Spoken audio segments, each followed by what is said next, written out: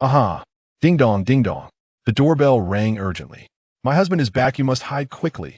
Why is he home so early today? Lin Shun lay in his modest rental room, watching a Korean drama on his phone. As he observed the characters frantically managing a battlefield, he couldn't help but feel sympathy for the woman's husband to get through life. One must wear a little green on their head. Just as he was about to continue watching, a phone call interrupted him. Lin Shun saw that it was a call from someone saved in his contacts as girlfriend. He sat up and gazed out at the torrential rain, the wind whipping it against the glass, creating a cacophony in the small room.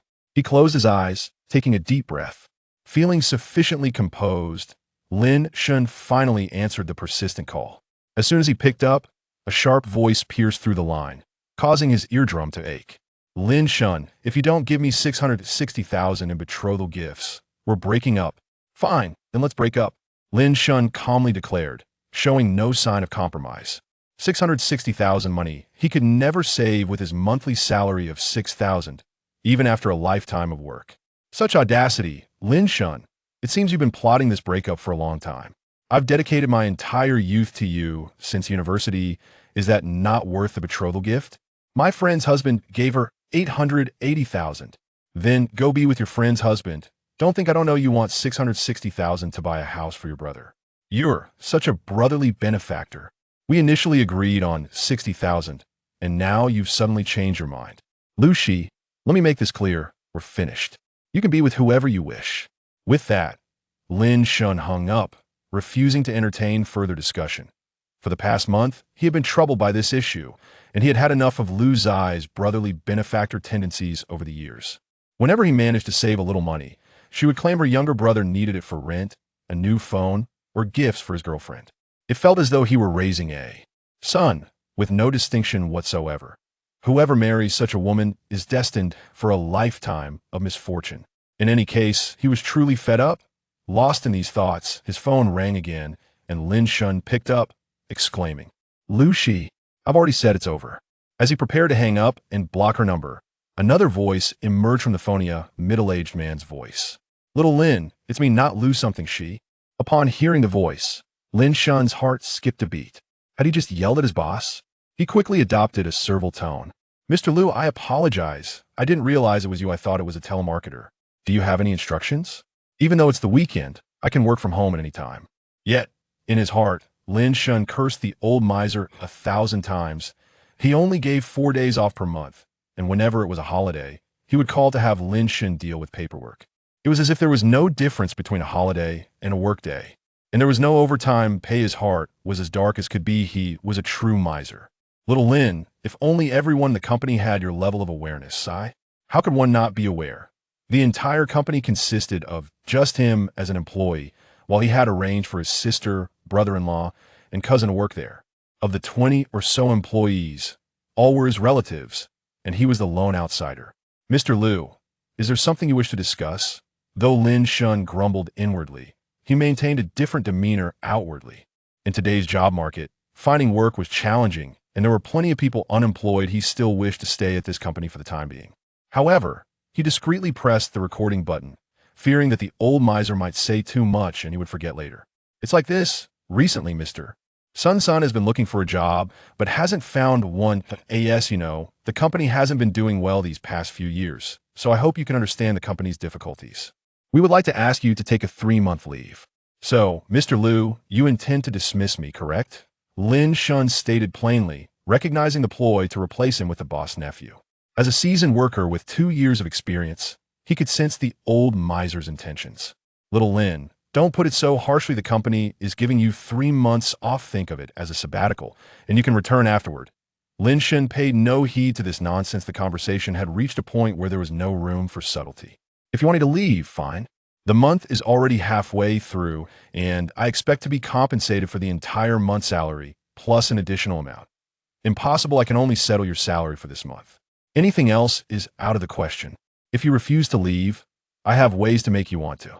An angry voice rang out from the other end of the line. Just from the tone, Lin Shun could imagine the greasy flesh quivering on the old miser's face. All right, Mr. Lu, I have this call recorded. We'll see you at the labor arbitration office. By the way, you may not care about this, But, Mr. Liu, the company's taxes have been less than above board over the years. Don't threaten me. I conduct my business with integrity. Indeed, our Mr. Liu is the epitome of integrity and fairness. Lin Shun retorted with a hint of sarcasm. You know, I handle everything in the company. Accounting, video production, you name it. Your pathetic company probably couldn't withstand an audit from the tax bureau. Goodbye. Wait, little Lin, let's discuss this calmly. There's no need to escalate things. The middle-aged man on the other end immediately softened his tone. Just tell me if you'll comply or not. I only want what belongs to me. I'm not concerned about anyone else. He'll accept it. Certainly that's the matter at hand. The old miser stammered. Have someone calculate the total and transfer it to my account. He'll come to collect my belongings tomorrow. As for your other issues, I have no desire to meddle, nor will I speak out of turn. All right. He'll have someone take care of it right away. I truly apologize, little Lin. Lin Shun no longer paid attention to the old miser, putting down his phone, lost in thought about where to go after resigning. Suddenly, his stomach growled, reminding him that his takeout was still sitting at the door downstairs, that he stood up, threw on a jacket, and lazily slipped on his flip-flops to head downstairs to fetch his meal. Upon reaching the ground floor and opening the iron gate, he was taken aback. Lin Shun saw a girl, drenched from head to Tino. Even her JK uniform was soaked, squatting down and eating his takeout, with a suitcase beside her. Hey, who are you? How dare you eat my food? The girl, upon hearing his voice, turned her wet head, her eyes meeting Lin Shun's. Her delicate, porcelain-like face was exquisite and fair, yet her mouth was still full of fried noodles, looking adorably dazed. As soon as the girl saw Lin Shun, her peach blossom eyes widened, staring blankly at the handsome face she had longed for. Though she appeared somewhat different from before with disheveled hair, she could still be recognized at a glance. This was the Lin Shun she had been searching for. Hey, are you just going to stand there? I'm talking to you. Why are you eating my takeout? Lin Shun confronted her directly. Regardless of her beauty, it was unacceptable to pilfer his food. The girl, crouching down, paid no heed to Lin Shun's words. She tossed aside her fried rice and abruptly sprang into his arms.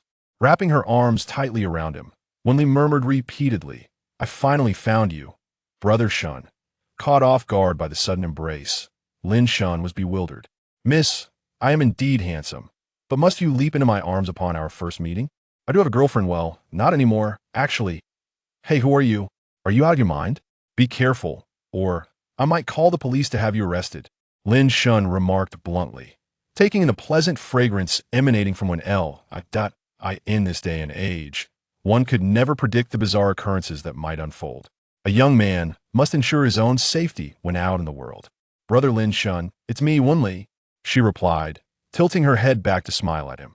Upon seeing her soft, youthful face and those enchanting peach blossom eyes, Lin Shun forcefully pulled her away. Say, miss, I don't care who you are. Consider the 8 yuan fried rice you consumed as a gift, but it is wrong to take someone else's food. Please refrain from doing so in the future. Having said that, he turned to leave, intending to order another meal. He recognized that the girl must be facing difficulties to resort to eating his takeout. However, he preferred to keep his distance in today's world. It was best to avoid meddling in others' affairs, as it often led to unnecessary trouble. Moreover, being financially strapped himself, he had enough to worry about without taking on others' burdens. After taking a few steps, he felt a tug behind him and turned to see the girl grasping his hand. Her eyes were glistening with tears, on the verge of crying. Hey, don't cry. I didn't bully you. I'll let you eat my takeout without much complaint, Lin Shun said, anxious to console her. He was particularly averse to girls crying, especially those who did so inexplicably. Wenli, gazing at Lin Shun, whom she felt had forgotten her, experienced a sharp pang in her heart as if pierced by a needle. She never expected that Brother Shun would not remember her, not even her name. They had promised to cherish each other for a lifetime. Brother Lin Shun, you heartless man, how could you forget me? Wenli shouted. Seeing that she was about to raise her voice again, Lin Shun quickly covered her mouth, glancing around to ensure no one was watching before sighing in relief. Thankfully, it was pouring rain today, and there were no elderly folks downstairs playing cards. Otherwise, his reputation in this rundown neighborhood would be tarnished. Miss, let's talk calmly. If you're in trouble, share it with me. I will help as much as I can. If you agree, nod your head, and he'll let go of your mouth. Upon seeing her nod, Lin Shun released her. Brother Lin Shun, it's me, one live little sister who moved in next door when you were in high school. You often took me out for delicious food and even helped me with the stalker. You don't remember? Fearing that Lin Shun might not recognize her, Wenli stepped forward to brush aside the hair that had stuck to her face, revealing her delicate features to ensure Lin Shun could identify her. As she spoke, Lin Shun's long-buried memories began to surface, gradually forming a hazy image in his mind. The girl standing before him, about 165 centimeters tall, bore a slight resemblance to someone he once knew. Tentatively, he ventured, "Are you Xiaoli Z?" Yes, it's me, Xiaoli Z," Wenli exclaimed, her smile radiating joy upon realizing she had not been entirely forgotten. "My goodness, you've grown so much," Lin Shun exclaimed. Astonished, he gazed at the young woman before him, her figure curvaceous and her face adorably rounded, a stark contrast to the small neighbor girl he once knew. Lin Shun was utterly taken aback. Truly, a girl transforms significantly as she matures. Without her prompting, he would never have recognized her. The change was remarkable. Wenli blushed at Lin Shun's words, feeling somewhat shy as she shifted her stance. The rain-soaked JK uniform clung to her skin, accentuating her figure, and Lin Shun couldn't help but notice. "Does Brother Lin Shun like it?" she asked. "Like what?" Lin Shun replied, puzzled by her question. "Never mind. I came specifically to find you, Brother Lin Shun. Can I stay with you?" The thought of his dilapidated, 20-square-meter rental room made Lin Shun hesitate. He had rarely returned there, often staying in hotels with Lu Shi. "I could help you book a hotel room. My place is a bit cramped and not very convenient," he suggested, expressing his thoughts that I happen to have some free time these days and could show you around Flower City. Afterward, you can return home. I'm not going back. Now that I'm out, I won't return, Wenli declared stubbornly, her enchanting eyes fixed on Lin Shun, determined not to go back. "Did you have another argument with your uncle?" "Yes," she replied. Seeing her reaction, Lin Shun didn't inquire further. He understood the pain of a fractured family, having experienced his parents' divorce during his college years. Now they had both rebuilt their lives, leaving him feeling somewhat out of place and superfluous. "What about school?" he inquired. "Brother Lin Shun, I'm 22 now, I've graduated from university," she softly replied, her eyes pleading as she looked at him. "You're my only family in this world. You wouldn't abandon me, would you? Please, brother, I truly wish to live with you." Wenli grasped Lin Shun's hands, shaking them with a look of genuine pleading. Faced with her pitiful demeanor, Lin Shun's resolve softened. "Just don't mind my living conditions. The place is really quite shabby. It's fine. As long as Brother Shun is there, I can stay anywhere," Wenli said, and she proceeded to grab her suitcase, preparing to follow him upstairs. Lin Shun swiftly took the suitcase's handle from her, preventing the young girl from carrying it. As he lifted it, she stumbled slightly, nearly losing her balance. The suitcase was exceptionally heavy, weighing at least 50 to 60 pounds. "Xiaoli Z, what on earth did you pack in here that's so heavy?" "Nothing much, just some essentials I'll need later," she replied. "Oh, right. How did you know I lived here?" Lin Shun asked, curiosity piqued. "An aunt told me. She said you live alone here and gave me your address, so I came to find you. I didn't expect it to rain so heavily. I searched for a long time, but couldn't find you, so I sought refuge from the rain and, feeling unbearably hungry, ended up eating your takeout." "I'm sorry. It's all right. We should be grateful for that takeout. Otherwise, we might have missed each other," Lin Shun replied. "Yes." As their conversation meandered, the two ascended to the 4th floor and entered Lin Shun's dilapidated old rental apartment. Upon stepping inside, Wenli inhaled deeply, enveloped by the unmistakable scent of Lin Shun that lingered in the air, a smile of undeniable delight gracing her lips. She darted towards the clothes rack where Lin Shun's garments hung, lifting one piece to her nose and inhaling its fragrance, her expression transforming into one of sheer contentment and enchantment. "What is so fragrant about my clothes? Hurry and change into something else, or you'll catch a cold," Lin Shun remarked with concern, observing Wenli's newfound vivacity upon entering the room. "All right, I will change right away," Wenli replied, reaching for her suitcase to find a change of clothes. Lin Shun settled back onto the bed. The modest room offered no couch or similar furnishings. The layout of the apartment was quite rudimentary. To the left of the entrance lay the bathroom and shower area, separated by a wall and door. To the right was a workspace accompanied by a bed, with a clothes rack for drying garments positioned against the wall near the bathroom. Lin Shen typically hung freshly laundered clothes on the windowsill to allow the breeze to dry them. Chapter 3. A glimpse of understanding. As Lin Shen observed Wenli changing her clothes, he momentarily diverted his attention from her. Suddenly, he noticed a notification regarding a bank transfer and clicked to view it, discovering that an amount of 31,000 yuan had been deposited into his account with the last four digits 9527. The sight of over 30,000 yuan brought a radiant smile to Lin Shen's face, and he joyfully rolled about on the bed. With this newfound sum, coupled with the 60,000 he had previously saved for marrying Lu Shi, his total had surged to 90,000. The elation in his heart was indescribable. Financial security brought him peace of mind. With this money, he could easily seek a new job without worry. However, the grumbling of his stomach reminded him that he had yet to eat. He lifted his gaze to ask Wenli what she intended to have, only to find her bare back turned towards him as she changed her underwear, revealing a glimpse of smooth skin. Lin Shen quickly lowered his head, feeling a rush of embarrassment, silently repeating to himself, "Do not look, do not look. She is your sister." Sensing the unusual tension behind her, Wenli smirked subtly. Hee, Brother Shun is looking at me, she thought. Once dressed, Wenli approached Lin Shun, her porcelain-like legs gracefully stepping forward, and sweetly inquired, "Brother, do you have a hairdryer?" At her words, Lin Shun raised his gaze, taking in the sight of her slender, white legs clad in a tight pink mini dress. The scenery beneath her skirt was tantalizingly ambiguous, and as he glanced further, he was met by the captivating gaze of two cartoonishly large, expressive eyes. Lin Shun was momentarily taken aback, thinking to himself, "Sister, dressing like this is quite perilous. What man could withstand such a visual trial?" He swallowed hard, struggling to maintain his composure, knowing well that as a vigorous 24-year-old, he was far from immune to temptation. He hastily excused himself to fetch the hairdryer, simultaneously grabbing his shirt and returning to offer it to Wenli. "Put on this shirt. Do you see what you're wearing?" "No, I prefer it this way," she replied defiantly. "Then let us go outside. I'm telling you, as your brother, I am also a man, and dressing like this could lead to trouble." Lin Shun glared at Wenli, insisting she don the shirt. "If trouble arises, then you can marry me," she quipped, eliciting a playful yet firm tap on her head from Lin Shun. "Enough with the nonsense. We cannot act this way, understand? I have always regarded you as my little sister. If you don't put it on, you'll have to leave."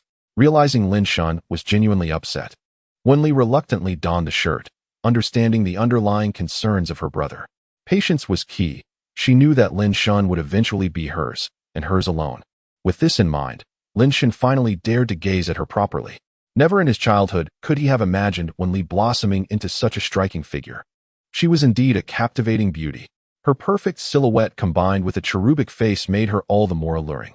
Had this been a man of weaker resolve, he would have succumbed to temptation long ago. Fortunately, Lin Shun has been profoundly influenced by 9 years of compulsory education. Otherwise, he might have devolved into a beast. "I'm all dressed, Lin Shun brother. Would you mind drying my hair for me just like when we were little?" Wenli, clutching the hairdryer, gazed at Lin Shun with hopeful eyes. Her delicate peach blossom-like pupils blinked, and the softness of her baby fat made her appear even more charmingly adorable. Observing the enchanting and adorably dazed Wenli, Lin Shen's heart skipped a beat, and the pangs of hunger vanished without a trace. "All right, sit on the edge of the bed, and I shall dry your hair." Thus, the two settled on the bed, one seated in front of the other.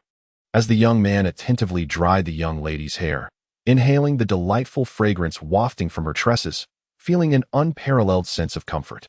This sensation was entirely new to Lin Shun.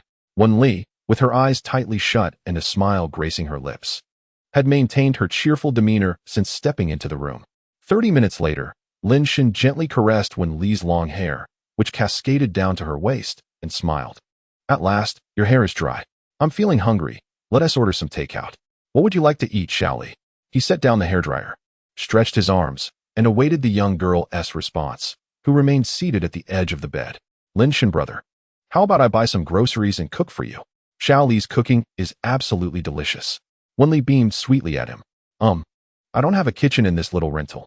I usually just eat out or order takeout," Lin Shun replied, somewhat sheepishly. "All right then, you order. Whatever you want to eat, I will have the same." The girl's eyes glimmered with a hint of sorrow. realizing that Lin Shen brother was living under such modest circumstances. From now on, I will take care of Lin Shen brother. I have a little money, hee. Well, I'll place the order. You should organize your suitcase. The wet clothes can go in the washing machine in the bathroom. Just toss them in there. Lin Shen instructed before logging onto the takeout app to order. He selected half a portion of pickled fish along with several side dishes, refraining from opting for the budget-friendly fried noodle combo he had previously chosen. After all, he understood the principle of saving money without making others suffer alongside him. Once he completed the order, Lin Shen sat by his work desk, observing Wenli entering and exiting the bathroom. He felt as if he were in a dream. Just an hour prior, he had been alone in his rental, watching Korean dramas, and now a lively sister had appeared, making the situation feel surreal. Previously, when he was with Lu Shi, she seldom visited this place. After graduating from Huaching University, they each found jobs in the city, located quite far apart. To facilitate their commutes, they rarely stayed together. Sometimes he would spend a night at her place, and at other times, Lu Shi would come to stay with him, often going out together during holidays. Initially, after graduation, everything was delightful. Their enthusiasm was palpable. However, as time passed in the workforce, whenever she did come over, an unmistakable look of disdain would occasionally flash in her eyes. Lin Shen found himself powerless in this regard. The rent here was affordable, around $600 or $700 a month, allowing him to save a significant amount of money, and it was conveniently close to his workplace. He is all alone, without any support, compelled to frantically save money. As for the reason behind his relentless pursuit of wealth, he recognizes that his future marriage and homeownership depend solely on his own efforts. Since his freshman year, his parents have each gone their separate ways, forming new families, complete with children, and leading lives that do not include him. Lin Shen does not wish to intrude upon their lives. After all, even his mere attendance at university has sparked discontent between both households. Consequently, after his third year, he has relied on scholarships, school assistance, and part-time jobs, including summer work, to cover his tuition and living expenses. He is determined not to burden them, hoping only for his family's happiness, free from worry about him. Now, he returns to his hometown only during the holidays, to see his parents for a meal or to spend a night before promptly returning to Huaching. Even so, Lin Shen harbors no resentment toward them. Everyone has the right to choose their own path to happiness, especially parents who have raised him. Once when Li finished organizing her belongings, she approached Lin Shen and waved her hand. "What are you so engrossed in, brother Lin Shen?" Her voice jolted him back to reality. Upon seeing her delicate porcelain-like face up close, Lin Shen averted his gaze, replying, "Oh, nothing, just lost in thought." Noticing his avoidance, when Li gently cupped his face in her hands, her sparkling eyes meeting his. "Brother, I know you must be thinking of something sad, but you can share anything with me. I am your closest confidant, and I will always be by your side." As he listened to her clear and gentle words, Lin Shen found himself momentarily mesmerized, feeling as if she were an angel radiating warmth and love. In that instant of distraction, the girl leaped into his embrace, relishing the unique scent that only he possessed. However, unbeknownst to Lin Shen, the smile on Wen Li's lips grew wider, reaching her ears, revealing her pearly white teeth. At times her gaze turned hollow, with bloodshot veins creeping into the whites of her eyes, her distorted smile casting an eerie and unsettling aura. Chapter 4. Henceforth, brother. You are family in a dilapidated rental apartment in Huaching. After dinner, Lin Shen opened his laptop to update his resume, eager to send it out. For a wage slave, a day without work breeds an unsettling sense of insecurity, prompting him to hastily seek employment to fill the void in his life. In truth, he feels like a mere beast of burden. Yet, he believes that having money in hand is the only true safety. The recent breakup with his girlfriend does not dampen his determination to find work. He and Lu Shi have come to a mutual understanding. She has no intention of marrying him. They have been in love since university, and both families are well aware of each other's circumstances. The demand for a dowry of 660,000 is quite absurd. He might as well sell a kidney to marry her. What wounds Lin Shen's heart even more is that, despite an agreement on the dowry between their parents, Lu Shi unexpectedly consented to a change in terms. This betrayal is something he finds utterly intolerable. Moreover, to his astonishment, the money was intended for her brother's house. What future awaits them? Will it be a life together? Or will it revolve around her brother? After a month of arguments, it became clear that their relationship was irreparably broken, and Lin Shen had no desire to pursue it further. Suddenly, The phone he had left aside rang. It was Lu Shi calling. After a moment of hesitation, he answered. When Li, who was nearby, noticed the caller ID labeled girlfriend, her eyes widening in disbelief. And her expression twisted in a strange mix of emotions while she thought to herself, my brother Shun has a girlfriend. How can that be? He belongs to me. Lu Shi, what do you want? Lin Shun's voice was eerily calm, curious about what she could possibly say. You don't have to give 660,000. But you must provide 33,000. My brother truly needs that house for a down payment, she insisted. Before she could finish, Lin Shin erupted in anger. Enough, Lu Shi. I have completely broken up with you. Go and live your life with your brother, and don't bother me anymore. Hearing her words, any flicker of hope he held vanished instantaneously. After hanging up, he blocked her number and deleted her WeChat account. When Li, who had overheard the breakup, suddenly beamed with joy, her expression shifted faster than a page being turned in a book, and she smiled mischievously at the furious Lin Shun, saying, Brother Shun, it's wonderful that you're single now. You still have me. With that, she clapped her hands in delight, grinning like a child. Lin Shun looked at the carefree Wen Li, feeling a mix of exasperation and disbelief. How could she be happy about his breakup? Had it not been for her pitiable state, he would have kicked her out long ago. You can entertain yourself. I need to lie down for a bit, he sighed, seeking solace and sleep to clear his mind. Wen Li wanted to say more, but upon seeing Lin Shun lie down with his back to her, she held her tongue.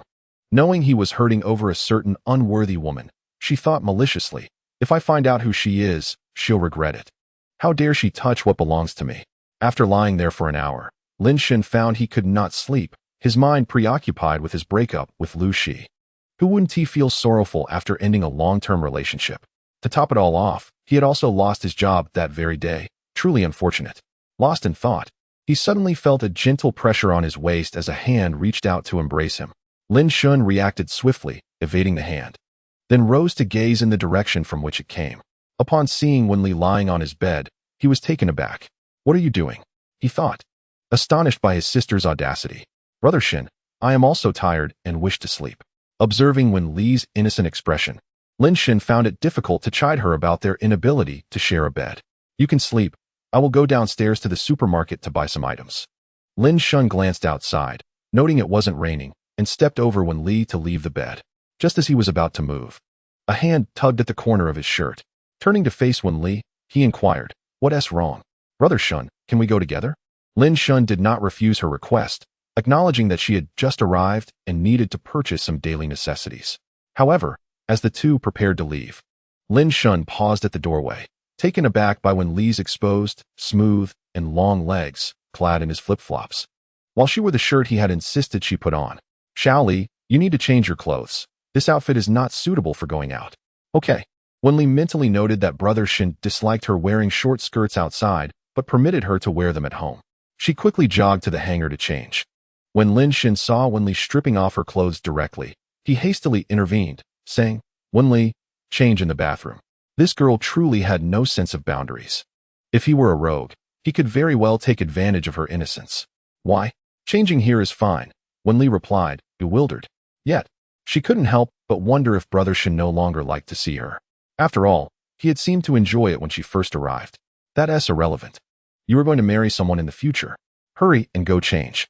Lin Shun wished to avoid further discussion, regretting his decision to let her stay. Wen Li displayed no awareness of the differences between genders, and he did not want to tarnish her innocence, especially since he had always viewed her as his sister. Otherwise, he would be no different from a beast. Upon hearing his words, Wen Li stood there, her eyes glistening with tears, small droplets beginning to cascade down her cheeks. Seeing her cry so easily, Lin Shun felt a wave of panic. What on earth? I didn't say anything harsh. Why is she crying? He quickly retrieved a tissue and approached Wen Li, hurriedly comforting her. Xiao Li, please don't cry. I was wrong. I was wrong. Lin Shun, much like in his childhood, consoled the young woman before him. He truly could not bear to see a woman cry, and he was at a loss for how to provide comfort.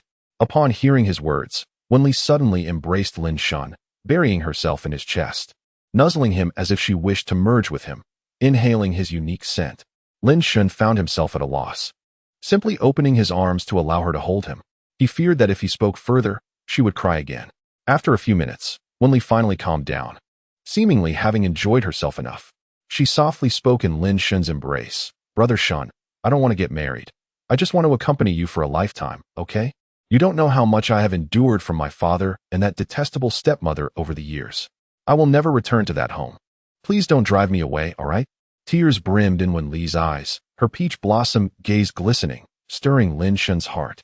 He was aware of Wenli's family circumstances. Her mother had passed away when she was young, and her father had remarried a woman who was anything but kind. She relentlessly tormented Wenli, forcing her to work hard, leading Wenli to run away from home several times during her childhood whenever she felt unhappy. During those times, she would seek him out to play and share her thoughts. Over the years, she must have endured considerable suffering in that household. Pondering this, Lin Shun gently replied, Shaoli, I have no intention of driving you away. I merely want you to change your clothes in the bathroom. From now on, brother will be your family, and I will always be by your side. Okay. Upon hearing this, Wenli picked up her clothes obediently and entered the bathroom. Once inside, the hint of grievance on her face instantly transformed into a mischievous smile. Hee hee, how wonderful. Brother Shun will accompany me from now on. With such thoughts, she picked up the towel Lin Shun had used, inhaling deeply and letting out a tantalizing sigh. It's all Brother Shun's scent. It's so fragrant. After a few minutes, reluctantly putting down the towel, she began to don the uniform she had brought in. She couldn't keep Brother Shun waiting. Chapter 5. The sister who wants to sleep with me. When Wenli emerged, her enchanting peach blossom eyes continued to sparkle adorably, clad in a white-toned uniform. Her skirt a modest length that accentuated her pure and lovely demeanor. Lin Shun was momentarily taken aback by the sight of Wenli, who appeared strikingly different from various angles, her figure and beauty evoking envy for any man in the future. After a brief pause, Lin Shun decisively led the freshly attired Wenli outside. Soon, they turned a couple of corners in the damp alley of the urban village and entered a small supermarket. As they stepped inside, the middle-aged owner, who had been playing on his phone, looked up and smiled at Lin Shun. Shaolin, are you here shopping with your girlfriend? However, when the owner laid eyes on Wenli, he was clearly taken aback. He had seen Lin Shun's girlfriend a few times, and she was indeed beautiful. But compared to the girl before him, there was a notable disparity in both figure and appearance. Wenli's heart fluttered with joy at the owner's words. How could he say such a thing? It was truly embarrassing. She thought she would have to frequent his store more often. Yet, as Lin Shun spoke, Wenli's joy evaporated instantly. Her previously soft and cheerful face turned cold as ice. Boss, please don't speak nonsense. This is my sister. She just arrived to stay with me, and I brought her to buy some things. Oh, I see. I misspoke. Please, feel free to browse and see what you would like to purchase, the owner replied with an apologetic smile. I am not Deep Brother's biological sister. Wenli hurriedly provided an additional explanation to her boss, but before she could finish her words, she was pulled inside by Lin Shun. As they took a few steps, Lin Shun deliberately lowered his voice and said, From now on, we shall refer to each other as siblings when we are out. If others discover that we are living together, it may lead to misunderstandings, which could be detrimental. But we are not siblings at all. Deep Brother, you are deceiving me. Wenli pouted, her voice uncharacteristically loud, drawing the attention of the boss standing at the counter. Observing the two whispering to each other, the boss couldn't help but shake his head. The youth of today truly indulge in playful antics. Nevertheless, the titles of brother and sister do have a certain charm. Now, go on and purchase your items. Seeing Wenli's stubborn demeanor, Lin Shun conceded, realizing that further discussion would paint him as a villain. After a brief separation, Lin Shun quickly located a mat and a pillow, as he had intended to purchase these items for their small rental space. With only a single bed in the cramped apartment, it was impossible for them to share it comfortably. He decided to make do with the mat on the floor for the next 10 to 15 days, planning to find a larger place later. Since Wenli's arrival, the already confined apartment had become even more so, posing various inconveniences. However, he needed to assess how her job search would unfold in the coming days. If her employment and residence were far apart, it would complicate matters. Lost in thought, Wenli returned with her preferred shampoo and body wash. In truth, she had no intention of buying anything. She simply wished to spend time with Deep Brother. As for daily necessities, she intended to use Lin Shun's supplies, giggling to herself. Deep Brother, why are you buying a mat and pillow? Put them back. It's such a waste of money. Seeing Lin Shun with the mat, the astute Wenli quickly deduced that he intended for them to sleep apart, and she felt compelled to intervene. Wenli, please don't cause a fuss. I will be sleeping on the mat, and you can have the bed for now. We will find a larger place soon, where we can each have our own rooms. No, I want to sleep together like we did when we were little, Wenli protested, pouting in discontent. You must be obedient, or I will be upset. Lin Shun feigned anger. He had no desire to seek medical attention for any potential back issues, despite their lack of blood relation. He had always regarded Wenli as his little sister. While sharing a bed had been acceptable in their childhood, it would be quite inappropriate now. Seeing Lin Shun's feigned displeasure, Wenli reluctantly lowered her head, resigning herself to the outcome. After inquiring several times if Wenli needed anything else, she consistently replied that she had brought her own, leading them to the checkout counter. During the transaction, the boss regarded Lin Shun with a broad smile, nearly giving him a thumbs up, having overheard much of their earlier conversation. Unavoidably, I found myself admiring this diligent young man who toils from dawn till dusk. He appeared quite earnest, yet I was taken aback to discover that he indulges in such frivolous pursuits behind closed doors, engaging in role-play as brother and sister. As Lin Shun noticed his boss casting peculiar glances in his direction, a shiver ran down his spine. After settling the bill, he hastily exited the supermarket with Wenli. He pondered whether the boss was unwell, wondering why he was scrutinizing him with such an unsettling gaze. He had no desire to be perceived as anything other than straight. As they ambled along, Wenli suddenly sprinted back, leaving Lin Shun with a parting remark. Shingu, wait for me. I need to buy something I forgot. The boss, just about to take a seat, asked once more as Wenli returned. Miss, what do you wish to purchase?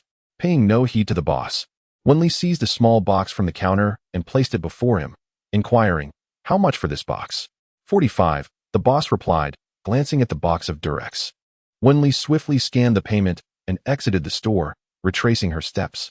The boss shook his head, reflecting on the two who had just entered, muttering to himself that one might call her a sister, but in truth, she was a foster sister. Upon Wenli's return, Lin Shun continued forward, asking her, did you forget what you needed? I wanted to buy a lollipop, so I went back, she replied. Oh, why didn't I see you eat one? Lin Shun recalled that she had not been fond of such treats in her younger days. The boss said he didn't have the kind I wanted.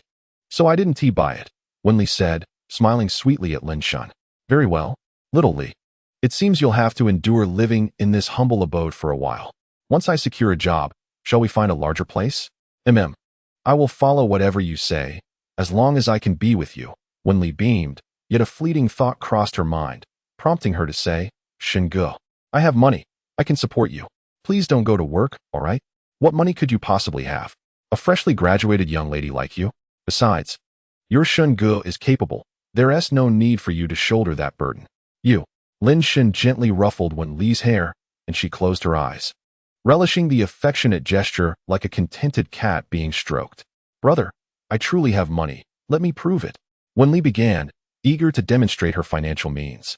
But Lin Shun interrupted her, saying, All right, I believe you have money. Just be prudent with your spending. Let us head home now. Lin Shun held little faith in Wenli's claims, as both hailed from ordinary backgrounds, and she was not particularly favored at home, having just graduated from university.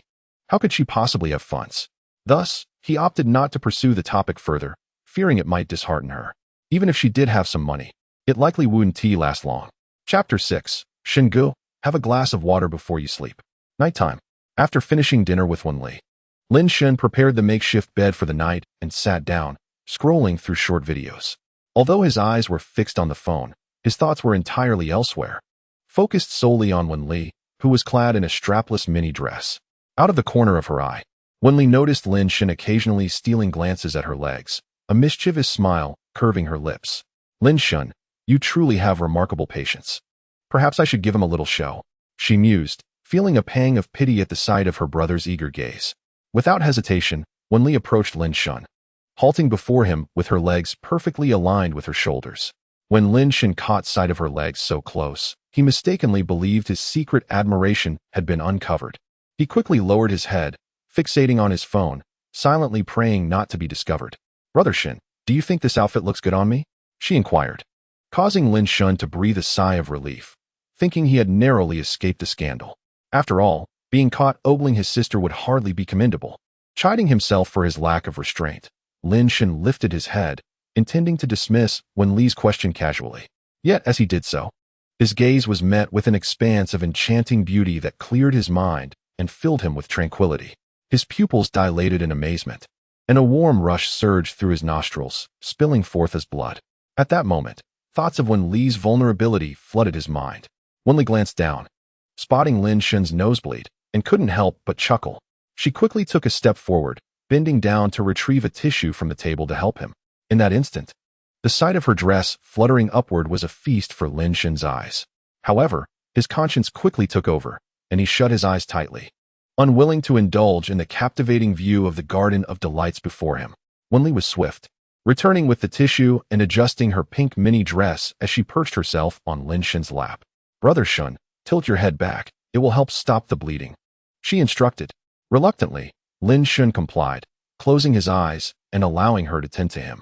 Just when he believed the moment to be innocuous, Wenli began to shift restlessly on his lap. Suddenly, Lin Shun felt an uncomfortable sensation and opened his eyes to find Wenli grinning mischievously at him. In an instant, he realized her intentions and pushed her away, clutching the tissue as he rushed to the bathroom. Wenli collapsed onto the cool mat prepared by Lin Shun, watching him dash into the restroom with a sultry gaze, whispering, "Brother Shun, you are truly adorable." Only after Lin Shun vanished from sight did Wenli regain her composure, rising to fetch a cup and heading to the water dispenser for a drink. She placed the cup on the table and swiftly retrieved a heavy locked case from her suitcase. The combination lock clicked open after a few twists, revealing a trove of ropes, handcuffs, candles, and other such items. Swiftly, she retrieved a vial from nearby, approached a cup, and let 2 drops fall into its contents, giving it a gentle swirl. As she gazed into the liquid, a striking smile spread across Wenli's face, her features contorting into an ominous mask of delight, exuding an unsettling aura. "Brother, tonight literally wishes to sleep with you. I want to be with Brother Shun forever. Brother is mine, and only mine. No one can take him away." In the bathroom, Lin Shun took a moment to collect himself, feeling the bleeding from his nose subside. Gradually lowering his gaze to the mirror, he confirmed he was no longer bleeding before washing the blood from his face. He resolved to confront Wenli sternly about her reckless behavior. After all, he was her brother. As he stepped out of the bathroom, his expression hardened upon spotting Wenli standing by the bed, her head hung low. When she noticed him, her eyes darted anxiously like a child caught misbehaving, and she quickly lowered her head again, appearing pitifully submissive. With her legs tightly pressed together, she seemed ready to accept reprimand or punishment. This sight softened Lin Shun's heart. It was evident that she must have endured her share of bullying at home, and such a demeanor was characteristic of a child used to being mistreated. After a moment's hesitation, he approached Wenli, raising his hand. Instantly, she brought her hands to her mouth, curling her body defensively, trembling uncontrollably. Witnessing this, Lin Shun felt a sharp pang in his heart. How many blows must she have endured to develop such a reflex? He gently ruffled her hair. "It's all right. You should hurry to bed," he reassured her. Seeing that Lin Shun did not strike her but instead offered a gentle touch, Wenli lifted her head, tears glistening in her eyes. But, Brother Shun, I know I was wrong. Please punish me." "Why would I punish you? Just promise me you won't behave like you did tonight again, all right?" Lin Shun wiped the tears from her eyes softly. Yes, I will listen to Brother Shun," she replied, her spirit lifting. Lin Shun felt relief wash over him. As long as she changed, he could bear the burden of her distress. "I'll turn off the lights and go to sleep now. You've had a long day and must be tired." As he moved to extinguish the light, Wenli grabbed his hand. Holding out the cup of water from the table, she urged, "Brother Shun, please drink some water before you sleep." With a smile, Lin Shun accepted the offered water and drank it down in one go. Seeing him finish, a smile blossomed on Wenli's face.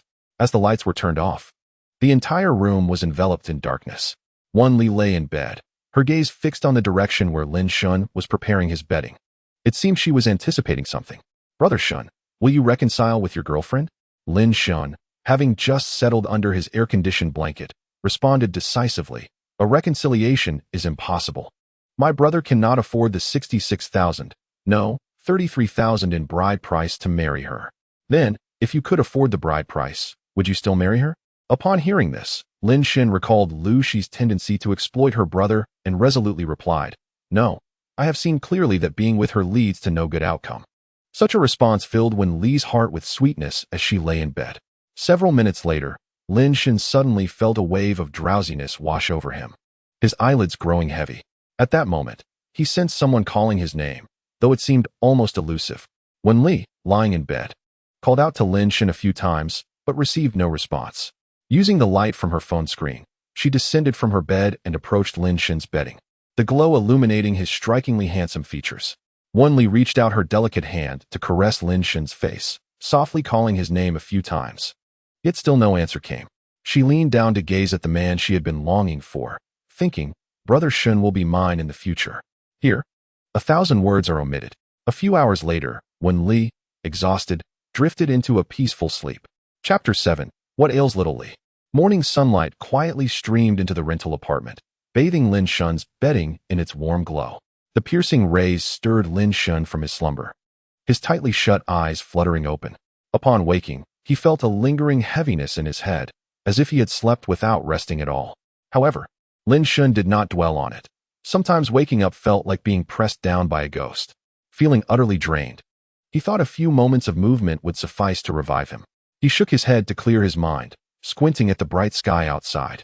Suddenly, he remembered it was Monday, a workday, and a jolt of realization struck him as he grabbed his phone to check the time. Only a minute remained until 9 o'clock. A wave of despair washed over him. That meant he had lost his attendance bonus for the month, a sum of 300. 300 was enough for him to enjoy pig trotters for half a month. But then, a thought flashed in his mind. He slapped his forehead with vigor, instantly awakening to the realization that he had been out late the previous night. Why would he attend work? With that thought, the tension in his heart eased. He felt a tinge of nostalgia, reflecting on how, while at work, he had wished never to endure the grind again. Yet here he was, not at work, and the first thing on his mind upon waking was to go to work. However, Lin Shan did not ponder it further. His gaze turned to the sight of Li, still fast asleep on the bed. He couldn't help but smile, feeling that having a little sister around was quite pleasant. At least he wouldn't have to endure the loneliness of living in the rental apartment alone. Lin Shan lifted the quilt, and as he rose, suddenly felt a wave of weakness in his legs, causing him to stumble and kneel on the ground. In an instant, he experienced an overwhelming sensation of lethargy in his lower body, as if paralyzed. At that moment, Lin Shan was filled with confusion. What was happening? Awakening from slumber, he felt utterly drained, a sensation both familiar and foreign. Was he truly this depleted? To feel so feeble after merely sleeping, despite having done nothing, was perplexing. After pondering for a while without any clarity, he was suddenly struck by the urge to relieve himself. Gradually, he stood up, acclimating to his condition, and slowly made his way to the bathroom. Upon entering, when Li, who had been lying with her eyes closed, suddenly opened her enchanting peach blossom eyes. In truth, she had awakened earlier but felt a sharp pain with any movement. Thus, she could only lie quietly in bed, waiting until she felt better before getting up to buy breakfast for her dear brother Shun. However, she hadn't anticipated that he would also wake so early. To avoid revealing any signs, she decided to remain lying down. Yet, the thought of certain matters brought a mysterious smile to her lips. A few minutes later, Lin Shan emerged from the bathroom, having completed his morning routine. Noticing that Li was still fast asleep, he shook his head. It was surprising that this girl still had a habit of sleeping in.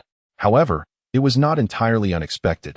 He himself would often sleep until late during holidays, sometimes even until noon. With his phone in hand, Lin Shan descended the stairs to procure breakfast. After spending some time securing a meal for both of them, Lin Shan returned to the rented apartment. He set down the breakfast he had purchased and saw that Li was still asleep. He felt compelled to wake her for breakfast, as it would not be enjoyable if it grew cold. Approaching the bedside, he noticed that Li had shifted her sleeping position. Lying there quietly, her long hair, though somewhat tousled, did not detract from her beauty. Rather, it added a touch of disheveled charm. Gazing at her delicately sculpted face, akin to fine jade, Lin Shan could not resist the temptation to reach out and touch her slightly chubby cheeks. The moment his fingers made contact, they felt soft and warm. Devoid of any imperfections, her skin smooth and supple. As Li lay there, she sensed the caress on her face and desperately stifled any tremors, though her heart raced with excitement. Oh no, Brother Shun is touching me. What if he kisses me? Should I wake up? A flurry of thoughts raced through Li's mind as she feigned sleep. Lin Shan, feeling the softness of Li's face, could not help but pinch it gently, being careful not to wake her. Then, his gaze fell upon her luscious, rosy lips, and suddenly, memories of the enchanting scenery from the previous night flooded his mind. causing his breath to quicken and igniting an impulse to taste her sweetness. Just as this thought began to overpower his reason, Lin Shan slapped himself hard across the face, cursing himself for being so shameless. Wenli is, after all, his sister. How could she entertain such sordid thoughts? She trusted him enough to venture alone in search of Lin Shan. Yet, he found himself plagued by such bestial desires. Truly a disgrace. Upon hearing a resounding slap, Wenli instantly opened her eyes, concern evident in her gaze, and inquired, "Brother Shun, why do you strike yourself?" Lin Shan, upon hearing her words, felt a surge of anxiety, fearing that his clandestine actions might be uncovered. He hurriedly replied, No, I was swatting a mosquito. Yes, just a mosquito." Observing Lin Shan's tense demeanor, Wenli, with a hint of a smile, asked, "Is that so? Are you truly swatting mosquitoes, or perhaps hiding some guilty secret?" "Indeed, I am swatting mosquitoes," Lin Shan insisted, his expression calm, yet unable to meet her gaze. Seeing his steadfast denial, Wenli could not help but feel a twinge of sorrow, remarking, "The mosquitoes you are swatting are remarkably large, and the sound is quite loud." Yet, within her heart, she mused that Brother Shun was rather mischievous, failing to admit to his wrongdoing. Realizing he had been caught in a web of misunderstandings, Lin Shan quickly urged, "Shaoli, hurry and get up for breakfast. I have already prepared it for you." To avoid further awkwardness, he retreated to the table to arrange the breakfast items. However, even after retrieving the buns and hot porridge, he noticed an unsettling silence behind him. Turning back, he found Wenli still lying in bed and called out, "Shaoli, why have you not risen? Skipping breakfast is bad for your health." Upon hearing this, Wenli's expression grew somewhat anxious. Last night was her first experience, and she had not anticipated such lingering effects. Had she known, she would have refrained from excessive indulgence. Now, as she attempted to rise, it was certain that Brother Shun would discern her condition. "Brother Shun, I feel a bit unwell. I think I shall sleep a while longer," she declared. Lin Shan, upon hearing her mention of discomfort, recalled how Wenli had braved the rain to find him the previous evening and surmised that she might be running a fever. He quickly approached her bedside, placing a hand on her forehead, and after a moment of contemplation, furrowed his brow, saying, "Your temperature seems normal. Where exactly do you feel unwell?" Wenli, noticing Lin Shan's anxious expression, felt the weight of his scrutiny. At a loss for how to respond, she thought it too humiliating to admit the truth of her predicament.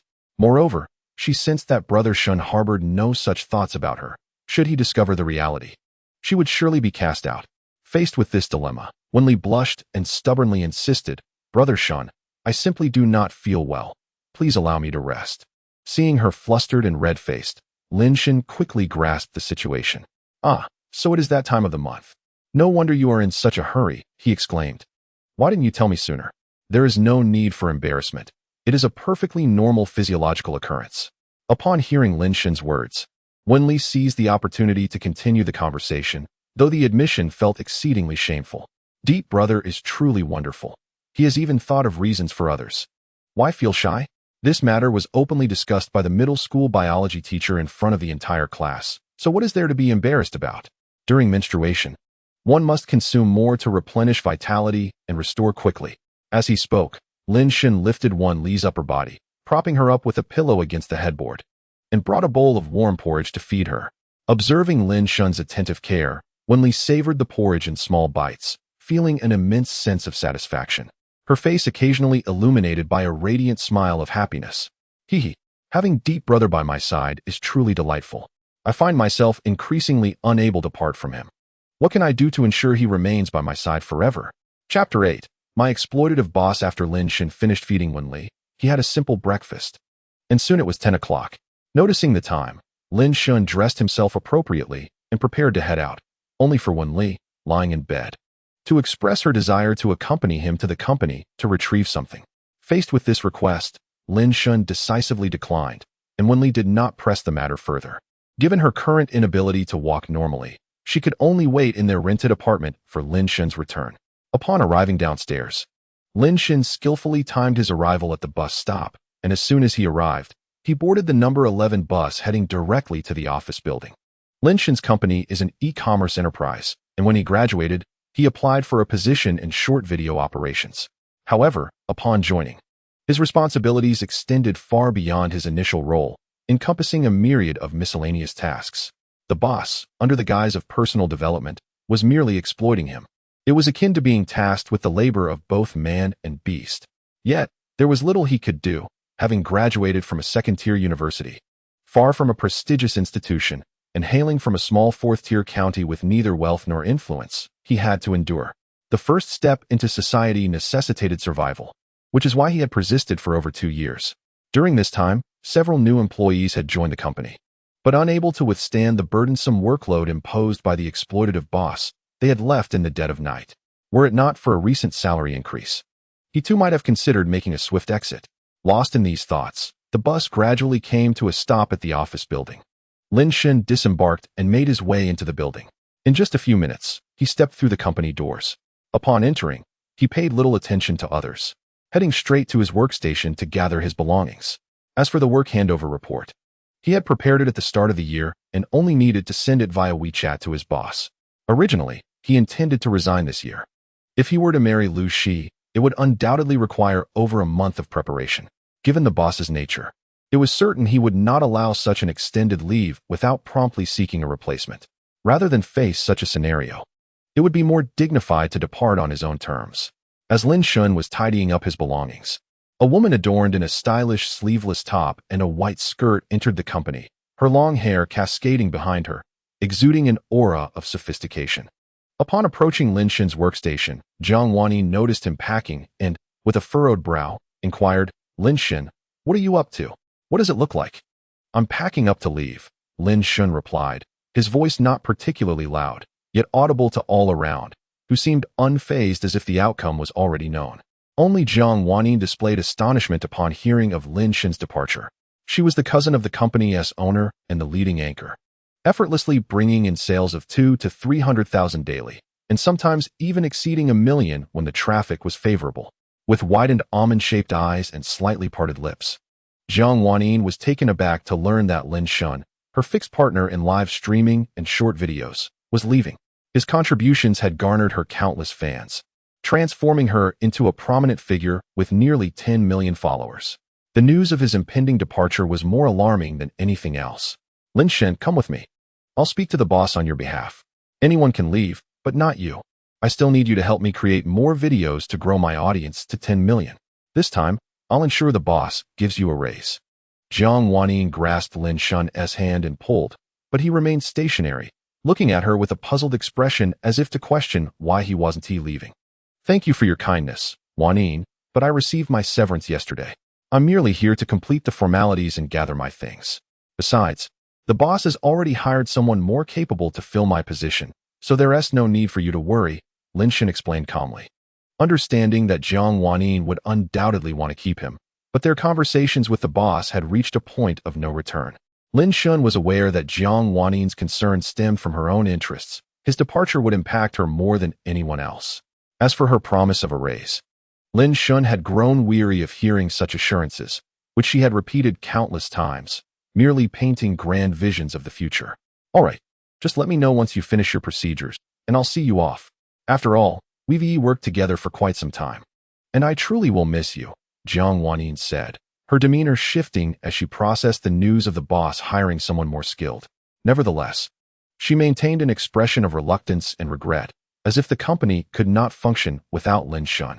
"Yes, I will," Lin Shun replied, not feeling the need to elaborate further. In the workplace, it was often unnecessary to articulate the thoughts of others, as long as his own dignity remained intact. After offering a few words of consolation, Jiang Wanyi departed, leaving Lin Shun to continue packing his belongings. As Lin Shun surveyed the desk, he realized that none of his belongings remained. He sent the handover report to the miserly supervisor who would never compensate for overtime work. Then he proceeded into the company, eventually arriving at a door at the end of the corridor. After knocking a few times and hearing an invitation to enter, Lin Shun opened the door. Upon entering, he noticed a calligraphic piece extolling the virtues of diligence, elegantly framed above the boss's desk, an artwork that must have cost several thousand. Below it sat the supervisor's desk, where a rotund middle-aged man was diligently focused on his computer. Upon seeing Lin Shun, he greeted him with a smile, saying, "Ah, Lin, come. Let us enjoy some tea. It has been ages since we sat down together for a chat." Lin Shun said nothing in response. He took a seat at the side table, patiently waiting to see what tricks the supervisor might employ. The portly man, with a balding head, settled down and warmly addressed Lin Shun. You've been with us for over 2 years now. I remember when you first joined, fresh out of university. I hope you can understand the current challenging environment. While Lin Shun maintained a smile, he soon grew weary of the small talk. Feeling agitated, he directly broached the subject. Mr. Liu, may I have my resignation materials? I came to collect them, and I fully comprehend the company's difficulties. Oh, it's wonderful that you understand. Thank you so much, Liu exclaimed, as a plump hand emerged from beneath the table, holding a stack of documents along with a thick envelope. Here are your resignation papers and the agreement. I prepared them for you this morning. This envelope contains a little money. Consider it a token of goodwill. I hope you will remember the company fondly and refrain from speaking ill of us. It would be detrimental for both of us, wouldn't it? Upon hearing this, Lin Shun immediately recognized the envelope's contents as hush money related to tax matters. Without hesitation, he accepted it, considering it a reward for his years of hard work. There was no need for concern about any repercussions. He was neither an accountant nor a legal representative, so it was not his affair. Besides, the cash would raise no eyebrows. However, cautious as ever, Lin Shun decided to affirm, very well. I shall regard this money as a final token of appreciation for my diligent contributions to the company. I am grateful for your guidance, Mr. Liu.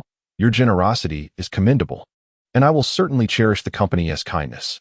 After briefly reviewing the resignation documents to ensure everything was in order, he walked out with a beaming smile, disregarding the supervisor's dark expression behind him. To his surprise, he had not only collected his belongings, but also gained a substantial sum as a parting gift. Lin Shun squeezed the envelope, sensing its thickness. It must contain quite a bit of money. Clearly, the tax issues must be serious, as the stingy supervisor would not have so liberally offered such a sum. Yet, this was no longer a source of distress for him. He had resigned, enriched himself, and left swiftly, feeling immensely satisfied. Most importantly, he had avoided the headaches of the handover process. Upon exiting, Lin Shun took the small box containing his belongings and made his way towards the door. He did not inform Jiang Wanyin of his departure and proceeded downstairs alone, boarding a bus that would take him home. Chapter 9. The lame walk of Wen Li. Upon returning to his rented room, Lin Shun noticed Wen Li emerging from the bathroom. Her gait was uneven, which struck him as somewhat peculiar. This scene felt oddly familiar to him, as if he had witnessed it before. Suddenly, a vivid image flashed through his mind. The first time he and Liu Shi had been together. She too had walked in a similar manner, though not as pronounced as Wen Li's. However, Lin Shun did not dwell on this thought. Given that they had been alone in the room the previous night, it was inconceivable that anything untoward had occurred. It must be due to her severe menstrual cramps, he reasoned.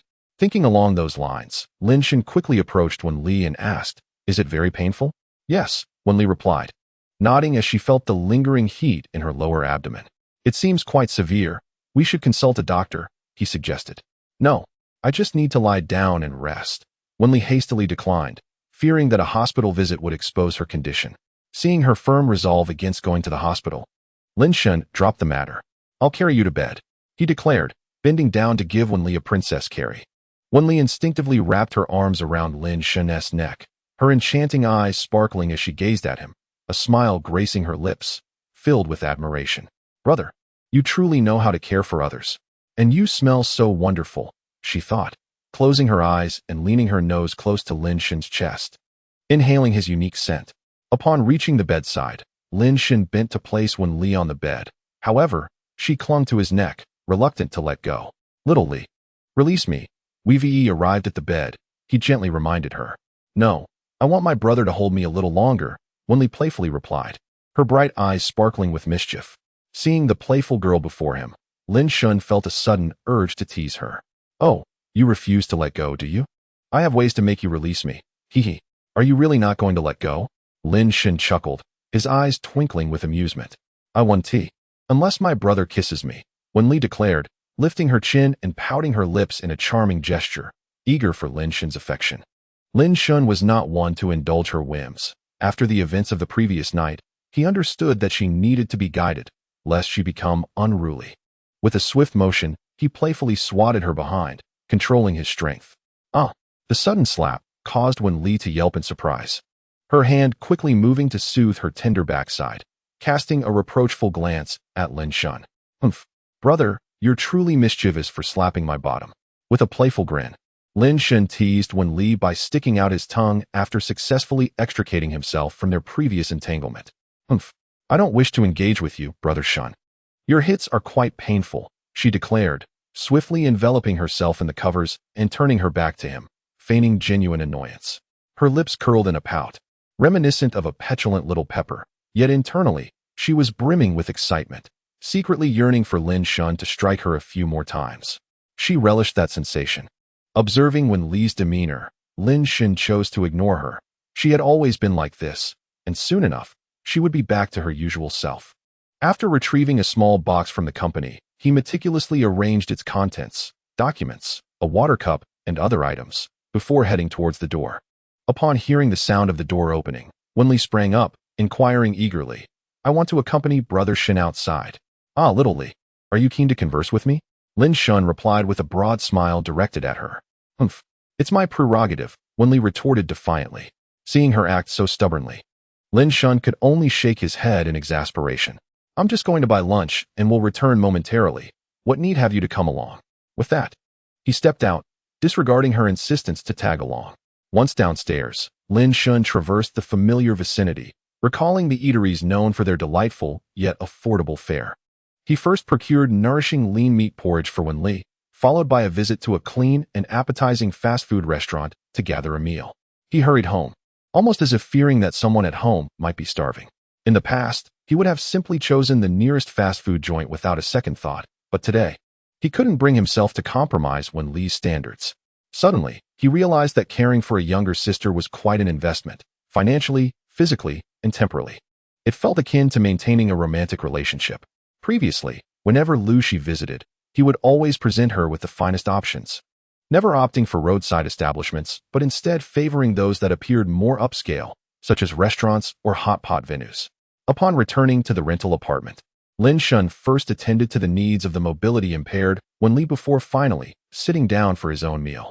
He had initially intended for her to join him at the table, but she stubbornly insisted on being fed by him. Ultimately, he conceded, recognizing that as the patient, she warranted special treatment. Once the meal concluded, a wave of drowsiness washed over Lin Shun, prompting him to lay out his bedding for a brief afternoon nap. Hey, don't pull me closer, he protested. Humph, I only wish to embrace Brother Shun, she declared. Please, not in public. It is improper for siblings to behave so. He replied. I don't care. We aren't blood relatives, she countered. As evening descended, throngs of people strolled along the riverside promenade. As passers-by overheard the conversation between Lin Shun and Wen Li, they cast peculiar glances at the pair, who were playfully tugging at each other. Feeling the weight of their stares, Lin Shun relinquished his struggle, allowing Wen Li to wrap her arm around his, walking closely together by the river like a couple. Yet, despite this semblance of normalcy, some onlookers continued to shoot them strange looks. Faced with this scrutiny, Lin Shun felt helpless, attributing the situation entirely to Wen Li. Look at you.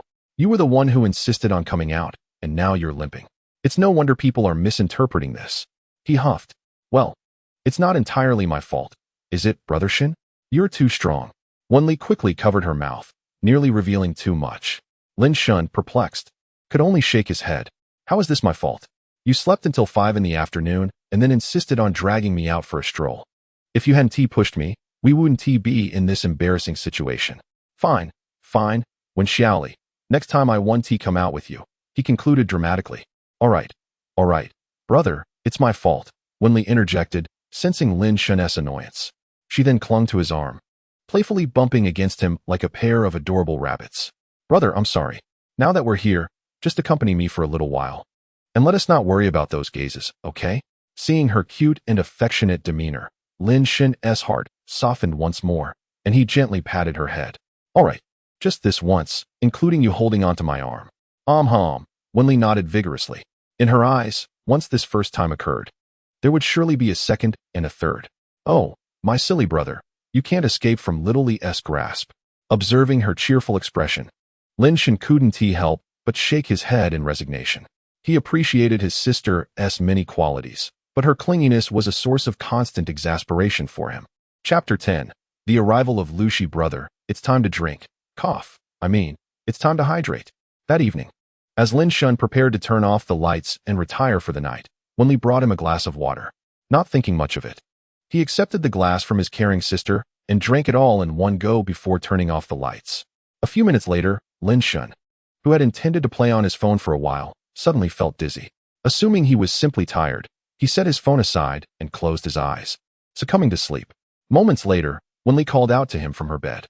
When he did not respond, she slid down from her bed, grabbed a transparent glass, and placed it beside him. Then, she lifted the blanket and nestled herself beside him. The first rays of morning sunlight streamed through the window, illuminating Lin Shun's face, making each pore and fine hair distinctly visible. Lin Shun's eyelashes fluttered slightly as his eyes gradually opened, the once blurry ceiling coming into focus. Rubbing his eyes with both hands, Lin Shun felt increasingly alert. Just as he attempted to rise, a familiar sensation of numbness and coolness coursed through his legs, making it somewhat strenuous to lift himself. Why did this feeling return? It was the same as yesterday. Struggling to sit up, he sought to alleviate the languid, powerless sensation in his legs. At that moment, the door creaked open, and Wen Li returned from outside, carrying a bag of breakfast. Today, she was no longer clad in a sailor uniform, but rather donned a fitted bodice paired with a pair of denim shorts, which accentuated her alluring curves beautifully. Upon noticing Lin Shun was awake, a joyful smile illuminated her face. "Brother Shun, you're awake." Without waiting for his response, she dashed to the table, placed the breakfast down, and handed him a thermos, saying, "Brother Shun, have some warm water in the morning to warm your body. It will ease your fatigue."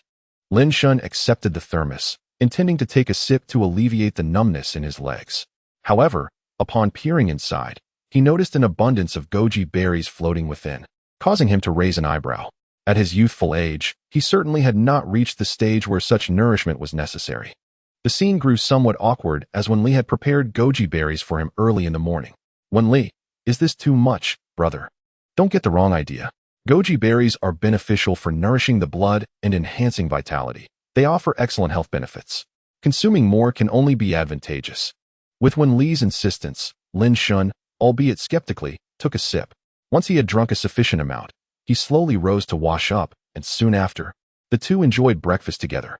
By noon, after returning from their meal outside, Lin Shun spotted a woman standing by the iron gate on the first floor of the rental building. Dressed in a floral white dress, she possessed delicate features, particularly highlighted by a beauty mark at the corner of her left eye, which added a touch of poignant allure. Upon seeing her, Lin Shun's expression darkened. Wen Li, who had been holding onto his arm, noticed the shift and turned to observe the woman ahead. Lu Shi, too, glanced in their direction. Upon seeing a woman more stunning than herself clinging to Lin Shun's arm, her anger surged, and she swiftly approached them. "You shameless hussy! What are you doing clinging to my boyfriend?" Lu Shi shouted in fury, raising her hand to strike Wen Li across the face.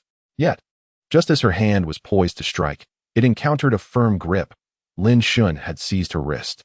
"Lu Shi, what are you doing? This is my sister." "Huh? Your sister? After being together for so long and introducing each other to our parents, I've never heard of such an older sister." Facing Lu Shi's wrath, Lin Shun remained undeterred, shaking off her hand. "That's none of your business. We've broken up. You should concern yourself less with my affairs." "Lin Shun, how did I never notice before that you lack any sense of responsibility? It's just a matter of this little dowry. Marrying me wouldn't be a burden at all, considering how wealthy your family is. I perceive that you have sought out this little vixen, intending to instigate a breakup with me." Lu Shi, gritting her teeth, pointed accusingly at Wen Li, believing that Lin Shun's declaration of a breakup was the result of this individual's mischief. Beside her, Wen Li, unfazed by the turmoil, retorted, "And what of it? With the dowry you desire, Brother Shun could wed 10 of me." Upon completing her statement, she gestured 10 with her fingers, incessantly mocking Lu Shi. Witnessing this scene, Lu Shi felt an overwhelming urge to tear Wen Li apart. "Lin Shun, you merely need to affirm whether you intend to marry me. There are countless others who wish to do so." In the past, Lin Shun had always been compliant and accommodating towards her. Those were indeed the blissful days. Yet now, he had the audacity to counter her and engage in a quarrel.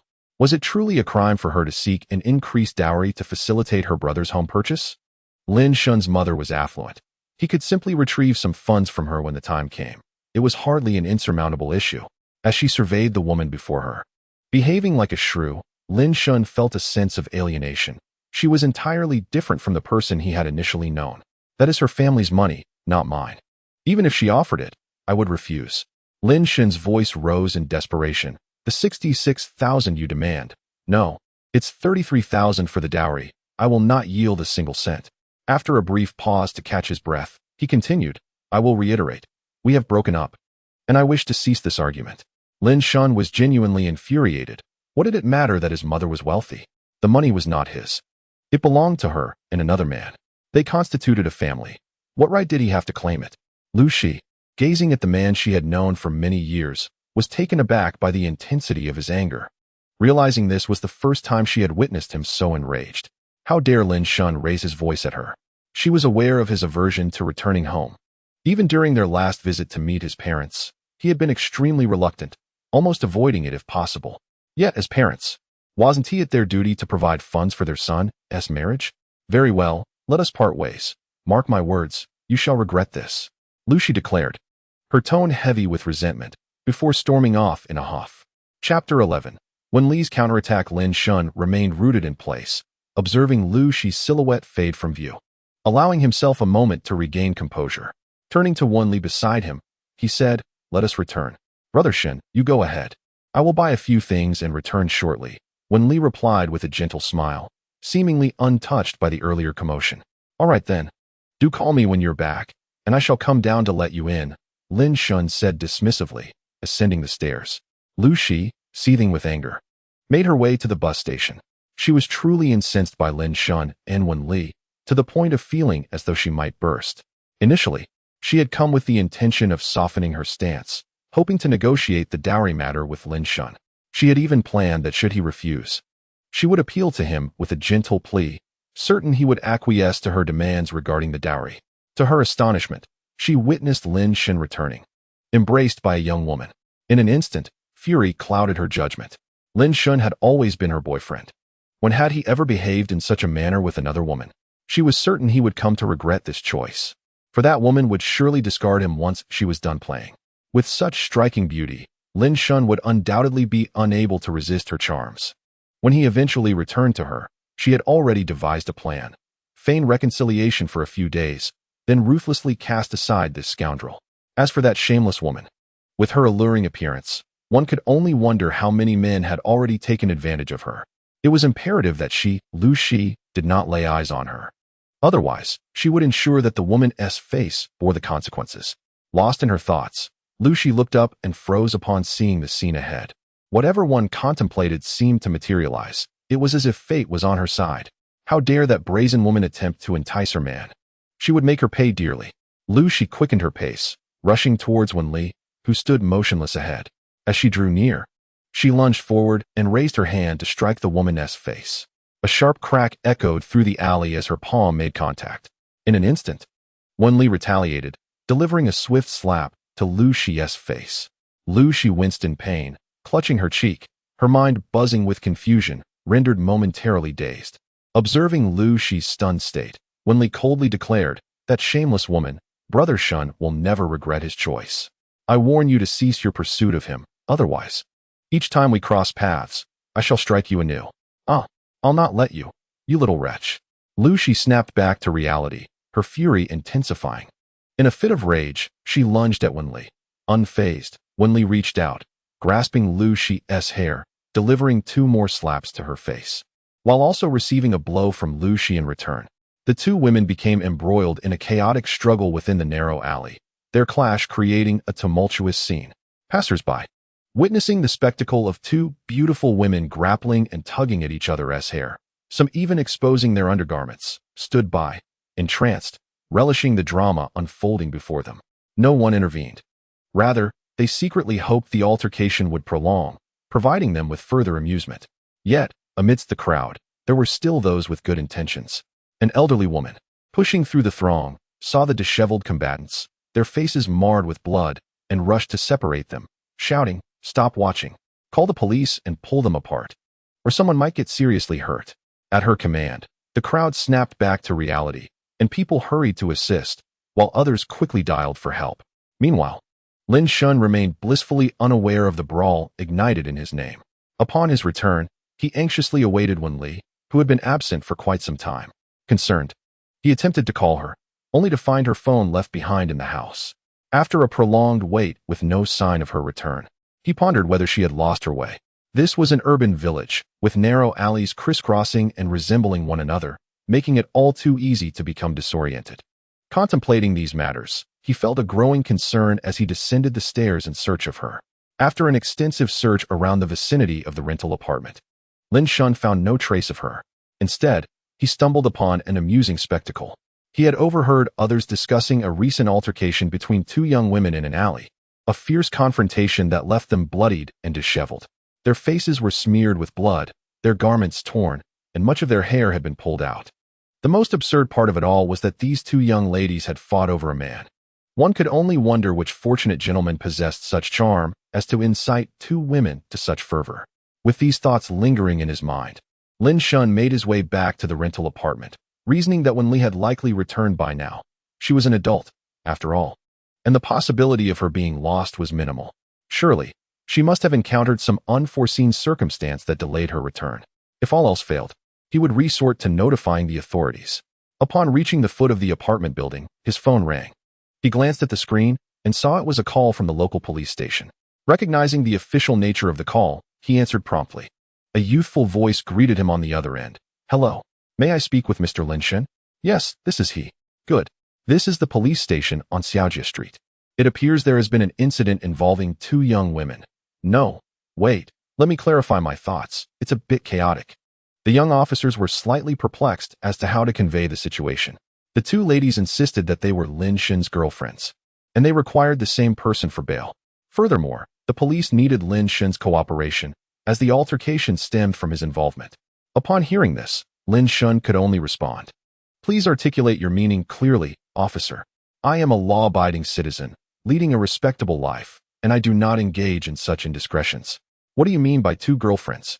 Do you take me for some sort of philanderer? Even if I had them, I certainly could not afford to maintain them. The young officer gathered his thoughts and spoke again. Mr. Lin, it is as follows. Ms. Wen Li and Ms.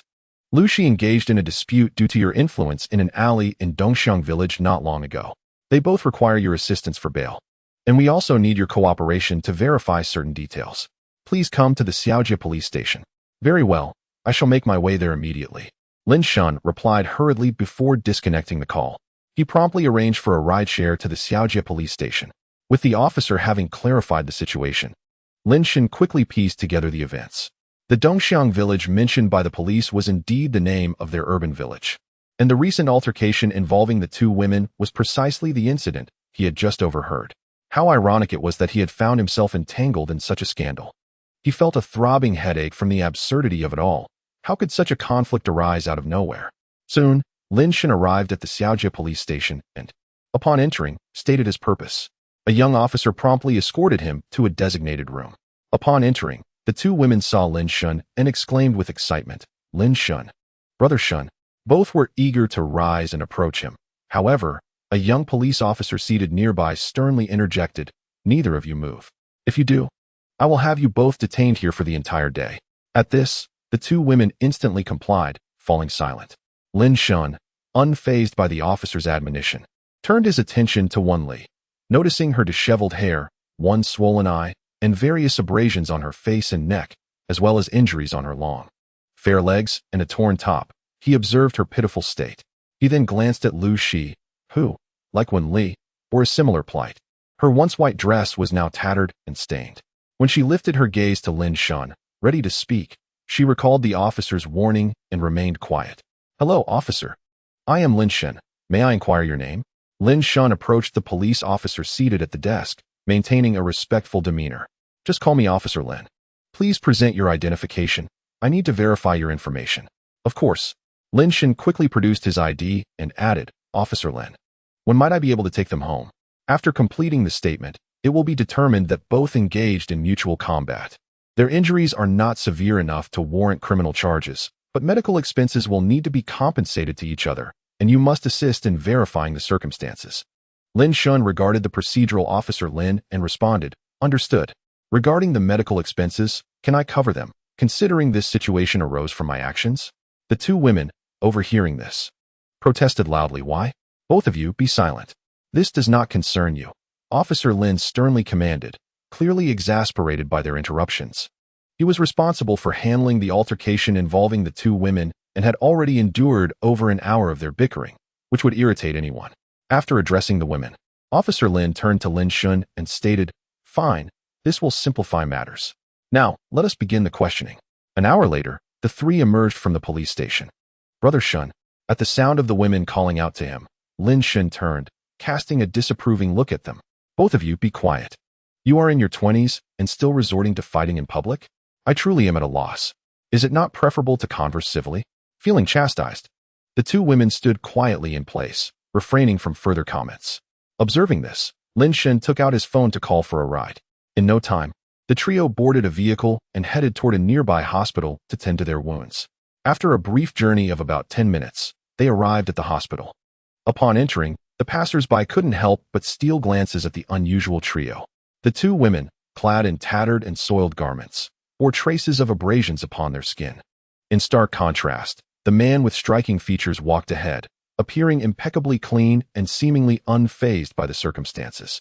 This disparity drew the curious gazes of onlookers, who speculated about the trio's predicament, wondering why the two women appeared in such disarray while the man looked unscathed. Was it possible that the women had been embroiled in a conflict on his behalf? Unperturbed by the scrutinizing stares, Lin Shun proceeded to register the two women for emergency care. Upon his return, he observed the dilapidated state of their clothing, now sullied with grime.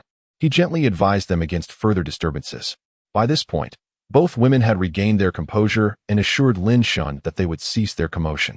Lin Shun then hurriedly hailed a taxi to a nearby shopping center to procure clothing for them. Acquainted with Lu Shi's size, he quickly selected a dress that suited her taste. As for Wen Li, whose measurements were less familiar to him, he opted for a loose-fitting shirt and a pair of joggers, prioritizing comfort over style to ensure she would have suitable attire. Having completed his errands, Lin Shun rushed back to the hospital, anxious that the two women might cause further trouble in his absence. Upon arrival, he found the doctor diligently attending to their wounds, which alleviated his concerns. The physician, noting the beautiful young women's injuries, meticulously disinfected and bandaged their scrapes, imparting vital aftercare instructions to prevent infection or scarring, an issue of paramount importance to any young woman.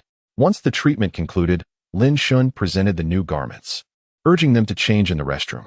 Lu Shi, glancing at her tattered dress, accepted the new attire and headed to the restroom, followed closely by Wen Li.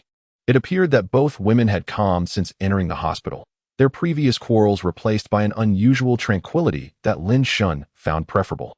He had feared their incessant bickering would disrupt his peace as the intermediary. After approximately 10 minutes, Lin Shun settled the medical expenses, which exceeded 1,000 yuan, and escorted the two women out of the hospital. "Lu Shi, I have arranged for a taxi to take you directly home. It should arrive shortly. Please remember to apply your medication and avoid getting the wounds wet." "Okay," Lu Shi responded, just as the taxi Lin Shun had summoned arrived. As the vehicle came to a stop, Lin Shun approached, opening the door for Lu Shi. She was caught off guard by the prompt arrival, having intended to converse further with him. Noticing her hesitation, Lin Shun encouraged her. "Lu Shi, the taxi I ordered has arrived. Please, get in." Reluctantly, Lu Shi moved toward the car door and, casting a glance at Lin Shun, inquired, "Lin Shun, is there still a possibility for us to marry?" Time was of the essence, and Lu Shi expressed the words she most yearned to convey to Lin Shun. Beside her, Wen Li felt a tightening in her heart. Her teeth clenched in agitation. Overwhelmed by pressure, her jaw trembled incessantly, emitting a faint squeaking sound, while her enchanting eyes fixated fiercely on the detestable woman before her. Had she known just how loathsome this woman was, she would have wished for her disappearance from this world. At that moment, all she could do was pray that Brother Shin would not acquiesce to this wretched woman. "Very well, but let us revert to the originally agreed-upon betrothal gifts, shall we?" Lin Shun replied, a sunlit smile gracing his lips, as he began to harbor expectations of his own. Upon hearing this, Lu Shi's expression faltered, as if she were weighing some significant decision. After a minute or two had elapsed, the driver, noticing the delay as the door remained ajar, urged, "Hey, are you getting in or not?" "Enough, Lu Shi, get in the car." "It's over," Lin Shun stated calmly, gently nudging Lu Shi into the vehicle, during which she remained silent. After closing the door, Lin Shun approached the front passenger side and, as he had done on countless occasions when Lucy had come to see him off, exchanged a few words with the driver, insisting that he ensure her safe arrival. The driver, touched by Lin Shun's earnestness, agreed and slowly set the car into motion. Lin Shun lingered in place for a long while, his gaze fixed on the direction in which the car had vanished, a faint luminescence reflecting in his eyes. The resolute features of his youthful face now bore hints of melancholy. His youth had come to an end. Yet, Lin Shun harbored no resentment towards anyone. If blame were to be assigned, it was to his own financial constraints, for he could not muster the 330,000 in betrothal gifts. It seemed he must strive to earn more. Earn. Otherwise, he would not even be able to afford a wife. Beside him, Wen Li, witnessing Lin Shun's demeanor, pouted in frustration, waving her hand before his eyes and exclaiming, Why are you still looking after that wretched woman has left?" Wen Li's voice jolted Lin Shun back to reality, and he shot her a sharp glare, retorting coolly, "Why provoke her with the truth? You even deceived me, claiming you were going shopping." Unfazed by Lin Shun's icy stare, Wen Li replied defiantly, "Did I not say I was standing up for my brother?" "Really?" Lin Shun questioned, skepticism lacing his tone. He felt no grievance. Marriage was a matter of mutual agreement. If it could not be settled, then it was simply a parting of ways. Yet, she had taken it upon herself to instigate a confrontation, despite her brother displaying no sense of injustice. Indeed, Wen Li affirmed vigorously, "Well, I shan't say more. Officer Lin has already said plenty. If a similar situation arises again, I shall send you away." After Lin Shun spoke, he noticed his own vehicle arriving and, taking hold of the visibly downcast Wen Li, they both entered the car. Dear readers, this book was signed yesterday. Following the signing, I shall update with 2 chapters daily. Should generous rewards be given, an additional chapter will be added. If the number of urging comments and reviews, chapter reviews and segment reviews, exceeds 100 in a day, an extra chapter will be added for each.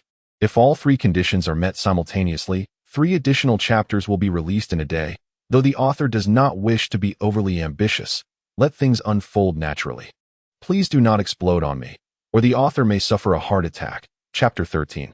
My brother can marry me throughout the journey. Lin Shun and the other remained silent, each lost in their own thoughts. Even upon returning to the rented apartment, they exchanged no words. It was not that there was a lack of attempts at communication. Wen Li had tried several times to engage Lin Shun, who chose to ignore her. The reason for his silence was simple. He decided to give this sister of his some time to reflect on her impulsive nature. At over 20 years of age, it was unacceptable for her to resort to violence over trivial matters. Fortunately, this incident merely required some documentation and a bit of medical expenses. Should a similar situation arise in the future, the consequences could be dire. Thus, Wen Li needed to amend her ways. At the same time, Lin Shun was reluctant to engage with anyone. The mere thought of his entanglements with Lu Shi clouded his mind. He needed to regain his composure and sort through his emotions. Upon Lin Shun's return, Wen Li began preparing a sleeping mat, also ignoring him, which heightened her anxiety. Could it be that her brother truly wished to cast her aside, or had begun to resent her? Lost in these thoughts, her mind spiraled into confusion, and her emotions began to unravel. As Lin Shun arranged his sleeping area and was about to lie down, a pair of delicate hands, as white as jade, reached from behind to embrace him, enveloping him in a soft warmth. Wen Li's trembling voice soon followed, "Brother Shun, please don't send me away." Wen Li clutched Lin Shun's waist tightly, fearful that he might leave her for good. Her head rested against his back, and she longed for their souls to merge into one. Sensing her emotional turmoil, Lin Shun felt it was time to address the situation. "I never said I would send you away. I merely want you to consider where you might have erred." Upon hearing this, Wen Li quickly changed her plea. "Brother Lin Shun, I truly understand my mistake. Please don't ignore me, all right?" As she spoke, her grip on him tightened further. "What exactly did you do wrong?" Lin Shun inquired. I do not know."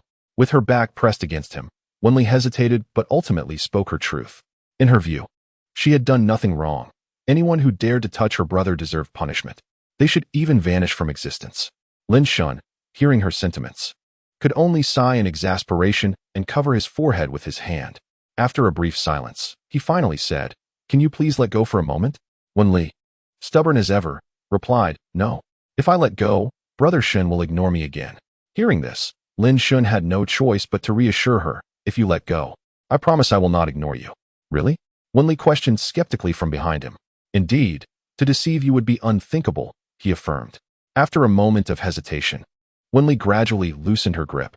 As when Li Song withdrew her hand, Lin Shun grasped one of hers, turning to gaze at Wenli, whose eyes glistened with tears. Little Wenli, your mistake lies in seeking confrontation with Lu Shi. I will handle matters concerning your brother.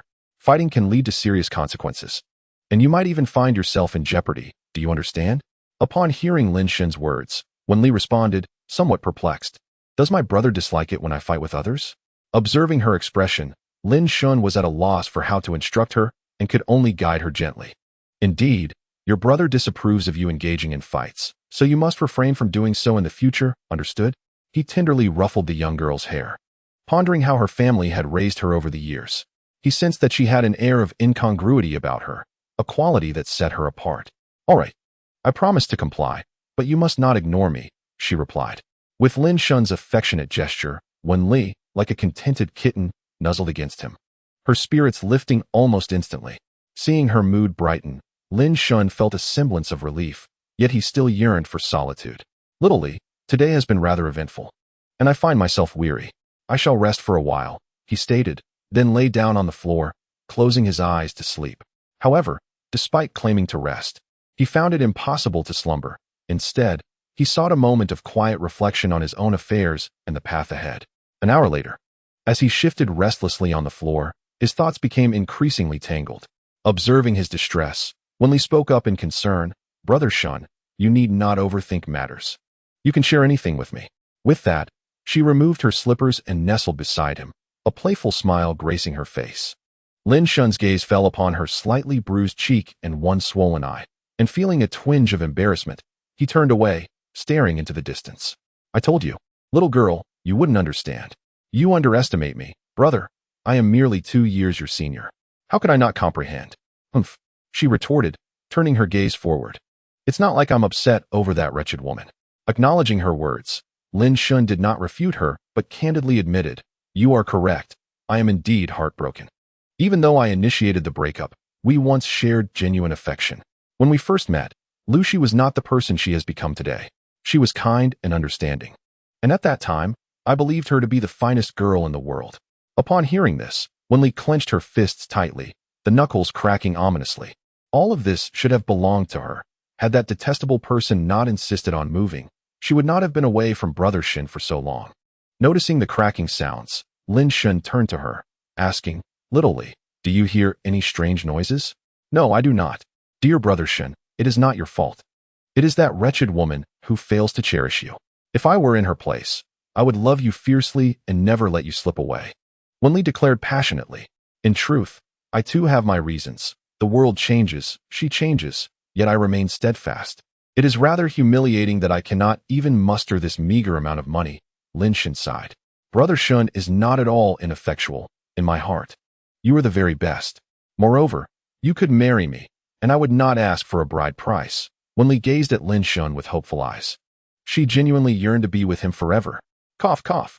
Lin Shun, upon hearing her words, coughed several times, nearly gasping for breath. Wenli's audacity was astonishing. Once he regained his composure and looked at her, he playfully tapped her head with just the right amount of force. You silly girl, do you have no shame? I cannot marry you. You are my sister, do you understand? Ah, Wenli cried out in pain, rubbing the spot where he had tapped her. Her enchanting eyes gazing at Lin Shun with a hint of melancholy. But we are not blood related. Even so, that is still unacceptable. Do not utter such things again. Or next time I shall spank you, he replied sternly. I just want to marry someone like you, humph. Lin Shun, finding her argument absurd, chose to ignore her further and stepped out of the apartment. Chapter 14. Sukuin 5 days later, as the weather in Huaqing returned to sweltering heat. Stepping outside for even 3 seconds resulted in a drenched back. Inside the apartment, the air conditioning had not ceased its hum day and night. Brother, please do not alter your resume. You could work as a short video operator for me, and I would pay you. Wenli, clad in a black tank top and denim shorts, wrapped her arms around Lin Shun's, leaning against him and playfully pouting. Stop it. You think you can pay me? You are not a renowned influencer, Lin Shun remarked, observing the healing scratches on Wenli's face with a hint of exasperation. Hey, let us not kid ourselves. I am indeed a prominent influencer, she retorted with a smirk. Lin Shun, growing increasingly frustrated with her incessant interruptions as he attempted to revise his resume, exclaimed, "If you keep this up, I shall become a little puppy." "All right, Brother Shun is a little puppy," she responded, swiftly retrieving her smartphone and tapping away, opening her social media profile for him to see. As Lin Shun glanced at her screen, he was taken aback. The 3-pin short videos on her profile boasted over 1 million likes each, and her follower count exceeded 500,000. In the realm of social media, Wenli was indeed a notable influencer. "Is this account truly yours?" Lin Shun asked, his cheeks flushing with disbelief. Regret washed over him as he reflected on his earlier bravado. Had he known, he would have tempered his words. "Brother Shin, take a look for yourself," she encouraged. As Lin Shin clicked on her account, named Xiaoli Jiang. Upon entering, one is greeted by the sight of Wenli, adorned in captivating attire. Her enchanting eyes glimmering as she serenades with an exquisitely tender melody. Observing her ensemble, beauty, and vocal prowess in the video, it is not an exaggeration to deem her a siren for the introverted. She embodies the quintessence of a girl who is both adorable and sweet, with a hint of saltiness. Particularly striking are her alluring peach blossom eyes, which seem to ensnare the gaze of every viewer present. Lin Shun, engrossed, scrolled through numerous videos of Wenli, each boasting impressive quality and garnering over 50,000 likes apiece. "Deep Brother is like a little puppy," Wenli remarked playfully, reaching out to affectionately pat Lin Shun on the head. Coughing lightly, Lin Shun feigned nonchalance, returning the phone to her while swiftly redirecting the conversation. An account for a musician with such melodious talent cannot possibly be managed by just one person. There must be a team involved. Indeed, Deep Brother is quite astute. This account was created by myself and 2 university friends, both of whom are dear to me. Wenli elucidated. "Oh, you haven't signed with any agency, have you?" Lin Shun inquired, his concern palpable. The notion of signing with an agency felt akin to selling oneself, a notion he found deeply troubling. If one were to partner with a reputable company, they might invest in your promotion. Conversely, a less scrupulous company could lead to exploitative situations or hefty penalties for breach of contract. Tales he had heard all too often since venturing into the short video industry. He was apprehensive that Wenli might fall into such traps. "Not at all. We organically built this account. Trust in your sister's beauty and clever mind. She was born for this," Wenli proclaimed, tilting her head with an air of confidence. "Brother, you could assist me in managing the short videos. Little Lee can certainly pay you a salary, and you won't have to answer to a boss," she continued. "In a few days, my 2 friends will arrive here. They are just delayed in transporting the equipment. Once they're here, we can commence work." Lin Shun felt immense pride for his remarkably talented sister. It was no wonder she had previously claimed to possess wealth. With her substantial following and the engagement levels of her fans, a single advertisement could easily yield over 100,000, not to mention the earnings from her live streams or the products showcased in her online storefront. He hadn't anticipated Little Lee's prowess. It appeared he had underestimated her. As for joining her venture, he hesitated. "Why not?" Wenli questioned, puzzled by her brother's refusal. "Isn't this a wonderful opportunity? Not only can we earn money, but Deep Brother would also be able to stay with me constantly." Gently ruffling her hair, Lin Shun replied, "You see, do not overthink it. First, your team is currently adequately sized. My absence allows me to explore other avenues, and if necessary, I can always seek refuge with you later. Second, have you consulted your friends about my sudden involvement? Sometimes, my unexpected presence could disrupt your dynamic. So it is essential to approach this matter with care. Moreover, Xiao Li's current resources are not particularly substantial. A single misstep could very well lead to failure, wouldn't it?" Listening to Lin Shun's words, Wenli understood, yet she was reluctant to part ways with him. "However, alas, let us not dwell on the buts. Xiao Li is genuinely eager for me to film a short video for you, and at that time, my brother will come over to film it for free. What do you think?" Lin Shun gently patted Wenli on the shoulder. "All right then." Wenli conceded, recognizing Lin Shun's insistence. She felt it inappropriate to push further, otherwise, her elder brother might distance himself from her. She needed to devise an appropriate plan to entice him over, ensuring he would remain by her side. That's the spirit. "Now, hurry along with your tasks. My brother needs to revise his resume." "No." Xiao Li simply wishes to cling to her brother and observe him as he revises his resume. Wenli remained steadfast, exhibiting a determination not to depart. Faced with this, Lin Shun felt helpless and could only tolerate the girl's insistence. Just as he was about to move the mouse and continue his resume revisions, his phone, resting nearby, began to ring. Lin Shen found himself somewhat exasperated. Why must the call come at this moment, interrupting his work on his personal resume? Upon checking, he saw the caller ID listed as Ergo Z. With a sigh, he answered the call, saying, "Dog's son, what brings you to think of your father?" "Bah, I am your father's father," came the familiar retort from the other end. "All right, I do not wish to engage in this lifelong debate with you. Sukuin, get to the point. I have matters to attend to." "Lin Shen, are you busy providing for young women on the streets? You seem very occupied." Had it not been for the fact that this individual was his closest friend, Lin Shen would have ended the call there and then. "Sukuin, if you have something to say, speak. Otherwise, I will hang up." Wait. I truly have something important to discuss," Sukuin hurriedly responded. "The thing is, our close-knit group from university hasn't gathered in 2.5 years since graduation.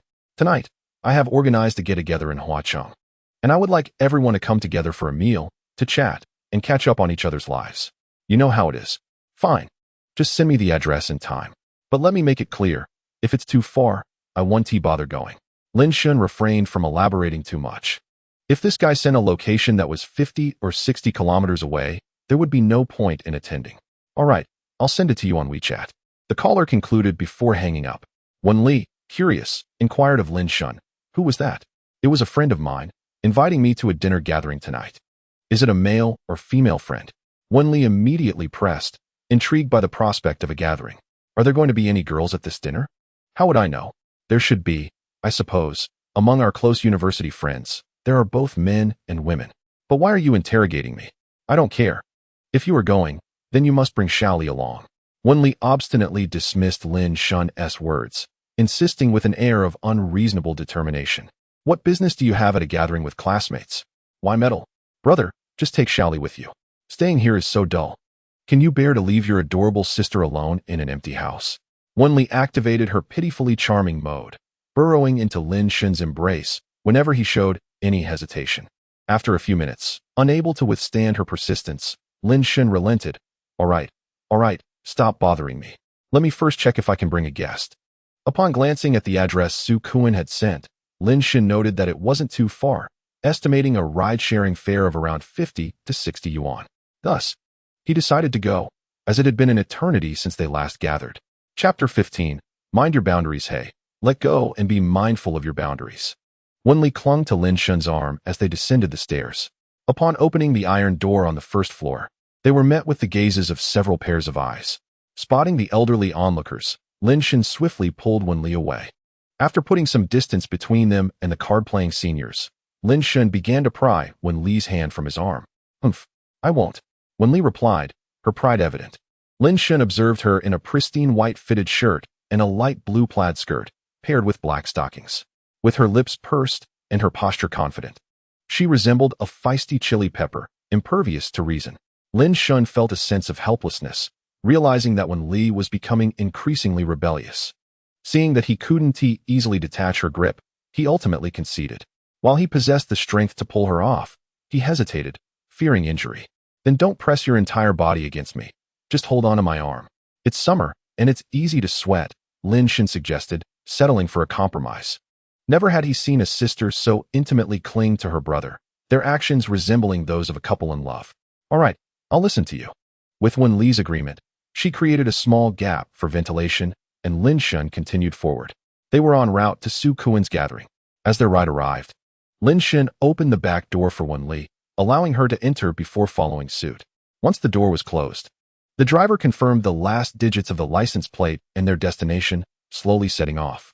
Inside the vehicle, the driver was quite chatty, and Lin Shen engaged in light conversation, listening to the driver's complaints about the challenges of ride-sharing and low wages, essentially idle chatter. Suddenly, the driver glanced through the rearview mirror and, noticing Wen Li nestled against Lin Shen, remarked, "Young man, your girlfriend is truly beautiful." Lin Shen, taken aback, quickly clarified, "She isn't my." Before he could finish, a sharp pain shot through his waist, compelling him to instinctively swat the hand that had pinched him. "Thank you for the compliment, but I am indeed his girlfriend, not his sister," Wen Li interjected. At this revelation, Lin Shen's eyes widened, and he instinctively contemplated delivering a playful smack to Wen Li's head. However, considering that they were still in the car, And in order to ensure both safety and to avoid drawing the driver's peculiar gaze, Lin Shin suppressed his impulse. With wide eyes, he deliberately said, "You truly are my wonderful girlfriend." If looks could kill, at that moment, Lin Shin's gaze could have vanquished Wen Li hundreds of times over. He was exceedingly vexed. He had clearly instructed Wen Li to refer to him as her brother whenever they were in public. Despite his repeated emphasis, as soon as they emerged, she had once again acted contrary to his wishes. Lin Shun felt no desire to explain. He was convinced that if he stated Wen Li was not his girlfriend, but rather his sister, the driver would undoubtedly regard him with an odd expression. Do not inquire how Lin Shin came to this conclusion, for in the past 5 days, he had endured similar situations more than once. "All right, brother. I know you love me the most," Wen Li said, her face radiating satisfaction as she affectionately patted Lin Shin's head, her eyes brimming with tenderness. The driver, witnessing such a heartwarming scene, smiled and refrained from interrupting the affectionate exchange, instead focusing intently on the road. 40 minutes later, Lin Shin and Wen Li stood before a hotel in the city center. "Is this the correct place?" Lin Shun confirmed after checking the address sent by Su Kuan. Just as he was about to enter the hotel, a familiar female voice called out from behind him. "Lin Shun, wait for me." Upon hearing his name, Lin Shun turned towards the sound.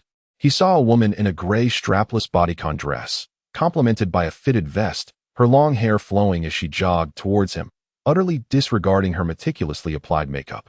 "Yang Cece," Lin Shun remarked uncertainly as he observed the maturely adorned woman approaching.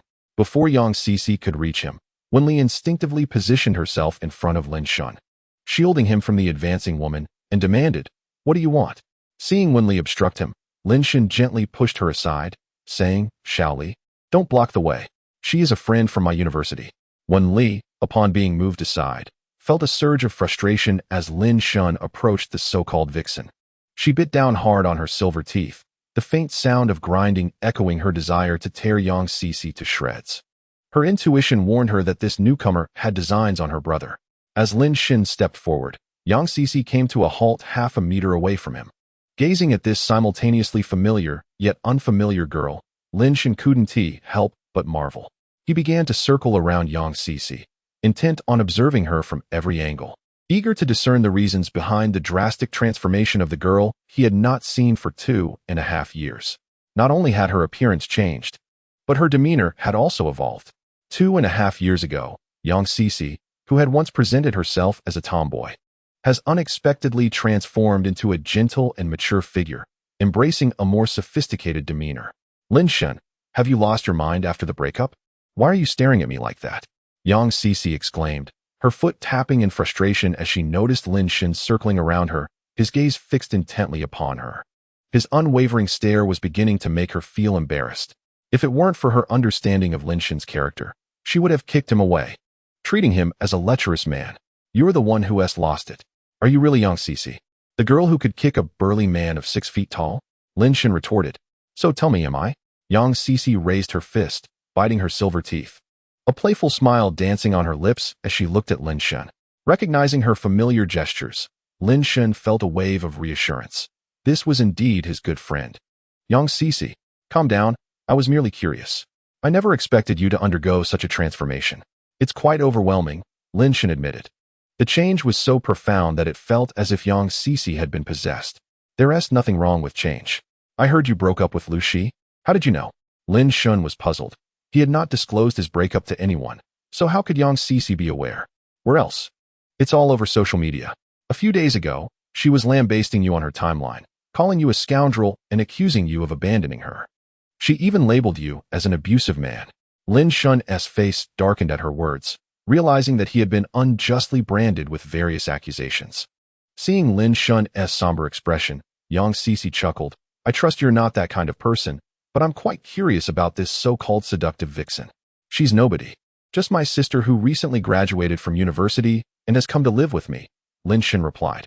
Just as he finished speaking, a frostily elegant Wen Li approached. Yang Cece was taken aback by Wen Li's stunning beauty, realizing why Lu Shi had referred to her as a seductive vixen. "So, this is your sister? She's truly lovely.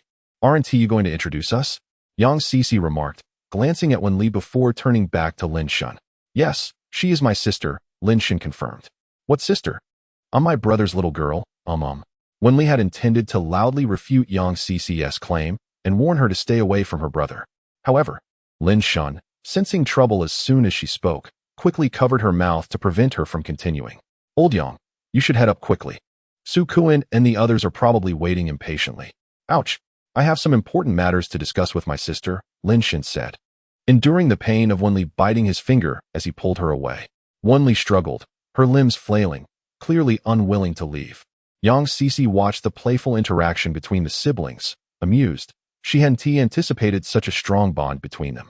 It seemed she would need to pay more attention to Lin Shun's sister in the future. She might prove to be a delightful point of connection. Chapter 16. Yang Cici dashed around the corner, out of sight, while Lin Shun gently set Wenli down. He swiftly withdrew his hand, shaking it vigorously to alleviate the pain. When Xiaoli, you are too ruthless. Were you trying to sever my fingers? Upon noticing the blood oozing from his bitten finger, Lin Shun directed a tirade of curses at Wenli. Humph. I am not your sister. With her lips protruding in a pout and an expression of brazen defiance. Wenli responded. Lin Shun, visibly agitated, retorted, I regard you as my sister. If not a sister, then what are you? Pray tell, Wenli, what are you? Exasperation threatened to overwhelm him. He had merely sought to prevent Wenli from speaking nonsense, only to be bitten in the process. Of course, I am your girlfriend. Wenli replied nonchalantly, as if Lin Shun's ire had no bearing on her. Hearing her words nearly caused Lin Shun to choke on his own disbelief. You are being utterly absurd. I have made it clear we do not jest about such matters. We are siblings. Do you even comprehend what being siblings entails?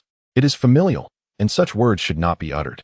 He jabbed a finger sternly at Wenli's forehead, storming off in frustration. It seemed futile to teach her, as she persistently disregarded his intentions. Take a moment to reflect on your actions. When you have come to terms with yourself, you may return home. With that, Lin Shun headed towards the hotel, experiencing for the first time a genuine desire to detach himself from Wenli.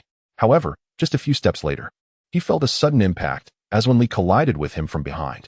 She wrapped her arms tightly around his waist, pressing her body against his back. No, I want to go with Brother Shun. She was determined not to let him venture alone. The thought of him being swayed by that vixen earlier was unbearable.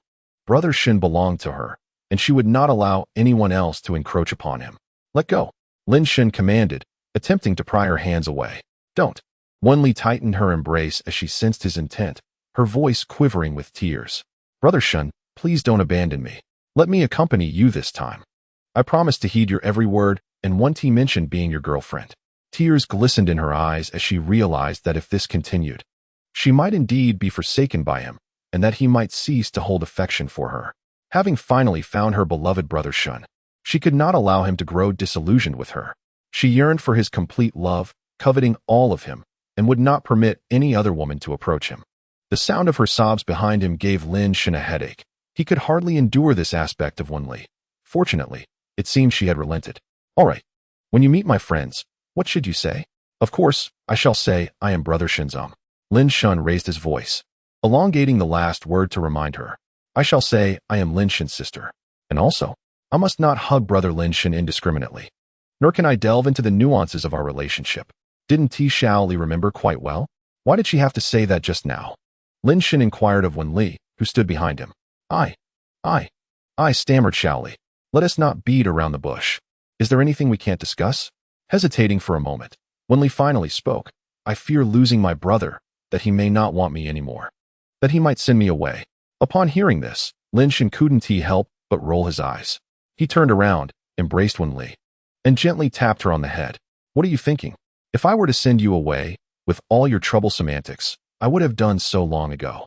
After saying this, he playfully pinched Wenli's delicate nose and tenderly wiped away the tears lingering at the corners of her eyes. Brother will never send you away. You can stay with me for as long as you wish, all right? Okay, then I will listen to you from now on, Wenli said, looking up at Lin Shun's resolute and sunny face, nodding obediently. Seeing that Wenli was all right, Lin Shun noticed the time and hurriedly led her towards the private room reserved by Su Kuan. As they entered the room, a rather pudgy and unsavory-looking man glanced over and exclaimed, Old Lin, you finally made it. I heard from Old Yang that he ran into you downstairs. Is that true? Su Kuan quickly asked. Indeed, we just happened to meet, Lin Shun replied. That is splendid. It means you two are in sync, as if it were arranged. Su Kuan remarked with a mischievous grin, turning his attention to Wen Li. And who might this be? This is my sister, Wen Li. You can call her Xiao Li. Lin Shun introduced her generously to the three individuals in the room. The trio nodded in acknowledgement and greeted Wen Li, who politely returned the gesture, though she ignored Su Kuan entirely. After all, his earlier comment about being in sync pertained to her elder brother and that wicked woman. When I return, I will advise my brother to steer clear of him. The others did not dwell on the fact that Lin Shun had a sister with a different surname. They were somewhat aware of his family situation. Having a half-sister was not unusual in a blended family. Su Kuan, for his part, was indifferent to Wen Li's demeanor, understanding that strangers often behave this way upon first meeting. Once seated, Lin Shun glanced at Yang Cici and then at Su Kuan's girlfriend, Gao Jia, and asked, "Are we the only four who have arrived?" "Yes, just the four of us. Su Kuan only managed to invite you and Cici. Everyone else is busy and unavailable." Gao Jia replied with her charmingly delicate face. "Well, four is better than none. It's probably for the best. Had I not resigned, I would likely be too busy as well." "What? You, the ultimate corporate warrior, have resigned? What is going on?" Su Kuan asked, looking at Lin Shun in disbelief. Aware of his brother's dedication, the others turned their attention to Lin Shun, intrigued. "Nothing much. Times are tough, aren't they? Even my boss's nephew can't find work and has to take over my position." As Lin Shun finished speaking, Yang Cici abruptly slammed her cup onto the table, causing the water within to splash. In her indignation, she exclaimed, "That company is utterly despicable. It should collapse at once. Indeed, let it collapse quickly." The others chimed in, simultaneously offering comfort to Lin Shun, urging him not to take it too personally. After all, it was merely a job. Lin Shun acknowledged each of their reassurances, genuinely feeling consoled. These individuals were his closest friends, who had supported him throughout their university days. If he ever achieved success, he vowed never to forget these cherished companions. As the four friends chatted amicably about their post-graduation lives, Wen Li kept a watchful eye on Lin Shun, sticking close to him like a personal bodyguard. Suddenly, Su Kuan tugged at Lin Shun, saying, "Old Lin, come with me to see why the waiter hasn't arrived yet. We've been waiting for ages." "All right." Just as Lin Shun stood up, Wen Li followed suit. Noticing this, Lin Shun reassured him, "I'll just go call the waiter to order. You stay here and wait for my return." "Okay." With Wen Li's acknowledgement, Lin Shun and Su Kuan linked arms and headed towards the door. Once outside, Su Kuan pulled Lin Shun to a spot far from their private room, glancing around furtively, almost like a thief, which added a hint of awkwardness to the moment. "Come on, get to the point. Stop acting like a criminal." Having been brothers for many years, Lin Shun immediately sensed that Su Kuan had something important to discuss the moment he was pulled aside. When they were assured of their privacy, Su Kuan finally relaxed and said, "Lin Shun, tell me honestly, what do you think of old Yang?" "What can I say? She is just as she is," Lin Shun replied. "Though she now presents herself as an intellectual beauty, her essence remains unchanged. She is still a violent person. Do you believe that if someone were to provoke her again, she wouldn't hesitate to retaliate?" Su Kuan immediately recalled something, feeling a chill and instinctively tightening his legs. "Relax. I'm not suggesting she would kick you," Lin Shun remarked, bemused by Su Kuan's reaction. Realizing the gravity of the situation, Su Kuan scanned the surroundings again, as if fearful of being discovered. "Brother, if I disclose this to you, you mustn't betray me. My life depends on your discretion." "Sure, your secret is safe with me. Now, hurry up and tell me," Lin Shun urged. A sense of curiosity piqued within him. What could possibly frighten Su Kuan to this extent? Surely it wasn't an affair with Gao Jia he was hiding? If that were the case, it would be quite sensational. "So I'll tell you. But you must promise not to reveal that it was I who said it." "Stop stalling and just say it," Lin Shun pressed, unable to tolerate Su Kuan's delay any longer. "Do you know why Yang Cici came today?" "Why?" Lin Shun inquired, intrigued by Su Kuan's mysterious demeanor, which only heightened his curiosity. Could there be more to Yang Cici's visit today than met the eye? Upon witnessing Lin Shun's curious expression, Su Kuan displayed a satisfied demeanor and, with a smug smile, remarked, "It is because you are here." Lin Shun, slightly taken aback, retorted, "Come on. Stop joking and speak the truth." Su Kuan's words prompted Lin Shun to roll his eyes. Had he not been familiar with Yang Cici, he might have actually believed such nonsense. "Old Lin, I am not jesting. Initially, I invited her, but Yang Cici claimed she was too busy to attend. Later, When I mentioned you would also be present, she readily agreed to come. What does this indicate? Listening to his brother, Sukuin could not help but roll his eyes in return. This clearly implies that Yang Cece has a liking for you. You must seize the opportunity. Old Yang is a splendid person, entirely suitable for a wife, and most importantly, she does not disdain your modest means. Do not make unfounded assumptions. Let us keep this conversation between ourselves. Outside, I regard Yang Cece merely as a brother, and have not contemplated anything further. Brother indeed. Just be cautious that it does not escalate to a different kind of brotherhood. Su Kuan chuckled mischievously. Lin Shun, observing the overly lewd Su Kuan, raised his leg to kick this unserious individual. You cannot catch me. Ha ha ha. Su Kuan pranced away, exclaiming, Old Lin, I shall summon the waiter to order. You can ponder on this. If you decide to pursue her, I shall be your strategist, ensuring your swift success. As he spoke, Su Kuan ran off, turning back to make a gesture of encouragement, exuding optimism.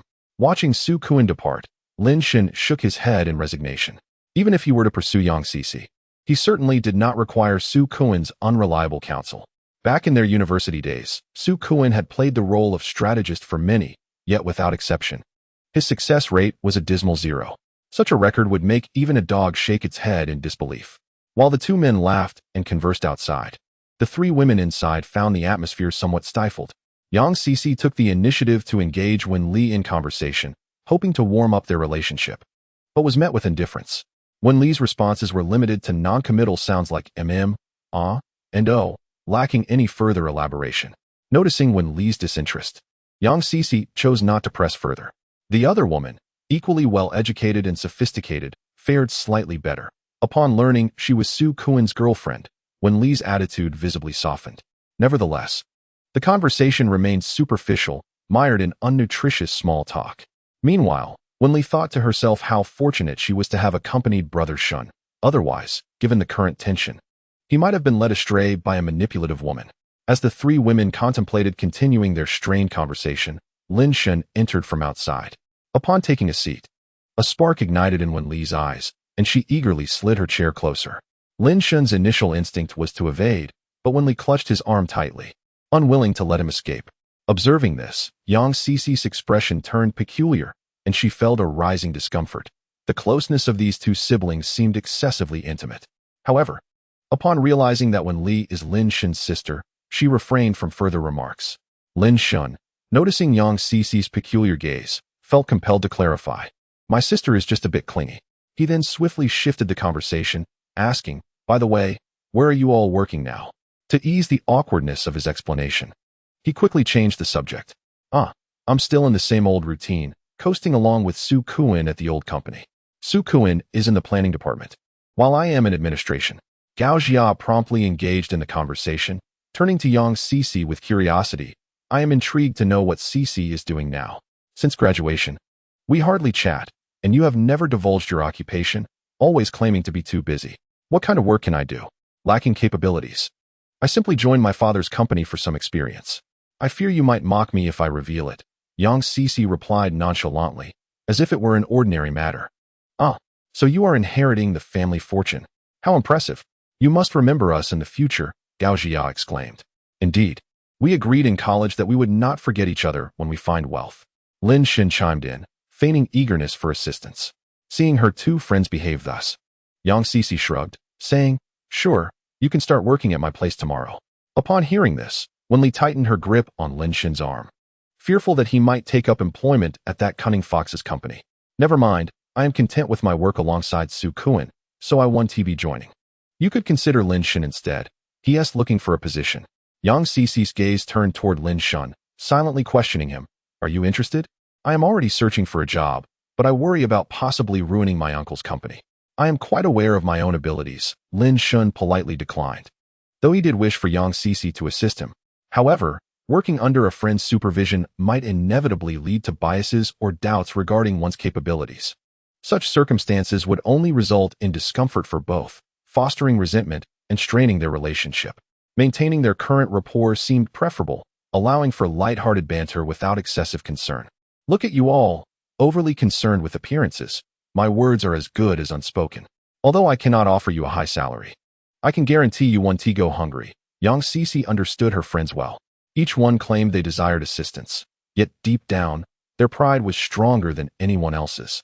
Before graduation, she had suggested that if they found themselves struggling, they could reach out to her for job opportunities. Yet, 2.5 years had passed, and not one had contacted her for such arrangements. Nevertheless, it is precisely such friends that are rare and worthy of deep connections. Enough about that. Lin Shun, why did you break up with Lu Shi? Gao Jia swiftly redirected the topic, her expression brimming with curiosity as she looked at Lin Shun. I am also curious. She has been incessantly berating you as an abusive partner on her social media, Yang Cece added with a laugh. What else could it be? She demanded 33,000 in betrothal gifts from Deep Brother to marry her, before Lin Shun could respond, when Li, who had been listening to the trio's conversation, interjected. My brother is certainly not a perpetrator of domestic violence. He is exceedingly gentle with Xiao Li and is, without a doubt, the finest person in the world. Is that truly the case? Gao Jia exclaimed in astonishment. She was somewhat aware of Lin Shen's family circumstances. The idea of offering 330,000 yuan was preposterous. Even 10,000 would be a stretch. She began to doubt whether She had lost her senses. Well, initially, we agreed upon a bride price of 60,000. But later, her mother unexpectedly demanded 330,000 to purchase a house for Lu Shi's brother, leading to a breakdown in negotiations. Old Lin, 330,000 for a bride price? She must be out of her mind. If it's to be, then let it be. We shall seek someone better. Su Kuan, upon entering, heard this explosive statement and immediately expressed his support for Lin Shen. The other two women, upon hearing this, wholeheartedly agreed. Who alters an agreed-upon bride price at the last moment? Even if changes are made, such an increase is unreasonable, particularly without consideration for each other's family circumstances. I had thought such matters were only discussed on Chang'an, never realizing I would encounter such absurdity in my own circle. Enough of this. Today, as we gather together, let us maintain a cheerful disposition and refrain from discussing such disheartening topics. Although some are absent, it matters not. Come, let us all order our favorite dishes. Su Kuan took the menu from the waiter and distributed it among the group for ordering. After placing their orders and engaging in lively conversation, the dishes began to arrive one after another. The four of them, reminiscent of their university days, shared amusing anecdotes from the years gone by, laughter echoing throughout the meal. Lin Shun set down his chopsticks to visit the restroom, only to have Wen Li rise to follow him. Xiao Li, I'm merely going to the restroom. There's no need to accompany me, Lin Shun said, but before he could finish, he had already left the table. Wen Li hesitated for a moment before returning to her seat. When Lin Shun exited the restroom and was washing his hands, he encountered Yang Cece, who was just coming out of the ladies' room. Both were momentarily taken aback upon seeing each other. Chapter 18. She's just going to eat up her brother. What's wrong? Have you never seen a beautiful woman in the restroom? Yang Cece teased Lin Shun, who appeared surprised. Not at all. I'm just a bit unaccustomed. Lin Shun replied while turning on the faucet to wash his hands, Yang Cece doing the same beside him. What's so unfamiliar? I grew accustomed to you with short hair and dressed in men's clothing, looking like a tomboy. Seeing you now in this attire is naturally a jarring contrast, Yang Cece remarked, glancing at her reflection in the mirror, her nose elegantly straight, her makeup exquisite, her deep-set eyes concealing a sharp intellect. So, you prefer gentle women. Yet now that you see me looking so delicate, it's hard for you to adjust? Yang Cece continued jokingly. You gentle? You kicked a man towering at 6 feet into the hospital and still pretend to be gentle? Lin Shun retorted, leaving no room for her to maintain the facade. A 9th-degree black belt in Taekwondo, and yet she attempted to present herself as a demure lady. No sooner had the words left Lin Shun's mouth than a loud slap echoed from behind him. Yang Cece had struck his back, causing a jolt of pain to shoot through him. It seems this matter will not be easily forgotten, will it? Surely, there's no way to let this go. You kicked him right where it hurts. I've never encountered someone so ruthless in my life. Who told him to provoke me? If not him, then whom should I target? Yang Cece asserted with confidence. Indeed, the gallant heroine strikes well, ridding society of its evildoers, Lin Shun remarked before turning to leave, with Yang Cece walking alongside him. As they approached the entrance of the private room, Yang Cece could no longer suppress her thoughts and grasped Lin Shun's arm. Lin Shun, why don't you come work for me? You can set your own salary. Old Yang, this isn't merely a question of salary. It's about the position. Furthermore, our relationship may be affected by work-related matters, Lin Shen candidly explained. Impact what relationship? I would actually prefer you to join.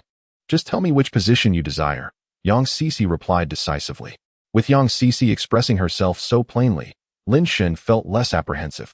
Is there a vacancy for a short video operations director or a live streaming operations head in your company? He inquired.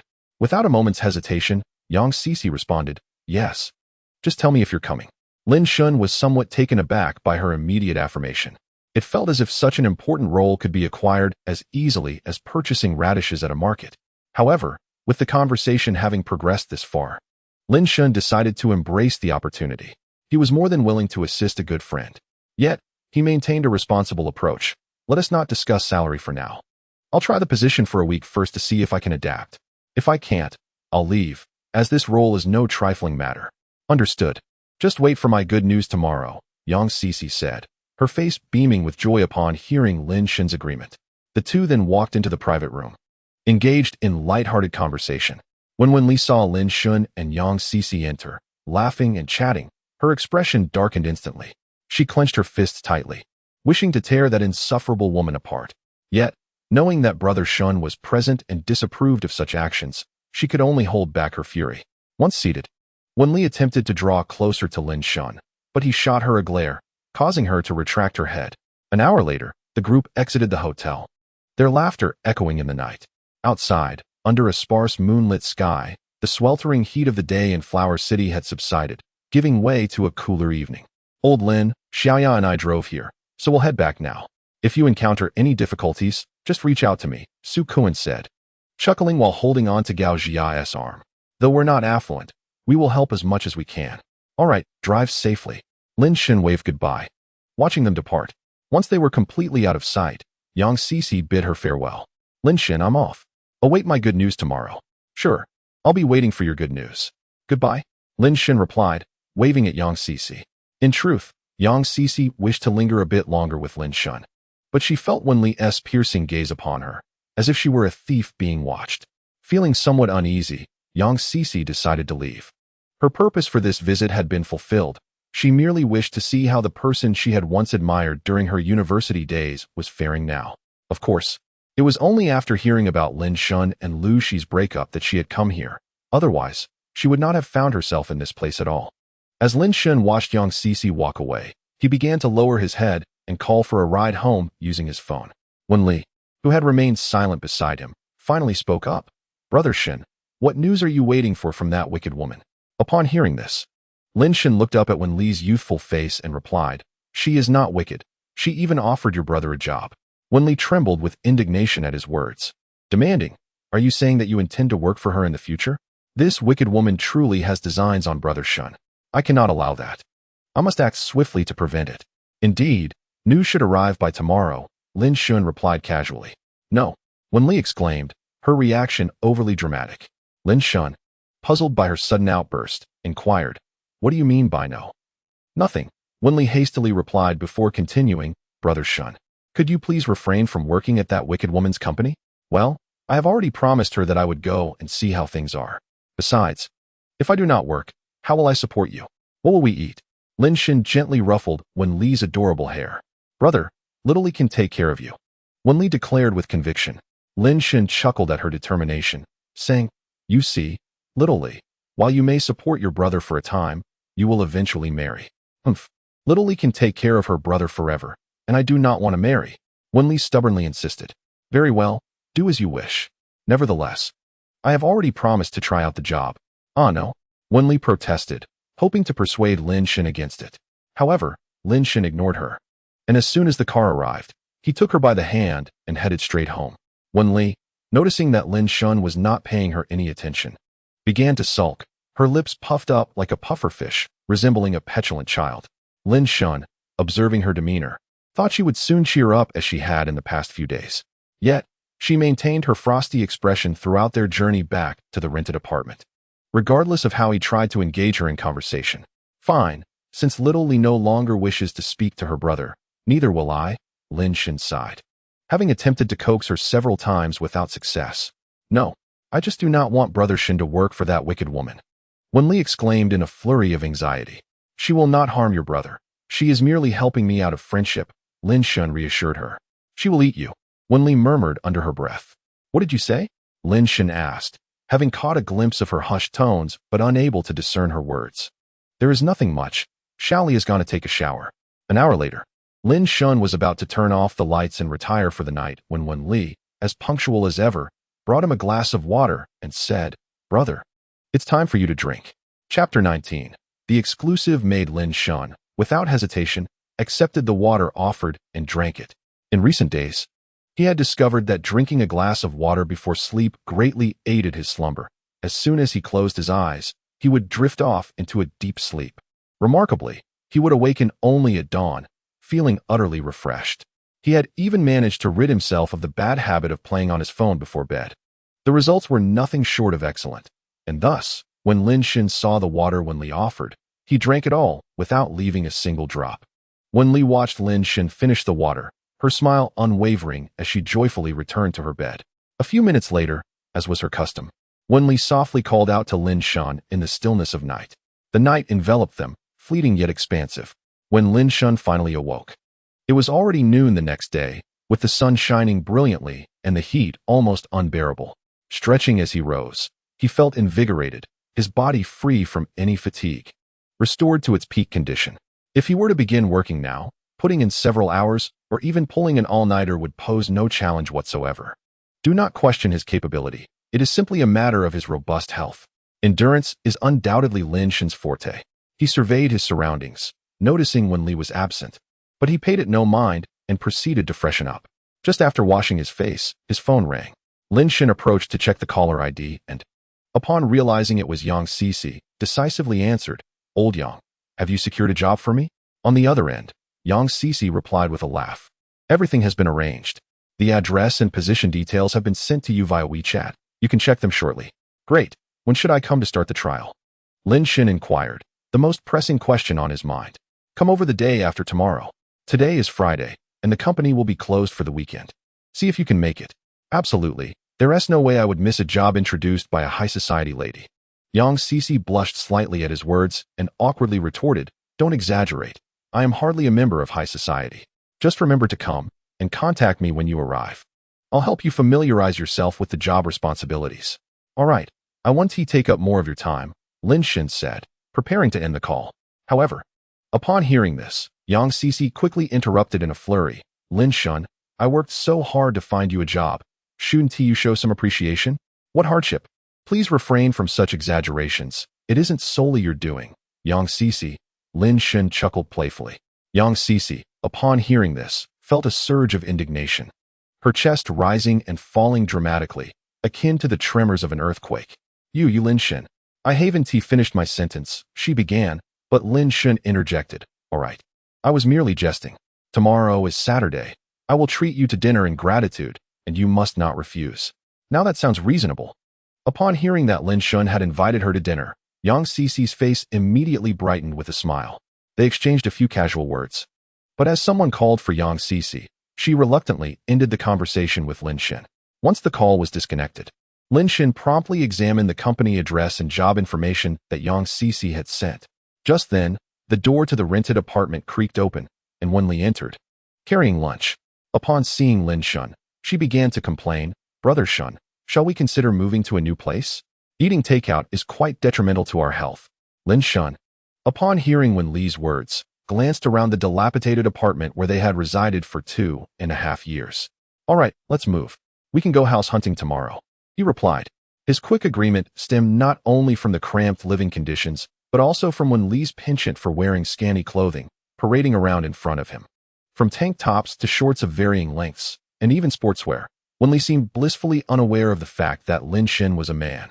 It was rather distracting, and Lin Shun feared that if he continued to look, he might be afflicted with an eye ailment. Despite his repeated reminders for Wen Li to dress more modestly, she always claimed to feel hot, even with the air conditioning set low. If they moved to a larger apartment with separate rooms, he could simply close his door to avoid any discomfort. Wen Li could wear whatever she pleased. Upon hearing Lin Shun's consent to move, her face lit up with joy. Brother Shun, here's lunch. You set it up and eat first. I'm going to change clothes. It's just too hot.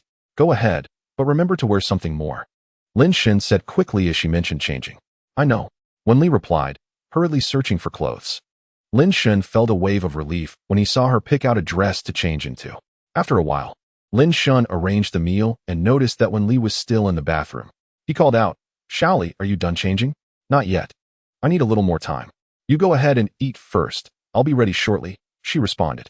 Hearing this, Lin Shen did not wait any longer and began to eat.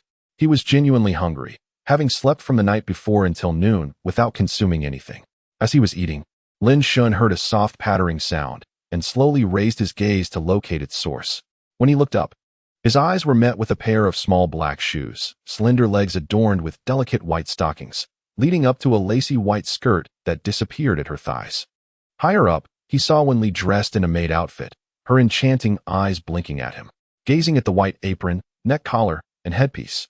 Along with the alluring curves before him, Lin Shen swallowed hard, nearly choking on his meal. Observing his distress, Wen Li hurried over to assist him, gently patting his back until he regained his composure. Brother Shun, please don't rush your meal. You might choke, she said softly. Lin Shen gazed at the concerned Wen Li, his heart laden with unspoken sorrow. Had it not been for her unexpected transformation, would he have nearly choked? What had caused Little Li to suddenly change like this? Little Li wished to present herself to her elder brother Shun. Brother Shun, do I look beautiful? Wen Li inquired, twirling playfully before him and striking a charming pose, fully embodying the essence of youthful innocence and vibrancy. Lin Shen found himself momentarily entranced by the pure and lively girl before him. Every aspect of Wen Li's demeanor captivated him deeply. Seizing the moment, she stepped closer, wrapping her arms around his neck, then settled onto his thigh. The alluring scent of camellias emanating from her enveloped Lin Shen, leaving him spellbound. Wen Li leaned closer, her lips brushing against his ear as she exhaled softly, Brother Shun. Am I beautiful? Beautiful, he replied, his throat dry. At his words, a smile blossomed on Wen Li's lips, one that she could not suppress. Brother Shin truly likes Little Li. Hee. Today, Little Li is your personal maid, ready to serve you in any way you desire. Chapter 20. A heartfelt conversation by the river when Li's hand gently caressed Lin Shin's chest, and he, as if enchanted, accepted her soft, delicate touch. Their gazes locked, weaving an invisible thread that seemed to connect their very souls. Lin Shen's heart raced as he beheld her glossy, red lips, his body leaning in uncontrollably, yearning for a kiss. The notion that they should not be together was swiftly cast aside, carried away by the wind. His sole desire now was to kiss the tender-hearted Wen Li before him. Wen Li felt her own heart pounding as she observed Lin Shen's face inching closer, her cheeks flushing even deeper. Although they engaged in intimate acts every night, those were initiated by her, and he remained oblivious. This was the first time he seemed to wish to kiss her, stirring waves of excitement within her, her face radiating youthful shyness. As she closed her eyes, awaiting the moment when her beloved would bestow his affection upon her, she prepared to surrender herself entirely to him. Suddenly, a loud knock resounded at the iron door, accompanied by a voice that disrupted the intoxicating atmosphere. Lin Shen, I'm here to check the water meter and calculate this month's rent. Are you in? The tender ambience was abruptly shattered, and Lin Shen's clarity returned in an instant. He quickly distanced himself from Wen Li and called out to the person outside, Wen Ge, I'm here. Just a moment.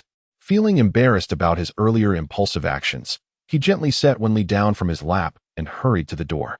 Lin Shen sought to conceal his embarrassment and the impulsive actions spurred by his baser instincts.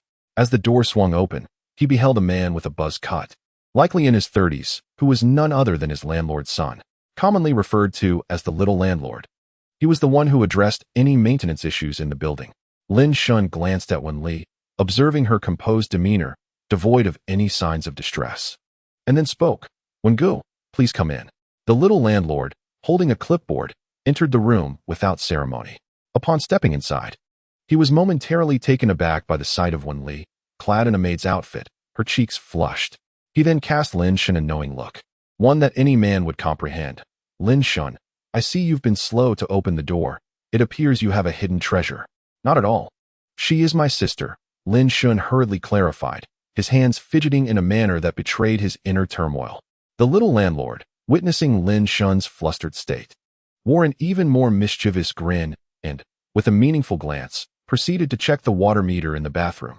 A few minutes later, he emerged, cast another glance at the charming Wen Li, and patted Lin Shun on the shoulder, saying, Lin Shun, as a man of experience, I advise you to tread carefully. Don't charge ahead recklessly while you're young. Otherwise, when you reach my age, you may find yourself wishing to act, but lacking the strength to do so. With that, the little landlord departed, eager to avoid overstaying his welcome, having sensed that his arrival had interrupted a moment of intimacy between the two. However, seeing the ordinarily reserved Lin Shun dressed in a maid's outfit and engaging in role-play was unexpected. Perhaps he should consider discussing a similar theme with his own partner. Who knows, it might ignite a fervor that would invigorate their relationship. Lost in thought, the little landlord gradually walked away. Once he was gone, Lin Shun swiftly closed the door, fully comprehending every word that had just been spoken. At that moment, he wished he could burrow into the ground, overwhelmed by a sense of embarrassment akin to being caught in wrongdoing. While he felt unconcerned about the little landlord's comments, he was acutely aware of how to face his sister, Wen Li. The memory of his recent indiscretion left him looking as though he were constipated. Should he approach Wen Li and explain that he had momentarily succumbed to base instincts, urging her not to take it to heart? Yet, no person would ever articulate such a thought.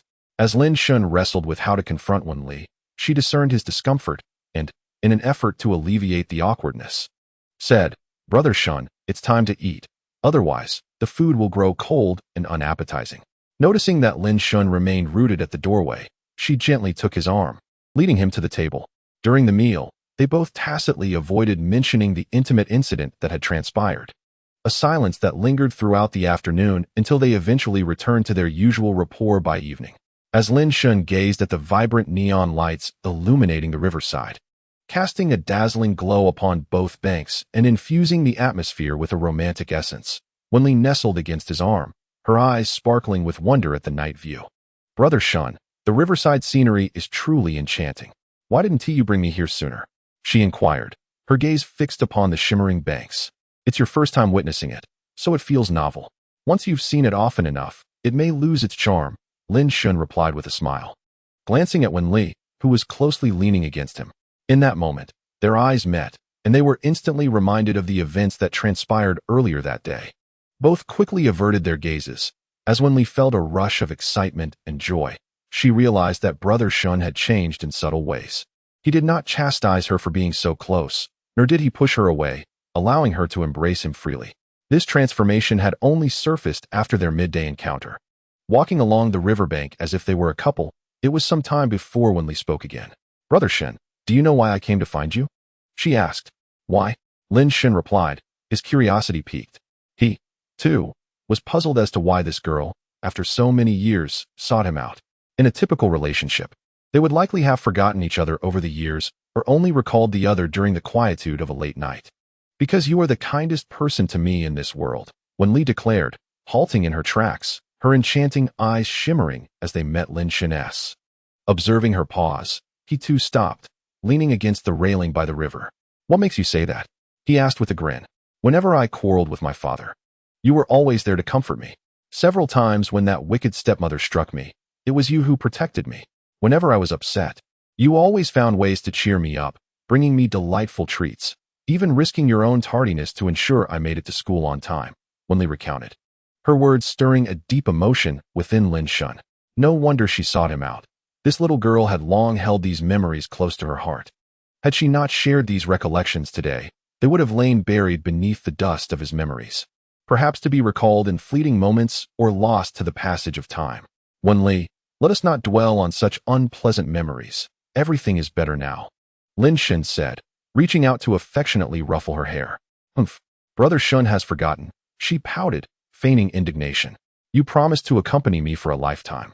Yet the other day when I came to find you, you nearly didn't recognize me. Lin Shun, observing her sulking expression, could only manage an awkward smile. Who could recall such trivial childhood matters? Moreover, those words were merely meant to swiftly console her in that moment.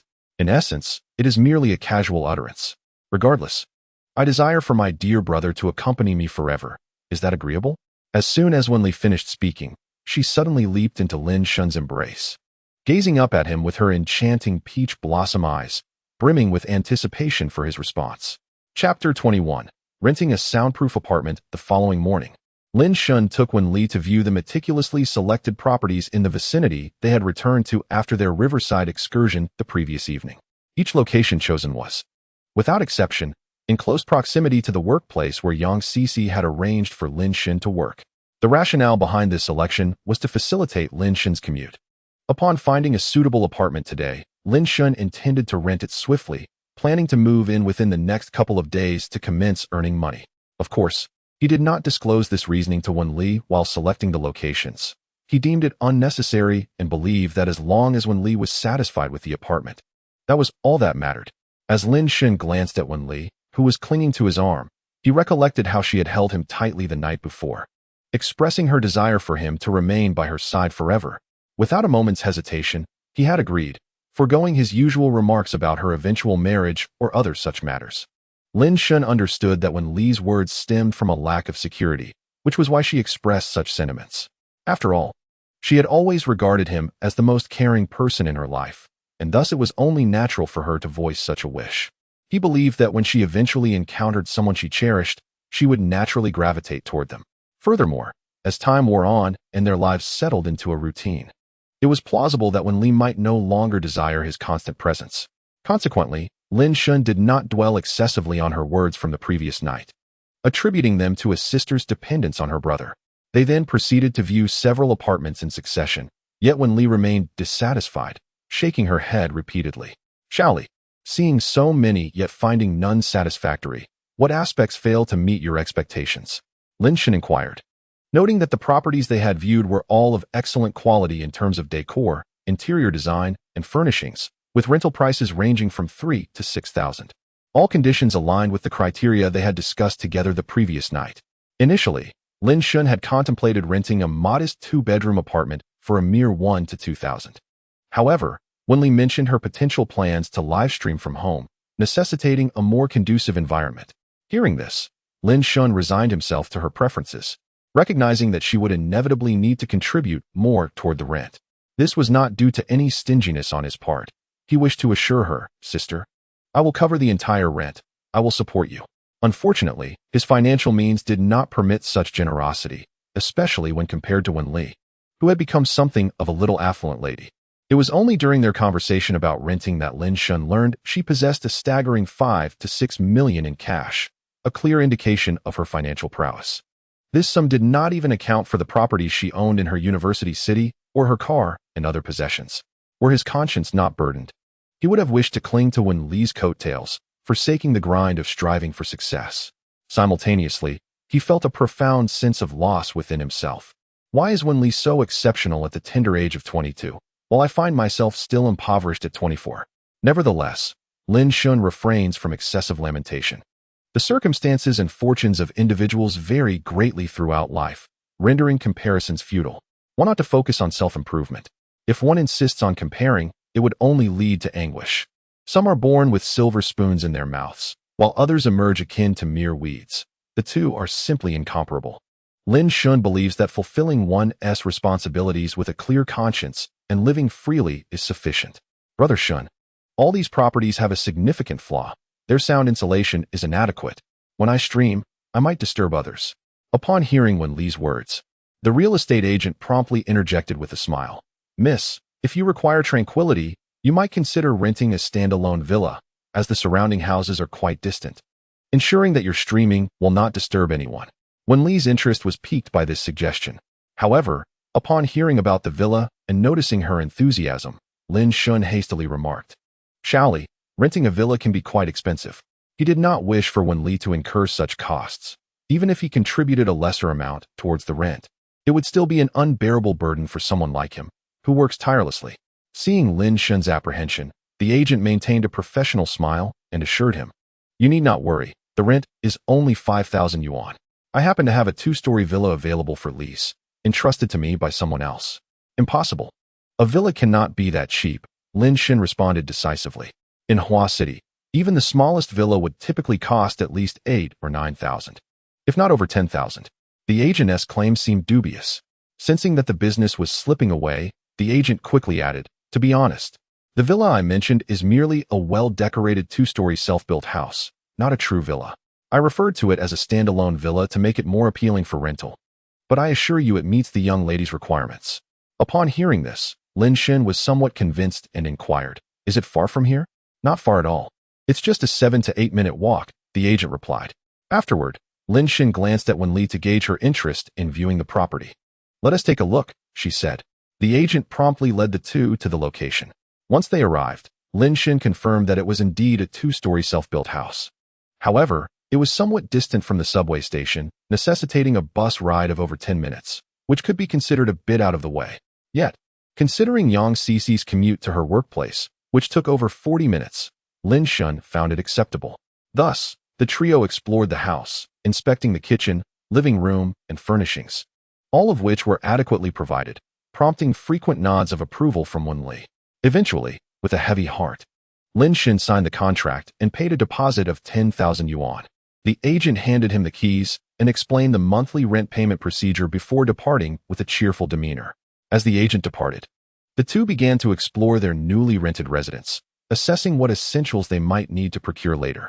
After a thorough inspection, Lin Shen observed the spacious apartment. Measuring over 90 square meters on a single floor, adorned with exquisite decor. The arrangement of the furnishings and the overall layout exuded an air of elegance that was truly delightful. Indeed, there was a reason behind the higher cost. In stark contrast to his previous rental, this abode was a realm apart. Wen Li, gazing at their new home, felt a sense of satisfaction. Although the location was somewhat remote, it offered tranquility, with neighboring houses distanced enough to ensure privacy. In time, she and Brother Shen would be free to engage in any activities without the fear of prying ears or unwelcome interruptions. How she eagerly anticipated the days ahead spent living alongside Brother Shen. "Which room will you choose, Brother Shen?" she inquired with a playful smile. Initially, she had hoped to share a room with him, but fearing it might startle him, she quickly retracted her suggestion. There was no rush. Careful deliberation was warranted. Now that Brother Shen had begun to lower his defenses, the chains binding his heart were gradually loosening. Everything was progressing favorably, and Wen Li firmly believed that soon, Brother Shen would find it impossible to be apart from her, wholly embracing the love she held for him. "I desire the first room on the second floor." "What about you?" Lin Shen revealed his preference, envisioning a room with a picturesque view of a river. "I want a room on the second floor too. Right next to you." Hee. After selecting their rooms, they intended to tidy up in preparation for their move the following day. However, Wen Li received a phone call informing her that a friend had arrived in Huaqing, prompting her to rush out, leaving Lin Shen to return to the rental alone. Lin Shen said nothing in response and continued organizing the apartment. He resolved to finish tidying up and then head to meet Yang Cici for dinner at 5 o'clock. Chapter 22. Inviting Yang Cici to dinner, Lin Shen spent the afternoon arranging the new apartment and arrived punctually at 5 o'clock beneath Yang Cici's office building. Gazing up at the towering structure, he did not dwell on it for long. He was already aware of the company's substantial stature, having learned about it yesterday. Yang Cici's company boasted impressive resources, managing 2 well-known snack brands and originating from a food processing background, handling numerous food manufacturing contracts within the industry. The workforce alone, comprising frontline workers and white-collar employees, exceeded 20,000 individuals. There was no doubt about its formidable strength. Lin Shen called Yang Cici, and as soon as she answered, he exclaimed, "Old Yang, I'm downstairs at your office. Hurry down, I'm taking you out to dinner. I'm a bit busy. I'll send someone down to meet you." Yang Cici replied succinctly before promptly hanging up without further elaboration. Left with no choice, Lin Shen awaited her arrival outside her office. After a short while, a woman emerged from the building, clad in a professional suit, exuding a composed and capable demeanor, her eyes framed by gold-rimmed glasses. Upon seeing Lin Shen standing outside the door, she displayed a professional smile and said, "Hello, I am the secretary of General Manager Yang. You must be Mr. Lin Shen, correct?" "Indeed," Lin Shen replied with a smile of his own. "Please follow me upstairs. General Manager Yang is currently in a meeting and has sent me to escort you." Without further ado, the poised and composed secretary led Lin Shen to the elevator. In the elevator, Lin Shen inquired of the secretary, "Excuse me, Miss Secretary, is General Manager Yang always this dedicated? Does she not take a break even on weekends?" "Mr. Lin, the company observes weekends off for ordinary employees only. For someone in General Manager Yang's position as the leader of the company, rest is a rare luxury," she responded gently. Lin Shen continued to ask several questions, to which the secretary replied with unwavering patience. It was not until she had guided him to a waiting lounge that she took her leave. From their conversation, Lin Shun gleaned an understanding of Yang Cici's standing within the company. She was undoubtedly the head of the organization, a young lady from a prestigious family. The secretary had mentioned that Yang Cici had been an airborne talent, initially serving as a product manager for a year before ascending directly to the position of president. The implications of this information were unmistakable. It required a remarkable identity and background to be elevated to such a role. Lin Shun sat in the waiting lounge for over an hour. During this time, the secretary brought him water and suggested he could explore the surroundings if he felt bored. He did not wander far, merely taking a casual stroll to observe the impressive environment of the company's floor, which was a stark contrast to his previous small enterprise, truly a world apart, as if he had ascended to the heavens. After a while, Lin Shun heard the sound of footsteps and looked up to see a woman with cascading black hair entering through the door. Dressed in a light-colored blouse and a soft green-fitted skirt, Yang Cici exuded an enchanting grace. With every step, her demeanor radiated poise and elegance, reminiscent of a gentle, mature older sister next door. As she approached Lin Shun, she gracefully parted her lips, saying, "I sincerely apologize for the wait, Lin Shun. I couldn't avoid this meeting." "No worries. It is a pleasure to wait for such a busy person as you, General Manager Yang," Lin Shun teased. "Ah, you dare to jest with me, Lin Shun." Yang Cici playfully smacked Lin Shun on the back, prompting a slight wince from him. He quickly redirected the conversation, asking, "So, what do you plan to have for dinner tonight?" "I would like to go to a street-side eatery. I know a fantastic one nearby. How about we dine there?" Yang Cici suggested, her tone revealing a yearning as if the fare at the eatery were a feast of delicacies. Lin Shun expressed his surprise at her choice, asking, "Just the street-side eatery? Aren't we going somewhere else?" Lin Shun found the situation somewhat surreal. As a daughter of a wealthy family, what was she doing dining in such a place? It was not like their university days. "Oh, does young Master Lin intend to treat me to a Michelin restaurant or perhaps a five-star hotel? However, I fear dining in such establishments might lead to your financial ruin," Yang Cici remarked, her expression one of amusement, as if questioning whether he genuinely wished to take her to such places. Upon hearing this, Lin Shun hastily shook his head, exclaiming, "Let us opt for a food stall instead. They are delightful. Food stalls are splendid." The mere thought of inviting Yang Cici to those upscale venues made him anxious about his modest finances. Simultaneously, he felt a warmth in his heart. Lin Shun recognized that Yang Cici's comments were considerate of his economic circumstances. With a shared purpose, Lin Shun followed Yang Cici downstairs and into her car, which drove them directly to the food stall. Upon their arrival, Yang Cici led Lin Shun toward the stall, and as they settled at a table, the owner approached to take their order. Yang Cici initially intended to allow Lin Shun to select his preferred dishes, but since it was his first visit to this establishment and he feared choosing poorly, he deferred to her. Observing this, Yang Cici decisively rattled off the names of dishes to the owner without even glancing at the menu. Once the owner departed, Lin Shun inquired, "From the way you ordered, it seems you visited here more than just a few times?" "Well, during my time as a manager, I often came here with my team, so I became quite familiar with the menu," Yang Cici replied nonchalantly. The two conversed as if they were longtime friends, engaging in light-hearted banter. It was only when the food arrived that Lin Shun raised his glass in gratitude for Yang Cici's assistance in securing him a job. She acknowledged his thanks by finishing her drink, which was a non-alcoholic beverage in place of wine. As they reached the midpoint of their meal, the atmosphere of joy between them peaked.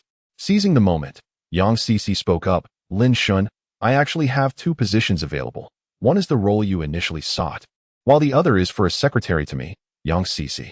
I believe you should consider the secretary position. Both its starting point and potential are higher than what you originally envisioned." "Perhaps not." Lin Shun began to refuse. "Please, don't be so hasty in your rejection. Take your time to think it over. I won't pressure you. However, you must understand that the growth and insights you would gain as my secretary for a year would be invaluable for your life.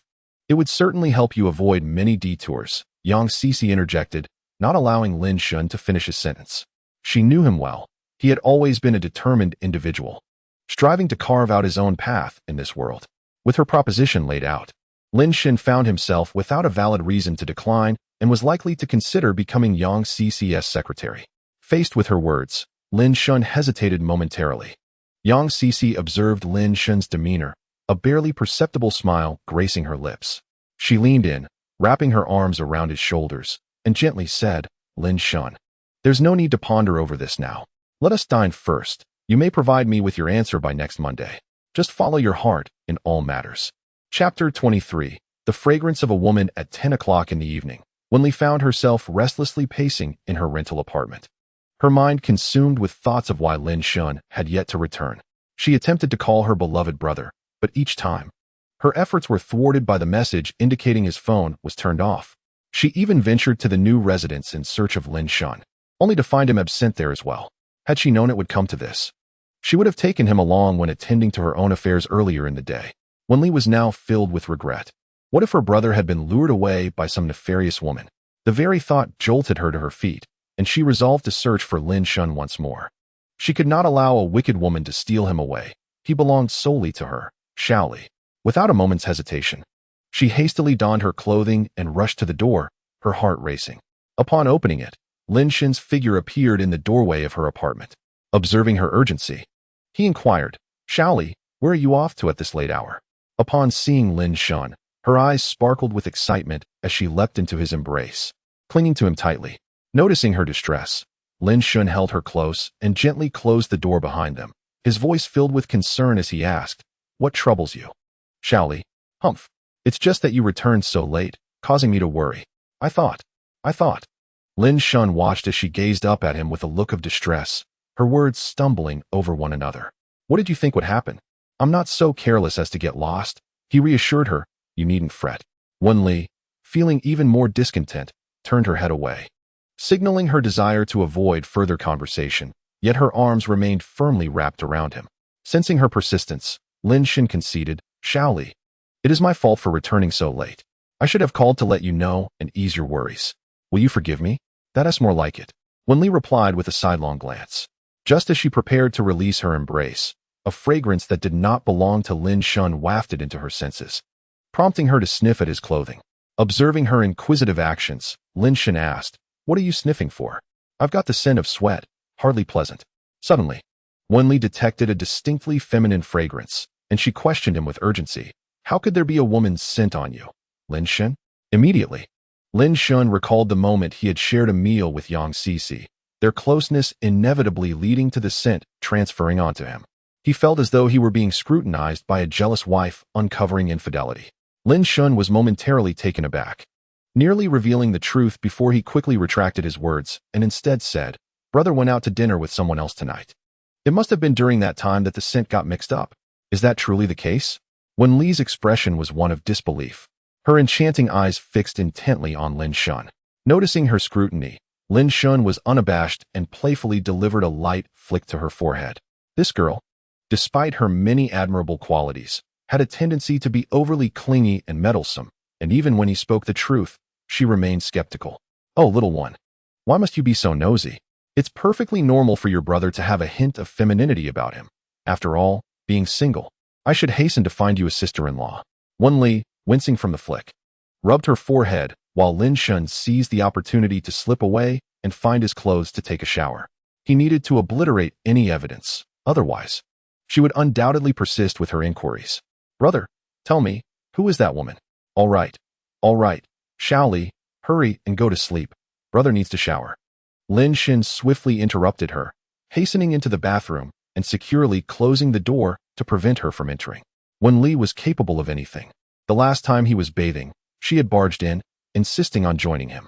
Were it any other woman, Lin Shun would have eagerly indulged in an intimate bath, exploring the mysteries of life and reproduction. But with Wenli, whom he had always regarded as a sister, he could not entertain such thoughts. He had no desire to be a beast. Thus, he resolutely expelled her from the bathroom. Seeing Lin Shun enter, Wenli reluctantly decided to wait until he emerged to press her inquiries. She was determined to uncover the identity of that woman. She would not allow her brother to be ensnared by those vixens. After several minutes, Lin Shun emerged from the bathroom. Noticing Wenli's intent to ask about the woman, he anxiously interjected, Shaoli, please don't ask.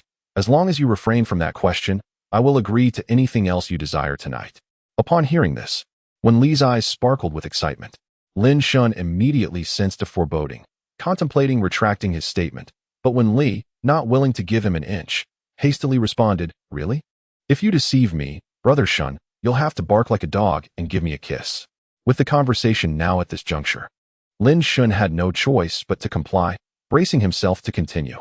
"Indeed, as long as you don't inquire further about that woman, I assure you. Brother merely went out to dinner with friends and accidentally got mixed up. Then I want to sleep with Brother Shin tonight." Wen Li, undeterred by Lin Shun's explanation, boldly declared her demand. "Let us change that. That is not happening." Lin Shun stared at Wen Li, who had boldly made her proclamation, firmly rejecting her without a second thought. "I don't care. I'm determined to sleep with Brother Shin tonight." Listening to Wen Li's unreasonable remarks, Lin Shun decided to abandon reason as well. "I didn't care. After all, my brother wouldn't engage in such activities with Wen Li." An hour later, in the pitch-black rental apartment, a pair of siblings were entangled in bed sheets, their limbs struggling incessantly. "Xiaoli, what are you trying to do?" In the darkness, Wen Li lay on the makeshift bed where Lin Shun slept, desperately trying to burrow into his embrace, while Lin Shun extended his arms to prevent her from entering.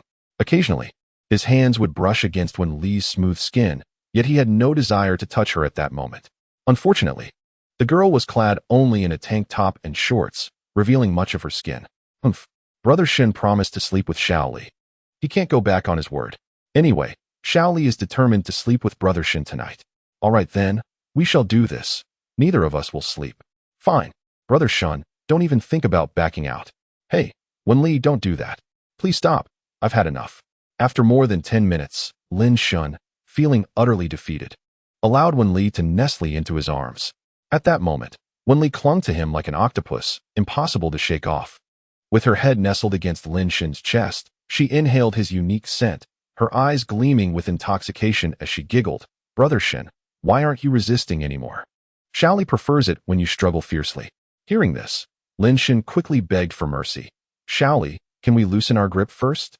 That area is off limits." Xiaoli doesn't care. "Since you don't want to sleep with me, I'll keep holding on to it until you agree." "Well, go ahead. I'm not afraid." Realizing that Wen Li refused to relent, Lin Shun understood that it was impossible to force himself to sleep with her. That was his moral boundary. Seeing that Lin Shun still disagreed, Wen Li ceased being polite. Lin Shun felt a sharp pain in his waist and let out a long, pitiful wail, thinking, "This girl is truly merciless." However, Lin Shun was determined to uphold his principles as a man. He would not beg for mercy. It hurts, it hurts. Wen Li, please let go. Stop squeezing my waist." I will sleep with Xiaoli, just please let go." Upon hearing Lin Shun's continuous cries, Wen Li immediately released her grip, gently stroking his head with a strange, sickly smile on her face, saying, "Brother Shun is so obedient. You finally agreed to sleep with me." Chapter 24. First night in the new home. Lin Shun lay in the room of his new home, breathing heavily, his chest rising and falling dramatically. He was utterly exhausted. He hadn't anticipated that he had accumulated so many belongings during his years in the rental apartment. Moving them from the first floor to the second had left him in such a state. Just as Lin Shun contemplated resting a moment before making his bed, Wen Li entered with a glass of water. Spotting him, she smiled brightly and said, "Brother Shin must be tired. Here, have some water. I'll take care of the rest. There is no need for concern. I can manage the rest myself." Lin Shun took the water that Wen Li had handed him and began to drink, intending to finish it before making the bed, and then enjoying a restful slumber to prepare for work the next day. However, just as Lin Shun took a sip, he noticed Wen Li preparing to set up his bed. He quickly called out, "Xiaoli, focus on your own tasks. There is no need for you to do this. What could I possibly be busy with? Today, you handled the entire move on your own while I merely observed, contributing nothing. Now that you're tired, allow me to take care of the bedding for you," she replied. Lin Shun chose not to argue further and permitted Wen Li to proceed. The day's moving had indeed been exhausting, as he had been bustling about. As he sipped his water and rested, he watched Wen Li diligently arrange his bed. Unconsciously, his thoughts drifted back to the previous night, recalling how she had slept beside him. Her grip had been surprisingly strong. This morning, he noticed the bruises on his waist where she had held him, and more importantly, she had been quite restless in her sleep. Throughout the night, Wen Li had almost entwined herself around him, her small hands wandering, causing Lin Shun to struggle to fall asleep until the early hours. He couldn't shake the feeling that her actions were deliberate. As Lin Shun pondered these thoughts, Wen Li adeptly finished arranging the bed and approached him with a sweet smile, saying, Shingo, hurry and take a shower so you can rest. Tonight, I will prepare a sumptuous dinner for you. Hearing this, Lin Shun said nothing more. Took a shower, dried his hair, and indulged in a refreshing nap. When he awoke, it was already 6 in the evening. Opening his door, he was immediately greeted by the lively sounds coming from downstairs. As he descended the stairs, he found 2 girls seated on the sofa in the living room, engaged in cheerful conversation. At that moment, Wenli emerged from the kitchen, dressed like a little chef, carrying dishes. Stop chatting and come help me bring the food out from the kitchen. I'll go fetch Shingo for dinner. Wow, our Xiao Li is certainly affectionate. Calling him Shingo with such warmth. If her fans knew she was so chummy with someone, they would surely be in an uproar. Indeed, such endearment. By the way, has Xiao Li shared a bed with your Shingo? How substantial is he? The girl with short hair and black-rimmed glasses grinned mischievously, her startling words causing Lin Shun, who stood at the staircase, to cough several times in shock. Upon hearing his cough, the 3 girls turned their attention to the staircase, spotting Lin Shun standing there. The short-haired girl blushed and quickly hid behind her long-haired companion, unable to meet Lin Shun's gaze. However, upon recognizing Lin Shun, Wenli eagerly ran over, wrapping her arms around his, and with a playful smile revealing her little tiger teeth, she said, Shingo, you're awake. Let me introduce you to my friends. Without considering Lin Shun's reaction to her earlier remarks, she joyfully led him to meet the 2 girls. Wenli turned to Lin Shun and said, Brother Shun, the one with long hair is Li Jinyan. You may call her Xiao Mian. By the way, she is also Xiao Li's personal photographer, exceptionally talented. Lin Shun gazed at the slender figure of Li Jinyan, smiled, and replied, Hello, Jinyan. It is a pleasure to meet you. My name is Lin Shun, and you may simply call me by my name. If you feel I am a bit older, feel free to address me as Brother Lin. Hello, Brother Lin. Li Jinyan replied somewhat shyly. When Li, observing that the 2 were acquainted, shifted her gaze to Lu Ruining standing behind Li Jinyan and spoke up, Brother, the one who just spoke ill of you is Ruining. She manages my account and is equally impressive. Lu Ruining, who had been hiding behind, immediately stepped forward to retort. Xiao Li is too biased. She describes Xiao Jin as exceptionally talented, while I merely get labeled as very impressive. That is hardly fair. Lu Ruining emerged from behind Li Jinyan, her exuberance evident. Lin Shun, noticing the short-haired girl's lively demeanor, understood her personality leaned towards the cheerful and vivacious. All right, Ruining is the most impressive. Hearing Wen Li's words, Lu Ruining's face immediately lit up with a smile, and she turned to Lin Shun, saying, I apologize for my earlier indiscretion, Brother Lin. I hope you won't take it to heart. Lin Shun, observing Lu Ruining's bashfulness as she scratched her head, dismissed the earlier incident. It's quite all right. I do not mind such things. In fact, I must express my gratitude to you all. Over the years, you must have taken great care of Wen Li. Not at all. We are all friends, and it's only natural to help one another. Besides, Wen Li pays us as well, Li Jinyan replied. Once the introductions were complete, Wen Li interjected, All right, enough chatter. Let us head to the kitchen and serve the dishes for dinner. Soon, the 4 of them sat at the table. Lin Shun, admiring the sumptuous spread before him, could not help but exclaim, Xiao Li, did you prepare all of this? Brother Lin, do not be surprised. Our Xiao Li excels in both the parlor and the kitchen. You are in for a treat, Lu Ruining said with a smile. Upon hearing this, Wen Li's cheeks flushed with embarrassment as she replied, Brother Shun, please disregard Ruining's exaggerations. Let us eat. As soon as Wen Li mentioned starting the meal, everyone began to serve themselves. The 2 women, feeling at home, acted as if they were in their own abode.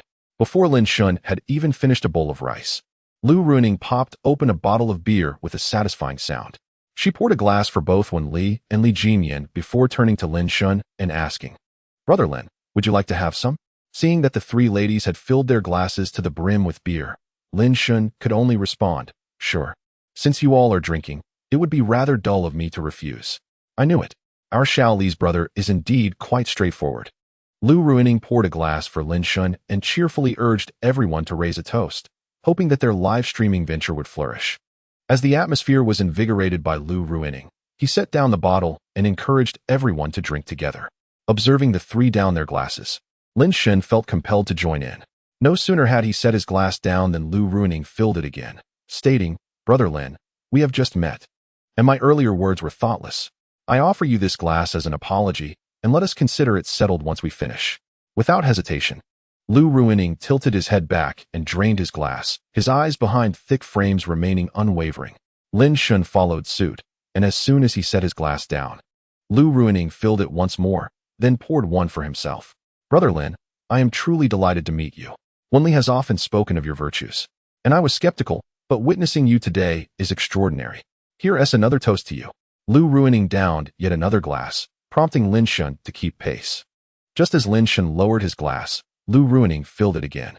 This time, it was the somewhat shy Li Jinyan who raised his glass, saying, Brother Lin, I am also very pleased to know you, and I raise a toast to you. I will drink it all. You may do as you wish. Following him, Wenli also lifted her glass, exclaiming, Brother Shun, this is our first drink together. I will finish mine. In a short span, Lin Shun had consumed nearly 2 bottles of beer, with the 3 ladies taking turns to toast him. Over an hour later, Lin Shun lay sprawled on the table, utterly inebriated. Standing outside the door, Lu Ruining exchanged mischievous glances with Wenli, remarking, Xiao Li, our task is accomplished. Now, do take care not to damage your brother Shin. As he spoke, he pointed playfully at Wenli with a finger on his face and slowly closed the door. Soon, only Wenli and the drunken Lin Shun remained in the room. Chapter 25. Masterful acting. As they walked, Li Jinyan expressed her concerns to Lu Ruining, saying, Have we gone too far? Lu Ruining reassured her with a pat on her fragrant shoulder. Given Xiao Li's obsessive nature, if we do not intervene, Lin Shin may find himself in even greater trouble. You have been with him long enough to realize that Wenli is quite different from most of us. Then we should inform Lin Shin about Xiao Li's extreme tendencies. A moment's negligence could harm Brother Lin. Li Jinyan's face was etched with worry, fearful that Wenli might harm Lin Shun. Over the years, she had come to understand Wenli's pathological extremes, which stemmed from the oppression of her family background. This had fostered Wenli's madness and brutality, leading her to gruesomely torture small animals that displeased her. It even resulted in the formation of a personal world centered around Lin Shun. In her worldview, Lin Shun belongs solely to her.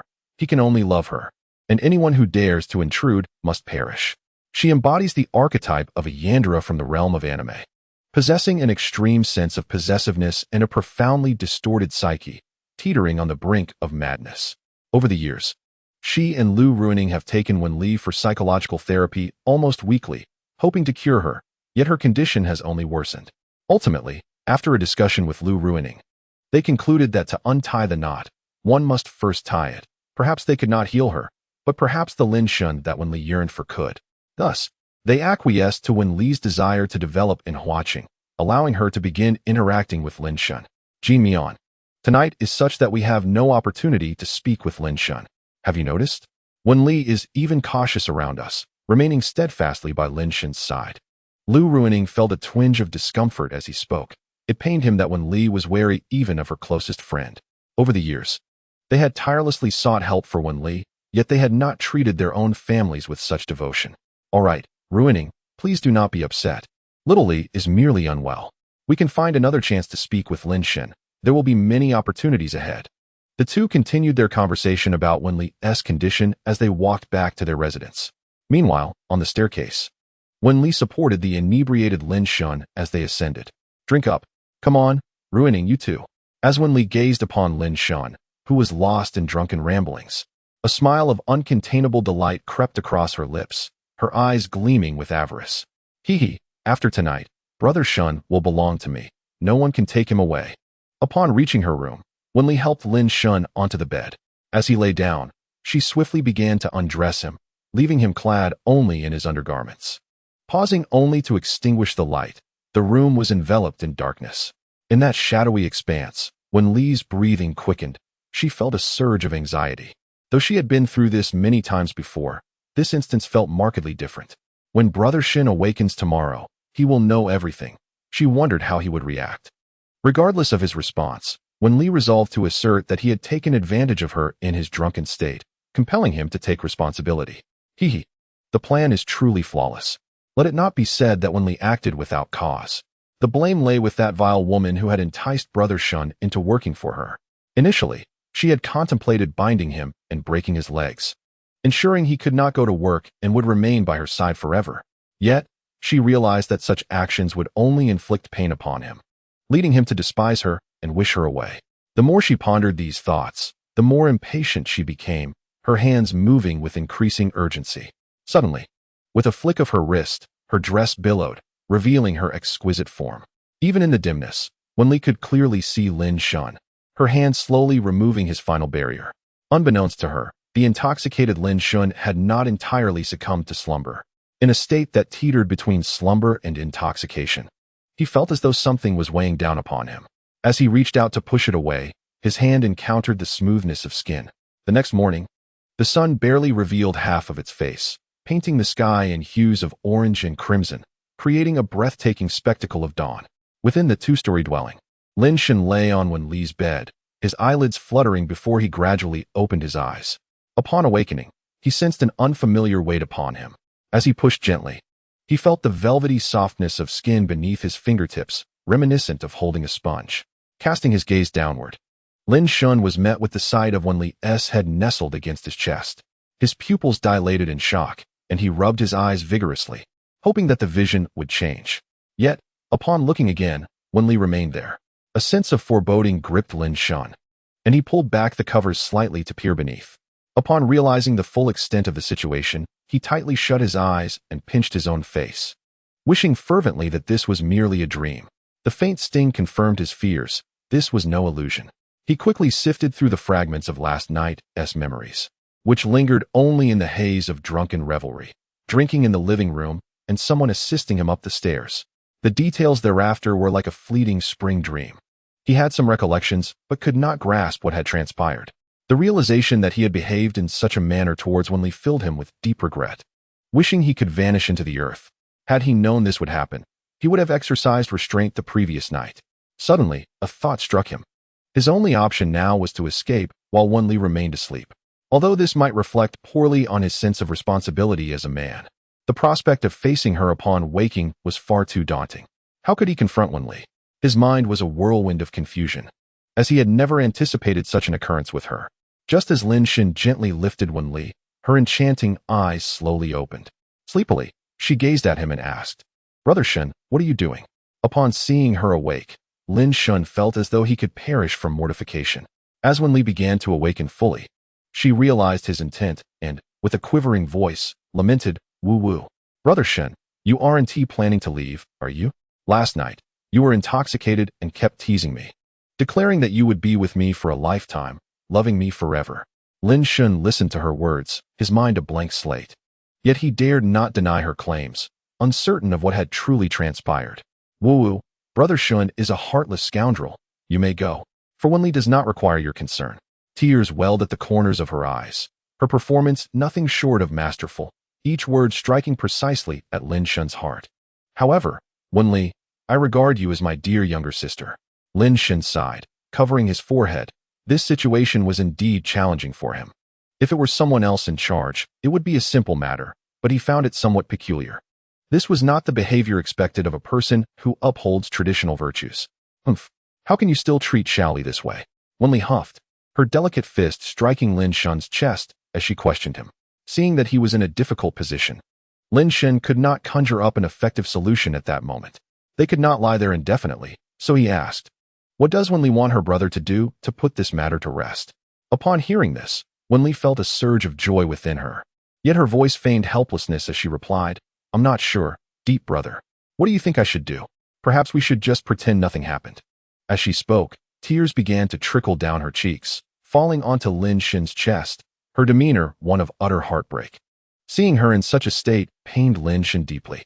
He felt like a beast for having committed such an act, and then asking the young girl what she should do. It was utterly inhumane. "Don't cry, Shaoli. It's all my fault," he said, hastily wiping her tears away. Then he continued, "If you don't mind your brother, perhaps we could be together from now on." As he struggled to utter the last word, regret washed over him. Yet, as a man, he felt compelled to say this. There was no way he could suggest to Wenli that she simply forget the incident as if it had never occurred. That would be worse than being a beast. Wenli sniffled, wiped her tears, and feigned confusion as she asked, "What do you mean by being together? Aren't we already living together?" At that moment, her heart was already brimming with joy, for Lin Shun was taking steps toward her long-held desires. She had waited far too long for this moment. "I mean, we could be boyfriend and girlfriend, since we're not related by blood." Lin Shun turned his head away, his voice dwindling to a whisper, as though he barely had the strength to speak. He was uncertain whether Wenli would accept this arrangement. Noticing his demeanor, Wenli clung tightly to him, her voice trembling slightly as she said, "Deep brother, your voice is too soft. I can't hear you. Can you say it again?" Lin Shun's face flushed with embarrassment. How could he speak such words to Wenli? Yet, recalling the shameful things he had done the previous night, he steadied himself and said, "I mean, Shaoli, would you consider being your brother's girlfriend? I will marry you and take responsibility for you." Once he finished speaking, he felt as deflated as a punctured balloon, lying quietly on the bed, awaiting his fate. "All right, Shaoli will listen to Deep Brother," Wenli responded, looking at Lin Shun with innocent obedience, reminiscent of the sweet younger sister she had always been. Yet inside, she was elated, for she had finally become Deep Brother's girlfriend. With a playful giggle, she expressed her joy.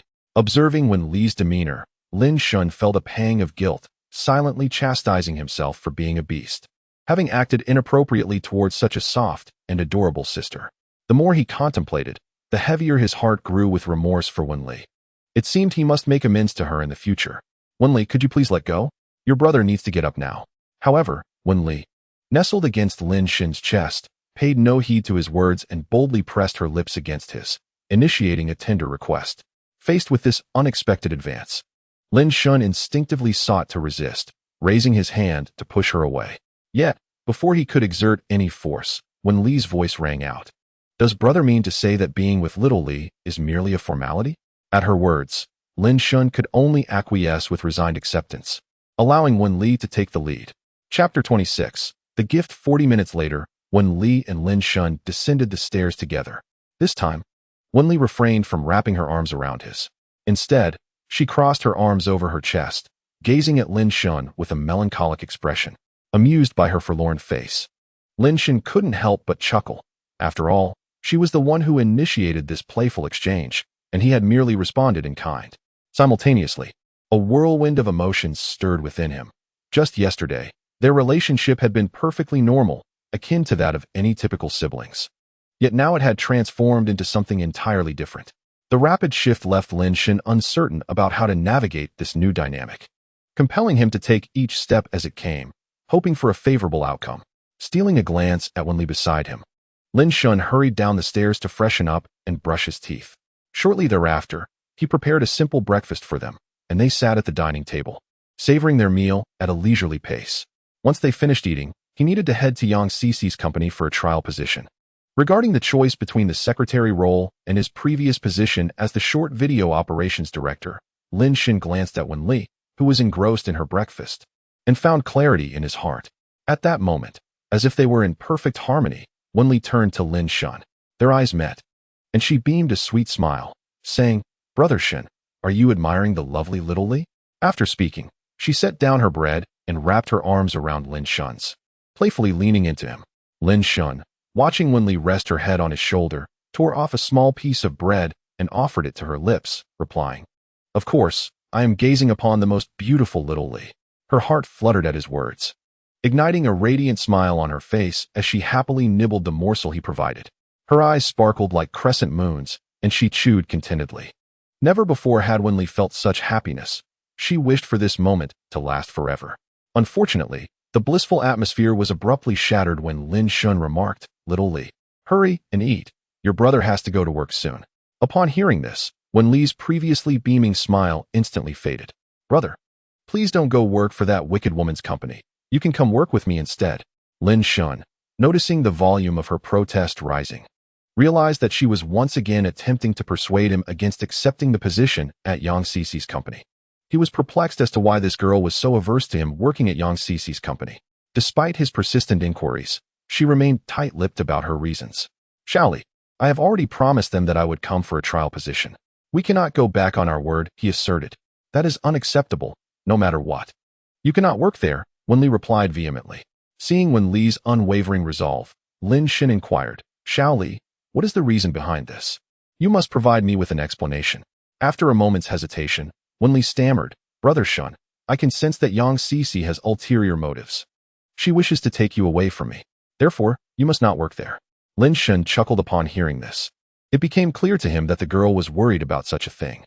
Now he understood why she had been so evasive in their previous conversations. He took the last bite of his bread, stood up, and gently ruffled Wen Li's hair. Xiaoli, do not overthink it. My relationship with her is purely platonic. Besides, what do we share now? Wen Li's cheeks flushed at Lin Shen's words, and she shyly replied, Brother Shun is my boyfriend. Exactly. So, you need not worry excessively. I will take responsibility for you, always be by your side, and never abandon you. However, we must earn a living and put food on the table. Today, Xiaoli needs to film a video and do a live stream, and I must work hard to provide for you. But, alright, Wen Li, do not fret too much. I will send you messages regularly to keep you updated.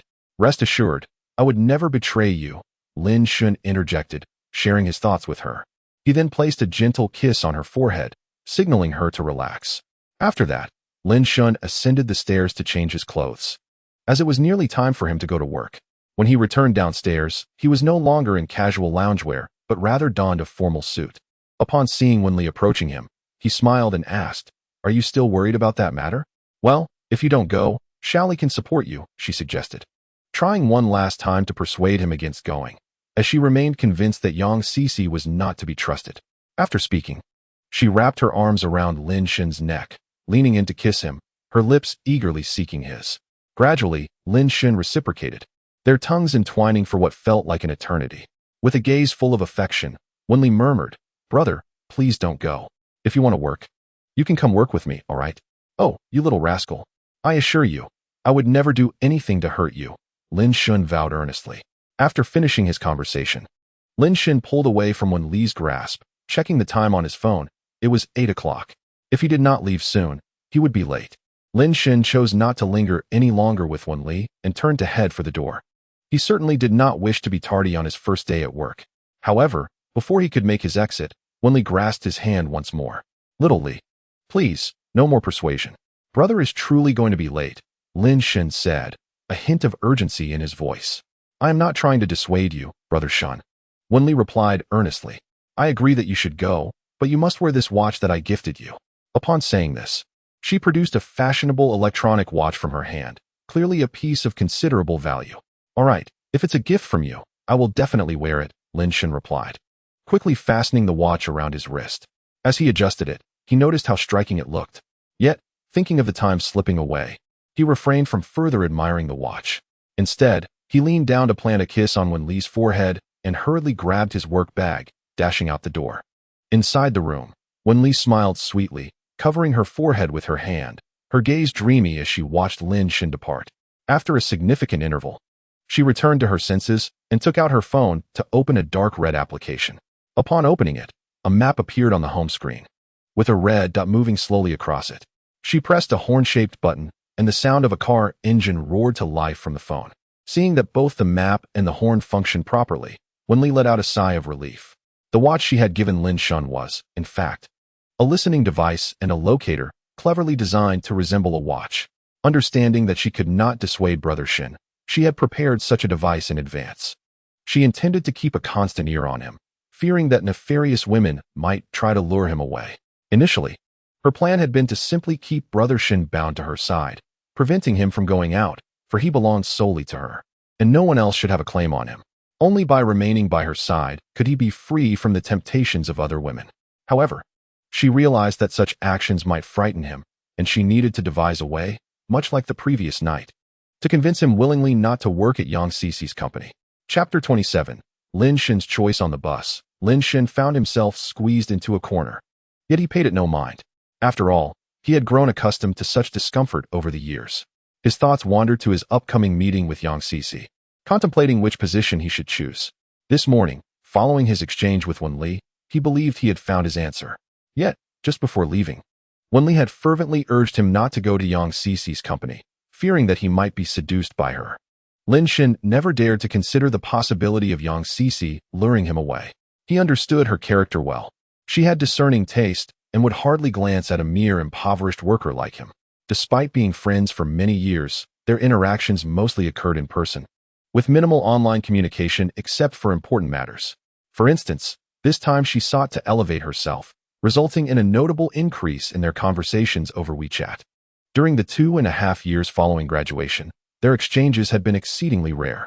Thus, Considering all factors, it seemed that Yang Cece was merely toying with him.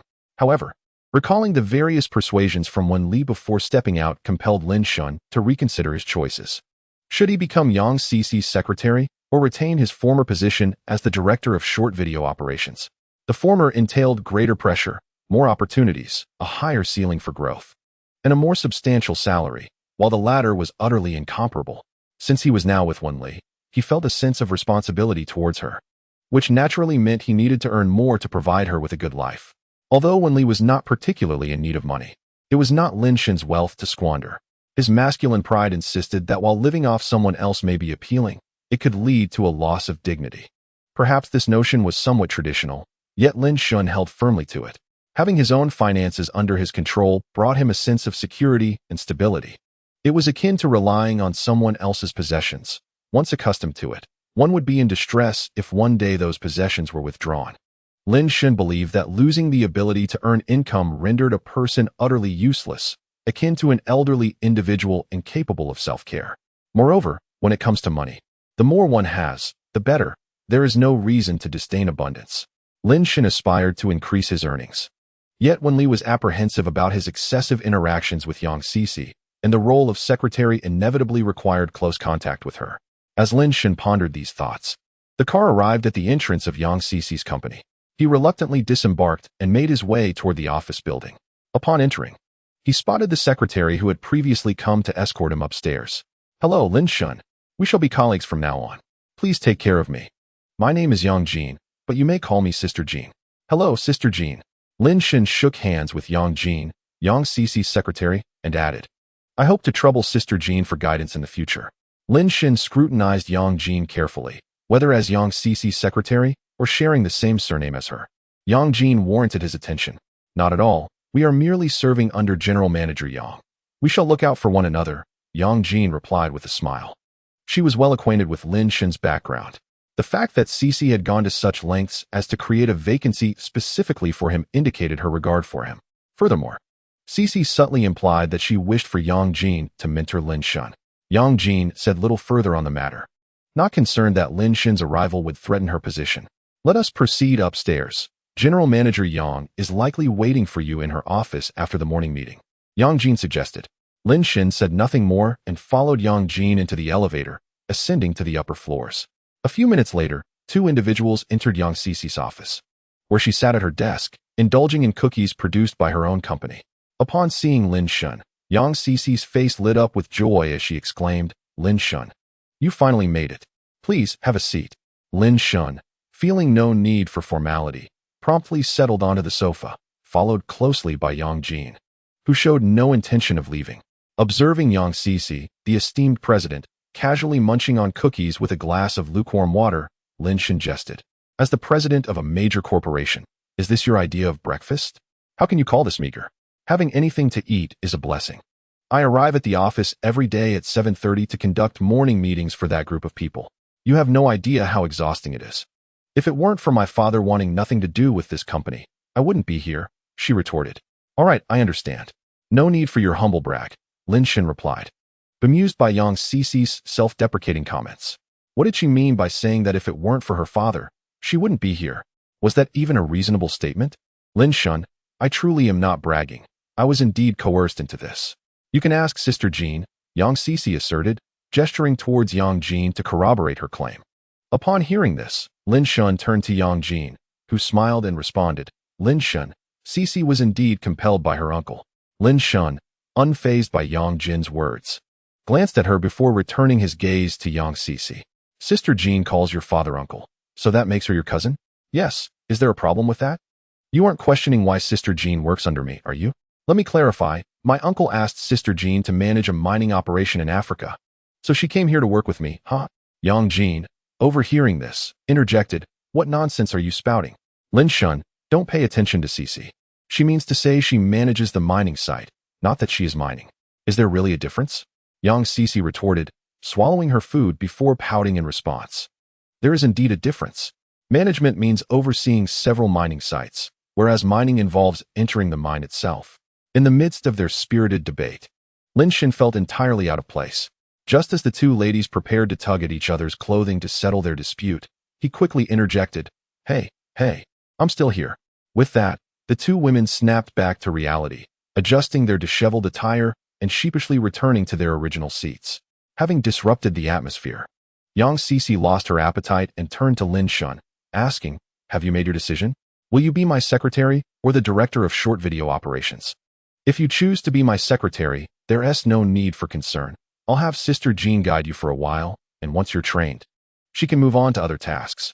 Without a moment's hesitation, Lin Shun replied, "Thank you for the opportunity, Cece.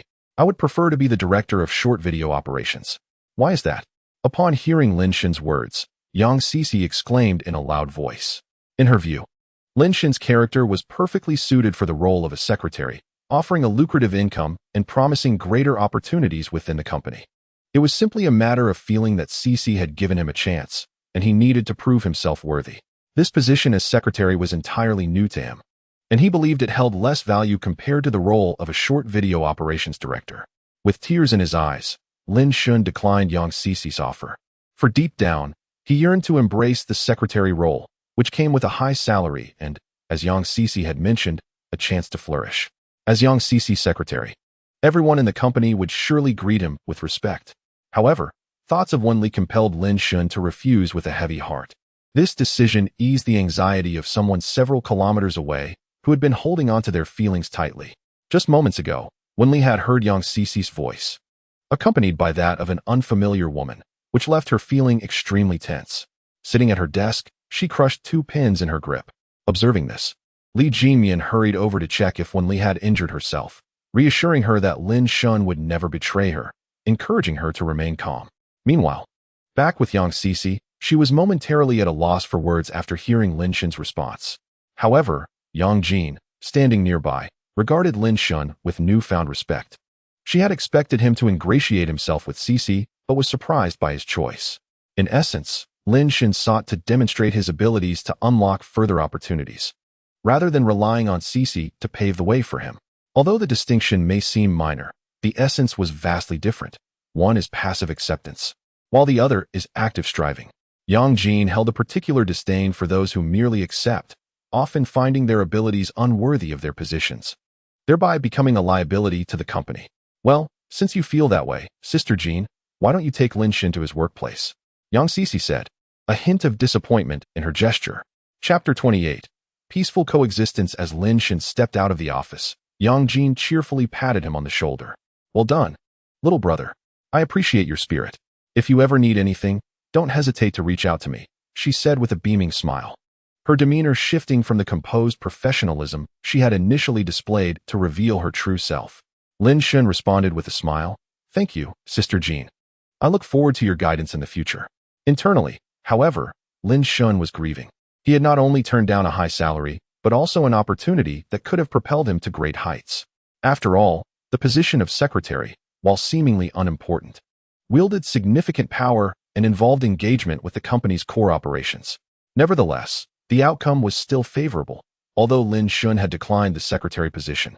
He had garnered Yang Jin's goodwill. This would undoubtedly facilitate his journey within the company. As Lin Shun contemplated these matters, Yang Jin led him to the HR department for registration before guiding him to his designated department.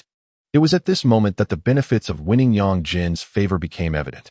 Regardless of whether Yang Jin was registering with the Human Resources Department, introducing Lin Shun to his position, or handing over duties to the incumbent, her explanations were exceedingly detailed.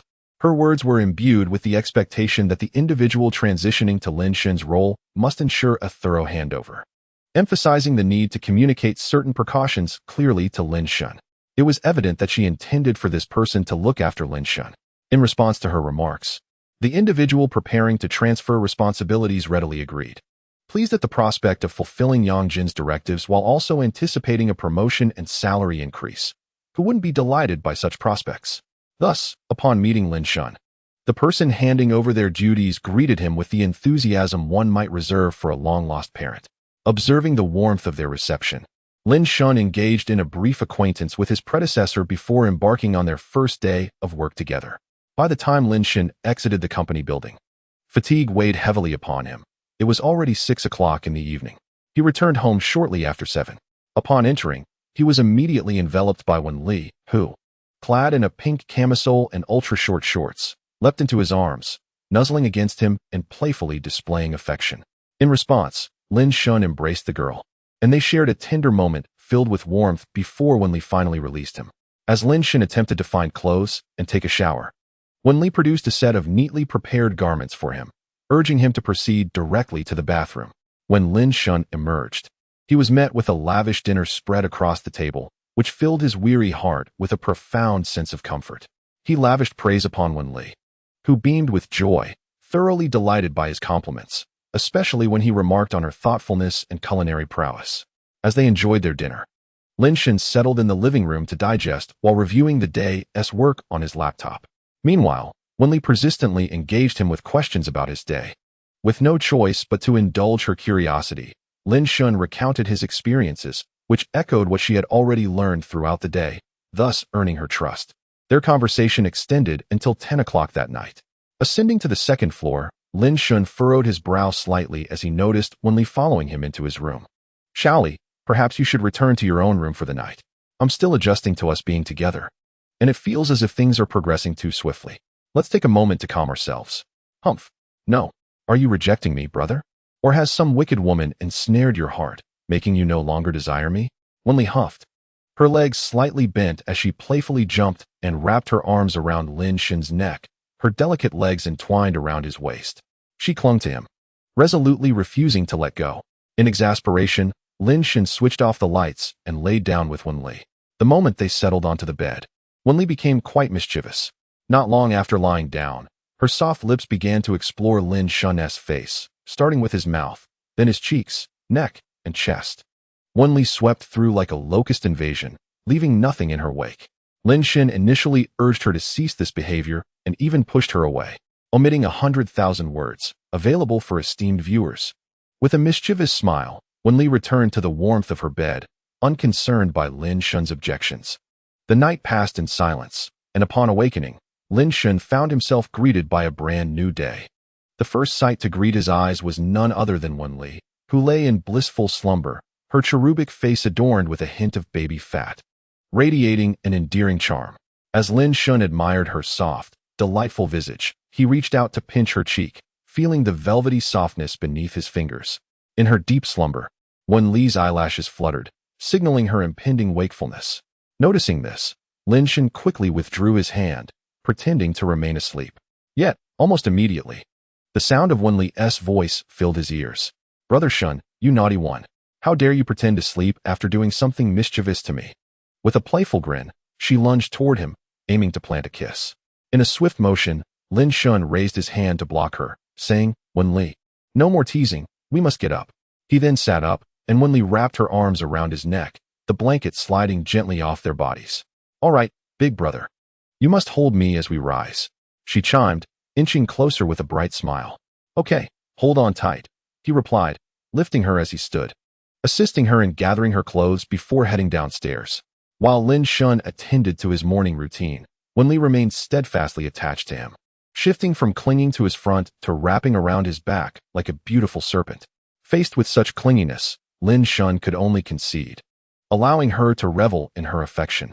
It was only when Wenli needed to wash up that she reluctantly detached herself from him. After a shared breakfast, Lin Shun proceeded to work, just as he had the previous day. Wenli showered him with kisses and hugs, only relenting when she noticed he was wearing a watch before he left. The subsequent days unfolded in a similar manner, with the two living in harmony.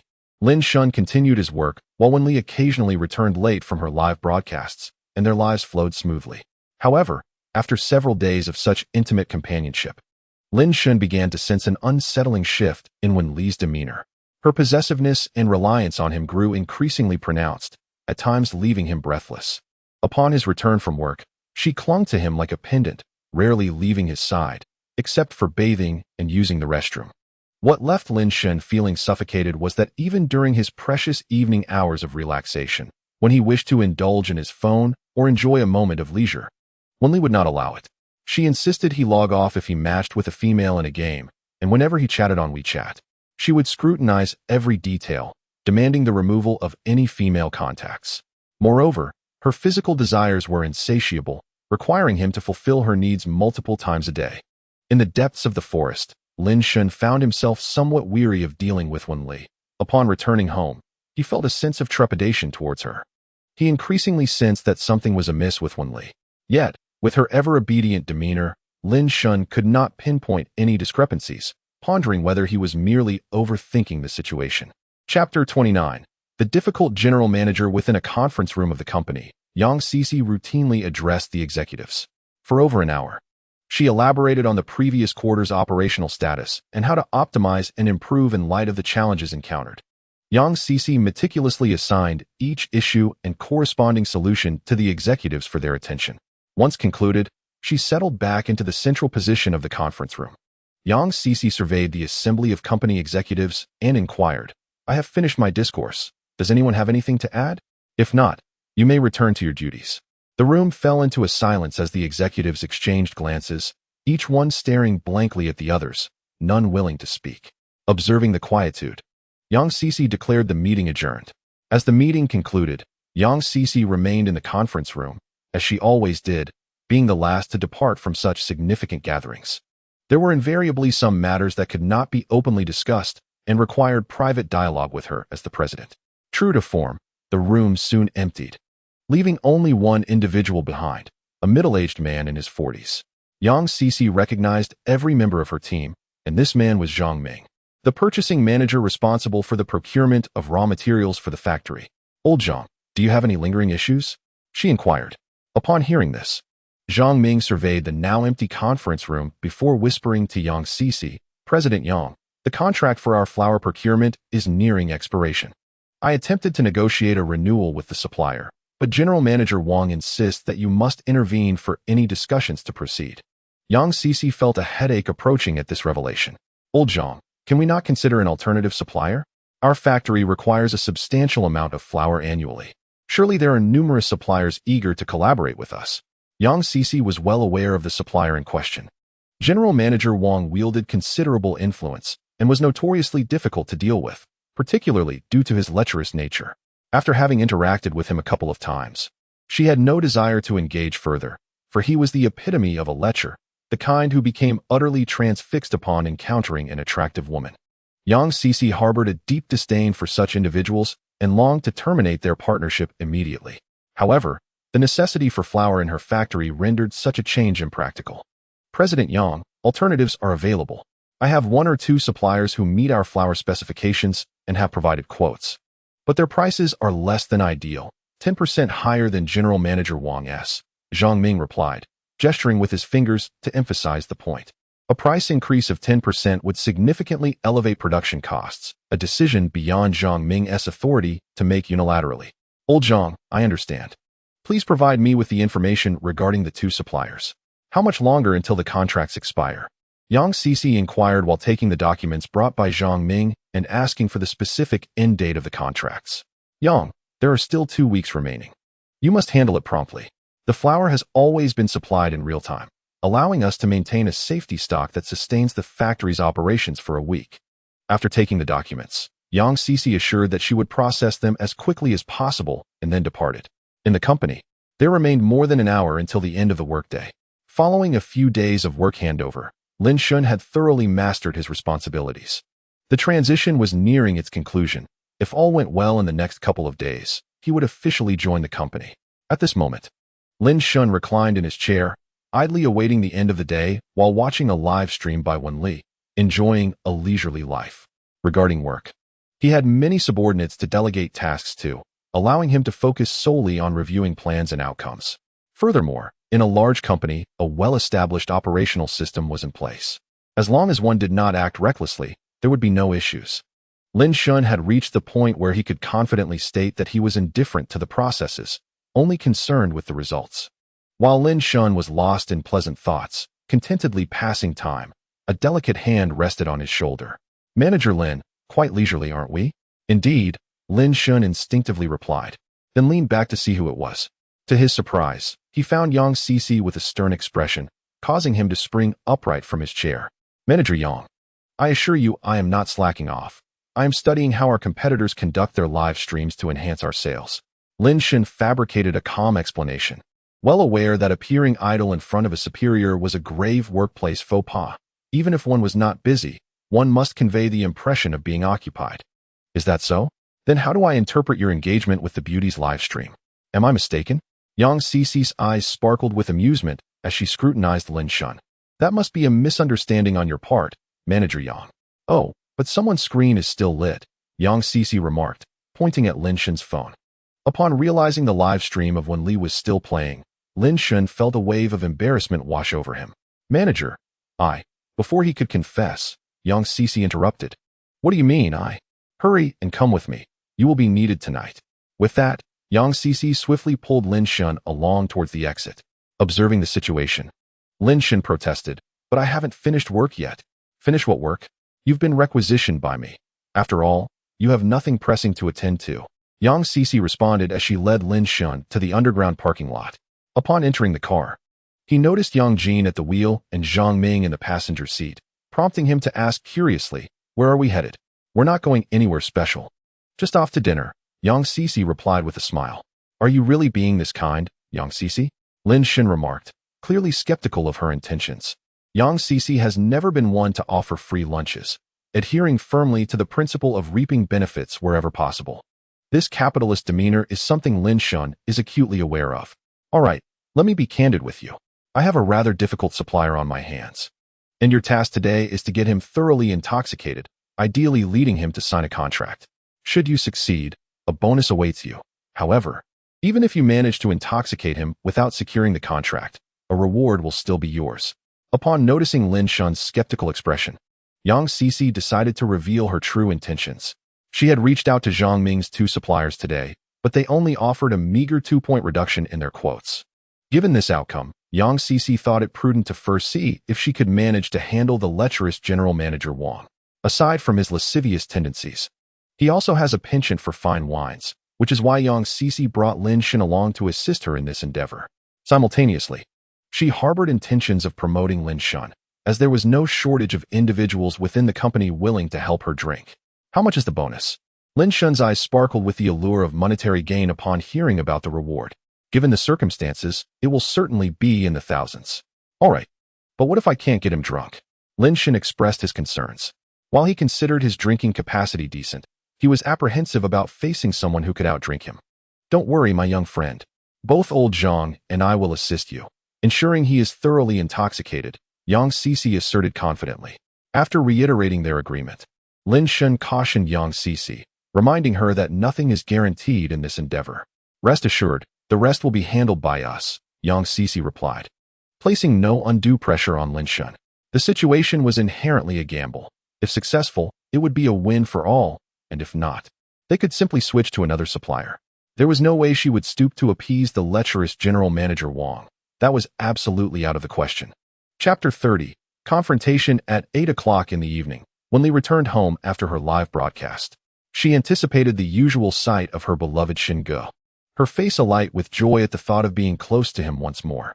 However, upon opening the door, she was met with an impenetrable darkness. The smile that had adorned her face faded in an instant. Observing the state of the house, she quickly concluded that Lin Shun had yet to return. This realization prompted her to whip out her phone, keen to track Lin Shun's whereabouts. Upon accessing the tracking feature, she discovered that Lin Shun was at a hotel. Her eyes sparked with fury. How could Xinge be at a hotel so late? What could he possibly be up to? The more she pondered, the more agitated she became, her breath quickening as tremors coursed through her body. In a rush, she activated the listening device, and immediately, Yang Jin's voice filled the air. Cici, here's the room card for 615. Just make sure you don't do anything inappropriate tonight. Yang Jin teased Yang Cici. Enough of that. Don't overthink it. Lin Shun is bound to be well taken care of while he is so intoxicated. Is that so? Then why didn't you call his sister to take him home instead of bringing him to a hotel? As when Li heard the voice emanating from her phone, she fervently murmured to herself, damn, that wretched woman is indeed fixated on Brother Shun. I must ensure her disappearance. Enraged beyond measure, she stamped her foot on the floor, producing a resounding thud. Without a moment's hesitation, she summoned a ride to the location where Lin Shun was situated and hastily returned to her room to grab a fruit knife before dashing out the door. Upon entering the vehicle, Wenli anxiously implored the driver, please drive faster. I am on a mission to confront the shameless woman who is trying to seduce my boyfriend. The driver, about to remind her of the importance of road safety, halted his words upon seeing her produce a thick wad of red bills from her bag, certainly amounting to several thousand. With a cold demeanor, she declared, "As long as you accelerate, this money is yours." The driver, upon hearing this, pressed the accelerator to the floor, mentally calculating the quickest route available. Meanwhile, at the hotel, Lin Shun lay inebriated and unconscious, reeking of alcohol, with remnants of his recent bout of sickness staining his clothes, emitting a repugnant odor. Upon hearing Yang Jin's words, Yang Cici felt a blush creep onto her cheeks. Indeed, her decision to bring Lin Shun to the hotel had its own ulterior motives. However, it was not in the manner Yang Jin had assumed.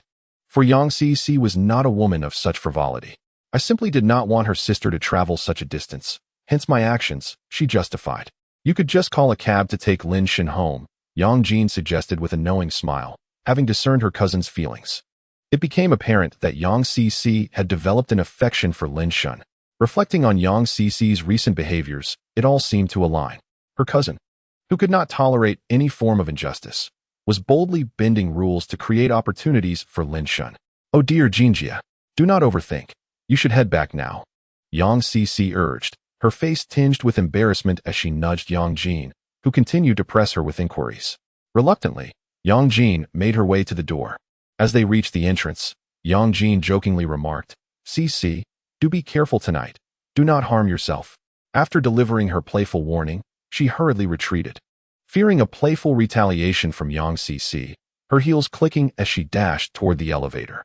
Watching Yang Jin flee in such haste, Yang Cici felt a surge of frustration, stamping her foot in irritation, her cheeks flushed with shyness. "Jin Jia is truly mischievous. I have no such intentions, merely wishing to stay and care for Lin Shun." Once Yang Jin had departed, Yang Cici swiftly closed the door and leaned against it, her heart racing in a flurry of excitement and anxiety. The thought of being alone in a room with a man for the first time sent her heart into a frenzy. Taking a moment to steady her nerves, Yang Cici gradually approached the slumbering Lin Shun. Gazing at his handsome features, she found herself momentarily entranced. This visage had occupied her thoughts countless times, but back then, Lin Shun had been devoted to another, leaving her to silently yearn for him. After graduation, Yang Cici had not laid eyes on him again, hoping only for Lin Shun's happiness. However, just recently, she learned that Lin Shun had broken up with Lu Shi, stirring feelings in her heart that had long been dormant. Thus, she re-entered his world, determined not to let this opportunity slip away again. Yang Cici reached out, her fingers brushing against Lin Shun's warm, resolute face. Reluctantly withdrawing her hand, she began to unfasten his clothing. The potent aroma of alcohol, mingled with the stench of vomit, was unbearable. It was essential to strip him of his garments and cleanse his body, lest the foul odor suffocate her that night. With considerable effort, Yang Cici managed to remove Lin Shun's suit and the white shirt beneath. As her hand reached for his belt, a large hand suddenly gripped hers. A wave of anxiety surged through her, akin to being caught in an act of mischief. Slowly, she raised her gaze, meeting Lin Shun's eyes, which were now open and fixed upon her. "Thank you, Cici. There's no need for that. You should go take a shower. I'll rest for a bit and return home once the effects of the alcohol wear off." "All right, I'll go shower now." Feeling like a cat caught in a moment of indiscretion, Yang Cici's mind went blank as she hurried into the bathroom, not daring to glance back at Lin Shun. Once she departed, Lin Shun closed his eyes again, truly intoxicated. His mind was clouded. Only the vigorous motions of Yang Cici undressing him had roused him slightly. He had wished to drift back into slumber, but thoughts of the clingy girl waiting for him at home intruded upon his mind. With a sudden resolve, Lin Shun opened his eyes and slowly sat up. Spotting his clothes nearby, he struggled to dress himself in a daze. Yet, no matter how he tried, he could not seem to put them on correctly. After several minutes of effort, he finally managed to don the white shirt. He then reached for his suit. But as he stood up, he stumbled and fell, creating a loud commotion that even Yang Cici, hidden in the bathroom, could hear. Upon hearing the noise, Yang Cici, disregarding her embarrassment, rushed out to investigate. Finding Lin Shun on the floor, she hurried over to help him, concern etched on her face. "Lin Shun, what happened?" Lin Shun, with weary eyes, looked up at her. "Cici, call a car to take me home. My sister is waiting for me." "You're in no condition to go home. You wouldn't even know which way to turn when you get out of the car. Just get back to bed and sleep." Yang Cece immediately dismissed Lin Shun's plea. No, Wen Li is still waiting for me. She'll be upset if I don't return. Don't be ridiculous. Get back to bed and sleep. With that, Yang Cece exerted herself to help Lin Shun to the side of the bed, but he stubbornly resisted. Determined to head for the door, Yang Cece clung to him, urging him not to leave, employing every tactic of persuasion she could muster. The two individuals remained locked in a stalemate for 2 to 3 minutes, one yearning to return home, while the other was resolute in preventing such an escape. Suddenly, Lin Shun unleashed a surge of strength, pulling Yang Cece forward, causing both to stumble and fall to the ground. In that critical moment, Lin Shun instinctively embraced Yang Cece. As they tumbled to the floor, Lin Shun found himself lying on the carpet with Yang Cece sprawled atop him. In an instant, their foreheads touched and their gazes locked. Yang Cece's eyes were filled with emotion. At that moment, silence enveloped them, Lin Shun appearing still dazed. Yang Cece quietly observed the chiseled features of Lin Shun. Then her gaze drifted to his slender lips. A wave of desire surged within her, prompting the thought of kissing him. Just as she cast aside all hesitation and closed her eyes to lean in, a series of loud knocks resounded at the door. The urgent and thunderous knocking echoed like a hammer striking, causing the door to vibrate violently. Hearing the frantic rapping, Yang Cece reluctantly sprang to her feet, exasperatedly striding toward the door, exclaiming, "Who is it? Knocking so rudely? Do you have no sense of decorum?" With determination, she flung the door open, intent on chastising the intruder for their lack of manners, which had interrupted her intimate moment. However, as the door swung wide, she was met with a glinting fruit knife aimed directly at her face. Chapter 31. The Terrified Lin Shun, Part 1, confronted with the swiftly descending blade. Yang Cece's pupils dilated in terror, her complexion paling. She immediately sidestepped to evade the weapon, the knife narrowly missing her. Had it not been for her years of training in Taekwondo, she would have sustained a grievous injury. Seeing the strike miss, Wen Li, undeterred, shifted her stance and lunged toward Yang Cece with the knife. Panic surged within Yang Cece as she hastily retreated, creating a safe distance between them. It was at that moment she truly beheld Wen Li's countenance, her heart racing as she cried out, "Are you insane?" Wen Li, knife in hand, advanced menacingly, her eyes fixed on Yang Cece with the intensity of a predator stalking its prey. With a cold demeanor, she declared, "You seduced my man, and you must pay the price." Faced with Wen Li's relentless approach, Yang Cece took a defensive stance, cautiously watching as Wen Li closed in, not daring to make any sudden movements. Despite her prowess in Taekwondo, the narrow confines of the corridor rendered her skills nearly useless. Moreover, with Wen Li wielding a knife, a single misstep could result in a fatal wound. Listening to Wen Li's accusations, Yang Cece found herself bewildered. She had no connection to Wen Li or her boyfriend. They were mere strangers in the daily grind of life. Furthermore, Yang Cece prided herself on her integrity and had no intention of pursuing anyone else's partner. "I don't even know who your boyfriend is. How could I possibly seduce him? You need to calm down and let us discuss this rationally." "Humph. You wouldn't know? Brother Shun is my boyfriend. You vile wretch. Do not presume that I am unaware of your wicked intentions, you wretched woman. Seizing the opportunity to bring my brother, who was inebriated, to a hotel for unspeakable deeds. Such a despicable woman. You only know how to entice another's boyfriend. Today, I shall ensure you pay a steep price." Upon hearing these words, Yang Cece's mind momentarily faltered. Were they not siblings? How had their relationship shifted so suddenly to that of lovers? Lin Shun had only recently parted ways with Lu Shi. How could he so swiftly be entwined with another? Countless questions surged within Yang Cece, yet there was no time to ponder them, for Wen Li quickened her pace, forcing Yang Cece to retreat hastily. The two figures soon emerged in Lin Shun's sight, and as Yang Cece was relentlessly pressured, she implored Wen Li to lower her weapon, saying, "Calm down, please. I am unaware of your matters. Let's discuss this peacefully." But Wen Li paid no heed to Yang Cece's pleas, her eyes revealing a frenzied determination, as if she would not rest until Yang Cece was slain. As Wen Li advanced with her blade, Yang Cece quickly retreated until her back met the wall, leaving her no further escape. A fierce resolve ignited in her eyes as she prepared to fight desperately for a glimmer of hope. Just as they clashed, Lin Shun seized Wen Li's wrist with a forceful grip. With a swift motion, he disarmed her, his gaze icy as he confronted Wen Li. "What are you doing?" Lin Shun's voice was laced with chilling intensity. "Moments ago, He had been sprawled on the bed, but upon witnessing Wenli brandishing a knife and threatening Yang Cici, clarity returned to him in an instant. There was no time for hesitation. A life was at stake. Having narrowly avoided a grave situation, he was relieved to have intervened in time. When Li, confronted by Lin Shun's commanding presence, faltered, her bravado diminished. I want to kill this vile woman. She dared to seduce my brother. In an instant, a resounding slap echoed throughout the room, leaving a stark imprint on Wen Li's cheek. Lin Shun, consumed by fury, had struck her with unrestrained force. Kill. Do you wish to end up in prison? His thunderous reprimand brought Wen Li's once haughty demeanor crashing down. After this tumultuous episode, Lin Shun turned to the still perturbed Yang Cici, quickly offering reassurance. Cici, it's all right. This is my fault. I have been remiss in guiding my sister, causing you distress. I apologize on behalf of Wen Li. I am truly sorry, Cici. Lin Shun bowed deeply, hoping to earn her forgiveness, aware that if matters escalated, it would spell trouble for Wen Li.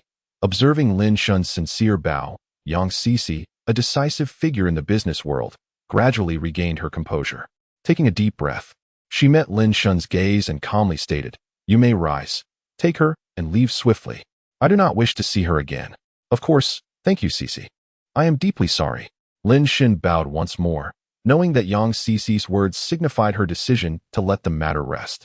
Fortunately, Yang Cici did not pursue the matter further. Otherwise, with Wen Li charging into the room wielding a knife, it would have been sufficient to land her in serious trouble. Lin Shun swiftly picked up the knife that Wen Li had brought and, without a hint of intoxication, pulled her towards the door. As he was about to leave, Yang Cici hurriedly inquired, "Is Wen Li truly your girlfriend?" Lin Shun, upon hearing her question, turned to face Yang Cici, gazing at her gentle and intelligent face. He calmly responded, "Yes, we established our relationship a few days ago. I apologize for today. It was my fault that you were startled." Upon receiving this definitive answer, Yang Cici's expression momentarily shifted to one of darkness, and she retorted skeptically, "But you are siblings. How can you be together?" Lin Shun, unfazed, explained, "Wen Li is not my biological sister. She is the little sister of my neighbor from many years ago. We have always interacted as siblings, which is why I introduced her as my sister in the past." Yang Cici's countenance darkened further, her disbelief palpable. Yet, by the time she regained her composure, Lin Shun had already taken Wen Li away.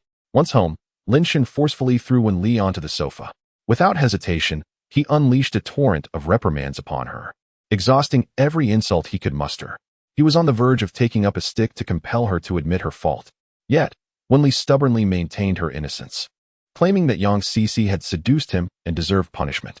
Seeing that Wen Li was utterly unyielding, Lin Shun, in a fit of rage, shattered several cups before storming upstairs. Choosing to ignore her, he felt as though he might succumb to the frustration she caused him. Had he not intervened today, either Yang Cici or Wen Li would likely have been gravely harmed, and the consequences could have been catastrophic. Wen Li would almost certainly have faced imprisonment. In this society governed by law, how could one brazenly wield a knife against another and not be apprehended? In all his years, Lin Shun had never felt such anger. The door slammed shut with a resounding bang, causing the walls to tremble, and the commotion could be heard from downstairs. Once in his room, he lay on his bed, the scent of alcohol and blood clinging to his clothes. As for Wen Li, he decided to disregard her for the moment. His frustration with her was overwhelming. Lin Shun felt a deep disappointment. He had hoped for better from her. Not long ago, the incident with Lu she had barely settled. And now Wen Li had resorted to brandishing a knife against Yang Cici. This uproar had effectively severed his ties with Yang Cici, making it impossible for him to work with her in the future. Ever since Wen Li had come to live with him, he felt burdened by an increasing number of worries. After about 20 minutes of tossing and turning in bed, Lin Shun found it difficult to sleep, his mind consumed with thoughts of how to alter Wen Li's character. Meanwhile, Wen Li, her face darkened and a syringe concealed in her hand, knocked on Lin Shun's door with a determined thud, feeling betrayed that he would strike her for that vile woman. "I desire for my elder brother to love me eternally and never abandon me. Brother, you belong solely to me." These thoughts incessantly echoed in Wen Li's mind, her peach blossom eyes turning vacant and eerie, the corners of her mouth curving into a frighteningly exaggerated smile, revealing her gleaming white teeth. After knocking on the door for a while without a response, Wen Li took out her key, intending to unlock Lin Shun's door. At that moment, however, footsteps emerged from within, prompting Wenli to withdraw her hand. Upon opening the door, Lin Shen found Wenli standing obediently before him, her hands clasped behind her back, presenting herself like a well-behaved girl. "What brings you here?" Lin Shen inquired curtly. As soon as he spoke, Wenli flashed a wicked smile, and in a swift, unnoticed motion, her hand lunged towards Lin Shen's waist. In an instant, she plunged a syringe into him, her thumb deftly pressing the plunger, injecting the substance into his body. The occurrence transpired with astonishing speed. By the time Lin Shen comprehended what was happening and attempted to question her about the injection, his vision began to dim. "What have you given me?"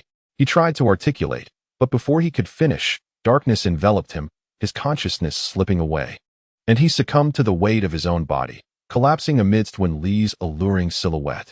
Chapter 32, Lin Shen's Terror, Part 2.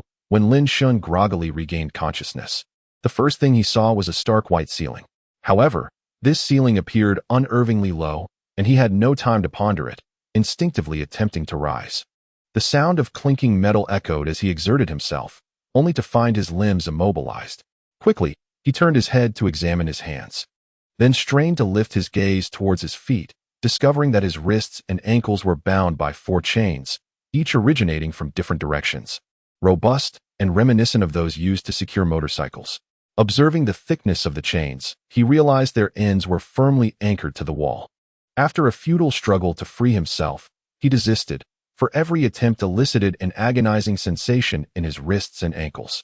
Having exhausted himself without success, Lin Shen lay sprawled on a spring mattress, a white blanket draped over his exposed body, while he began to survey his surroundings in hopes of discerning his location.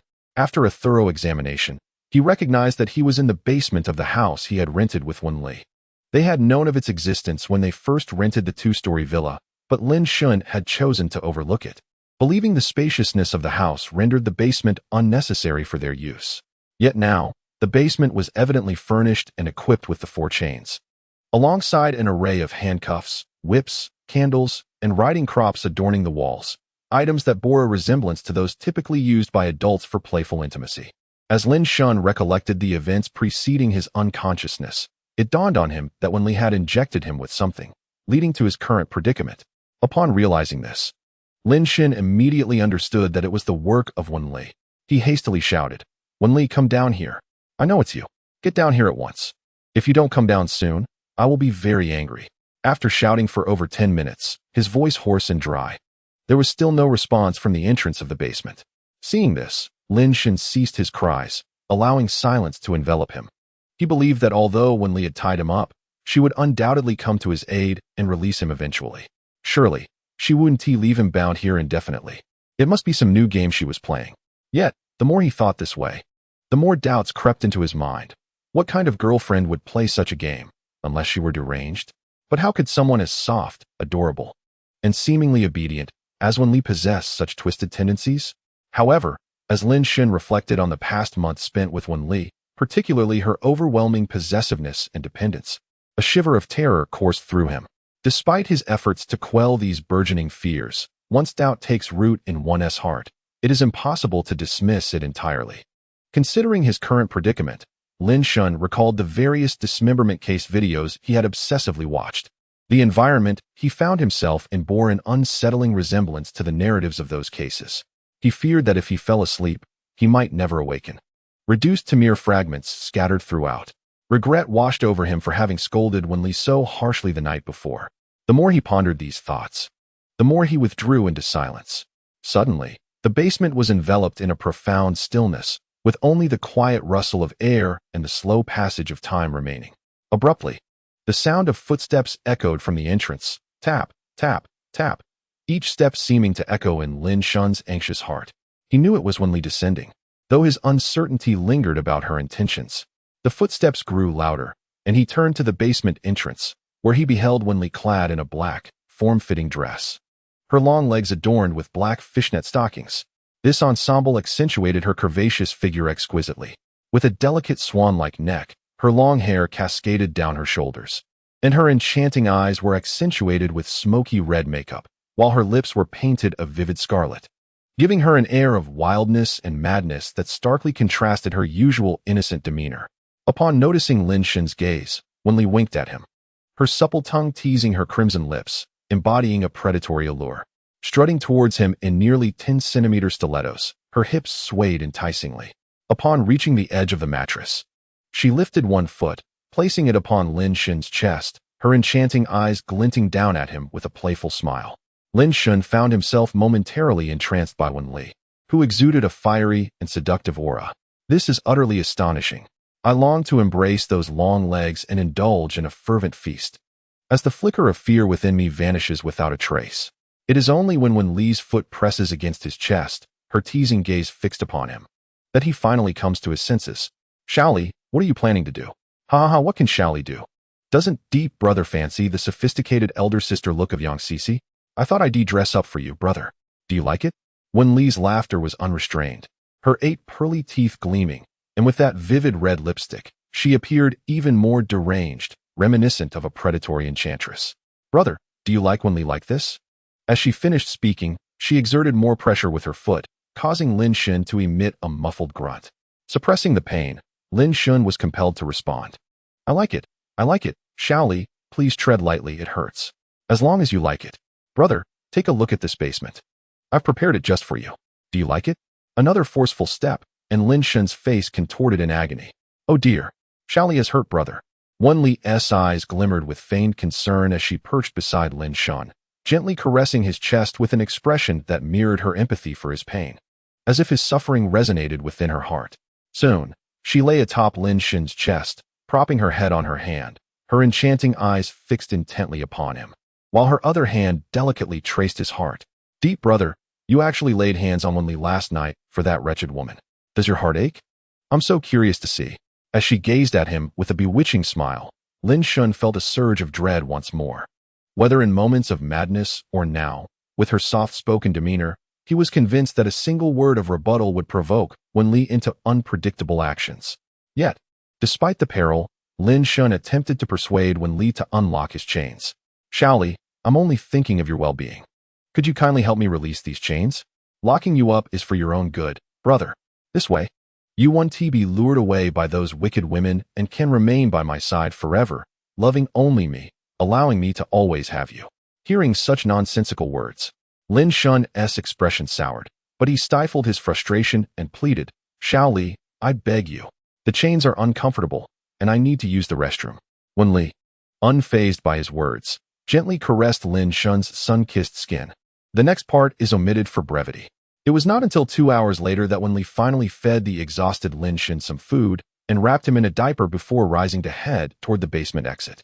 As she prepared to leave, Lin Shen, drenched in sweat, cried out in terror, Wen Li, you can't do this.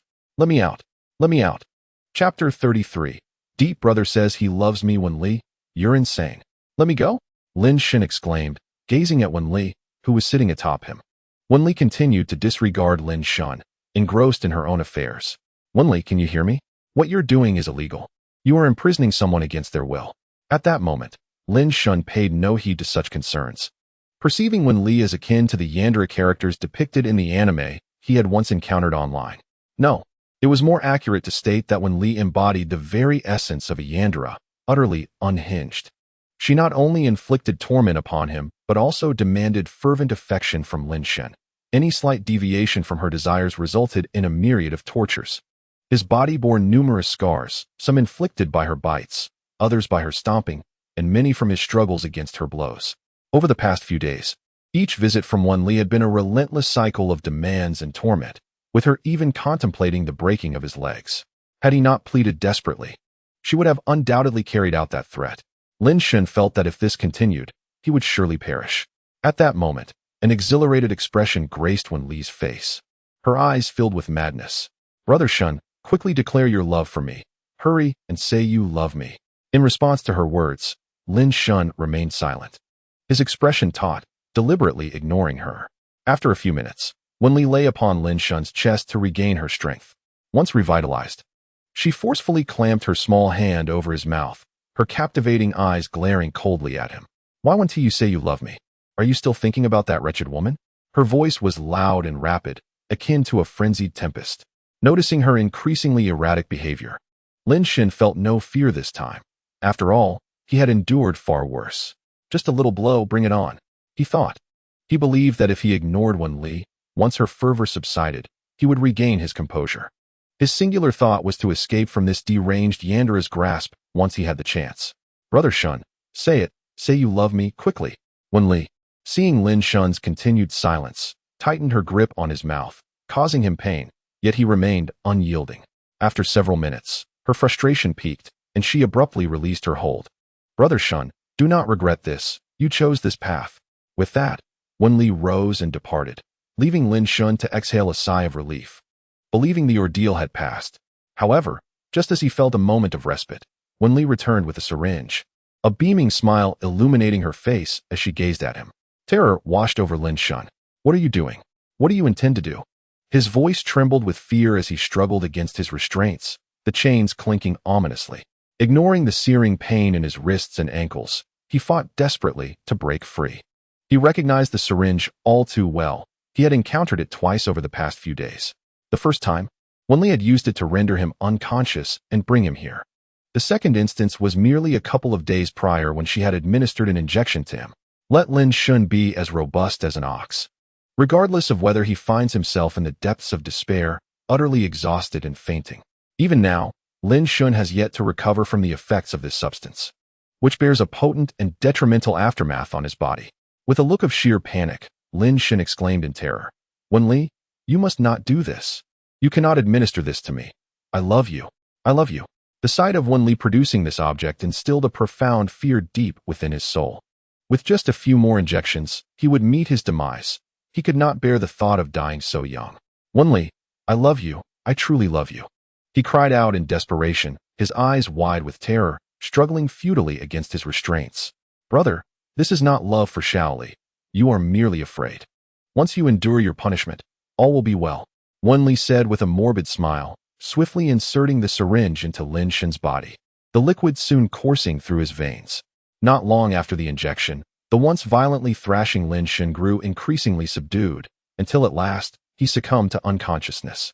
When Lin Shun awoke, he felt a chilling sensation envelop him, realizing that Wen Li had splashed him with cold water to rouse him. The refreshing liquid cascaded down his sun-kissed skin, pooling beneath his feet. It was then that Lin Shun discovered he was bound, suspended like cured meat by Wen Li. Just as he contemplated his escape, the alluring figure of Wen Li appeared before him, brandishing a long whip. Seeing her in such a provocative state, Lin Shun momentarily set aside his thoughts of her enticing form and demanded, Wen Li, what do you intend to do? What do you think? I am here to punish my dear Lin Shun for ignoring my words, she replied. With a flick of her wrist, the whip cracked sharply, sending a jolt of fear through Lin Shun. He trembled and pleaded, Wen Li, I truly love you. Please let me go. I promise to obey you from now on. In a desperate attempt to appease her, he continued to beg, fearing that such treatment could be fatal. You are not sincere at all, nor do you heed my warnings. I told you not to work at that wretched woman's company, yet you insisted on going. You must endure this pain, Wen Li declared, her resolve unwavering as she unleashed her punishment without a shred of mercy. Wen Li, may you not find peace. He cursed, as the basement echoed with his anguished cries. Had it not been for the soundproofing, his torments would have surely attracted attention long ago. After more than 40 minutes, Lin Shun ultimately lost consciousness. Chapter 34. Freedom of Choice. When Lin Shun groggily awoke once more, he discovered himself back in his own room, his body swathed in bandages. The sight of his condition propelled him from the bed, regardless of the agonizing pain from his torn wounds. He hurriedly slipped on a pair of flip-flops and dashed out the door. Lin Shun's sole thought was to escape, to flee to a place devoid of Wen Li. As the door swung open, he encountered Li Jinyan, who stood outside with a bowl of millet porridge, poised to enter. Upon seeing Lin Shun, she smiled and remarked, awake. Are we? Come, have something to eat. As for your desire to run, forget it. Ignoring her completely, Lin Shun darted past her, racing down the stairs. Despite the pain from his wounds, he moved with remarkable swiftness. Moments later, he slammed the door shut, a cold sweat breaking out on his forehead. Hearing the commotion, Li Jinyan looked towards the door and, still wearing a gentle smile, said, You're back. That was quick. Lin Shun, gazing at the smiling Li Jinyan, pointed at her and exclaimed, Speak. Are you all in cahoots to harm me? His voice trembled uncontrollably. He could no longer bear the thought of returning to the basement that had tormented him to the brink of despair. Just as he descended the stairs, he spotted Wenli and Lu Ruining standing on the first floor. Upon seeing him, Wenli feigned a look of remorse and offered a hollow apology. At that moment, Lin Shun had completely discerned Wenli's true nature, a thoroughgoing demon. It was laughable how he had once felt pity for her and taken her in. How utterly absurd. Lin Gu, before you finish your outburst, let me say something, all right?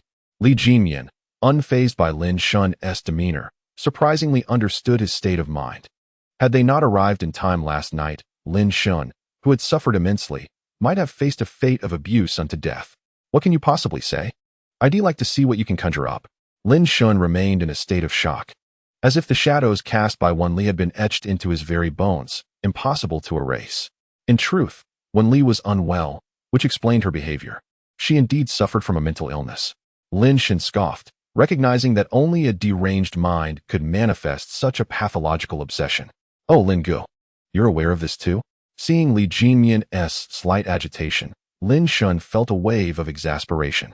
I was merely making an offhand remark, and you've taken it to heart. Undeterred by Lin Shun's expression, Li Jinyan pressed on. Lin Gu, to be precise, Shaoli isn't exactly insane. But she is close. Her severe psychological disorder leads to a break from reality, making her susceptible to extremes. To put it plainly, she harbors an overwhelming possessiveness and dependency towards you, viewing you as her lifeline. Anyone who dares to encroach upon you sends Wenli into a frenzy. Simply put, Shaoli is a Yandere. Lin Shun listened as Li Jinyan elaborated, distilling it down to the fact that Wenli was indeed a tormentor driven by her mental instability. She truly is a Yandere? Lin Shun questioned incredulously. He believed her to be merely violent and extreme in her tendencies, deserving of confinement in a psychiatric institution. Indeed, you are aware that she has endured oppression from her family for many years, and under various circumstances, Shaoli has become who she is today. Just now, when I went downstairs, she approached me to apologize. What could that possibly signify? Li Jinyan patiently elucidated to Lin Shun. It is this way, when Wenli is not provoked. She appears quite normal, merely a girl who craves affection. However, once she is triggered, she behaves as you have witnessed these past few days. After Li Jinyan finished speaking, she noticed Lin Shun still standing aloof and reluctant to approach. She took a cup of water to him. As Lin Shun gradually finished drinking, Li Jinyan observed his pitiable demeanor and felt a twinge of guilt. Brother Lin, on our first day here, we intended to warn you to be cautious around Wenli and not to provoke her. Upon hearing this, Lin Shun's expression darkened. Then why did you not mention it sooner? Coughing slightly, they explained, we had no opportunity. That night, Wenli made it a point to ensure you were thoroughly inebriated, leaving us no chance whatsoever. Lin Shun's countenance grew even darker, his expression ominously stormy. It was no wonder he had found himself in Wenli's bed that night and had engaged in such actions. It turned out that everything was orchestrated by her. He had berated himself as a beast, consumed by guilt and remorse. He was even contemplating how to treat Wenli better in the future and take responsibility for her. Serves him right for being deceived. In that moment, Lin Shun felt an overwhelming urge to confront her physically. Yet, the thought of Wenli possibly taking advantage of his momentary lapse and administering a drug that could render him unconscious, leading him back to the basement, made him hesitate. His singular desire was to distance himself from Wenli, wishing never to see her again. Well, we have conveyed all that needs to be said to Brother Lin. Now let us discuss serious matters. What serious matters? Lin Shun regarded Li Jinyan, puzzled by her solemn demeanor, questioning what pressing matters could possibly arise. Escaping seemed the wisest course. It pertains to the treatment of Wenli's condition. We wish to solicit your assistance in curing her illness. Of course, Brother Lin retains the right to decline. Your decision is entirely yours. Should you wish to leave, I will facilitate your departure and provide you with a generous sum as compensation for this unforeseen circumstance. Lin Shun, taken aback, inquired, really, my departure is at my discretion? He had assumed that Li Jinyan and Wenli were conspirators intent on confining him here. Without a doubt, this is a card worth 1 million. If you choose to leave, take this card with you. Observing the card Li Jinyan extended, Lin Shun hesitated momentarily before stepping forward to accept it, turning to flee toward the exit. After running a few steps, he suddenly halted. Memories of the past month spent with Wenli surged back, and aside from the recent turmoil, there had been many beautiful moments. Was her condition truly that severe? Ultimately, Lin Shun found it impossible to simply walk away. He needed to ascertain the specifics of Wen Li's situation. After all, the nature of their relationship still lingered in the air. As Li Jimian observed Lin Shun's silhouette, she found herself momentarily taken aback. Seeing Lin Shun decisively take the card, she assumed he was about to leave. This was a grave matter. Renowned psychological experts across the country had been consulted, yet they were all at a loss regarding Wen Li's condition. With such circumstances, Lin Shun felt increasingly helpless. Upon hearing this, he felt justified in making his way toward the door. He was merely an ordinary individual. If the esteemed specialist could not provide a remedy, what could he possibly do? Although he harbored feelings for Wen Li, the fear that had developed over the past few days outweighed his affection. Lin Shun was unwilling to place himself in jeopardy, for he understood the wisdom in the saying that a gentleman does not stand beneath a perilous wall. Remaining in Wen Li's company was a precarious endeavor. He feared he might once again find himself confined to the basement. No, if even you cannot heal her, then truly no one can, for in her world, you are akin to a deity. As Lin Shun approached the door, Li Jimian cried out, desperate to retain him, her frail frame erupting with unexpected strength. Her voice resonating throughout the house. Even those on the first floor were taken aback. Wen Li yearned to rush upstairs, but Lu Ruining held her tightly, offering solace. Chapter 35. Wen Li is a delicate soul, Li Jimian shouted hoarsely, hoping to persuade Lin Shun to stay. For the current state of Wen Li, she could not afford to be without him. The thought of Lin Shun leaving filled her with anxiety, fearing Wen Li might undertake some unpredictable actions. However, she could not force him to remain. He had to choose to stay willingly, which was essential for achieving the initial aspirations that she and Ruining had. She had sensed Lin Shun's affection for Wen Li, but at this moment, fear had triumphed over love. It was a natural response for anyone who had endured such inhumane torment.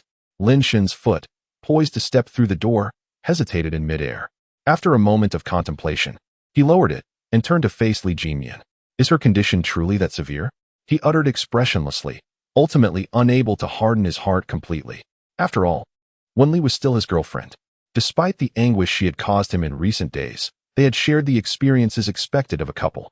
Moreover, it was evident that Wen Li loved him deeply, fiercely, even to the core of her being. She protected him as one would guard their sustenance. Though it left him feeling somewhat suffocated, Lin Shun found himself appreciating this pure, obsessive love. Since the estrangement of his parents, he had not felt such affection as an adult for quite some time. Not even Lu Shi had bestowed such warmth upon him. Thus, when Lin Shun heard Li Jimian declare that in Wen Li's world, he was akin to a god, the heart he had steeled out of fear began to soften.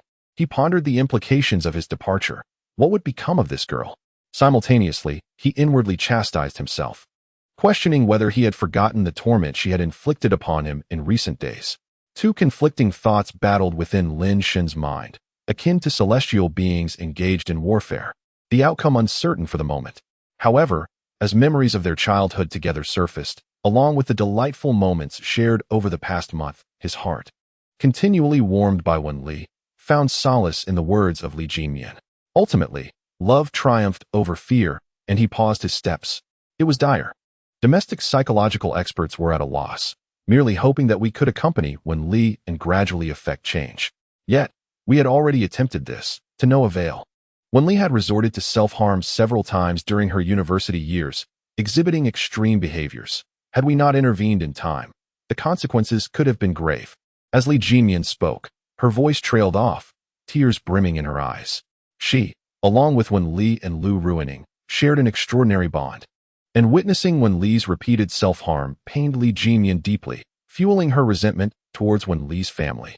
What kind of oppression could have led Wen Li to her current state? They were truly despicable. Then why bother seeking me? Lin Shun mused, realizing the gravity of Wen Li's situation. His attempts at mending things felt futile. He harbored a profound psychological shadow concerning Wen Li's affliction. The sight of her legs made him weak. Memories of her in the basement and the torment she inflicted upon him flooded his mind. No, there is hope. What Wen Li lacks is love and care. And you possess the ability to provide that, a gift none of us can offer. Why? Lin Shun questioned, perplexed as he approached Li Jimian.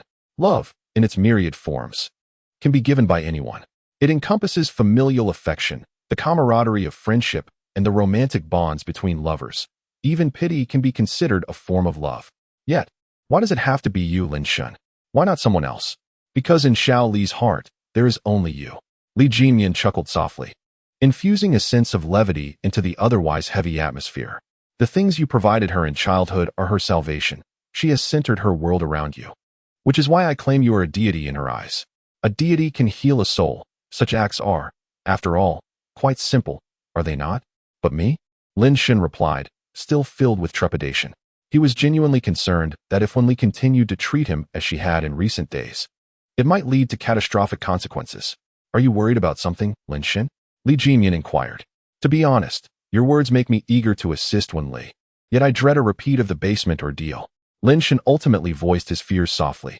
His feelings towards Wenli, this troubled soul, were dominated by apprehension, an overwhelming dread that a careless moment might lead him back into the depths of that basement once more. Hearing this, Li Jimian chuckled, teasing Lin Shun. Brother Lin, are you truly so afraid of this? It is merely Wenli's special consideration for you. Upon hearing these words, Lin Shun's expression darkened. What was there to laugh about? Any person would find it unbearable. Indeed, after a moment of contemplation, Li Jimian raised his head and continued, everyone fears being hurt. Yet you should not have to endure these trials. What does that mean? Lin Shun pondered, somewhat perplexed. Does this imply that all he is experiencing now is deserved? It is precisely because Brother Lin insisted on going to the hotel with that woman that Xiao Li erupted, leading to your confinement in the basement. To put it plainly, it is your doing.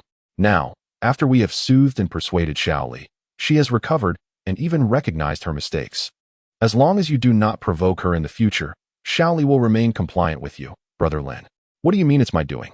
I was merely intoxicated. She led me there, and I had no means to resist. Lin Shun protested innocently. He had initially instructed Yang Cixi to call Wenli to pick him up, unaware that they had gone directly to a hotel. Regardless of the circumstances, in Wenli's eyes, you have gone to the hotel with that woman. In her world, you are to love only her, to be hers alone. No one else may encroach upon you, including us. You have witnessed the consequences of such transgressions. Upon hearing Li Jimian's words, Lin Shun immediately recalled the incident where Wenli fought with Lu Shi and the previous day when she attempted to stab Yang Cixi. With this insight, Lin Shun comprehended the entirety of the situation and felt a profound sense of Wenli's peril. If he were to inadvertently engage with that woman again, Wenli might very well resort to violence, and he would suffer for it. The thought sent him into a panic, and he instinctively considered fleeing. Terrifying. Noticing Lin Shun's inclination to escape, Li Jimian quickly called out, Brother Lin, do not be afraid. As long as you approach it correctly, Wenli will be as gentle as a little kitten. Upon hearing this, Lin Shun paused his escape, curious about this correct method. Li Jimian, seeing that Lin Shun was no longer inclined to run, divulged without hesitation, the simplest approach to interacting with Xiao Li is to obey her wishes at all times. Do not defy her and avoid excessive contact with other girls. In doing so, she will naturally be as docile as a little kitten. With such a Wenli, if you direct her east, she will never stray west. You could even command her to sacrifice herself. Lin Shun, upon hearing this, expressed skepticism. Is it truly that simple? He found it hard to believe, recalling how, even when he professed his love and promised to obey her in the basement, he still faced her wrath, which only intensified. It is indeed that simple. However, if provoked, it becomes ineffective. To put it bluntly, Wenli is possessive. As long as Brother Lin indulges her, she will transform into a gentle and affectionate wife. The usually shy Li Jimian playfully winked at Lin Shun, as if to say, you understand. Faced with this predicament, Lin Shun found himself at a loss for words. At such a moment, how could she still dwell on trivial matters? Stop, stop, stop. If I must heed her every whim, will I not be entirely at the mercy of Wenli? The mere thought of perpetually acquiescing to Wenli filled Lin Shun with dread. It felt akin to a living death, rendering him no different from a mere puppet. Life is but a fleeting journey, and one ought to pursue that which brings joy. To be completely dominated by Wenli would be a fate he believed to be worse than death itself. Thus, Lin Gu, your value is now manifest. Wenli possesses a certain threshold of tolerance for your actions. As long as you maintain a normal rapport with her, shower her with affection and protection, all will remain tranquil. Should Wenli err, you can gently critique and guide her, reshaping her distorted worldview and values, thereby soothing her troubled spirit and facilitating her healing. Li Jimian expounded at length. Yet perceiving Lin Shun's lingering confusion, she succinctly advised, Lin Gu, do not overthink it. Simply remember to interact with Wen Li in a normal manner. Refrain from attracting unnecessary attention, and you shall be safe. With that, she patted Lin Shun on the shoulder and strode towards the door. As she reached the threshold, Lin Shun turned and raised the card in his hand, reluctant to part ways. Take your money back, he called out. Upon hearing this, Li Jimian turned to him, her bright smile illuminating her features. Consider it a treatment fee for Shaoli. In the future, we shall rely on you, Lin Gu, and we will assist you as needed. With those cheerful words, she opened the door and departed. Indeed, when Li's choice of companions did not disappoint her, Li Jimian's presence significantly heightened the likelihood of Wen Li's recovery. Watching her leave, Lin Shun felt a pang of hunger and settled down to sip on a bowl of millet porridge. However, before he could finish, he was confronted by someone he was not quite ready to see. At that moment, Wen Li stood before him, her demeanor youthful yet forlorn. She cast her gaze downward, attempting to catch sight of her own toes, but despite her efforts, she could not. Ultimately, her eyes fell helplessly upon her fingers, which fidgeted nervously. Realizing that Lin Shun was frightened of her and wished to avoid her presence, she stood there in silence, hoping for his forgiveness. Wen Li understood that she had caused him pain, yet she had been unable to control herself at that moment. Oh, please, do not cry. Your tears make it seem as though I am the one who has wronged you, Lin Shun remarked, exasperated by her tears. I am the one who has been tormented by you. Just go outside. I do not wish to see you right now. Before he could finish his sentence, Lin Shun suddenly recalled Li Jimian's parting words and quickly amended, I forgive you, Wen Li. Please, step outside for now. I require some rest. With that, Lin Shun spoke curtly and disregarded her presence, lying back down on his bed. His feelings toward Wen Li, the troubled girl, were now laced with fear. He needed to devise a plan to ensure his safety. Although he had agreed to assist Li Jimian in treating Wen Li, he could not afford to expose himself to danger. In his heart, he harbored affection for Wen Li. Otherwise, he would not have risked staying. Yet, he was genuinely afraid of returning to that basement. Lin Shun, lying on the bed for a prolonged period, felt discomfort from his wounds and found it impossible to sleep. He could only turn to see if Wen Li had left. Upon turning, he beheld her, still with her head bowed, tears cascading down her cheeks. Noticing the small patch of the floor dampened by her tears, Lin Shun feared that if she continued to cry, she might harm her eyes. Thus, he called out, Come here. After a while, it seemed as if Wen Li had not heard him, remaining where she stood. Lin Shun's expression turned grim at this sight. For your own good, you refuse to listen? Very well, let your tears flow until you drown in them. If you perish, it would all be over, and I would be left unburdened. He lamented in silence, realizing how pitiable he was for feeling concern for another while enduring such torment himself. Was this not foolishness? Moments later, Lin Shun felt regret and spoke in a detached tone, Come here. Seeing that Wen Li remained unresponsive, he directed his voice at her with a cold edge. If you do not come now, I shall leave this city, and you will never see Lin Shun again. Upon hearing this, Wen Li abruptly lifted her tear-filled, enchanting eyes and cried out, No?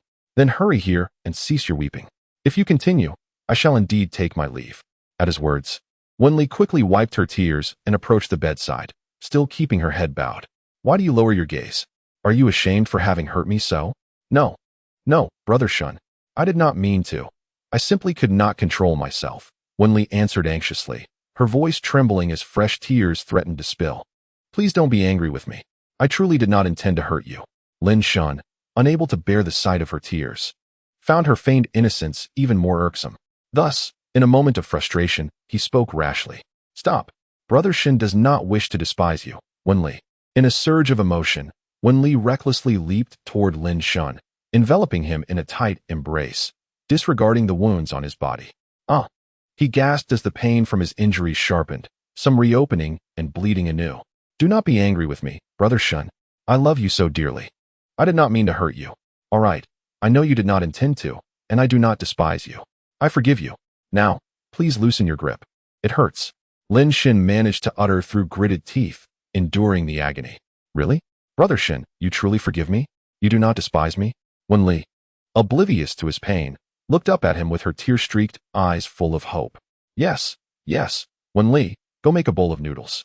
I am exceedingly eager to taste your cooking. Lin Shun hastily urged the girl to depart. feeling that having Wen Li by his side might shorten his life by a decade. Did she not realize her body was covered in wounds? All right, Xiaoli will do it right away. Upon noticing Lin Shun's eagerness for her culinary creations, Wen Li quickly released her hold and sprang to her feet, ready to dash downstairs to prepare noodles. However, as she turned, she immediately pivoted back to gaze at Lin Shun. The sudden movement startled Lin Shun, causing him to momentarily forget the pain coursing through his body. Brother Shun, please don't leave, Wen Li implored, her eyes pleading with Lin Shun not to go. He had anticipated that her swift return would result in a reprimand, yet instead, she was beseeching him to stay. Of course, I want to leave. I promise to stay with you, Xiaoli. Now, go and make the noodles. All right, Wen Li exclaimed, her face lighting up with a sweet smile as she joyfully bounded down the stairs. Seeing this, Lin Shun finally breathed a sigh of relief. It appeared that Wen Li was indeed as Li Jinyan had described. As long as he complied with her wishes and avoided provoking her, she would heed his words and ensure his safety. However, should he incite her distress, she would react impulsively, as she had moments ago, disregarding her own well-being and causing him harm. It seemed that with this delicate girl, as long as he refrained from triggering her, he would likely emerge unscathed. In fact, she might even be quite obedient, devotedly loving him. With these thoughts, Lin Shun relaxed momentarily, only for the intense pain to surge back, causing him to grimace. Chapter 37. Manipulating Wen Li. Be gentle, be gentle. As Wen Li changed the bandages on Lin Shun's body, he instantly donned a mask of agony. Not long prior, Wen Li had lunged toward him with great force, her arms wrapped tightly around him. This caused the wounds on Lin Shun's body to tear open anew, bleeding profusely. Moreover, the flesh and blood at the wound had adhered to the bandages, becoming congealed. Consequently, with each strip of bandage Wen Li removed, Lin Shun was met with a wave of excruciating pain. Even though Wen Li was gentle in her ministrations, the torment of the flesh being separated was something he had to endure. Wen Li, witnessing the blood-soaked bandages on Lin Shun's back, felt a pang of sorrow as tears welled in her eyes. Yet, her hands moved with unwavering determination, swiftly replacing the bandages, cleansing the wounds, applying ointment, and rewrapping him like a mummy. Once the bandaging was complete, Lin Shun lay on the bed, paralyzed by pain, fearful that any movement would exacerbate his injuries. Brother, Xiaoli has food for you. You haven't eaten yet. Wen Li chirped sweetly from beside him. Hearing this, Lin Shun cast a look of despondency toward her, questioning how he could possibly eat in such a state. However, upon seeing her face darken in disappointment, his instinct for survival kicked in, prompting him to quickly amend his words. I'll eat, but I can't move. Xiaoli, will you feed me? Now that is more like it. Upon hearing Lin Shun's request for her to feed him, Wen Li's heart instantly filled with joy. She picked up a bowl of noodles and began to feed Lin Shun at the bedside. Watching him savor the meal she had prepared, she felt a profound sense of happiness. Lin Shun only declared himself full once he had eaten a satisfactory amount, after which Wen Li took the bowl for herself and swiftly finished the remaining noodles and broth. With a contented belch, she displayed an expression of sheer bliss. Observing this, Lin Shun bemusedly remarked, "Is a bowl of leftover noodles really that delectable?" "Of course it is. It contains Brother Shun's saliva and his essence," Wen Li cheerfully responded, seemingly oblivious to any impropriety in her words. However, Lin Shun recognized this as the words of a possessive and unsettling individual. Only a deeply troubled person would utter such sentiments. This recollection also brought to mind the first time when Li had visited his rental apartment, where she had eagerly sniffed his clothes, an unmistakable sign of her obsession. At that moment, he had dismissed it as mere curiosity, but now, understanding her true nature, he reflected on the past month, where her obsessive tendencies had been glaringly evident. From her incessant affection to her attempts at seduction, Wen Li's behaviors revealed her deeply ingrained obsession. As Lin Shun reminisced, he realized he had been remarkably bold, consistently teetering on the edge of her dangerous affections. He couldn't help but admire his own audacity. As long as she was happy, he reasoned, he would remain unscathed. Looking at Wen Li's blissful smile, Lin Shun refrained from saying too much. He resolved to follow the advice of Li Jinyan, believing that by accommodating Wen Li, he might navigate the situation smoothly. With this thought in mind, he decided to test whether Wen Li was indeed as compliant as Li Jinyan had suggested. "Little Li, may I discuss something with you?" "What is it, brother?" Wen Li asked, sitting obediently at the edge of the bed, awaiting his words with a demeanor devoid of any wildness or madness. as if they were entirely different individuals. Could you possibly keep your distance from me until my wounds heal? Wen Li's expression shifted dramatically, and just as she was about to protest, Lin Shen quickly added, Wen Li, this way, I can recover more swiftly and continue to be by your side. Look at me now. I can hardly embrace you. Upon hearing Lin Shen's reasoning, Wen Li's expression softened immediately, revealing none of her earlier discontent, and she maintained her gentle and sweet demeanor. Yet within her heart lingered a reluctance to relinquish the closeness she cherished with Brother Shun. However, seeing him wrapped like a mummy except for his head and certain sensitive areas, she suddenly felt a pang of guilt for putting him in such a state, causing her gaze to instinctively lower. Very well, I will abide by your request. However, dear Brother Shun, please refrain from seeking that wicked woman. She is truly malevolent and solely intent on seducing you. Upon hearing this, Lin Shen perceived an opportunity and continued to probe further. Meanwhile, he contemplated how, after such a commotion, he could possibly muster the courage to pursue Yang Cici. The crux of the matter was that he could not even go to her. Ensconced as he was like a mummy, I shall certainly not pursue her any longer. I will content myself with accompanying Wen Li. Yet, Wen Li must not repeat her previous antics. Dear brother has always cherished you. Very well, I shall heed your words, Brother Shun. Without a moment's hesitation, Wen Li instantly acquiesced to Lin Shen's request. Lin Shen's extensive discourse only registered with Wen Li in those initial 2 sentences, his promise to no longer seek Yang Cici and his commitment to remain by her side. Just those 2 simple phrases filled Wen Li with unbounded joy. In her current state, she would unhesitatingly comply with any request from Lin Shen. Observing the cheerful and innocent Wen Li, Lin Shen found himself increasingly inclined to believe Li Jinyan's words, and thus remarked, Wen Li, you may attend to your matters. Brother is weary and wishes to rest. All right, little Li shall get to work. Brother Shen must rest well. You may call for me if anything arises. Upon hearing Lin Shen's words, Wen Li's spirits soared, and she cheerfully bounded out of the room, picking up her utensils. Before departing, she kindly turned off the lights for Lin Shen and reminded him to take care of himself. Their interaction momentarily reverted to its original state. Once Wen Li exited, Lin Shen exhaled heavily, astonished that she had genuinely fallen for his ruse. It seemed that Li Jinyan had not misled him after all. Lin Shen appeared to have unlocked the secret to communicating with this delicate flower named Wen Li. That night, Wen Li insisted on sleeping alongside Lin Shen. Employing the same stratagem, Lin Shen managed to send Wen Li back to her room to sleep, which greatly delighted him, filling his heart with joy. Ah, you little imp. How could I, Lin Shen, not have my way with you? Yet, as the night deepened, regret began to seep into Lin Shen's thoughts. Suddenly, Wen Li awoke from her slumber, exclaiming, No, Brother Shen, do not leave me. She sat upright, her hands clenched tightly, her nails digging into her flesh. She had just dreamt that Lin Shen was with another woman, abandoning her while that woman commanded her to steer clear of her brother. The moment this thought crossed her mind, Wen Li sprang from her bed, barefoot, and without a moment's hesitation, grabbing a fruit knife as she dashed toward Lin Shen's room. Brother Shen was hers alone. No one could take him away. The fervor of her thoughts propelled her forward, and upon reaching Lin Shen's door, she leaned in and forcefully slammed against it. The door reverberated with a loud bang as it swung open. Inside, Lin Shen, unable to sleep and preoccupied with his phone, gazed wide-eyed at the intruding Wen Li. Upon seeing him still in bed, Wen Li quickly concealed the knife behind her back. Having initially feared that Brother Shen had abandoned her for another, and rushed in to confirm his presence. As she burst into the room, Wen Li was taken aback to find Lin Shen still there. She felt a surge of anxiety, hastily concealing the knife to avoid alarming her beloved brother. She feared that a sudden revelation might frighten him. Although she managed to hide the blade quickly, Lin Shen had already noticed her entering with it.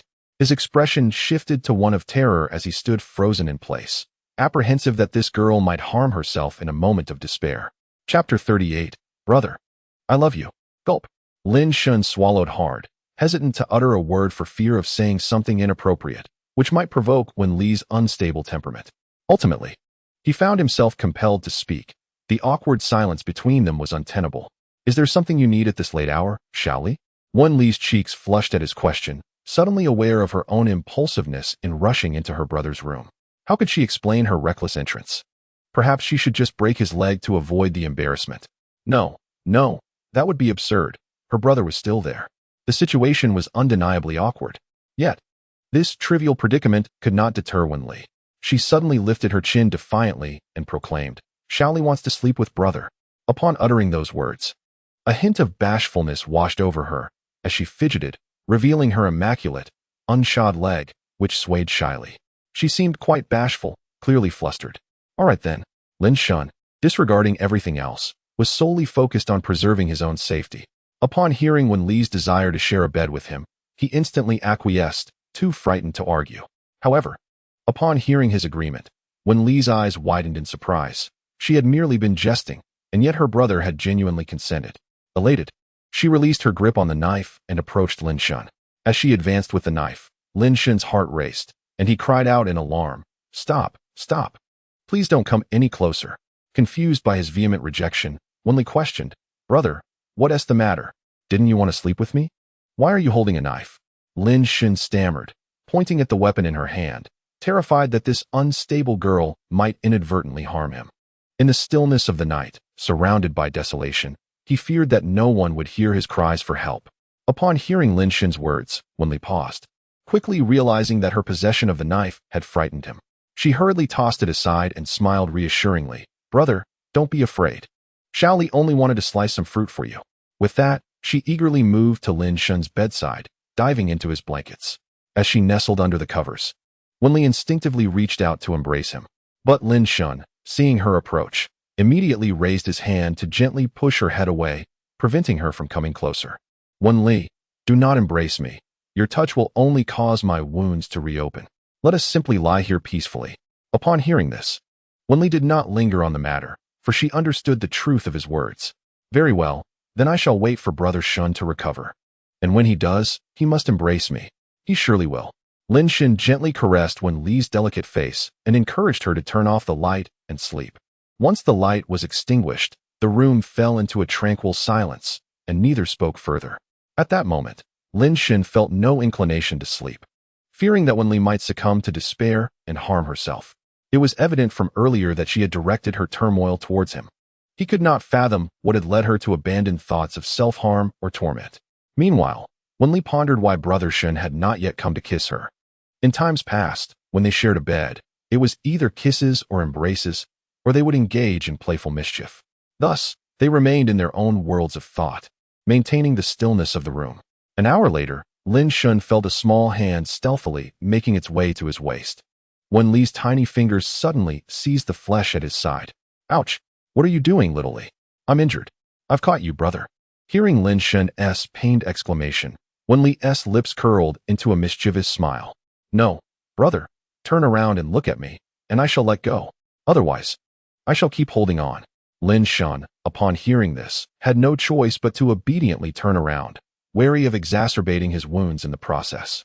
As he turned, Wen Li's red lips pressed against his, and her body followed suit. Lin Shun, caught off guard by this sudden assault, could only acquiesce. Despite the torment Wen Li had inflicted upon him in recent days, it must be said that her ability to manipulate emotions and connect with him was unparalleled. Thus, after these days, Lin Shun found himself unperturbed. On the contrary, he welcomed her advances, until he felt a sharp pain and reluctantly exclaimed, "Wen Li, stop. My wounds hurt. Can we just have a nice chat instead?" Upon hearing this, Wen Li became obedient, gently nestling into Lin Shun's embrace, appearing like a delicate bird, utterly adorable. Her hands and feet fell still, no longer in motion. Lin Shun was taken aback by her sudden compliance. Had she truly changed? "Little Li, you are so obedient all of a sudden. I am somewhat unaccustomed to this." While nestled under the covers, he playfully pinched Wen Li's delicate nose, smiling as he spoke. Indeed, this was the first time since their time in the basement that Wen Li had been so compliant. When he asked her to stop, she did so without hesitation. This brought Lin Shun immense joy. It seemed that Li Jimian's words held more truth than he had imagined. Indeed, Wen Li, with her delicate disposition, would become as docile as a kitten when treated gently. Had he known this sooner, he would have indulged her all along. Alas, Lin Shun had been unaware of her fragile nature. "If only I had known, I would have fled long ago." A lovesick individual, deprived of their deepest desires, resorts to destruction, ensuring that no one else may possess what they covet.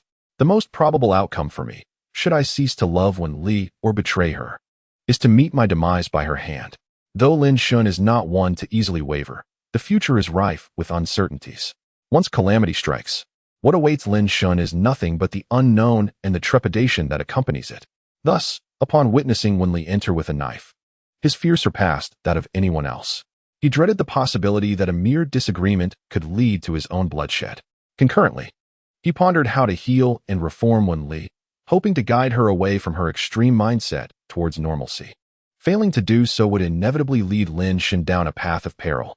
For Wen Li, this lovesick girl, has her sights firmly set upon him. Her act of confining him in the basement was a blatant manifestation of her fixation. Fortune may have favored him this time, but what of the next? Lin Shun could not gamble with his life. Thus, he felt compelled to take these actions, and he genuinely wished to cure Wen Li. Otherwise, he would have long departed with that million, seeking a quaint little town where he could open a modest shop and relish a simple life. "My dear brother," Wen Li softly uttered, nestling closer to Lin Shun. Her affectionate words warmed his heart, prompting him to gently ruffle her hair. He mused that if only Wen Li could remain this docile, she would embody the essence of a gentle, loving wife. She possesses the ability to be endearing, to evoke joy, and her beauty, coupled with her talents, fulfills all the fantasies a man could hold for a cherished partner. As Wen Li basked in Lin Shun's tender affection, she tilted her head to gaze at his face. Even in the dim light of the room, they could discern the contours of each other's features. "Brother, I love you." Upon hearing Wen Li's heartfelt confession, Lin Shun continued to stroke her hair, a smile gracing his lips. "I love you too, Shaoli." Chapter 39. Wen Li's healing plan. Lin Go, please call Wen Li to come back to work. She hasn't streamed in several days. I just did, but she refuses to budge. Lin Shun lamented to Lu Ruining over the phone. For the past few days, Wen Li had been inseparably attached to him. Despite Lin Shun's repeated requests for her to return to work, she adamantly declined, insisting that if she left, he would run away. Even with Lin Shun's reassurances of his commitment, Wen Li remained resolute in her refusal to stream, choosing instead to stay by his side. "Deep brother, who is it?" Wen Li emerged from the kitchen, adorned in a black lace apron that accentuated her curves, inquiring after Lin Shun's phone call. "It's Ruining, again urging me to persuade Shaoli to stream," Lin Shun explained, helplessly observing Wen Li's alluring appearance. Earlier that morning, Lu Ruining had called several times, and Lin Shun felt a twinge of annoyance. He found himself caught in the middle, desperately trying to mediate this situation. Should Shaoli go live streaming? No. Wen Li decisively declined. Observing this, Lin Shun spoke into the phone to Lu Ruining. "Ruining, you heard that. It's not that I don't want Wen Li to come. It's just that she won't budge. Lin Gu, pass the phone to Wen Li. I want to speak with her." Upon hearing this, Lin Shun handed the phone to Wen Li, informing her that Lu Ruining had something to say. Wen Li took the call, and the two were at a loss for words. A pained expression crossed Wen Li's face as her beautiful eyes glanced at Lin Shun. After a brief moment, she responded to Lu Ruining. "All right, I will come over to stream shortly." Wen Li ended the call, returned the phone to Lin Shun, and began to prepare a meal for him. Lin Shun was somewhat astonished, pondering what Lu Ruining could have said to Wen Li that convinced her to agree to the live stream so readily. After all, this morning, no matter how he pleaded, she had steadfastly refused. He had even shamelessly stated that if Shaoli did not go to work, how would she earn money to support her brother? Yet, Wen Li remained resolute in her refusal. Based on their interactions over the past few days, Lin Shun was certain that such comments would guarantee Wen Li's compliance. However, this morning had proven otherwise.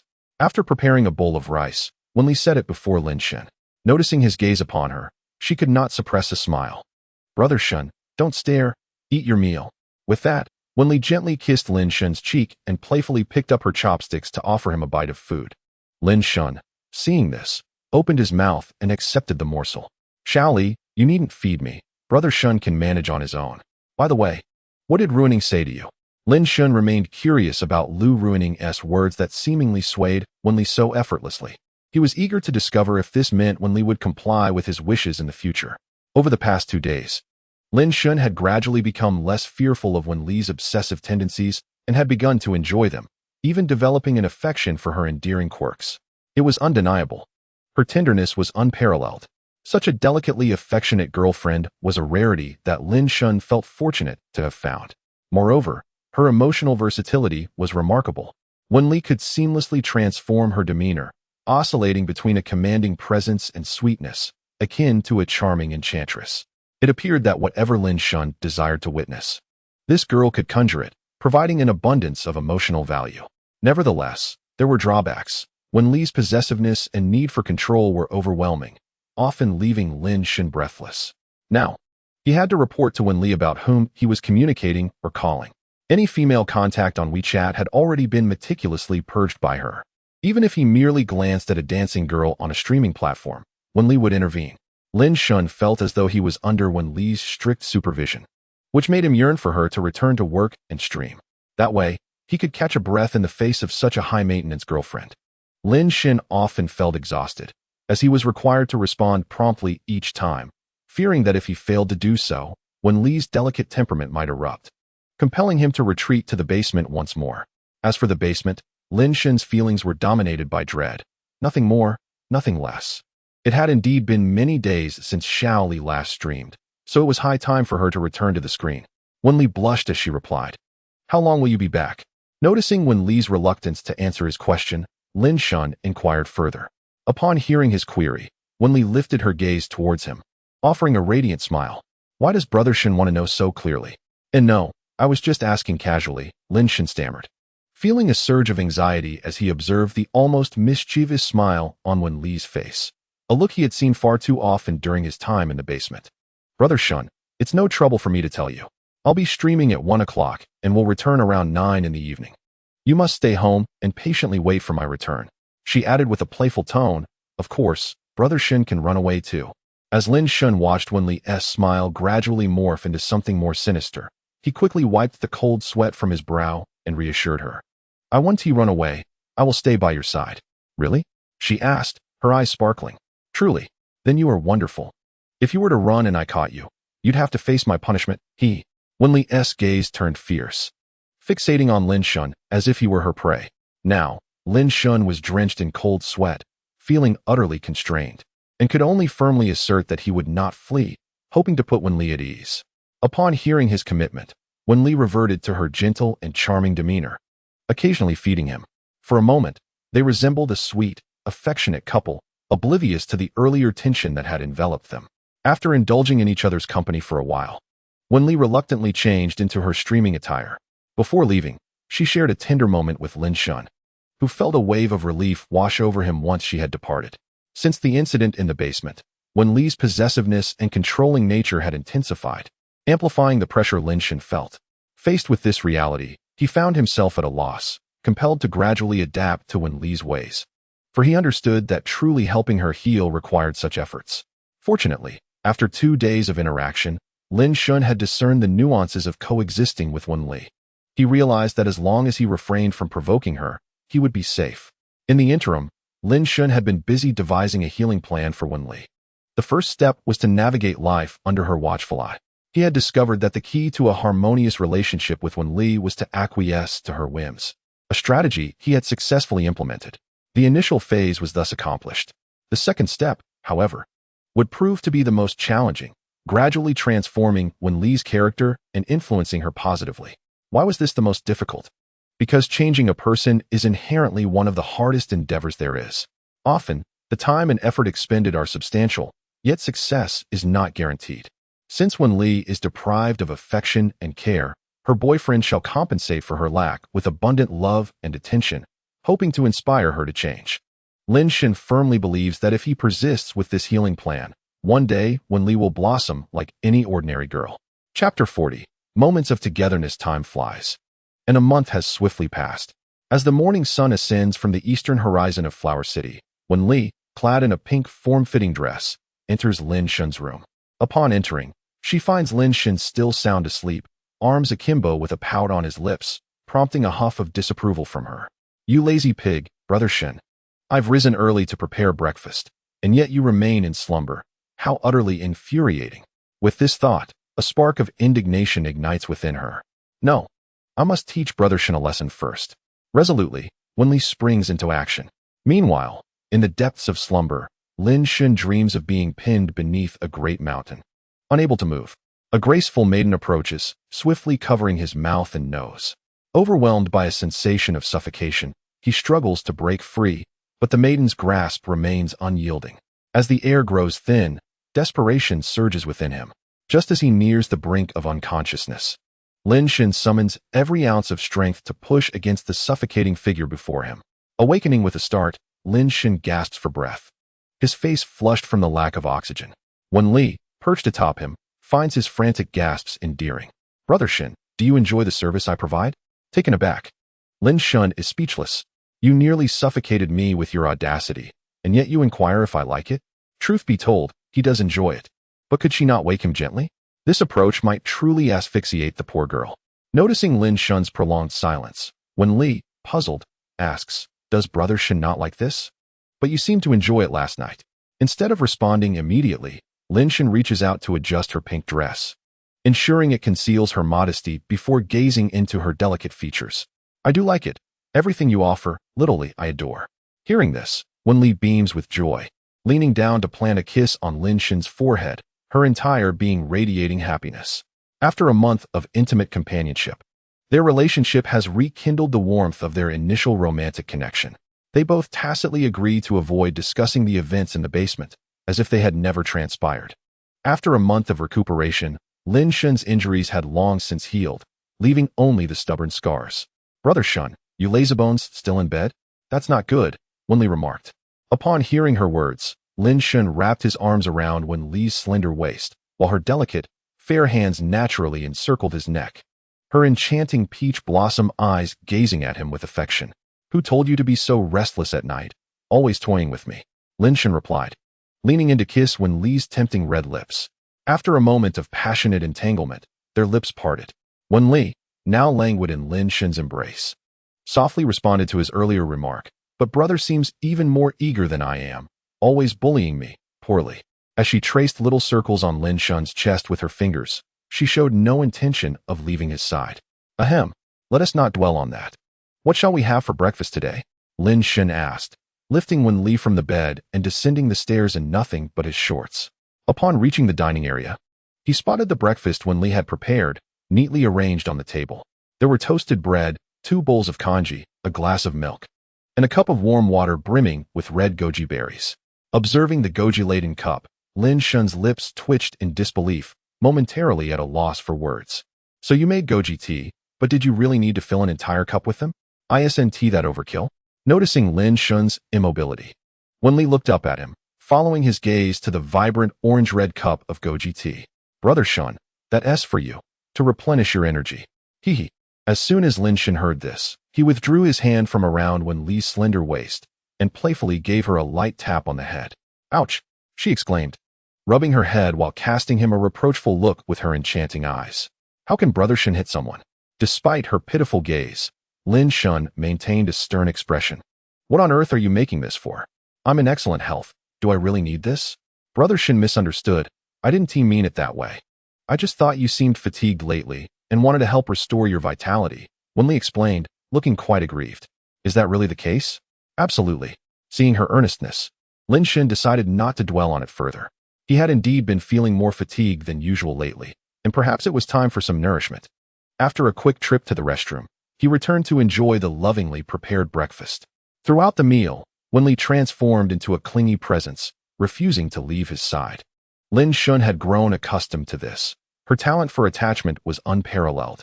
Like a beautiful serpent, once she coiled around him, she would only release her grip if she chose to. However, at this moment, she obediently settled down in her seat, behaving like a well-mannered child as she began to eat her breakfast. Seated at the dining table, Wen Li took a sip of milk, her hand inadvertently losing grip on the spoon, which clattered to the ground by Lin Shen's feet. Just as Lin Shen intended to retrieve it, Wen Li swiftly squatted down to pick it up. Observing this, Lin Shen withdrew his hand, lifted a cup of goji berry tea, and took a sip before continuing with his porridge, when he felt a stir beneath the table. Lowering his gaze, he beheld a delicate, soft hand persistently groping for the spoon. Wen Li, noticing Lin Shen's gaze upon her, looked up, her peach blossom eyes sparkling with hope. She was determined to find the fallen spoon. After all, how could she eat without it?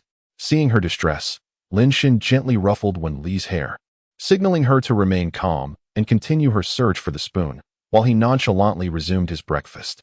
After a cozy and sweet 50 minutes, the delightful meal concluded with Wen Li finishing her last sip of milk. watching her sway her hips as she carried the dishes to the kitchen. Lin Shun shook his head with a wry smile, reflecting on her audacity.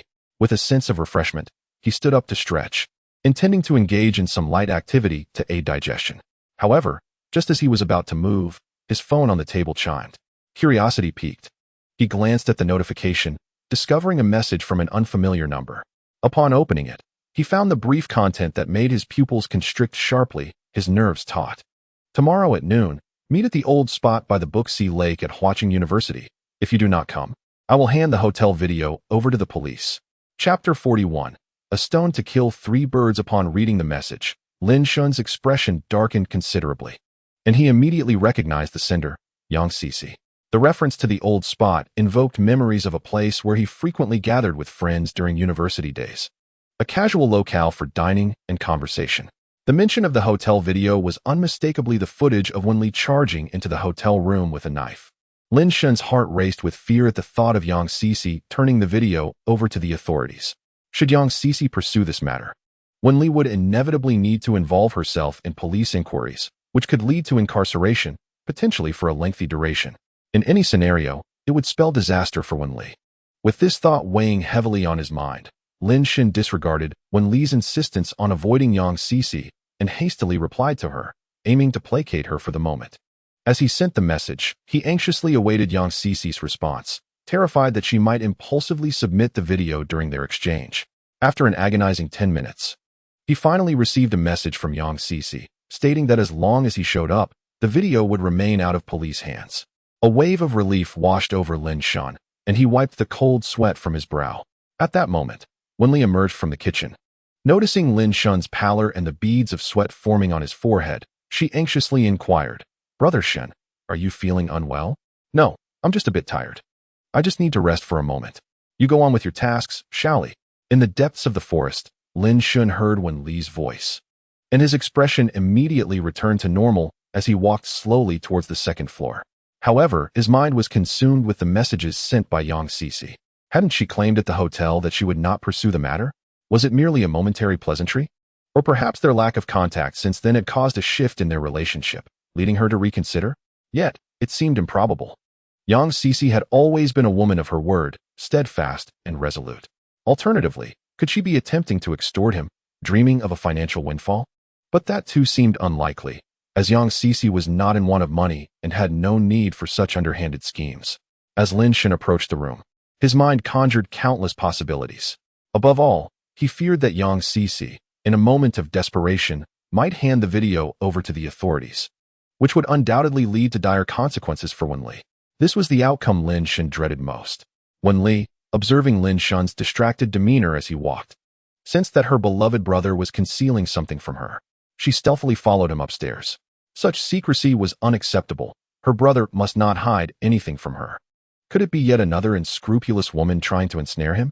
With these chaotic thoughts swirling in her mind, Wenli trailed behind Lin Shun into the room. Upon entering, she playfully collided with him, wrapping her arms tightly around his back and pressing herself against him. "Brother is being quite naughty, keeping secrets from me," she murmured, leaning in to listen to the rhythm of his heart. Upon hearing this, Lin Shun quickly defended himself, stating, "No, I'm just a bit tired." He dared not mention his agreement to meet Yang Cici, knowing that such a revelation would cause Wenli, in her delicate state, to unravel completely. Wenli was particularly sensitive to the name Yang Cici.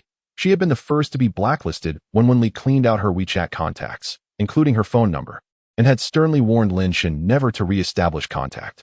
"Is that so? It seems brother is not behaving at all. If you don't speak up, you shall face my punishment." Wenli's voice elongated, taking on a more enchanting tone, causing Lin Shun's right eyelid to twitch involuntarily, a wave of danger washing over him. "You can tell me, but you must promise I won't be angry." "All right, I promise you won't be angry." As Wenli loosened her grip and nestled herself into Lin Shun's embrace, her enchanting eyes sparkled with allure, a subtle smile gracing her lips as she eagerly awaited his confession. Seeing her in such a state, Lin Shun reached out to affectionately tousle her hair, once more issuing a precautionary reminder. "Little Li, please do not become upset. If you do, how will you punish me in the future if you refuse to speak to me?" "All right, I absolutely will not be angry." Upon witnessing Wenli's fervent demeanor once again, Lin Shen secretly exhaled a sigh of relief, yet he remained far from relaxed. He understood that merely uttering a word would undoubtedly incite Wen Li's ire. Thus, the true triumph lay in how to stabilize her fragile emotional state. Concurrently, it dawned on Lin Shen that he not only needed to meet Yang Cici, but also had to bring Wen Li along. This course of action would serve multiple purposes. It would enable Wen Li to gradually learn to manage her emotions. It would affirm the innocence of his intentions towards Yang Cici, and it would resolve the predicament of meeting with Yang Cici altogether. Initially, Lin Shen had contemplated sneaking away to meet Yang Cici without Wen Li's knowledge, fearing her inevitable anger. Upon further reflection, however, he recognized the folly of such a plan. The last time, Wen Li had pinpointed his location with remarkable accuracy, indicating that his stealthy departure would surely be discovered. Rather than resorting to such subterfuge, it would be far wiser to accompany Wen Li openly and confidently. The more he pondered, the more ingenious he felt. It was, indeed, a solution that addressed multiple concerns.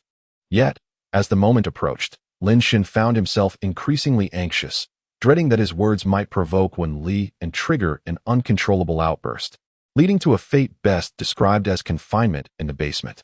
Gathering his composure, he gazed into Wen Li's expectant, peach blossom eyes and softly announced, "Yang Cici has invited me to meet her tomorrow afternoon." At the mention of this, the warmth in Wen Li's gaze swiftly transformed into a chilling glare, her arms tightening around Lin Shen as she shouted vehemently, "Brother, you cannot meet that vile woman." Recognizing the inevitable reaction, Lin Shen gently caressed her silky hair, offering her comfort. "I truly did not wish to go, but Yang Cici has threatened to hand over the video of Xiao Li's incident at the hotel to the authorities unless I comply. For Xiao Li's sake, I must go. Moreover, I intend to bring you along so we can resolve this matter once and for all, ensuring it never troubles us again, all right?" "No, brother must not go. If you dare, I will." As Wen Li raised her head, her body trembled with rage, her voice quivering, and her expression began to twist in distress, signaling an imminent emotional eruption. Seeing the situation escalate, Lin Shen swiftly leaned down to kiss her soft lips, sealing her mouth firmly as he sought to coax her into acquiescence. Moments later, Wen Li's eyes cleared, and their tongues interwove in an intimate dance, enveloping the room in an atmosphere of youthful romance. After a quarter of an hour, Lin Shen held Wen Li's slender waist, ensuring her limp form remained close to him, preventing her from collapsing. Observing the serene girl nestled against him, her forehead glistened with perspiration, cheeks flushed with a delightful blush, radiating an irresistible charm. As Lin Shen gazed longingly, he was tempted to take a bite, but upon remembering the pressing matters at hand, he dismissed the thought. "What about Xiao Li? You should accompany your brother," he suggested. "Brother is quite apprehensive that she might share the video with the authorities, which could force us apart. Therefore, let us together ascertain Yang Cici's intentions and retrieve the video, shall we?" In Lin Shen's embrace, Wen Li lay quietly, still catching her breath, her eyes reflecting a mixture of longing and desire. Upon hearing Lin Shen's words, she disregarded further contemplation and softly replied, "Xiao Li will listen to her brother." However, Lin Shen first sought to indulge her. Before she could finish her thought, her languid body suddenly stirred, embracing him tightly. Chapter 42.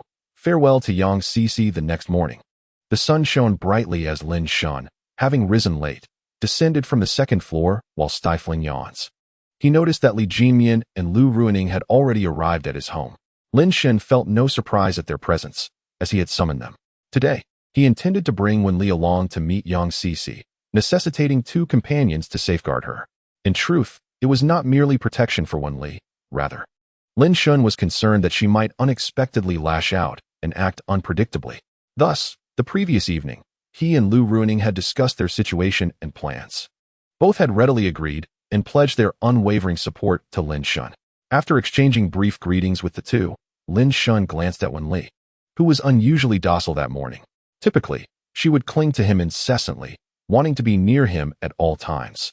Without her usual persistence, Lin Shen took about 10 minutes to complete his morning routine before returning to enjoy breakfast. Upon sitting down, he began to relish the meal that Wen Li had prepared for him. Lu Ruining, observing Lin Shen devouring his food, chuckled and remarked, "Lin Gu, isn't the breakfast our Wen Li made delightful?"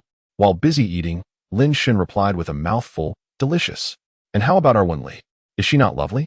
Lu Ruining pressed further. Absolutely. Lin Shen answered without hesitation, still focused on his meal. He was genuinely famished, ever since living with Wen Li. He found himself ravenous by the following morning, as if he had risen with a gaping void in his stomach. Seeing this, Lu Ruining smiled broadly, glancing at Wen Li, who was grinning foolishly at Lin Shen's response. He then added, "So, is our Wen Li not charming?" "Indeed," Lin Shen exclaimed without thought. But as soon as the words left his lips, he sensed something amiss and quickly looked up to clarify with Lu Ruining. However, he found Lu Ruining beaming at Wen Li, saying, "Xiao Li, it's been said that your beauty is not appreciated by that man. Yet look at Lin Ge, equally entranced and captivated by you." Wen Li's cheeks flushed crimson at the remark, and she shyly protested, "Ruining, how can you ask Brother Shun in such a manner?" Of course, he must answer as he does. After Wen Li shyly finished speaking, she dashed away from Lu Ruining and settled beside Lin Shen, sitting closely against him. "Indeed, this cannot be counted," Lin Shen echoed, supporting Wen Li's rebuttal against Lu Ruining. Observing this, Li Jimian interjected with a sly grin, "Oh, does Brother Lin mean to say he does not fancy our little Li?" "Exactly." Lu Ruining, unfazed, poured more fuel onto the fire.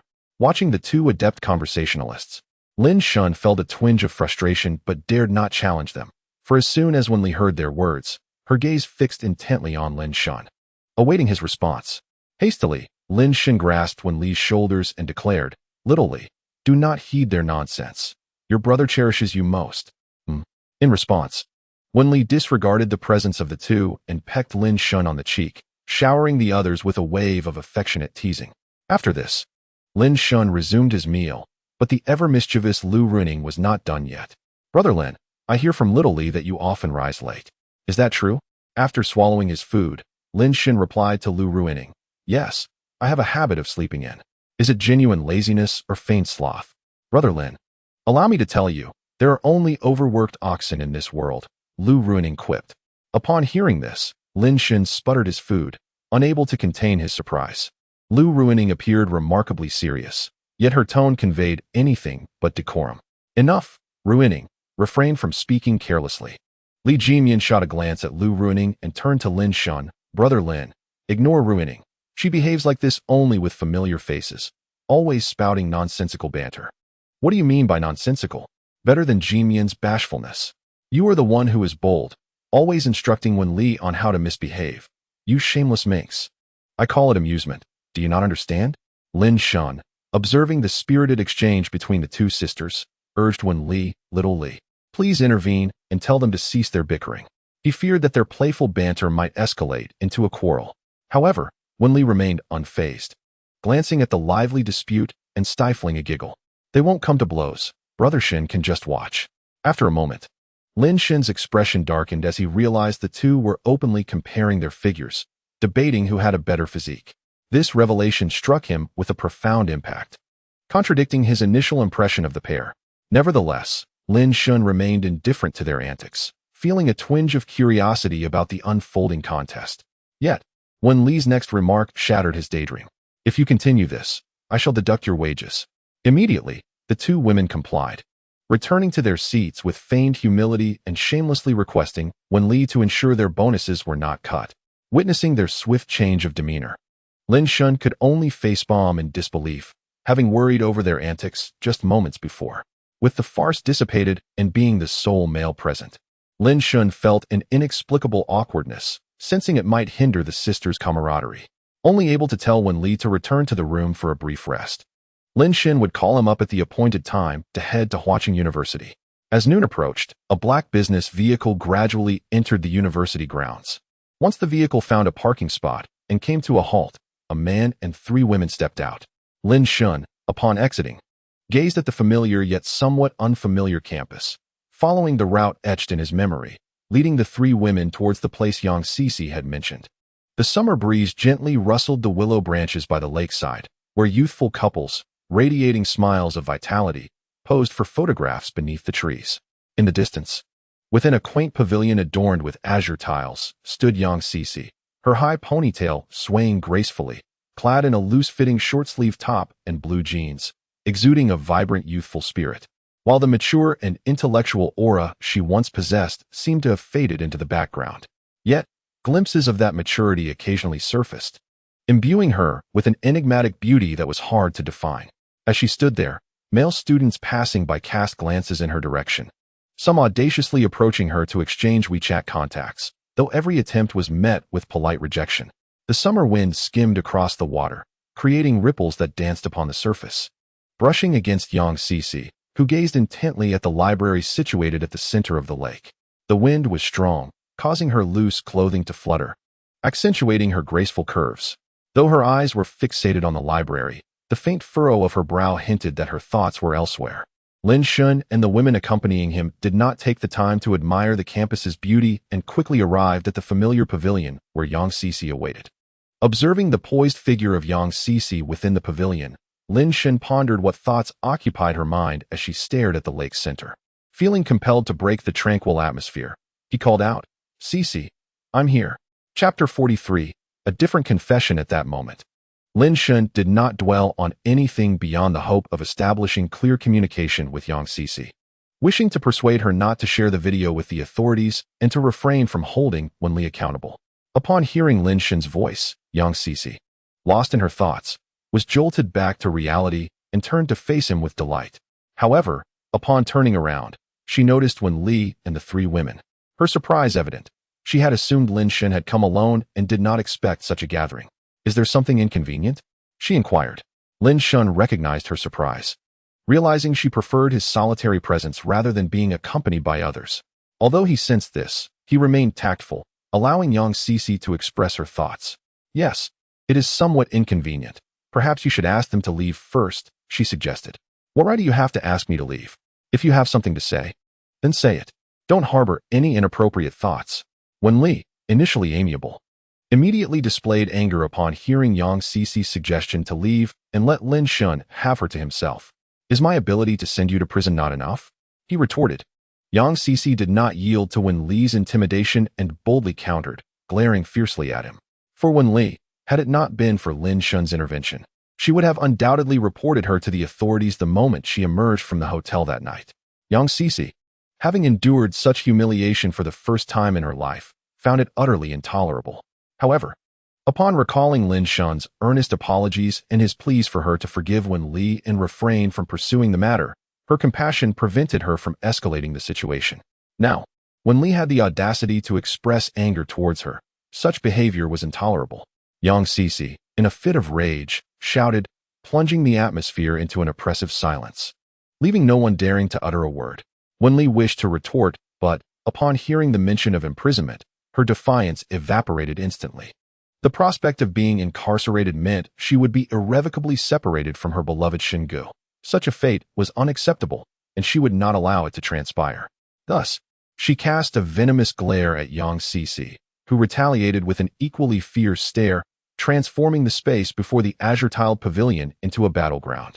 The onlookers remained utterly mute. And as the tension escalated, Lin Shun, recognizing the gravity of the situation, decisively intervened.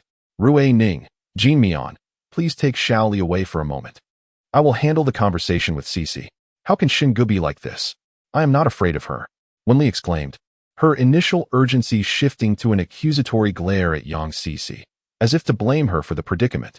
Upon hearing this, Lin Shun approached Wenli, gently ruffling her hair and soothing her with a tender voice. "Xiaoli, you must be good and obedient. Xingu does not wish to lose you. Please trust me." Gradually, the warmth of his touch calmed the tempest within Wenli. Noticing her tranquility, Lin Shun subtly signaled Lu Rui Ning and the others to assist in guiding Wenli away. They understood the unspoken cue and approached to take hold of Wenli's hand. "Xiaoli, we must trust Brother Lin. He will manage everything."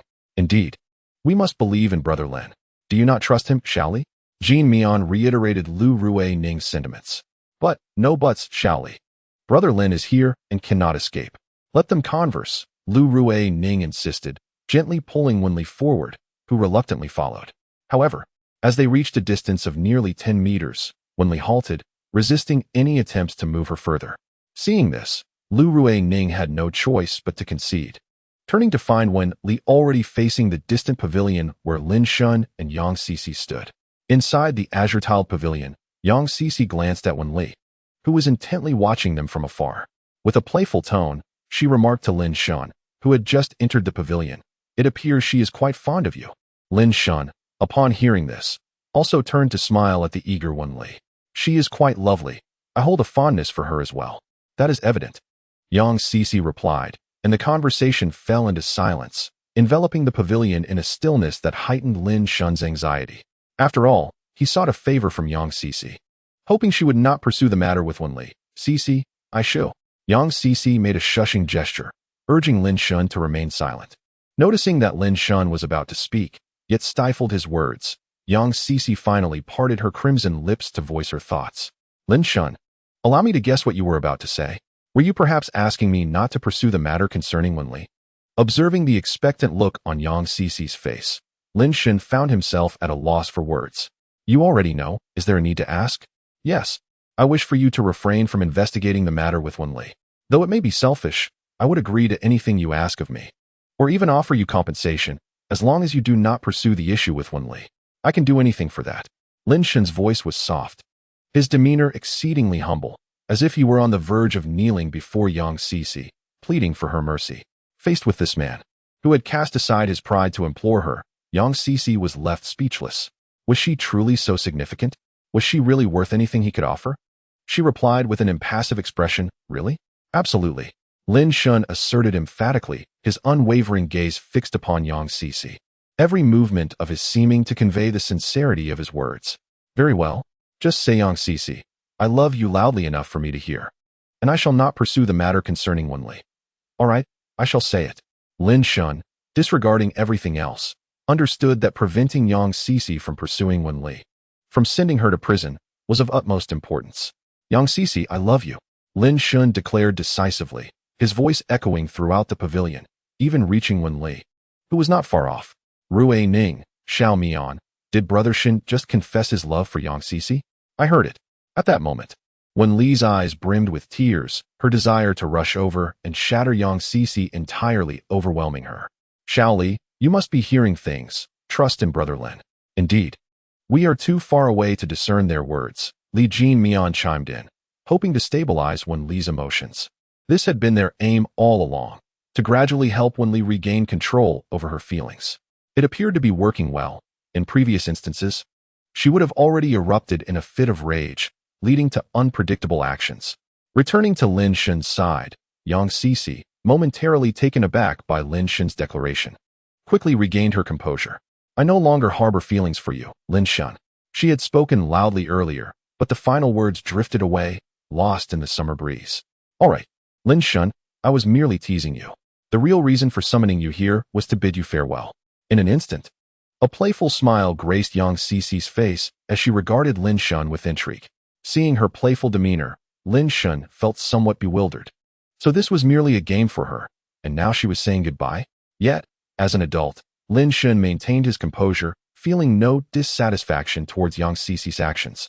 Farewell? Where are you going? Where can one go? Of course, to fulfill my dream of traveling around the world.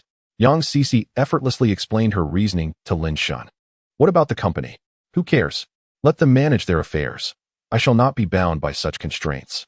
I yearn for freedom. As her words fell, Yang Cece forcefully removed her hair tie, allowing her long hair to cascade and dance in the wind, enhancing her allure and exuding an air of unfettered independence. Before that young lady pursues her freedom, could you provide me with that hotel video? Lin Shun, at an inopportune moment, interjected. Yang Cece rolled her eyes in response. Yang Cece, have always been resolute.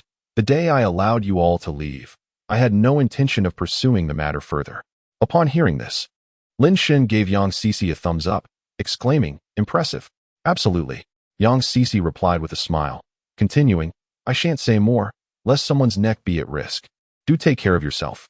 Upon concluding her words, Yang Cece brushed past Lin Shun and walked toward the pavilion's exit.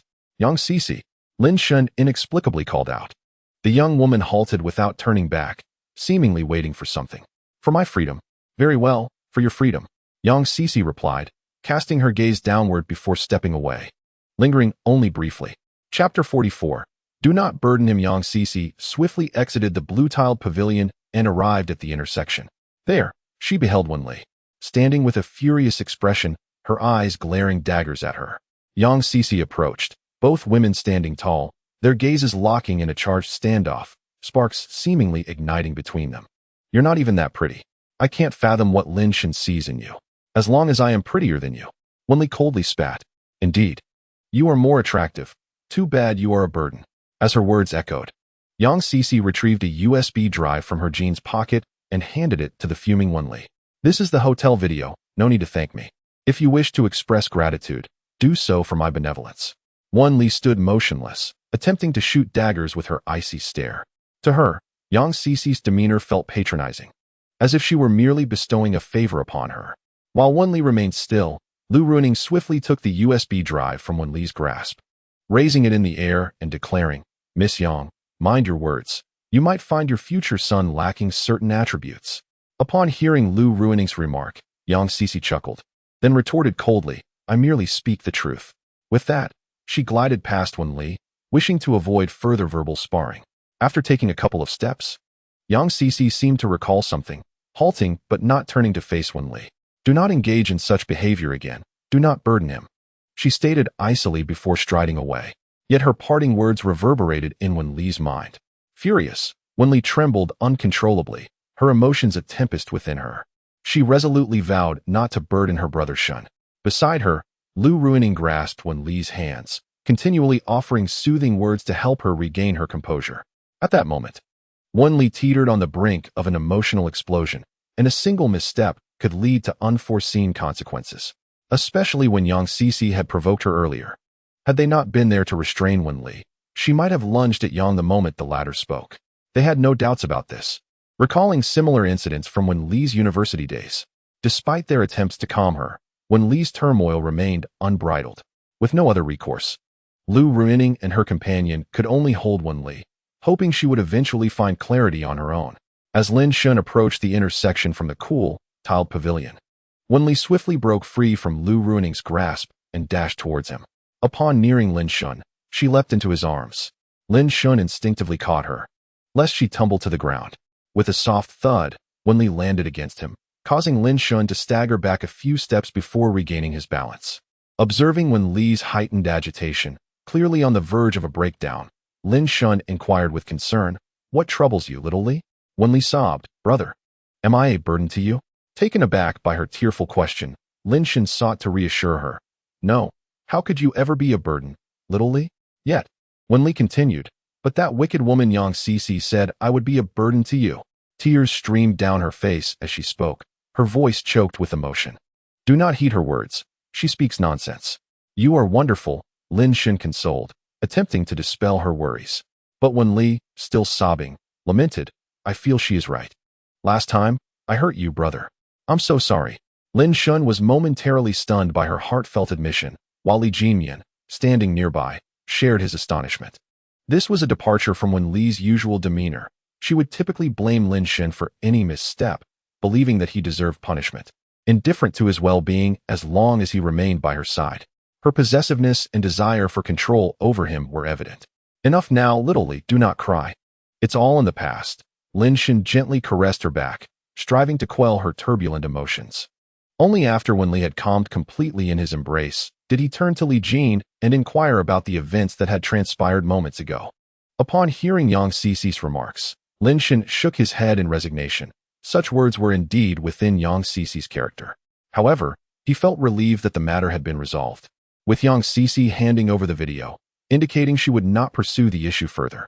Holding the now tranquil Wenli, Lin Shun recognized that taking her out today had been a wise decision. The young lady's ability to recognize her own mistakes marks a commendable beginning. Moving forward, gentle guidance and influence will suffice. Lu Ruining and her companion, realizing their presence was no longer required, promptly suggested exploring the picturesque scenery of Huaqing University. They were reluctant to remain as mere superfluous third wheels. After walking a short distance, Li Jinmian grasped Lu Ruining's hand and remarked, I was right. The one who tied the knot must be the one to untie it. Once Brother Lin intervenes, Wenli will not be so prone to losing control. In the past, she would hardly heed our words. Indeed, Brother Lin is more effective than us. Henceforth, he shall take the lead while we support him. The two strolled around Shuhai Lake, chatting and laughing, confident that with Lin Shun by Wenli's side, there would be no significant issues. Meanwhile, Wenli, a tender-hearted girl, had tears that blurred her eyes. Lin Shun gazed at the sweet visage of Wen Li, who finally revealed her face in his embrace, her cheeks flushed and glistening with crystalline tears, making her appear utterly adorable and pitiable. "Humph, it is you who is the crybaby, and if you keep this up, I shall ignore you," Wen Li pouted, her enchanting eyes sparkling with a feigned ferocity that suggested she might bite if provoked further. Witnessing this, Lin Shun shook his head in resignation. "All right, it is my fault. You are not a crybaby." With that, he retrieved a tissue from his pocket and tenderly wiped away the tears from the corners of her eyes and the remnants on her lovely face. Fortunately, Wen Li had opted for light makeup today. Had she worn heavy makeup, her tears would have transformed her into a painted cat. After tending to her, Lin Shun led Wen Li on a leisurely exploration of Shuhai Lake. The summer breeze wafted gently across the lake, carrying the unique coolness of the water, uplifting the spirits of those leisurely strolling by the shore. At that moment, Wen Li nestled against Lin Shun's arm, her face adorned with a sweet smile. And aside from the slight redness in her eyes, one could hardly tell she had just been crying so heartily. "Did you often come here during your student days, Brother Shun?" she inquired. "It was all right. I would occasionally come here with friends," he replied nonchalantly. "Who were you with?" Wen Li asked. Her curiosity piqued as she gazed at Lin Shun. "Ahem, just my roommates. Who else could it be?" Lin Shun lied effortlessly, his expression unwavering as if he spoke the truth. Yet, he could not reveal to Wen Li that he frequently visited this place for flirtations with Lu Shi. If such information were to come to light, who would be left to scold him but Wen Li herself? However, no matter how convincingly Lin Shun acted, Wen Li was relentless in her revelation. "Brother, you are lying," she exclaimed. "But today, I do not wish to be angry with you. Just promise me you won't deceive me again, all right?" Her eyes were filled with warmth as she awaited his response. "All right, I promise I will not deceive you again." Chapter 45. Vice President Lin. The following morning, after a long night of toil, Lin Shun was roused from his slumber by Wen Li. As he awoke, his eyes still clouded with sleep, his voice was muffled and unclear. "Brother Shaoli, sleep a little longer and don't disturb me. I am truly exhausted." Before he could finish his sentence, Lin Shun yearned to return to slumber. However, Wen Li clutched his hand tightly, refusing to let go. "Brother Shun, please don't sleep any longer. The sun is already shining brightly." "It's still early," Lin Shun asserted, adhering to his usual biological clock that dictated he would awaken by 7. He believed that this would prompt Wen Li to release him, but she only tightened her grip, insisting, "It's already 11 o'clock. And Brother Shun promised to accompany Shaoli to the company today." 11? How could it possibly be 11? "Shaoli, please stop this nonsense and let me sleep a bit longer." Ignoring Wen Li's pleas, Lin Shun wrenched his hand free and lay back down. Strangely, he felt more fatigued upon waking than he ever had before. In the past, simply opening his eyes would make sleep elusive. Now, the more he tried to rest, the more weary he became. Seeing Lin Shun unwilling to rise, Wen Li illuminated her phone screen and held it before him. "Brother, please take a look. It really is 11. Upon glancing at the time, Lin Shun's eyes widened in astonishment, instantly shaking off his drowsiness. "What on earth? How is it 11 o'clock already? Did I sleep until the next day?" "Calm down, Brother Shun. You were so tired last night. It's perfectly normal to need a longer rest to recuperate," Wen Li reassured him, pulling Lin Shun off the bed to freshen up. After a flurry of activity and a delightful lunch, Wen Li urged Lin Shun back to their room, determined to give him a makeover. At that moment, Lin Shun donned the outfit Wen Li had chosen for him. Gazing into the mirror, he admired his already handsome visage, which was elevated to a new level of attractiveness by his attire. He looked every bit the heartthrob of watching, akin to a dashing Wu Yanzu. His allure was so compelling that passing women could not resist adding him on WeChat. "Brother Shun, please stop being so vain. It's time to head to the company," Wen Li chided. "No, I still want to check my reflection. My hairstyle isn't quite right," Lin Shun protested. Yet Wen Li was undeterred, dragging him out of the room despite his reluctance. She had lost her patience waiting for him, as he had lingered before the mirror for over 30 minutes, longer than her own makeup routine. How had she never realized before how self-absorbed Brother Shun was? "If you keep this up, Shaoli will make you pose even longer when you return tonight," she teased. "Ahem, perhaps not," Lin Shun replied earnestly, exiting the house with an air of solemnity, feigning noble character while internally feeling quite the opposite. The more he lived with Wen Li, the more he dreaded her. In her worldview, possession was paramount. Should he ever become distant from her or not remain glued to her side, or if anything seemed amiss in her eyes? It signified a lack of love. The essence of Wen Li's twisted mentality was that if she could not secure love, she would resort to any means necessary to obtain it, and if she remained unsuccessful, she would seek to destroy it. This encapsulated the core of Wen Li's troubled psyche. This line of thought applies to all aspects surrounding Wen Li, including Lin Shun. This is precisely where Wen Li's terrifying nature lies. As soon as they stepped outside, Wen Li decisively wrapped her arm around Lin Shun's, showing no intention of parting, wanting to remain in close proximity at all times. Observing Wen Li's behavior, Lin Shun could only silently endure the relentless affection of the two large rabbits that besieged him. At this moment, Lin Shun was headed to the company rented by Wen Li nearby, which happened to be her streaming venue. Ever since discovering that Wen Li was a Yandere, especially following the incident involving Yang Cici, Lin Shun had refrained from discussing the prospect of seeking employment. Not only was there uncertainty whether Wen Li would permit him to go, but he also feared the possibility of encountering other women. He dreaded the thought that one day, Wen Li might succumb to a fit of rage, brandishing a fruit knife to confront them, or worse, confining him to the basement once again.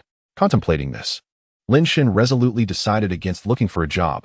He wished to avoid a recurrence of Yang Cici's incident. Thus, after much deliberation, he concluded that working at Wen Li's company was his only option. In truth, he was not required to work. Wen Li had promised to support him, as long as he remained indoors and refrained from wandering about. However, upon reflecting on this, Lin Shun immediately shook his head. If he were to stay cooped up indoors, he would inevitably become Wen Li's caged canary, subjected to her whims, with no chance of fluttering about. Most importantly, such an arrangement would do nothing to alleviate Wen Li's condition.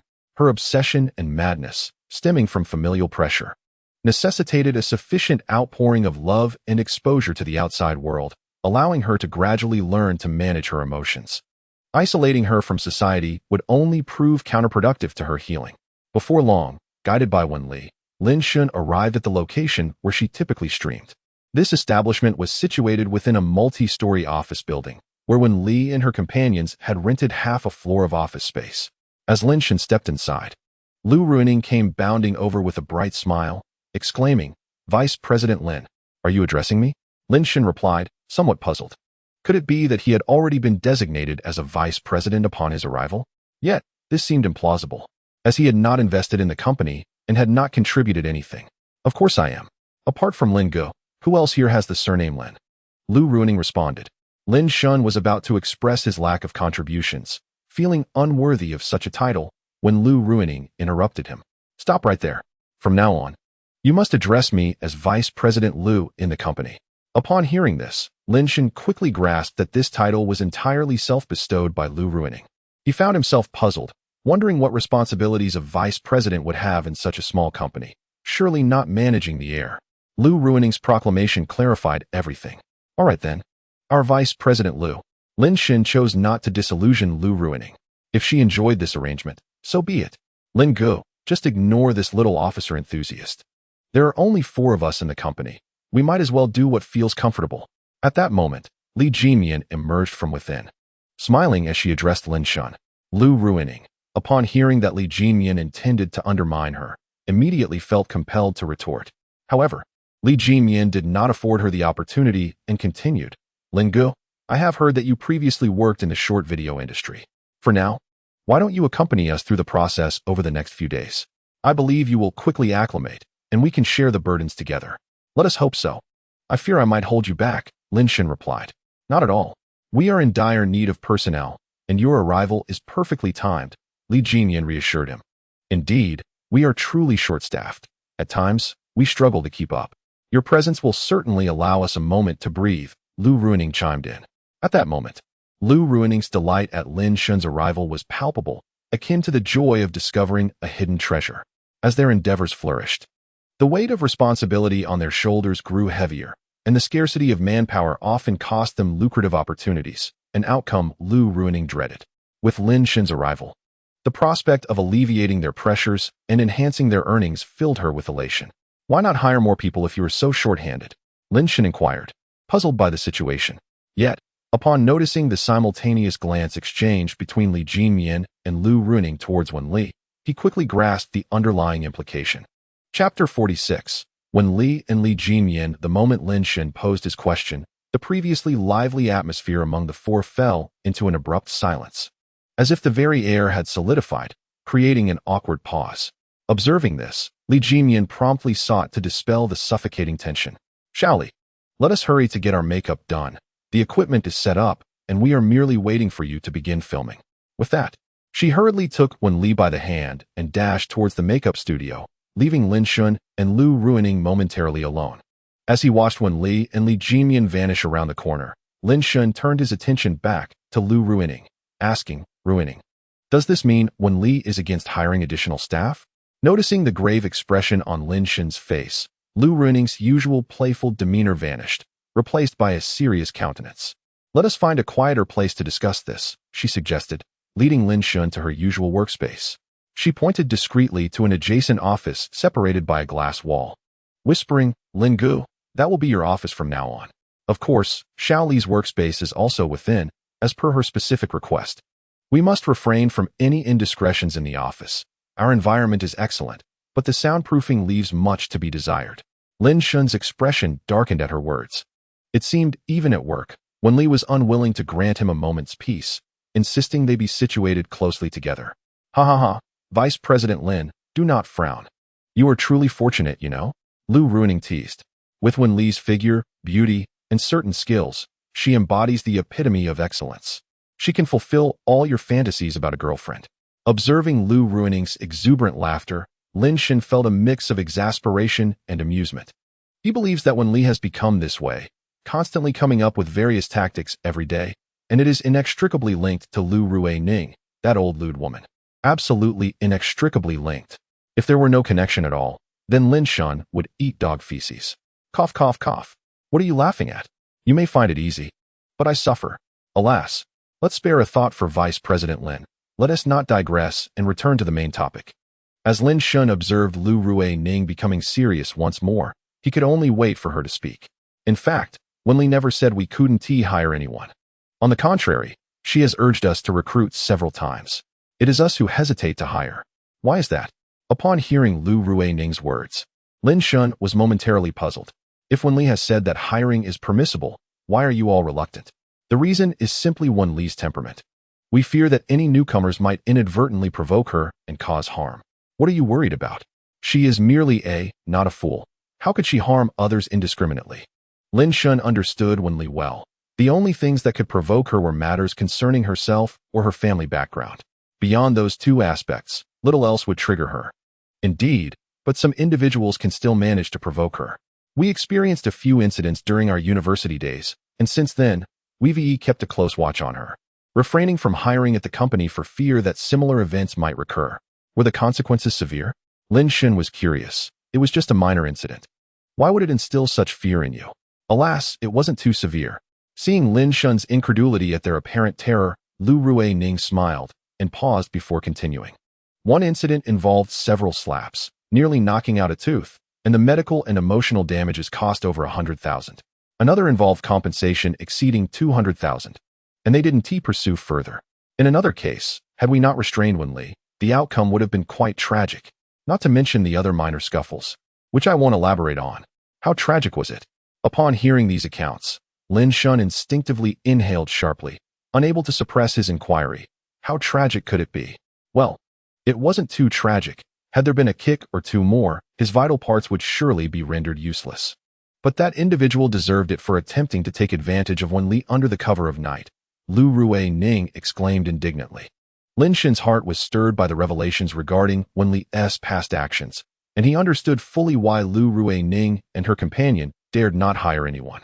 For once provoked, the consequences of angering Wen Li were unthinkable. Simultaneously, he was curious about how these three young ladies had the means to resolve such matters. How did you manage to afford the compensation? I recall Wen Li mentioning that you only began to earn money from live streaming in your third year, making it difficult to handle such incidents, right? You might not know this, but it was largely thanks to Xiao Mian. Otherwise, it would be hard to say where Wen Li would be now, Lu Ruining replied proudly.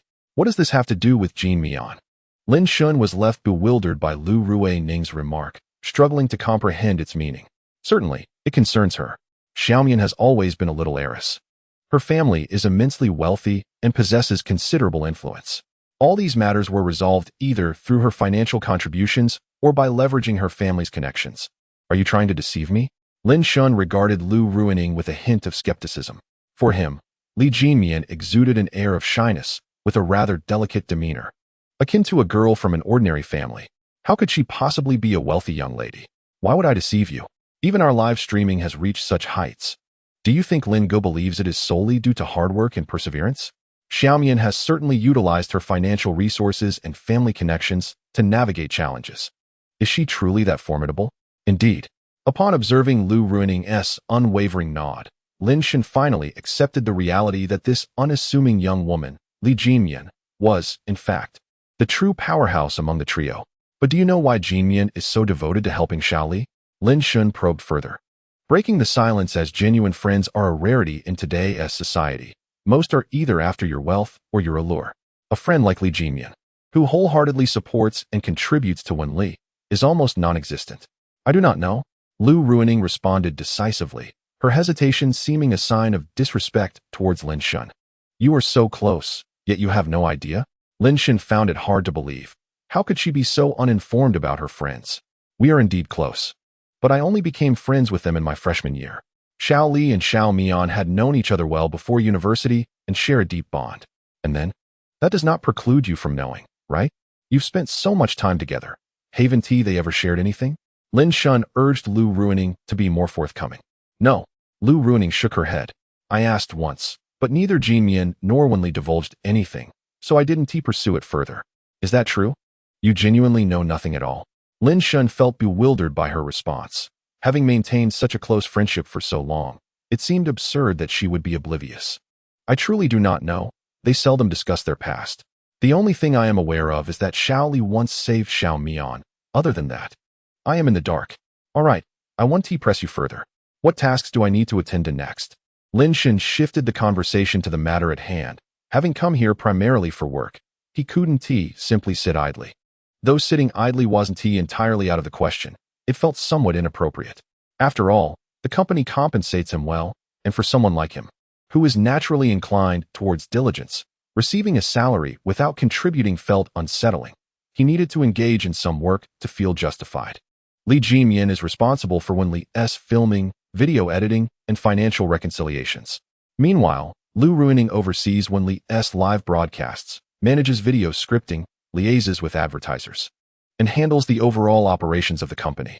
Thus, when it comes to what Lin Shun should specifically undertake, turning to Lu Ruining is indeed a wise choice. For she possesses the keenest insight into the pressing gaps within the company. In Chapter 47, Brother Shun, is Xiao Li beautiful? What can you do?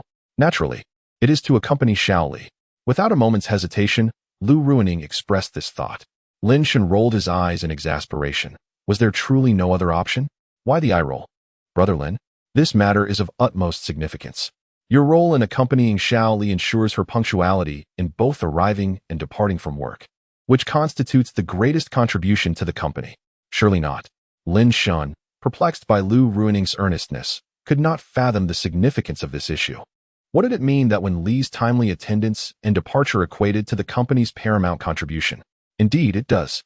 Since Wen Li's arrival and watching, not only has she shifted her streaming schedule to daytime, but she is also perpetually preoccupied with returning home. This has resulted in either her arriving late to work or concluding her broadcasts prematurely, leading to a substantial decline in the company's revenue. This burden falls upon you, Brother Lin. Hence your responsibility for ensuring Xiao Li's punctuality is indeed the company's greatest contribution. Lin Shen found himself unable to refute this assertion, albeit feeling it was a tad exaggerated. Nevertheless, the gravity of the situation was undeniable. Yet, for Brother Lin, this task should prove relatively straightforward. Therefore, today, you shall accompany me to familiarize yourself with the streaming process, and once you have mastered it, you will partner with Wen Li.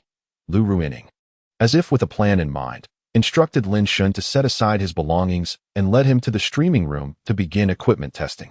Upon entering the room, Lin Shun was taken aback by the array of equipment and the exquisitely arranged backdrop for the stream. The devices were of premium quality, particularly the microphone and speakers used by Wen Li, which were undoubtedly worth over 200,000.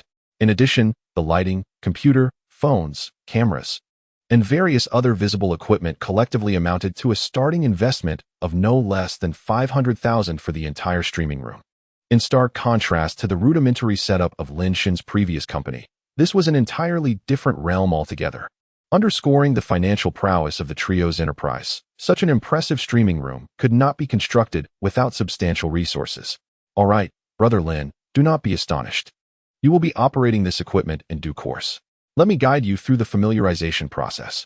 With that, Lu Ruining began to instruct Lin Shen on the equipment, meticulously demonstrating its usage. Some devices were familiar to Lin Shen, yet others were entirely new, or their operation differed vastly from that of lesser quality equipment. Throughout this period, Lin Shen fervently noted down details, posing questions at every turn, anxious to avoid any mishap that might damage the equipment. Seeing Lin Shen's enthusiasm, Lu Ruining provided thorough and attentive explanations. Thus, over the course of more than an hour, she dedicated herself to introducing Lin Shen to the equipment, ensuring he was well prepared for the tasks ahead. As the two took their seats, the enchanting Wenli entered, her softly curled hair cascading over her shoulders. She donned an exquisite black off-shoulder gown, adorned with subtle hints of dark purple, which accentuated her allure under the shimmering lights. Her captivating lavender-hued eyes, enhanced by delicate makeup, effortlessly bewitched all who beheld her, making her appear as if she were a celestial being descended to earth, radiant and regal. Noticing Lin Shen lost in a daze, Wenli gently covered her lips and sauntered towards him. As she approached, she playfully waved her hand in front of his entranced gaze. "Deep brother, do you think I'm beautiful?" she inquired, her lips curving into a slight smile, her brows arched like a crescent moon as she looked up at him. "Beautiful, beautiful, beautiful," Lin Shen stammered, momentarily regaining his senses, yet utterly at a loss for words, overwhelmed by her breathtaking beauty. No adequate words could encapsulate her splendor. Even the most glamorous stars of the entertainment industry seemed trivial in comparison. In that moment, he understood the saying that even the mightiest heroes falter in the presence of beauty. Given the scene before him, he would willingly worship her, even cherishing the thought of her discarded stockings for a century, an eternity he would not share with another. "Deep brother, it's time for the live broadcast. Once I finish, there will be a surprise for you," Wenli said, her delicate fingers tracing small circles over his heart as she spoke, her eyes sparkling with joy. She then gracefully made her way to the broadcast stage, elated at the sight of Lin Shen, captivated by her. Lin Shen, however, appeared entranced, his focus entirely on Wenli. "Lin Gu, could you please adjust the lighting? The light on Wenli's left side isn't quite right," Lu Ruining called out. When she noticed Lin Shen unresponsive, lost in his admiration, a vein throbbed on her forehead. She clenched her fist tightly and stepped on his foot with force. Startled by the pain, Lin Shen quickly glanced down at his injured foot, then shot a glare at Lu Ruining, exclaiming, "Ruining, have you lost your mind?" "I don't know about my sanity, but someone here is certainly dazed," she retorted, her irritation flaring. "I asked you to adjust the lighting on Wenli's left side, and you didn't hear me, just staring at her like a fool. You two are together every day, yet you still can't get enough? Hurry, adjust the lighting. We're about to go live." Lu Ruining's temper flared, leaving Lin Shen speechless. All right, it's my fault. My apologies, Ruining." He quickly apologized, rushing to adjust the lights, fully aware that this oversight was indeed his responsibility. Soon, the three individuals successfully launched their live broadcast, and as it commenced, a surge of viewers flooded into Wenli's streaming room. Initially, there was 1, then 10, followed by 1,000, and suddenly, the count skyrocketed to 10,000. In a mere 10 minutes, the number of viewers in Wenli's live stream soared to this impressive figure. Remarkably, Wenli was merely engaging in casual conversation with her fans, doing nothing extraordinary, and yet the online audience reached 10,000. This clearly illustrates Wenli's immense popularity. Lin Shen and his companions keenly monitored the back-end data, while the barrage of comments flooded in. Some viewers, upon seeing Wenli, began showering her with gifts like sunglasses and hearts. Meanwhile, Lu Ruining, seated at the control panel, remained busy.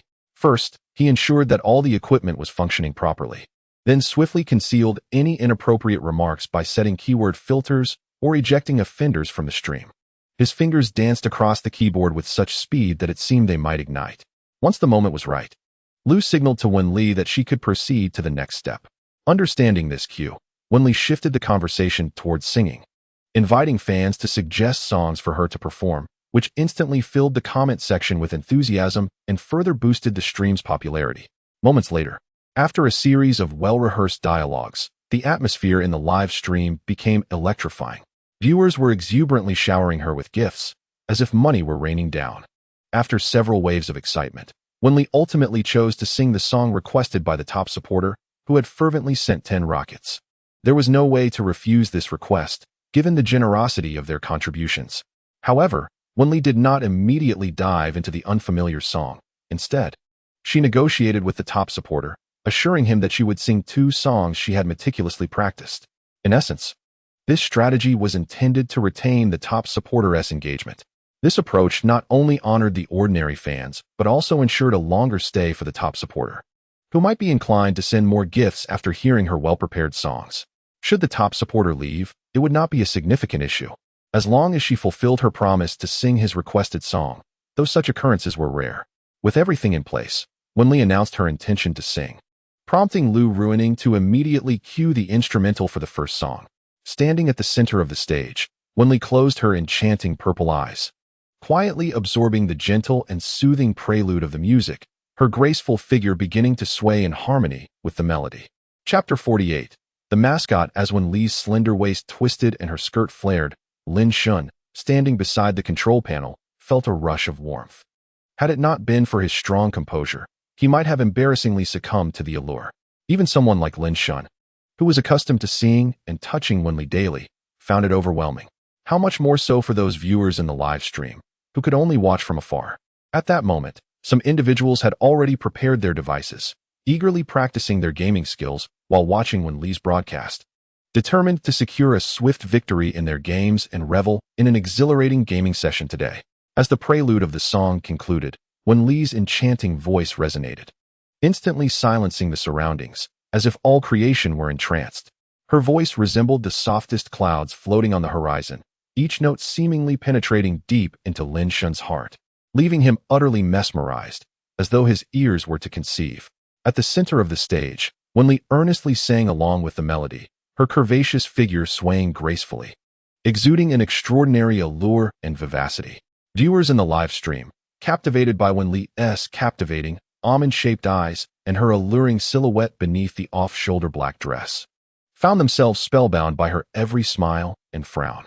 Many in front of their screens revealed affectionate smiles, with the more fervent among them repeatedly calling out Little Li Chan, fervently tapping their screens to send her hearts of encouragement. In no time, the barrage of comments flooded the live stream, accompanied by an incessant stream of gifts, ranging from small tokens to extravagant rockets. The audience count surged from 20,000 to 50,000, ultimately skyrocketing to an astonishing 100,000. As Wenli reached the climax of her song, the viewer count hit an incredible 100,000. Once again, Lin Shun witnessed the fervor surrounding Wenli, akin to that of a celebrity with millions of followers. Just her mere presence drew traffic like a magnet. Observing the enchanting girl beneath the spotlight, Lin Shun shook his head in resignation. Some individuals are indeed naturally suited for this line of work. Wenli's beauty, camera presence, and ability to captivate hearts had reached their zenith. Now, whenever she beckoned with a mere finger, countless viewers would be compelled to lean closer to their screens, showering her with money, including Lin Shun, who found himself unable to resist. It was simply too alluring. Ahem. Brother Lin, be mindful. You are to partner with Wenli in the future, and you must acclimate to this atmosphere, remarked Lu Ruining, unable to endure Lin Shun's fixation any longer. Ever since he returned from adjusting the lighting, Lin Shun's gaze had scarcely strayed from Wenli, and he had hardly observed the operations at hand, appearing as if he had forgotten his purpose in being there. All right, I'll be more attentive, Lin Shun replied, then earnestly began to learn the operations from Lu Ruining, refraining from casting further glances at Wenli. Thus, the live stream continued to run smoothly. When the live broadcast reached its midpoint, Wenli paused to rest, and Lin Shun brought her water and snacks.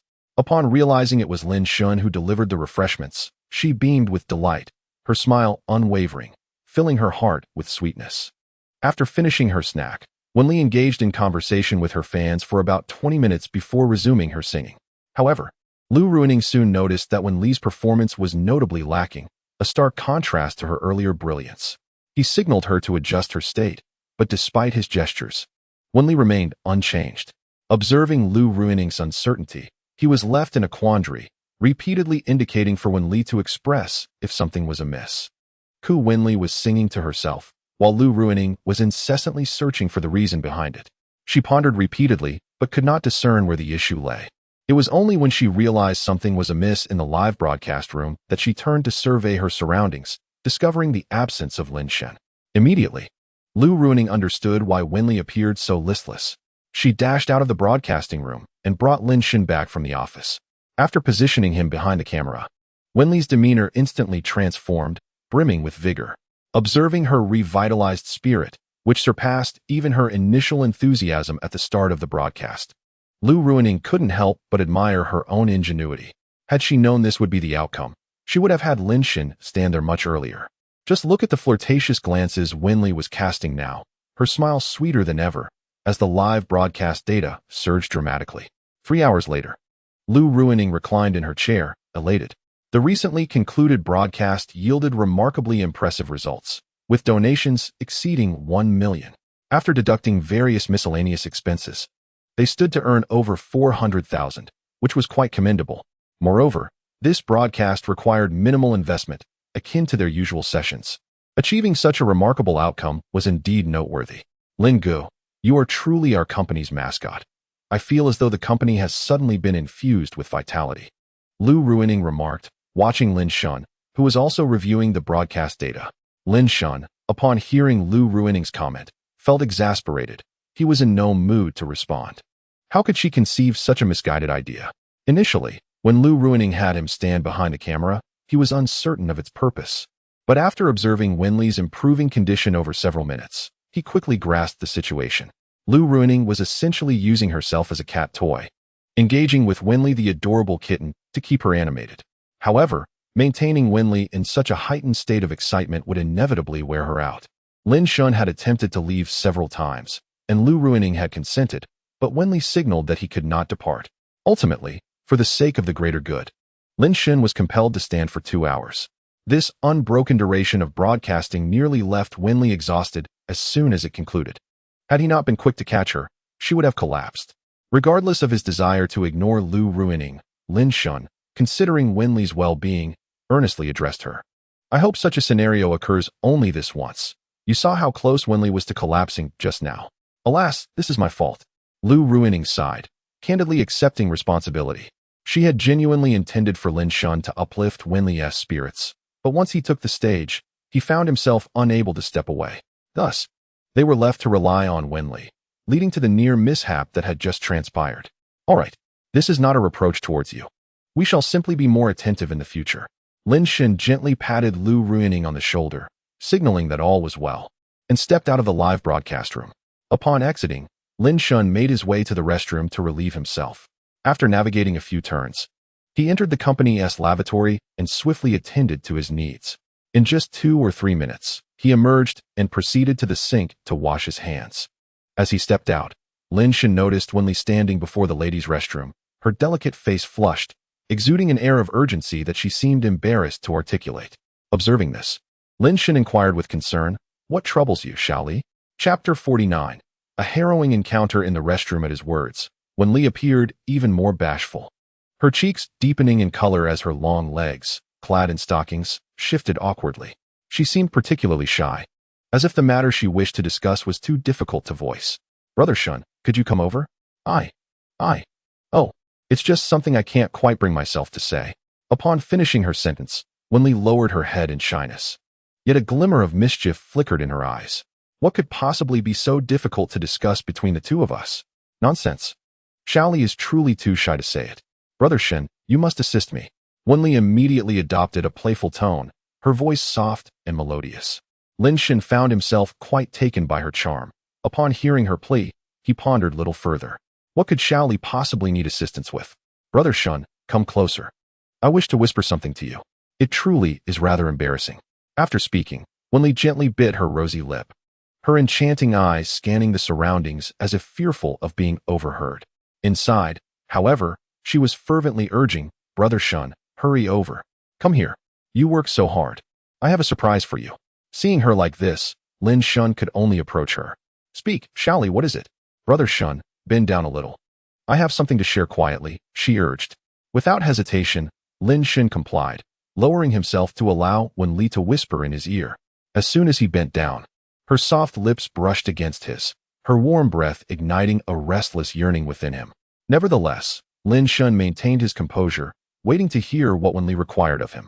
Relax, Brother Shun. I have a surprise for you. Before her words could fully dissipate, a mischievous smile crept upon her lips. With a swift motion, she executed a perfect lock around his neck, one hand firmly covering his mouth to stifle any sound. With a sudden force, she tugged the struggling Lin Shun into the restroom. Do not resist, Brother Shin. This is your surprise. Wen Li acted quickly, and by the time Lin Shun realized what was happening, they had already crossed the threshold of the restroom. As Lin Shun struggled violently, Wen Li tightened her grip on him, forcefully pushing him into the small stall of the restroom. Once inside, she pressed her body against the door, effectively severing any thoughts Lin Shun had of escaping. Observing the familiar and wildly manic smile on Wen Li's face, Lin Shun immediately sensed something was amiss and, with a hint of terror, stammered, Wen Li, what are you planning to do? At that moment, he realized Wen Li's obsessive nature had fully manifested. Yet, he could not comprehend what had provoked her.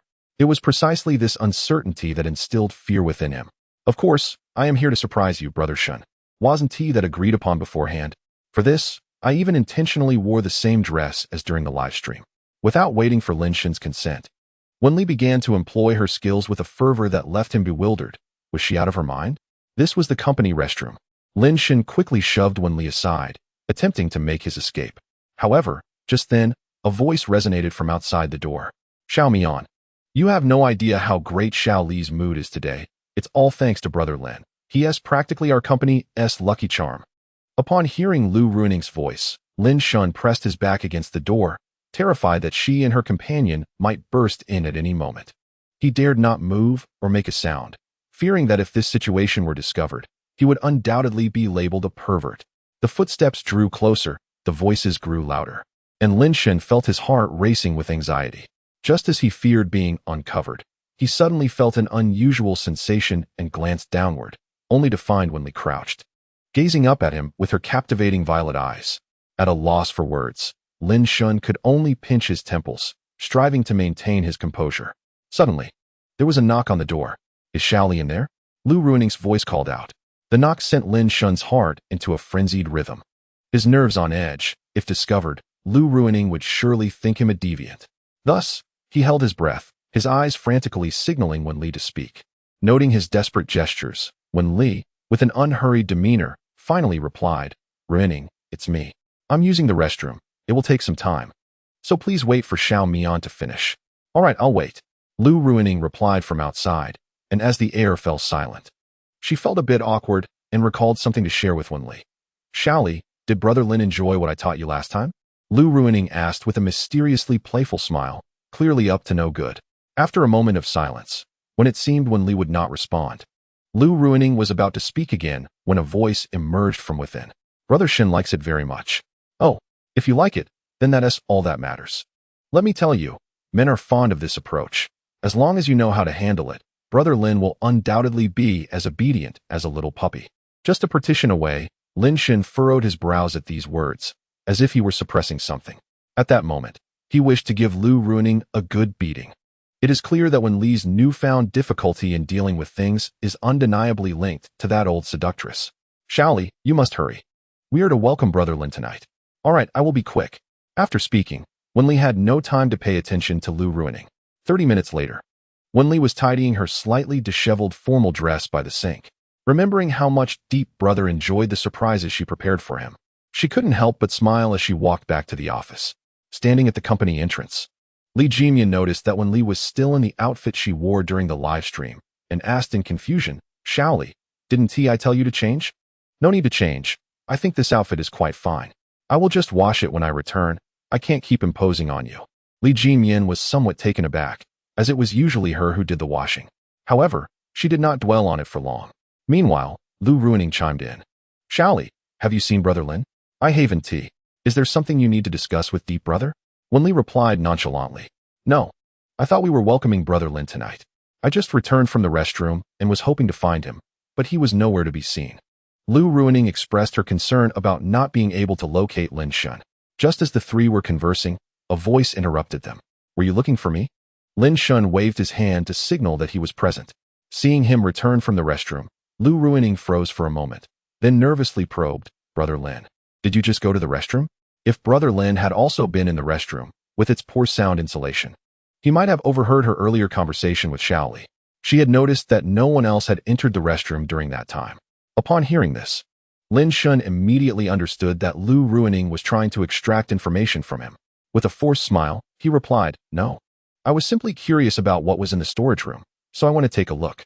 Oh, that is good. Lu Ruining sighed in relief, thankful that Brother Lin hadn't heard anything. Otherwise, it would have been quite embarrassing. She realized she needed to be more cautious at the company in the future. Lin Shun, meanwhile, looked at Lu Ruining with a smile, feeling an urge to scold her for teaching Wenli all sorts of nonsense instead of the good things. Chapter 50. A grand ambition. As the four exited the company, the skyline was beautifully illuminated against the night sky. Upon arriving at the private room they had reserved, Lu Ruining, once seated, turned to Lin Shun, who had been gazing at her, and remarked, Brother Lin, Xiaoli is here. Have you been watching me the entire way from the company? Am I truly that captivating? Feeling uncomfortable under Lin Shun's unwavering gaze, Lu Ruining couldn't shake off the sensation. Although this young lady possesses remarkable beauty, it hardly warrants such scrutiny. One could gaze discreetly instead. Moreover, with Xiaoli present, any provocation directed at her would not only spell disaster for Brother Lin, but also lead to his own demise. Xiaoli would not be perturbed. I merely wish to observe how Lu Ruining's mind operates, with no ulterior motive. One could hardly discern any uniqueness. They all appear quite similar. Lu Ruining retorted with annoyance. The way Lin Shun stared at her made it feel as though he believed he owed her an exorbitant sum. No, she is truly beautiful. I find Lu Ruining's mind rather intriguing, filled with all sorts of vivid thoughts. Upon hearing Lin Shun's veiled remark, Lu Ruining immediately cast a look of reproach towards Wen Li, who was beside him. Xiaoli, do keep your man in check. He continuously gazes at this young lady, as if he were bewitched. What an absurdity! Upon uttering those words, Lin Shun fell into a contemplative silence. Listen, how could Lu Ruining dare to voice such a thing? If she is indeed a maiden of virtue, then even swine could ascend to the heavens. Lin Shun had no faith in the words of this brazen woman. All right, Brother Shun, do refrain from staring at Ruining. Upon hearing his girlfriend's gentle admonition, Lin Shun was immediately flustered. Brother Shun, is it not enjoyable? Do not lay the blame on Ruining. Wen Li, drawing closer, nestled into Lin Shun's embrace, playfully urging him to disregard the idle chatter overheard in the restroom. Lin Shun, enchanted by Wen Li's antics, found himself less concerned as she nestled against him, her voice sweetly melodic. However, the exchange left Lu Ruining and Li Jinyan perplexed. What on earth were they discussing? Why could they not comprehend? Yet, neither inquired further, recognizing that it was natural for couples to share whispers. As the two grew increasingly affectionate, Li Jinyan hastily interjected, You two should tone it down. We are still present. Indeed. When we are absent, you may indulge as you wish, but for now, behave yourselves. Lu Ruining, observing Lin Shun and Wen Li's intimacy, felt quite displeased, as if she were invisible. Ahem. At this, Lin Shun coughed several times to alleviate the awkwardness, reluctantly pulling Wen Li away, and they resumed their seats with a semblance of seriousness. Their expressions remained nonchalant, as if nothing had transpired moments before. Li Jinyan, witnessing their demeanor, was at a loss for words. As time swiftly passed, when the dishes were served, the atmosphere within the private room gradually became lively. Come, everyone. Let us raise a toast to welcome Brother Lin to our company. On his first day, he has already made significant contributions. Lu Ruining, a natural at fostering merriment, was quick to elevate the mood. Ruining, you exaggerate. I truly have done nothing remarkable. Oh, do not pay attention to such matters. If I say it, it is so. Let us drink. Lu Ruining declared, downing a glass of beer with gusto, showcasing her bold and forthright nature. Seeing this, the others followed suit, finishing their drinks before settling down to enjoy the meal, as the four engaged in a light-hearted conversation about a myriad of topics. After the wine had been poured 3 times and the dishes had been tasted 5 times, Lu Ruining finally broached the main topic of the banquet. I observe that Brother Lin possesses considerable experience in operations.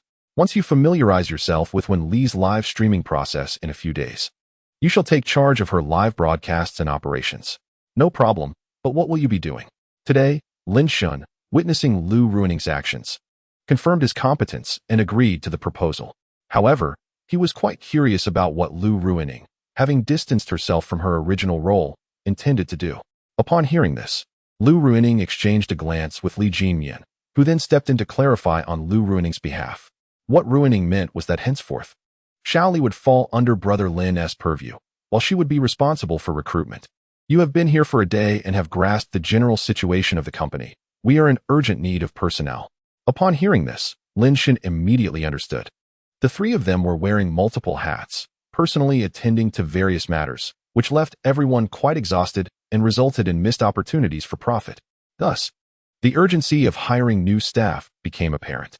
As for the delay in recruitment, Lin Shen gleaned from Li Jinmian's words that it was to ensure Wen Li was not provoked. The two of them had been apprehensive about hiring, but this concern was now resolved. What does Xiaoli think?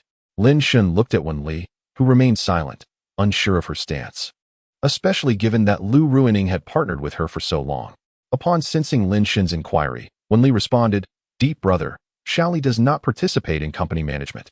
You should heed Xiao Mian and Ruining's arrangements." Lin Shen was astonished.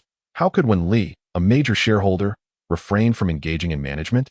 This notion baffled him, and he turned to Li Jinmian and Lu Ruining in confusion. Observing Lin Shen's bewilderment, Li Jinmian chuckled and explained, "I forgot to mention to Brother Lin. Besides live streaming and dispersing salaries, or training new anchors and sharing her experiences, Xiaoli is free to refrain from any duties." Upon hearing this, Lin Shen fell silent, contemplating the intricate dynamics among the three sisters.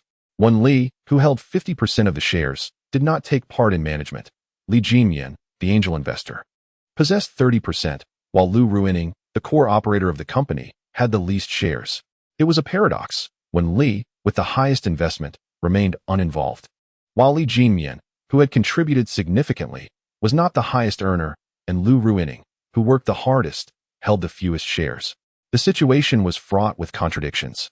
If these three sisters were not united, they would surely fall apart.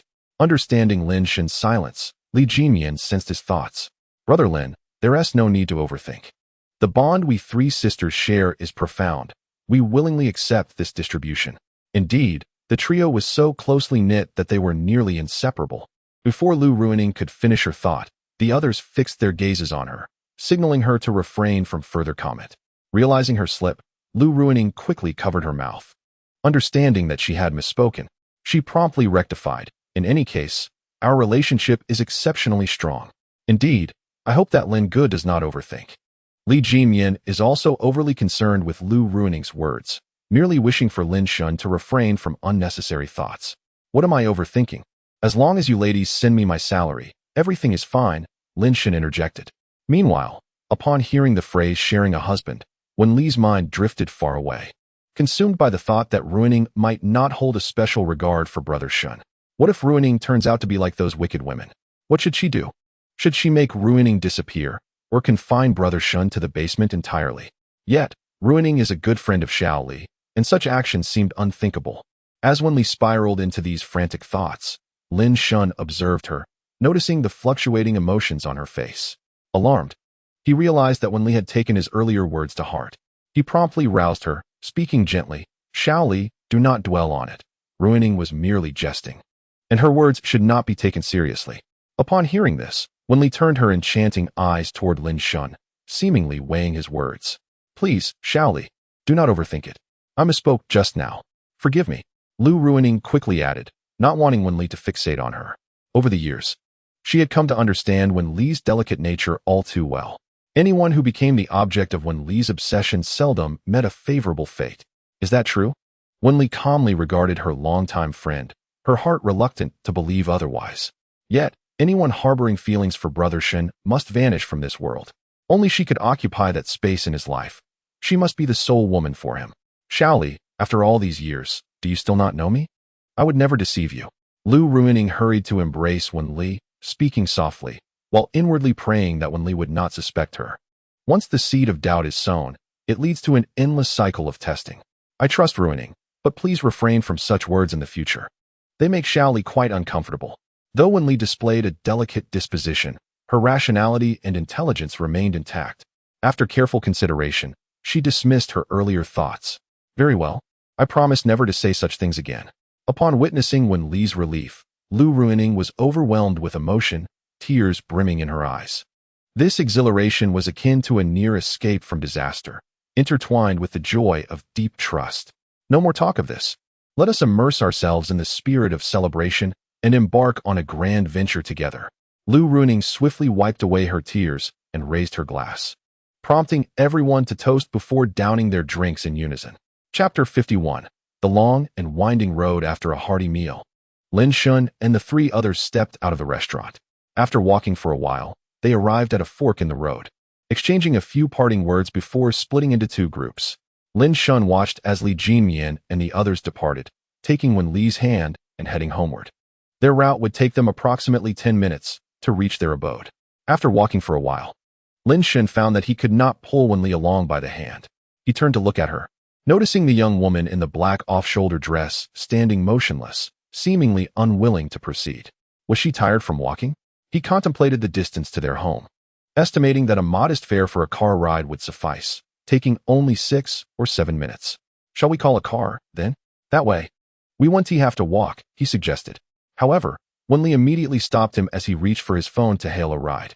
Xiaoli does not like to ride in cars, she declared. Lin Shun was somewhat perplexed by her response. She didn't want to walk, but also refused to take a car. What on earth did she wish to do? How would she return without a ride? He sought to unravel the mystery of her intentions. Xiaoli wants her brother to carry her home. She insisted. No, that's too tiring. We should call a car. Lin Shun replied without hesitation, dismissing the idea. After all, it was a kilometer back home, and carrying someone weighing over 90 pounds would surely exhaust him. Furthermore, the heat in Huaqing was unbearable, and being so close together would be quite uncomfortable. Brother Shin won't carry me? Then Xiaoli won't walk. She pouted, her expression a mix of indignation and determination. Lin Shun, realizing the stubbornness in her demeanor, felt a pang of exasperation. How could he be so obtuse as to not grasp her feelings?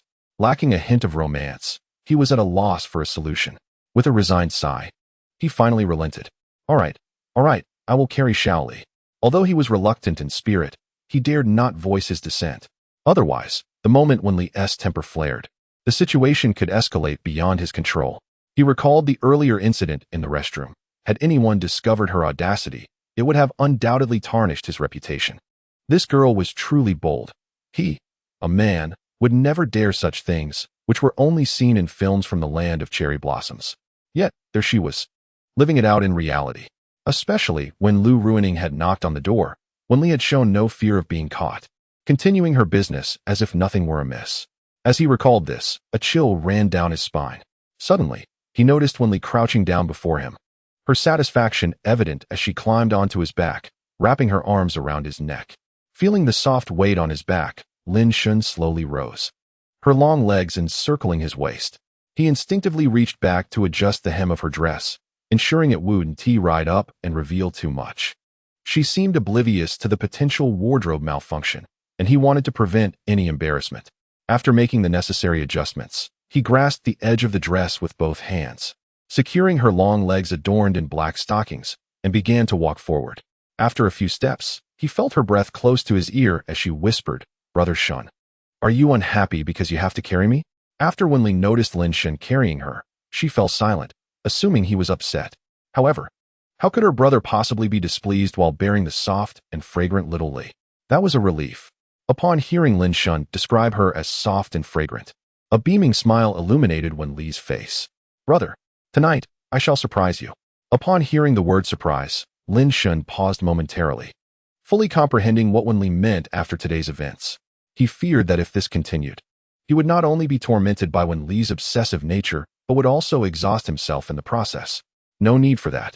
Carrying you is simply what a boyfriend ought to do, so surprises are unnecessary. After hastily declining, he added, "Little Li, please refrain from repeating what you did in the restroom today. It casts a poor impression. But earlier, when I asked if you liked it, you said you did." Wen Li cheerfully remarked, seemingly unconcerned about whether her words were discovered. Upon hearing this, Lin Shun's expression darkened. Surely, the mood after their earlier encounter differed from the current one. In any case, please do not engage in such behavior again. He wished to steer Wen Li away from dwelling on the restroom incident. Her words often left him speechless, as if he were the true villain in this scenario.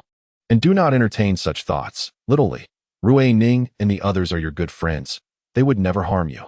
Lin Shin swiftly changed the subject, determined to prevent Wen Li from fixating on the previous topic, especially since he could never quite win an argument with her. Upon hearing his words, Wen Li's eyes dimmed slightly, and she responded playfully, Brother Shun, I understand. But when Rui Ning said that, it made me feel quite uneasy. Lin Shun was well aware of her discomfort. Are you afraid someone might steal me away? Yes, you belong solely to Wen Li, she declared with unwavering conviction. Upon hearing this, Lin Shin gently stroked Wen Li's head with one hand, speaking softly, You need not worry about such things. I will never leave you. In the future, we will marry, have our own children, and be together forever. Really? Brother Shun, please do not deceive me. Wen Li's eyes sparkled with excitement at Lin Shin's words, and her heart swelled with joy at the thought of their future together. The mere idea of marrying Brother Shun and having little ones filled her with happiness, causing her cheeks to flush as if steam were rising from her head. Brother Shun, how could you suddenly say such embarrassing things? Indeed. Therefore, you must not constantly fret about me leaving or being taken away. Lin Shun continued forward, gazing ahead while uttering the most tender words to his beloved behind him.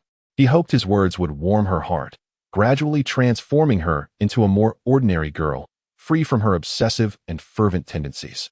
Wen Li had just recovered from her bashfulness, and with a coy tone, she said, What if, on that day, Brother Shin cannot bear to let little Li go? There is no what if, for Lin Shin loves Wen Li the most. Indeed, Wen Li loves Lin Shin the most as well. Her affirmation was drawn out, and after speaking, she playfully nibbled on Lin Shin's ear. At that moment, she felt immense joy, for her brother had declared his deepest affection for her. When would they get married? Perhaps in a few months? No, that seemed too soon. Perhaps next year. Did Brother Shin prefer girls or boys? She must inquire, but such questions felt too embarrassing. Instead, she decided to think of a name for their future child. As she perched on Lin Shin's back, her mind was a whirlwind of thoughts, already envisioning everything from their wedding to the name of their child. She had even contemplated where their child would attend school. However, Lin Shun remained blissfully unaware of her musings, only feeling the weariness of the long journey home, wondering when they would arrive. Chapter 52. The long night. Lin Shun carried Wen Li back to their doorstep and gently set her down. Exhausted, he sank onto the ground, utterly spent. The journey, which typically took just over 10 minutes, had taken him more than 30, all because he had been carrying Wen Li. Along the way, he had wished for her to climb down. However, she clung to his neck and wrapped her legs around his waist, refusing to let go. Lin Shun could not fathom where this seemingly delicate girl derived her strength. During their walk, Lin Shun came to a realization. Any man willing to carry a girl for such a long time should indeed marry her. After all, he was nearly collapsing just as they reached their doorstep. It was truly exhausting. Brother Shun, the ground is dirty. Let us go inside, Wen Li said, retrieving her keys to unlock the door, attempting to coax Lin Shun to rise. You go in first. I'll sit here and catch my breath. Very well. Then I shall stay here to keep you company, Wen Li replied. She wished to find a place to sit, but her elegant black dress rendered it impossible to sit on the ground, so she stood patiently, waiting for Lin Shun to recover. Lin Shun, seeing her predicament, reluctantly rose, dusted himself off, and stepped inside. Although standing for a while would not tire Wen Li, he preferred not to leave her waiting outside. Once he entered the house, she would undoubtedly follow. Sure enough, as soon as he stepped inside, Wen Li followed suit. After a brief respite, Lin Shun ascended the stairs to fetch some clothes and take a shower, eager for a restful slumber after a long day at work. The exhaustion was palpable. Had it not been for the excessive sweating, he would have already succumbed to the allure of his bed at 11:30 in the evening, without concern for anything else. Descending the stairs, he entered the bathroom and prepared the bath. Once the water was ready and at a comfortable temperature, he stepped in, relishing the soothing embrace of the warm water. As Lin Shun reclined into the bath, a soft sigh of comfort escaped his lips, and he experienced an almost celestial sensation. If life could remain in this state, he would gladly languish here for eternity. It was sheer bliss. Lin Shun intended to indulge in a leisurely wash. Yet upon hearing the ruckus outside the bathroom door, his heart raced, and his movements hastened involuntarily. Wenli, outside the bathroom, called out, "Brother Shun, why have you locked the door again? Open up for me, please." Hearing her voice, a smile crept across Lin Shun's face. The very reason he had locked the door was to prevent her from entering. "Oh, little Li, spare your efforts. I want to be opening the door. Wait until I finish my bath, and then you can go," he replied, dismissing her pleas as he resumed his tranquil bathing. Allowing Wenli in would surely turn the place upside down, leaving no room for a peaceful bath. Tonight, he longed for a good night's sleep, intending to take her to work promptly the following day. As for whether she would throw a tantrum over his refusal to open the door, the answer was likely yes. But he could always pacify her later. If sweet words failed, he could always resort to a few affectionate kisses. After a brief silence from Wenli, Lin Shun, assuming she had given up, hummed a little tune and continued his leisurely wash. However, tranquility was short-lived. Moments later, the noise resumed from the other side of the door. "Little Li, don't waste your energy. I'll be done shortly," he called out dismissively. When Wenli did not respond for an extended period, Lin Shun continued his bathing routine, confident that she could not enter. Just as he thought this, a sudden clatter erupted, followed by the sound of metal hitting the floor. Alarmed by the commotion, Lin Shun turned to the door, only to witness it swing open swiftly. There stood Wenli, screwdriver in hand, stepping boldly into the bathroom. Lin Shun's expression froze in shock, his body paralyzed with fear. Hadn't he locked the door? How could she have entered? Upon entering, Wenli fixed her gaze on Lin Shun, her laughter echoing with an unsettling edge. Her pupils constricted to pinpricks, and her smile stretched ominously, revealing a glint of her pearly white teeth, exuding an air of menace. "Hee, Brother Shun, you're not being very obedient," she chortled, her laughter bordering on madness, each note sounding like a death knell for Lin Shun. With a sudden tilt of her head and her eyes burning with a fierce light, she lunged towards him, screwdriver in hand, a wild grin illuminating her face. Terror coursed through Lin Shun as he felt a chill run down his spine at the sight of her approaching figure, prompting him to spring up in a panic, desperate to escape. He feared the sharp blade of the screwdriver might find its mark on him, and the thought of such a fate sent shivers down his spine. He wouldn't need to be taken to a hospital. He would be sent directly to the crematorium. As Lin Shun straightened his posture, Wenli unleashed her fervor, startling him into immobility. She extended her delicate hand, gently grasping Lin Shun's well-defined chin, and turned his face to meet her gaze.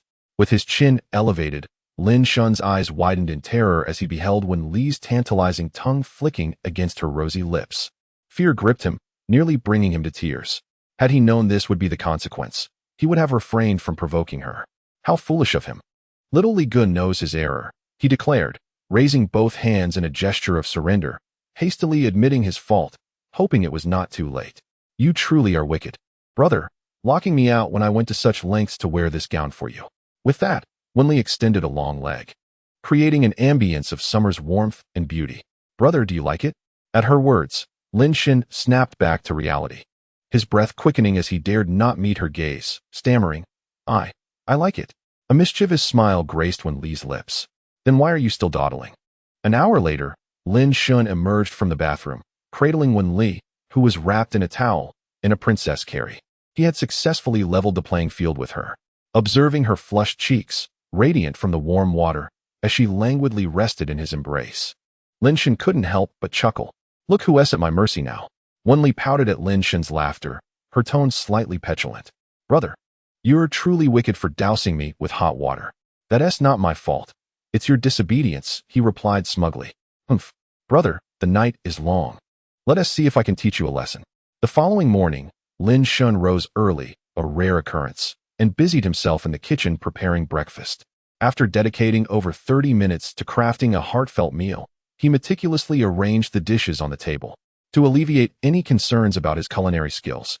Having not cooked in a while, he sampled each dish, delighting in their exquisite flavors before ascending the stairs to summon Wenli for breakfast. Upon entering his room, Lin Shun was met with a chaotic sight. Crumpled tissues and scattered belongings littered the floor, a testament to the previous night's events. Approaching the bedside, he gazed at Wenli, who lay asleep, her delicate collarbone visible amidst her tousled hair. Not wishing to disturb her slumber, Lin Shun leaned down, gently tucking a few strands behind her ear to reveal her charming face. Seeing her still peacefully asleep, he decided against waking her and instead placed a soft kiss on her forehead, beginning to tidy the disarray around him. After tidying up, 30 minutes had already passed. Exhausted, Lin Shen stretched, reflecting on the past month when Wen Li had diligently organized the room each morning. How tiring that must have been, almost unimaginable. Lin Shen paused for a moment, initially intending to let Wen Li sleep a little longer. However, if he waited any longer, breakfast would be completely cold, leaving him no choice but to wake her. He simply could not wait any longer. Otherwise, the lovingly prepared breakfast would lose its appeal. Approaching her, Lin Shen pinched Wen Li's cheek, noticing her lack of inclination to awaken. He gently called her a few more times, and soon her long eyelashes fluttered. Wen Li groggily opened her eyes, only to see Lin Shen right in front of her. She instinctively wrapped her arms around his neck, and without hesitation, he returned her affection with a tender kiss. After this, Wen Li sleepily asked, "Brother, why are we up so early today? It's not early at all. It's already past 9. Little Li, hurry up and wash up for breakfast." Upon hearing this, Wen Li did not linger in bed. She released Lin Shen and rubbed her eyes, preparing to rise. However, as she attempted to sit up, a sudden pain shot through her, prompting a pained cry, and she instantly collapsed back onto the bed. Seeing her distress, Lin Shen's forehead creased with concern, and he quickly approached her, asking, "Little Li, are you feeling unwell? Please don't scare me." His face turned pale with worry, fearing that something might be wrong with her. Once lying down, Wen Li felt a bit better. Noticing Lin Shen's anxious expression, she reassured him, "Brother, I'm fine. It's just, I feel a little unwell. Where do you feel uncomfortable?" Lin Shen's tension escalated upon hearing her discomfort, his hands fidgeting nervously. Wen Li blushed at his inquiry, gazing at him with her large, captivating eyes, remaining silent. This only heightened Lin Shen's urgency as he pressed, "Little Li, you must tell me where it hurts. We need to go to the hospital." Wen Li rolled her eyes playfully at him, exclaiming, "Brother, sometimes you can be so silly. I'm too embarrassed to say where it hurts." She pouted. "It's all your fault for being so persistent. So mean." Lin Shen, noticing her reluctance to engage, grew increasingly anxious. "Little Li, you must tell me where it hurts. We can't just endure it. We need to see a doctor." Wen Li, still blushing, replied with a hint of defiance, "It's just, there. I'm not feeling well." After speaking, she quickly turned her head away, feeling embarrassed by the admission. Lin Shen, bewildered by her words, was left confused. "Where exactly? Let me see." Upon hearing Lin Shen's straightforward remarks, Wen Li seized a nearby pillow and hurled it at him with great force. How could Brother Shen be so troublesome? After what transpired last night, he now inquires about her discomfort. It's utterly infuriating. The pillow struck Lin Shen, and he could not help but grasp the essence of Wen Li's ire. It was no wonder her face resembled a blushing monkey. The issue lay here. Lin Shen, still clutching the pillow, settled on the edge of the bed, observing Wen Li, who turned her head away, unwilling to meet his gaze. "Does it truly hurt, Xiaoli?" he asked, feigning concern. "Brother Shen is simply unbearable. I can hardly get up, and you still ask?" Lin Shen felt a twinge of embarrassment, realizing the unnecessary nature of his inquiry. "All right, let me assist you." He promptly helped Wen Li to her feet, draping a garment over her shoulders and carrying her downstairs. After some time spent aiding her with her morning routine, he placed her at the dining table for breakfast. "Are you feeling better now?" he inquired. "Still hurts," Wen Li replied, casting a resentful glance at Lin Shen. Upon hearing this, Lin Shen grasped the situation. It was no wonder Xiaoli was in pain. She had brought this upon herself last night. "Humph, it's clearly your fault, Brother Shen. You are the real villain," Wen Li huffed, crossing her arms and tilting her chin defiantly in Lin Shen's direction, exuding an air of adorable arrogance. At that moment, her cuteness was undeniable. Her soft, endearing demeanor made Lin Shen yearn to pinch her cheeks. "Very well, it is indeed my fault.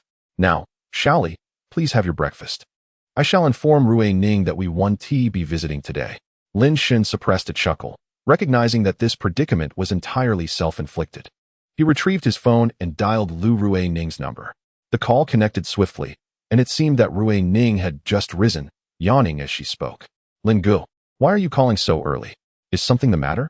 Lin Shen glanced at the young woman on the other end, who was earnestly enjoying her meal, and replied with a smile, "Wen Li is feeling unwell today, so we want to be coming over." Upon hearing that Wen Li was unwell, Lu Rui Ning's tone shifted to urgency. Wasn't she fine yesterday? How did she suddenly become ill? Is it serious? Has she seen a doctor? Lu Ruining, upon processing Lin Shun's words, hurriedly leapt from her bed, speaking a mile a minute, not even bothering to change out of her pajamas as she dashed from her room. Ruining, do not fret. It's not serious, and she doesn't need to go to the hospital. She can eat and drink. There's no significant issue. Just a bit of rest will suffice. Lin Shun reassured her, hoping to calm her down. What do you mean? If she is unwell, why not see a doctor? Just trust me. There's no need for alarm. We merely wanted to inform you that we won't be at the office today. Xiaoli will rest. Lin Shun aimed to swiftly conclude the conversation without further debate. All right, I'll come by with Xiao Mian later to check on her. Wait. Upon hearing that Lu Ruining and her companions intended to visit Wenli, Lin Shun hastily intervened, for anyone with discernment could easily ascertain the unfolding situation. What is the issue? We merely wish to check on Wenli. We aren't vying with Brother Lin, Lu Ruining remarked, her tone laced with incredulity at Lin Shun's fervor. We are simply concerned for Xiaoli. There is no need for such agitation. Xiaoli interjected, insisting that they need not concern themselves with her and should focus on their work instead. Brother Lin, is this your assertion or Xiaoli's? It is undoubtedly Xiaoli's, Lin Shun replied, promptly signaling for Wenli to voice her thoughts. Observing Lin Shun's gestures, Wenli spoke up, Ruining, you need not fret about me. Please, attend to your recruitment duties with Xiao Mian. Should anything arise, you can have Brother Shun manage it online. With that, she resumed her meal. Upon hearing Wenli's reassurances, Lu Ruining gradually relaxed, though a hint of bewilderment lingered. Just yesterday, Xiaoli appeared perfectly fine. What could have caused such a sudden ailment? Perhaps her monthly cycle arrived unexpectedly, yet it seemed too early for that. The peculiar circumstances of the morning left them both puzzled. Very well, I understand. Brother Lin, please look after Xiaoli. We shall come by to check on her once we have completed our tasks. Chapter 54. Secrets between couples discovered. Just as Lin Shun intended to convey a parting remark, the sound of disconnection echoed from his phone. He glanced at the screen, realizing that Lu Ruining had hung up. The bond among these three young women was undeniably strong. Upon learning of Wenli's discomfort, Lu Ruining had promptly become flustered. Had he not downplayed the severity of the situation, insisting that a brief rest would suffice, she would surely have arrived with Li Jinyan in tow. Given Wenli's current condition, it was evident that her presence would reveal everything. As for when the two women would finish their work, Lin Shun felt no urgency.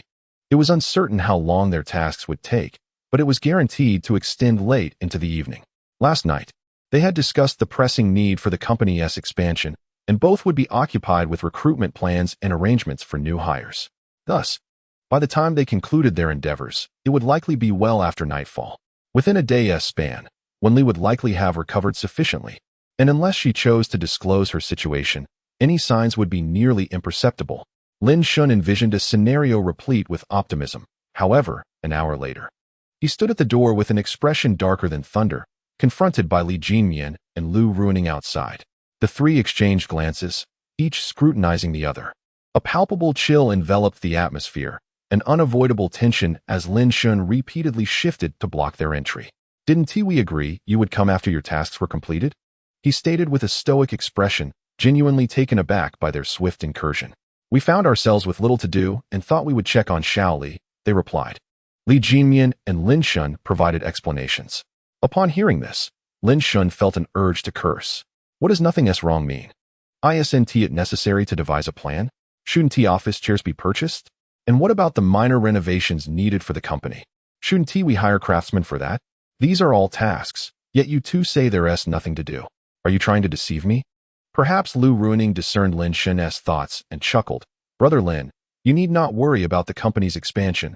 We have long prepared a comprehensive plan. We are simply proceeding with the expansion methodically as per the plan. For now, please allow us to enter. Lu Ruining emphasized the last phrase, indicating a desire to enter promptly. Seeing Lin Shun's apprehensive demeanor, Lu Ruining understood that Lin Shun seemed reluctant to let them in. Why the reluctance? This posed an intriguing question.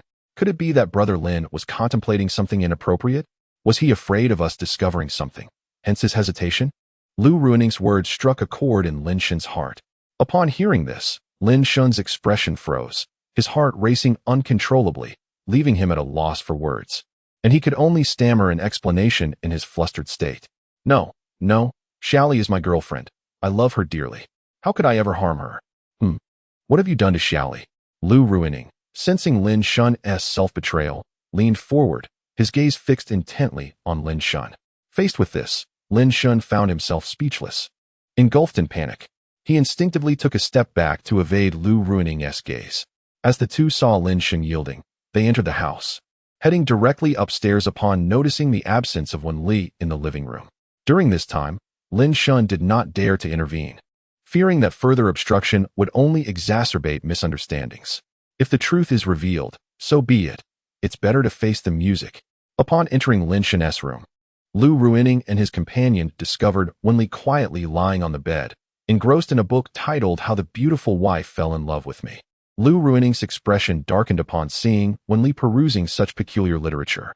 Xiaoli, we shouldn't always indulge in such strange reads. They are detrimental to one's personal and psychological growth. No, I think it's wonderfully written, Wen Li replied, her cheeks flushed with a hint of embarrassment as she avoided their gazes. Lu Ruining, exasperated, pinched the bridge of his nose, recognizing the nature of the book. It was merely a tale of a domineering female protagonist coercing her little pet to fall in love with her. He pondered why Wen Li remained enamored with such toxic narratives, questioning if there might be some hidden treasure within. All right, as long as Xiaoli is happy. Meanwhile, Li Jinmian, seated at the edge of the bed, took Wen Li's hand gently, her face etched with concern. Xiaoli, do you feel unwell? Li Jinmian's expression reflected genuine worry, fearing that something might be amiss with Wen Li. Upon hearing this, Wen Li's face flushed crimson, feeling embarrassed under their scrutiny. Li Jinmian and the other two were momentarily bewildered. What was going on with Wen Li? Upon entering, they observed her complexion rosy, seemingly not someone in discomfort. Yet, when questioned, she merely blushed, remaining resolutely silent. Xiaoli, if you feel unwell, you must speak up. We need to see a doctor, Lu Ruining urged, noticing Wen Li's reluctance to respond. At that moment, Wen Li's face had transformed into a vivid shade of crimson. How could she convey this? It was far too embarrassing. The moment she spoke, Ruining and Xiao Mian would undoubtedly mock her for eternity. It was all Deep Gu's fault. He was so wicked. Minutes later, downstairs, Lin Shun heard the sound of hurried footsteps on the stairs and turned to see Lu Ruining rushing down. Before she had fully descended, she caught sight of Lin Shun seated on the living room sofa, gazing at her. You beast. Can't you take your time with something so trivial? You've made it so that Wen Li can barely walk. Lu Ruining exclaimed as she dashed to Lin Shun and seized his collar, raising her hand as if to deliver a couple of punches to his face. Lin Shun, quick to react, swiftly grasped Lu Ruining's furious fists. What are you doing? Are you out of your mind? Why resort to violence? Do you think I wanted this?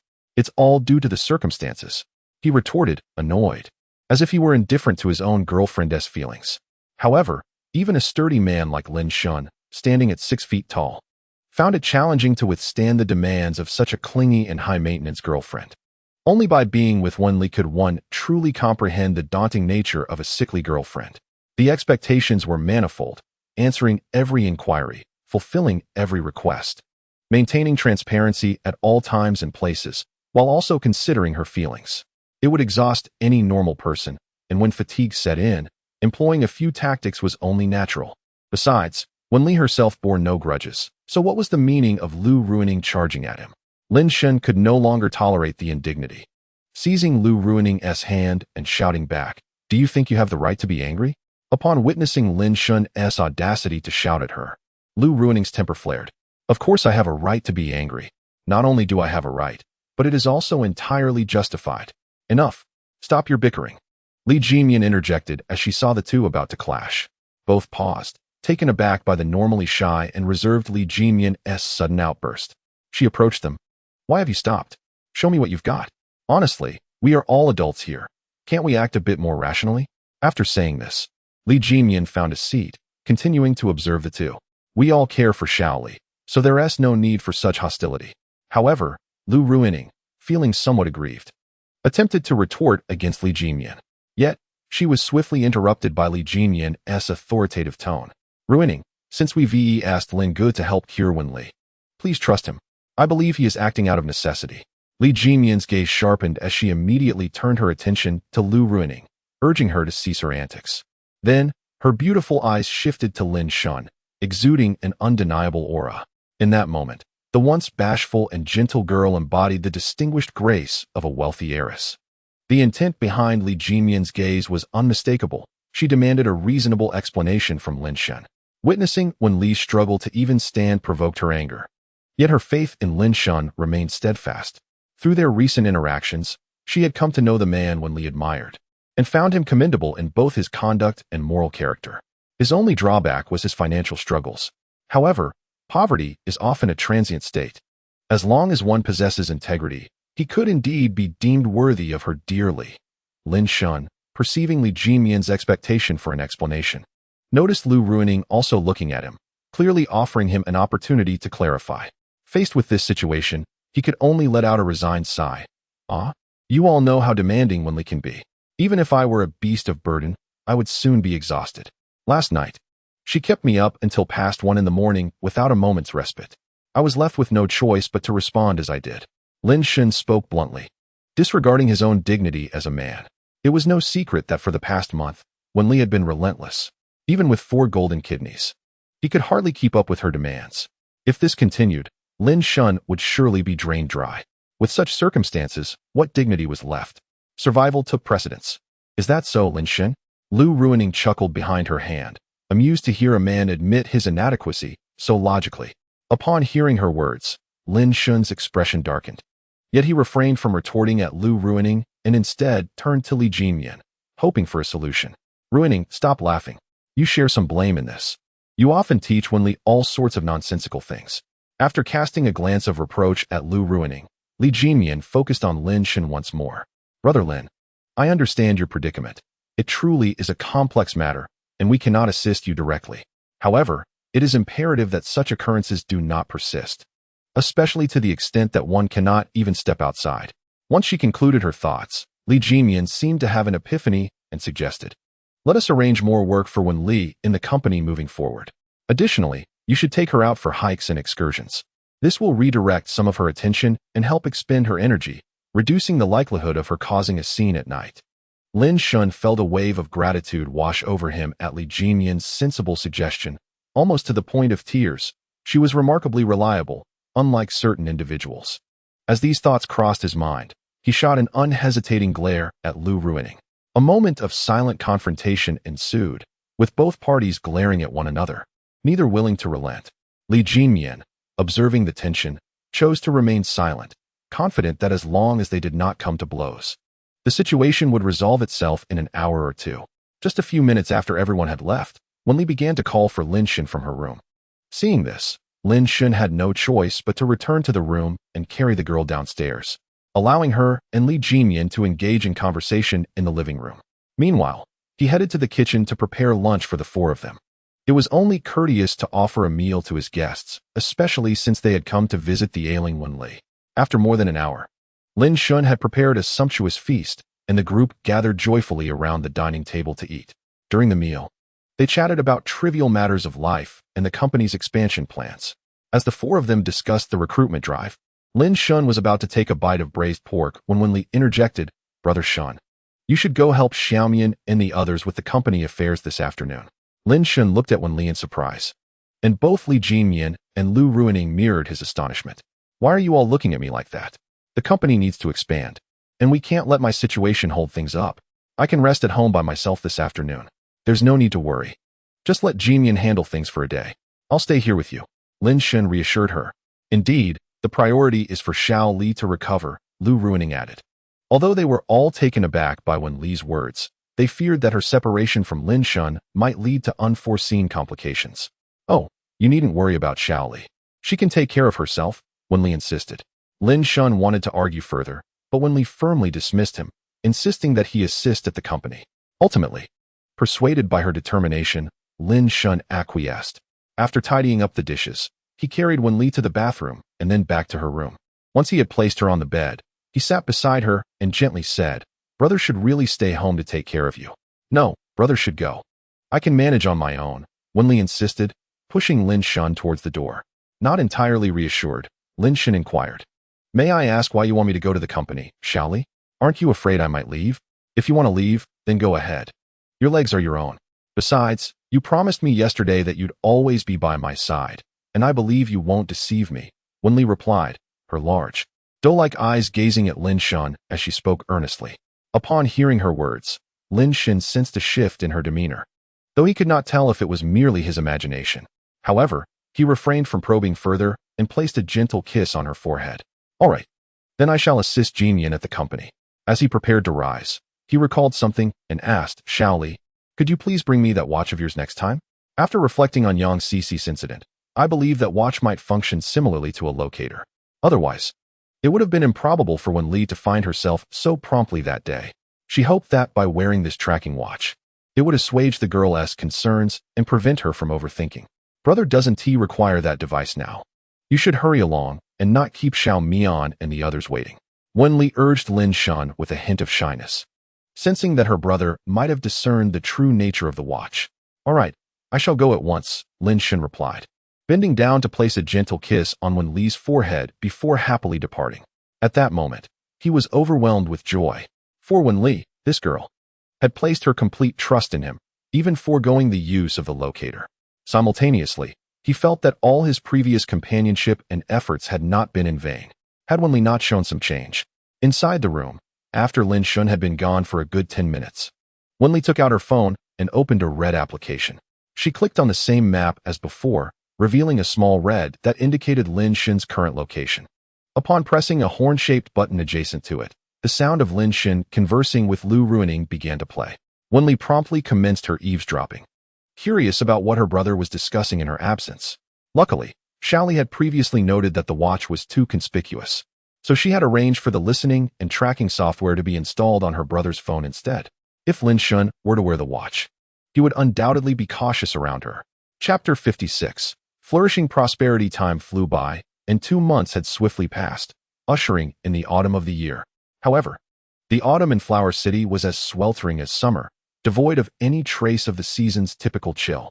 Today, as usual, Lin Shun accompanied Wen Li into the company at 10 o'clock. Upon entering, the company no longer bore the desolate atmosphere it had 2 months prior. Instead, after 2 months of expansion, it was thriving, bustling with vigorous development in all aspects. The overall strength of the company had significantly increased, with the workforce expanding to over 30 individuals. As Lin Shun and Wen Li entered, they greeted their ordinary employees with smiles and waves in return. Just as Lin Shun was about to turn a corner with Wen Li towards his office, a girl carrying a cup of water rushed out from the corridor, inadvertently colliding directly into Lin Shun's embrace. "Ah!" she exclaimed in distress, causing Lin Shun to momentarily lose his balance. The warm water from her cup splashed onto his clothing. Instinctively, he steadied the girl to prevent her from falling, while he himself stumbled back a few steps, nearly losing his footing before managing to regain his composure. Before Lin Shun could fully comprehend the situation, Wen Li swiftly intervened, pulling the girl away from her brother with a protective instinct. "What are you doing? Are you blind while walking?" Wen Li began to reprimand the careless girl. Upon witnessing the commotion, Lin Shun promptly grasped Wen Li's hand, offering her solace and urging her to quell her anger, thereby preventing an imminent outburst from Wen Li. He then turned his attention to the young lady who had inadvertently collided with him. "I am so sorry. I truly did not mean to," Chu Zining exclaimed, her voice tinged with urgency as she recognized Lin Shun as the one she had bumped into. Having been at the company for nearly a month, she was well aware of the identities of both Wen Li and Lin Shun, one being the esteemed owner of the company and the other the manager of the operations department. The realization that her clumsy actions had led to an encounter with these two prominent figures felt as if the sky had fallen upon her. Moreover, the fierce glare Wen Li had cast upon her was as if she were ready to devour her in wrath.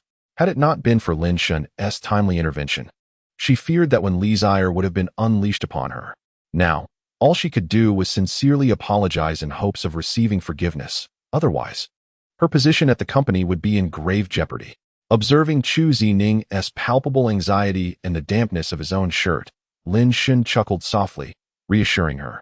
"It's quite all right. I'll just wipe my shirt later. You may return to your duties." "Thank you, Mr. Lin. Thank you, Mr. Lin. Thank you, Mr. Lin." Chu Zining, who had braced herself for a severe reprimand, was taken aback by Lin Shun's nonchalant forgiveness. In an instant, she felt as though she had grasped a lifeline, bowing repeatedly in gratitude, her hair disheveled and unkempt. Simultaneously, A wave of relief washed over her. Her job was seemingly secure. All right, Zining. There's no need to be so tense. It's merely a trivial matter. I've not given it a second thought. Now, off you go to tend to your tasks, Lin Shen encouraged. Yes, yes. Thank you, Mr. Lin. With Lin Shen's gentle insistence, Chu Zining felt a renewed sense of ease, convinced that he truly bore no grudge. She hurriedly took a few steps away, only to be halted by a resonant voice behind her. Zining, wait a moment. At the sound, Chu Zining froze mid-stride, her heart racing anew. A flurry of anxious thoughts invaded her mind. Could it be that Mr. Lin was having second thoughts? How could someone of his stature waver in their decisions? Was he perhaps suggesting that she need not return to work the following day? Oh, how she cherished this job, especially with its favorable conditions. Losing it seemed a dire possibility. In that moment, her mind raced with chaotic musings as she stiffly turned to face Lin Shen. Mr. Lin, is there something else you require? Nothing of the sort, he replied with a warm smile, gesturing toward the wet floor. Could you please bring a mop to clean this up later? Of course, Mr. Lin. I'll take care of it. Chu Zining's heart, which had been in turmoil, now relaxed. She had feared a dismissal, only to be tasked with a simple chore instead. The fright she had experienced moments ago seemed almost foolish in retrospect. Lin Shen regarded the young, beautiful recent graduate with a sense of understanding. His mood lightened, and chose not to press her further. After all, he too had traversed this path, and witnessing the current state of Chu Zining felt akin to gazing upon his former self. He understood the turmoil within her mind, fearful of offending him and facing dismissal, or dreading future inconveniences he might impose upon her. Thus, Lin Shen felt compelled to take action, to alleviate the young lady's worries and allow her to work with peace of mind in the future. Moreover, Lin Shen prided himself on his magnanimity. Such trivial matters barely grazed his conscience. Zining, persevere in your work. The company will not neglect you. He encouraged her with a smile before departing with Wenli. Lin Shen's exit was uneventful, yet to the novice Chu Zining, it left an indelible impression of a towering figure. She stood momentarily in stunned silence, until her concerned friend approached, laughing. Zining, stop daydreaming. Lin is quite handsome, but he is already taken. At this, Chu Zining felt her cheeks flush and quickly shot a glare at her friend, who she had only recently befriended. Mind your own business. Lin never mentioned having a girlfriend, so why spread rumors? After saying this, she ignored her friend and bashfully hurried off to fetch a mop. Her friend, left behind, could only shake her head in resignation. This girl was in trouble, having fallen for a man who was not meant for her. Words failed her. She had intended to caution Chu Zining, but seeing her state, she decided it might be best to remain silent to avoid causing further annoyance. Upon returning to the office, Wenli, in a fit of anger, exclaimed, Brother Shen, such a careless employee should be dismissed.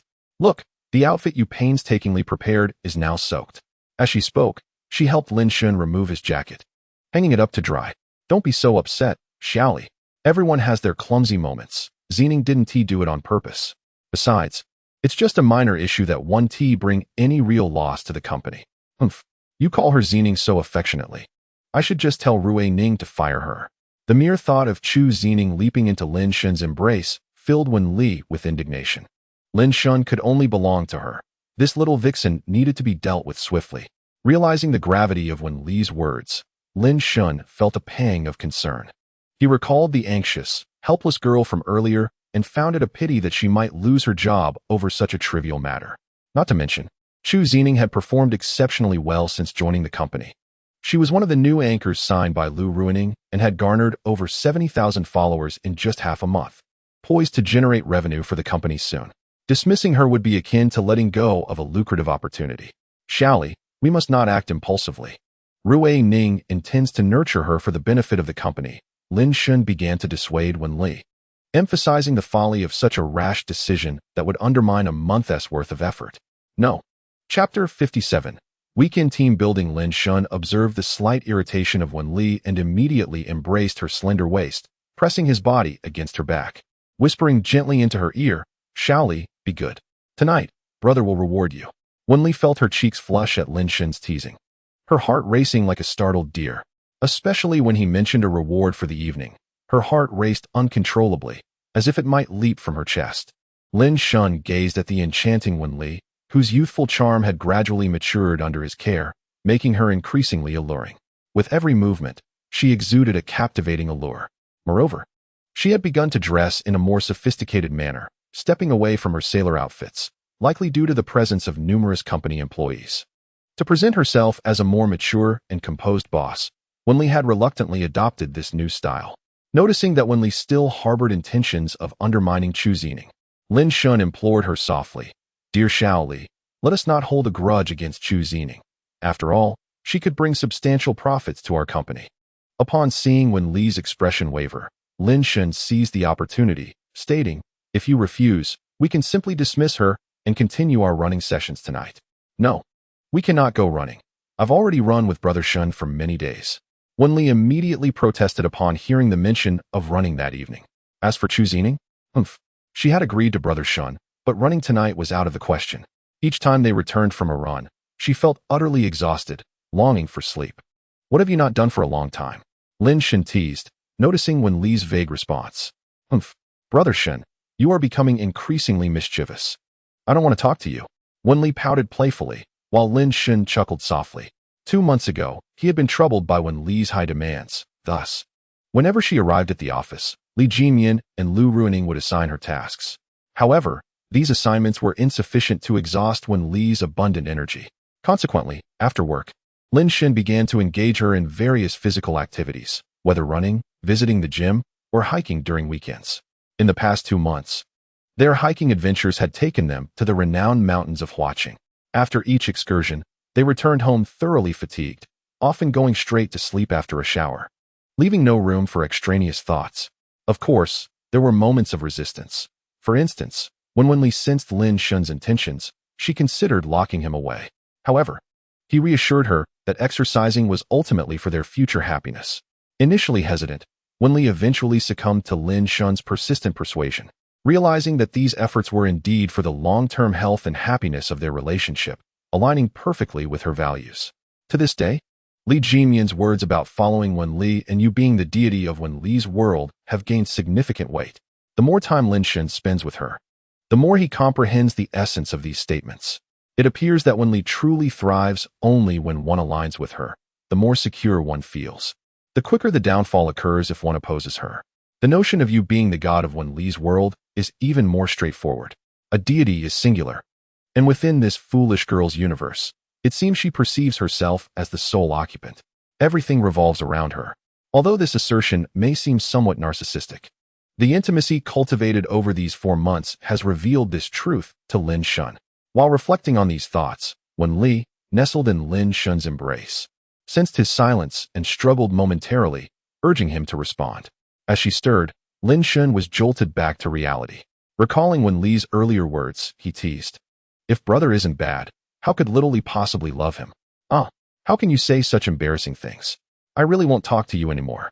Wen Li replied in a playful tone. Upon hearing this, Lin Shun understood that she did not genuinely wish for his silence. Rather, she desired his attention. Nevertheless, he decided to provoke her a little, to see her flustered reaction. "Fine, then, you may ignore Brother Shun," he said. Upon hearing this, Wen Li's expression faltered as she quickly turned to face Lin Shun, indignantly declaring, "Little Li truly won't pay attention to Brother Shun anymore." With a huff, she tilted her head defiantly, struggling fiercely in Lin Shun's embrace, looking at him with a mix of resentment and a pout, her demeanor adorably agitated. Seeing Wen Li nearly break free, Lin Shun swiftly interrupted her intentions and decisively leaned in to kiss her soft, rosy lips. As their lips met, Wen Li initially struggled and hesitated, but as the kiss deepened, she gradually succumbed to the moment, even beginning to assert her own rhythm.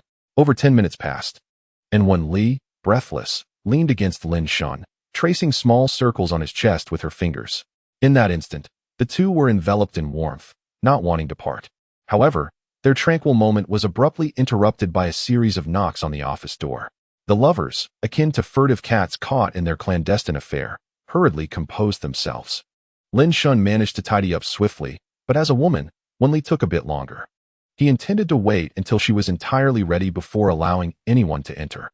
Just then, the door gently creaked open, and Lu Ruining peeked in, curious about what the two had been up to, given their prolonged silence. Upon entering, Lu Ruining observed Lin Shun sitting quietly at his workstation, while Wen Li was beside him, tending to her hair and collar. Noticing the scene, Lu Ruining smirked and remarked, Li, do take it easy. This is the office. After all, while it may be thrilling, the risks are substantial. At these words, Lin Shun and Wen Li directed their gaze toward Lu Ruining at the entrance. Their expressions darkened immeasurably. Had they known, they would have fully locked the door earlier. Ruining, stop letting your mind wander to frivolous thoughts. Li is merely tidying her hair. Lin Shun asserted. Indeed, Ruining, don't overthink it. Wen Li chimed in, not wishing for Lu Ruining to uncover any embarrassing truths. Otherwise, she would inevitably become a subject of ridicule in the future. Is that so? Then perhaps I have been overthinking. Lu Ruining, a mature individual, decided not to expose them, as long as their actions did not become too outrageous. Observing Wen Li's flushed cheeks and her collar still disheveled, she surmised that something must have transpired between the two. Surely I was mistaken. By the way, Ruining, do you have any plans? Lin Shun deftly shifted the topic, realizing that dwelling on the previous matter would only lead to further awkwardness. You two truly forget things easily. Tomorrow is the company team-building event, which Li organized. How could you forget so quickly? Lu Ruining continued. All right, I don't want to hear your explanations. Both of you must attend the team building. The event would be incomplete without you. With that, she returned to her tasks, anxious that the two might skip the gathering. For if the boss and the operations manager were absent, what kind of team building would it be? Chapter 58. Fashion show brother, let me cook for you. As soon as they returned home from work, the charming and gentle Wen Li expressed her desire to prepare noodles for Lin Shun. All right, go ahead, Lin Shun permitted, not wishing to deter her. Typically, upon returning home, the first order of business would be to urge Wen Li to join him for a run to maintain their fitness. Afterward, they would have a light meal before showering and retiring for the night. However, today, Lin Shun had promised Wen Li not to run, as he needed to pack for the upcoming company retreat. The company's team-building event spanned a day and a night, meaning they would be spending both tomorrow and the following evening at a resort. Consequently, both he and Wen Li needed to prepare a change of clothes and various personal items. Hearing Lin Shun's words, Wen Li cheerfully donned her little chef outfit and set off to cook the noodles. Witnessing her joy brought Lin Shun a sense of contentment. After a tiring day, having a girlfriend who cooks was indeed a blessing. Life felt delightful. As Wen Li entered the kitchen, Lin Shun reclined on the sofa and began browsing short videos. Over an hour later, as was their routine, the two finished their meal, took showers, and returned to their room. Presently, Wen Li was in Lin Shun's room, or rather, it was accurately described as the room shared by both Lin Shun and Wen Li. Due to the fact that Wen Li had scarcely slept in her own room over the past few months, Lin Shun, in a moment of determination, decided to let her move in entirely. Consequently, her belongings now cluttered the space. At this moment, Wen Li was busy organizing the clothes she intended to take with her the following day, while Lin Shun comfortably reclined on the bed, engrossed in a video. Just for a day, a single change of clothes would suffice. However, it puzzled him as to why Wen Li was taking so long to pack. He chose to let her be, believing she should do as she pleased. After all, her happiness was what mattered most. Lin Shun was captivated by a video showcasing the process of trimming a cow's hoof, relishing the moment when a swift cut sent white liquid spraying forth, such a gratifying sight. At that instant, a delicate voice interrupted his reverie. Brother Shun, should I wear this outfit tomorrow, or the one I'm holding? Lin Shun, fully absorbed in the video, was in no mood to engage with Wen Li. Without even glancing her way, he responded dismissively, both look great, just take both. Seeing that Lin Shun hadn't even bothered to look at her, Wen Li felt a surge of indignation. She promptly pouted and dashed over to snatch his phone away. Brother Shun, since you didn't even look, your phone is under my care tonight. Upon realizing his phone had been taken, Lin Shun instinctively attempted to reclaim it. Yet, as he turned, he was momentarily taken aback by Wen Li's appearance. She was adorned in a vibrant yellow seaside bikini, its simple triangular cut accentuating her exquisite form, complemented by a short skirt with slits that exuded the essence of a lively coastal sprite. She was utterly stunning.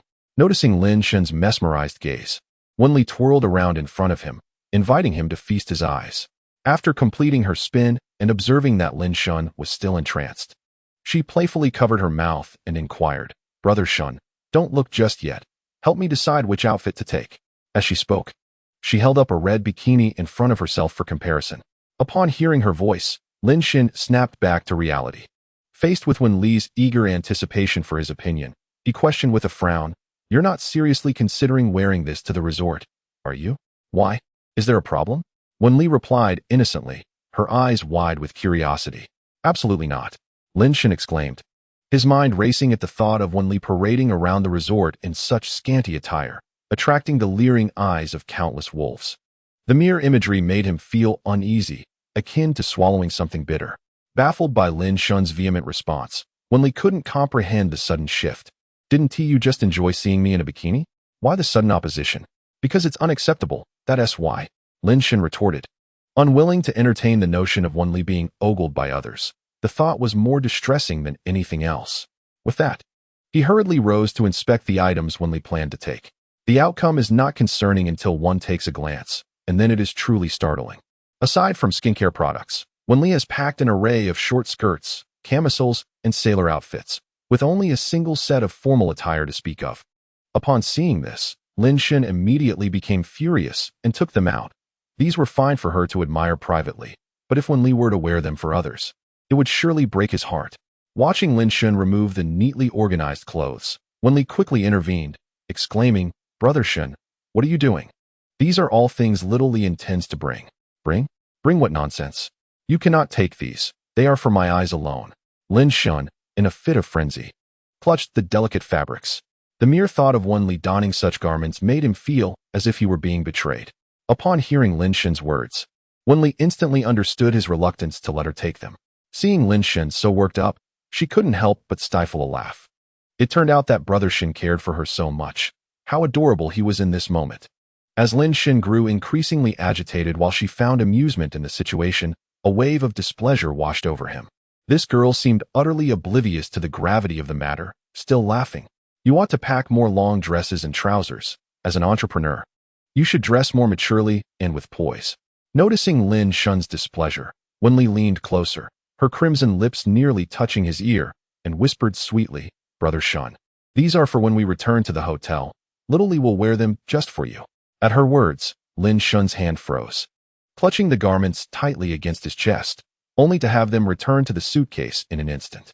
Ahem, I think Little Li should pack more. It would be better. No, since brother has time, he can accompany Little Li in selecting the best pieces. Surely, we must choose the most exquisite.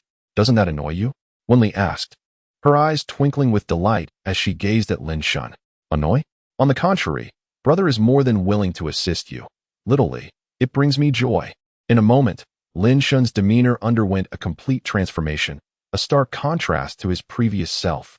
Observing this change, Wenli felt a surge of sweetness in her heart, realizing that Brother Shen still held affection for her. All right, Brother Shen, please choose carefully. An hour later, Lin Shen looked at Wenli, whose figure was curvaceous and graceful, with immense satisfaction.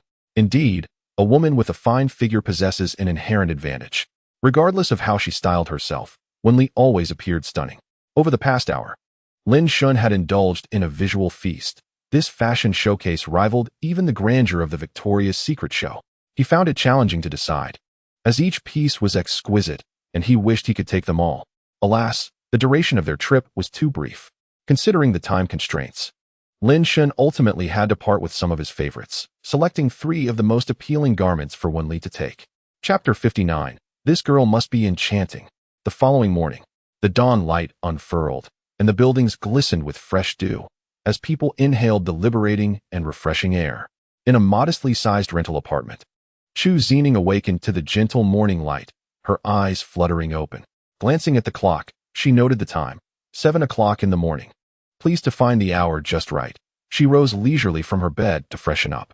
The thought of the company-sponsored outing today, which included meals and accommodation, as well as the prospect of encountering someone she longed to see, filled her heart with a delightful joy. As her spirits soared, time seemed to hasten its passage. After finishing her breakfast, Chu Zining stood before the mirror to apply her makeup. She began by selecting her attire, sifting through her entire wardrobe before finally settling on a form-fitting dress that she found most satisfying. Once adorned in the elegant garment, she gazed at her reflection, admiring the gentle grace that radiated from her. Convinced that the dress was perfect for the day's event, she proceeded to enhance her makeup, investing over 30 minutes to achieve a look that surpassed her usual efforts. Before stepping out, she scrutinized her reflection multiple times, ensuring her makeup was flawless before confidently leaving her home. Meanwhile, Lin Shun, along with Wen Li and Lu Ruining, had arrived early at the company premises, beside a bus that had been parked for some time. This vehicle had been chartered by their company specifically to transport employees to a resort for team building. The chosen venue for their gathering lay on the outskirts of Huaqing, requiring an hour's journey by bus. After waiting for some time, the employees began to arrive in succession. Following their check-in, Lin Shun instructed them to board the bus and take their seats in preparation for departure. Checking the time, Lin Shun noted there were still 10 minutes until 9 o'clock. Perusing the attendance sheet, he realized that a few employees had yet to arrive, leaving him and his companions with no choice but to wait patiently.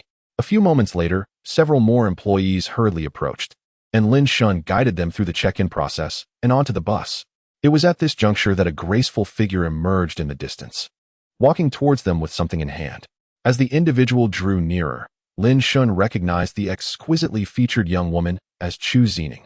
However, the transformation she had undergone since yesterday was remarkable. While she had appeared somewhat youthful and fresh out of university the day prior, today she exuded a soft, refined elegance, embodying the essence of a poised lady. Had they not moved closer, Lin Shun and the others might not have recognized her at all. Chu Zining's beauty and attire were nearly on par with Wen Li's, with the only disparity lying in certain aspects of physical development that could not be remedied overnight. Save for advancements in technology, Lu Ruining, who knew her best, could not suppress her admiration, exclaiming, "Zining, you look amazing. Next time, I'll arrange for a makeup artist to style you like this for a video shoot. It will undoubtedly be a hit." Lu Ruining, her excitement palpable, danced with joy. Realizing that among the new streamers their company had signed, Chu Zining had shown the most promise. Discovering this hidden gem within her, she could hardly contain her elation. Recognizing that she was destined to become a significant asset for the company, Chu Zining simply responded to Lu Ruining, then approached Lin Shun, nearly pressing herself against him. A gentle breeze rustled the air, stirring the heart of the young maiden. As she noticed Lin Shun appraising her, Chu Zining lowered her gaze, a flush of shyness adorning her features. That fleeting transformation did not escape the keen eyes of Wen Li, who stood not far away. Seeing this, Wen Li clenched her fist, yet she endeavored to restrain herself, for Brother Shun had once expressed his disapproval of her resorting to violence. Chu Zining, however, remained oblivious to these tensions, her focus unwaveringly fixed on Lin Shun. "President Lin, could you please sign here?" "Certainly." Although Lin Shun was intrigued by this girl's sudden transformation, he refrained from probing further. He was aware that Wen Li was observing him from a distance, and given the prior incident, she had contemplated dismissing Chu Zining. If he were to engage Chu Zining further, it would likely lead to trouble for both of them. As for whether Chu Zining's beauty captivated him, the answer was an unequivocal no. His standards had risen significantly. After all, who could maintain a relationship with a captivating woman like Wen Li and not have elevated expectations? Lin Shun now categorized beauty into two types. One was Wen Li, and the other was everyone else. "Your signature is here. Please hurry and get in the car." Lin Shun hastily signed and urged Chu Zining to depart, as he sensed the increasingly hostile gaze of Wen Li approaching. Yet, Chu Zining paid no heed to Lin Shun's words, instead offering him the cup of coffee she held, her bright eyes and radiant smile exuding warmth. "Thank you for forgiving me yesterday, President Lin. This is a small token of my appreciation." After speaking, Chu Zining gazed at Lin Shun as if he were a beloved, her eyes brimming with affection.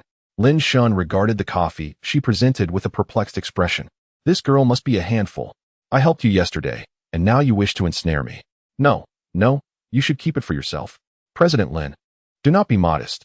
I truly appreciate your kindness yesterday." Chu Zining stubbornly insisted on gifting Lin Shun the coffee as a gesture of gratitude.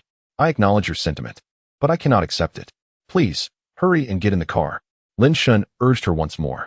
He wished to limit his interaction with her, lest Wen Li become increasingly difficult to placate. The only solution would be to dismiss this girl, a course of action he felt powerless to prevent. "President Lin." Upon raising his gaze, Lin Shun beheld the fierce glare of Wen Li as she approached Chu Zining. He immediately distanced himself from Chu Zining and rushed to calm the impending storm that was Wen Li. He had little inclination to address Chu Zining's overtures. Prioritizing the need to manage Wen Li, Lin Shun was inwardly cursing his misfortune. All he had intended was a simple check-in for the employees. And now when Li was on the verge of erupting. Furthermore, Chu Zining was indeed persistent. She refused to take no for an answer. Unfazed, Chu Zining pursued Lin Shun, eager for him to accept the coffee. As they had only taken a few steps, Lu Ruining pulled her and urged, "Quick, get in the car." He hurriedly led Chu Zining towards the vehicle, offering no further explanation. Time was of the essence. And when Li was on the verge of losing control, internally, she cursed her own recklessness. Lin Shun had urged her to leave quickly, yet she stubbornly clung on. Wasn't this courting danger? As Lin Shun approached, he immediately enveloped the visibly distressed Li in his embrace. "Xiaoli, I'm here. Do not dwell on it. I will always be by your side. No, that vile woman is trying to steal Brother Shin from me. Xiaoli will teach her a harsh lesson." Li completely lost her composure, struggling fiercely in Lin Shun's arms, intent on confronting Chu Zining. Seeing her state, Lin Shun felt helpless. He could not allow Li to continue her outburst. Otherwise, everyone at the company would witness her erratic behavior and regard her with strange eyes in the future. Without hesitation, he scooped Li up in a princess carry and dashed away to a secluded spot where the people on the bus could not see them.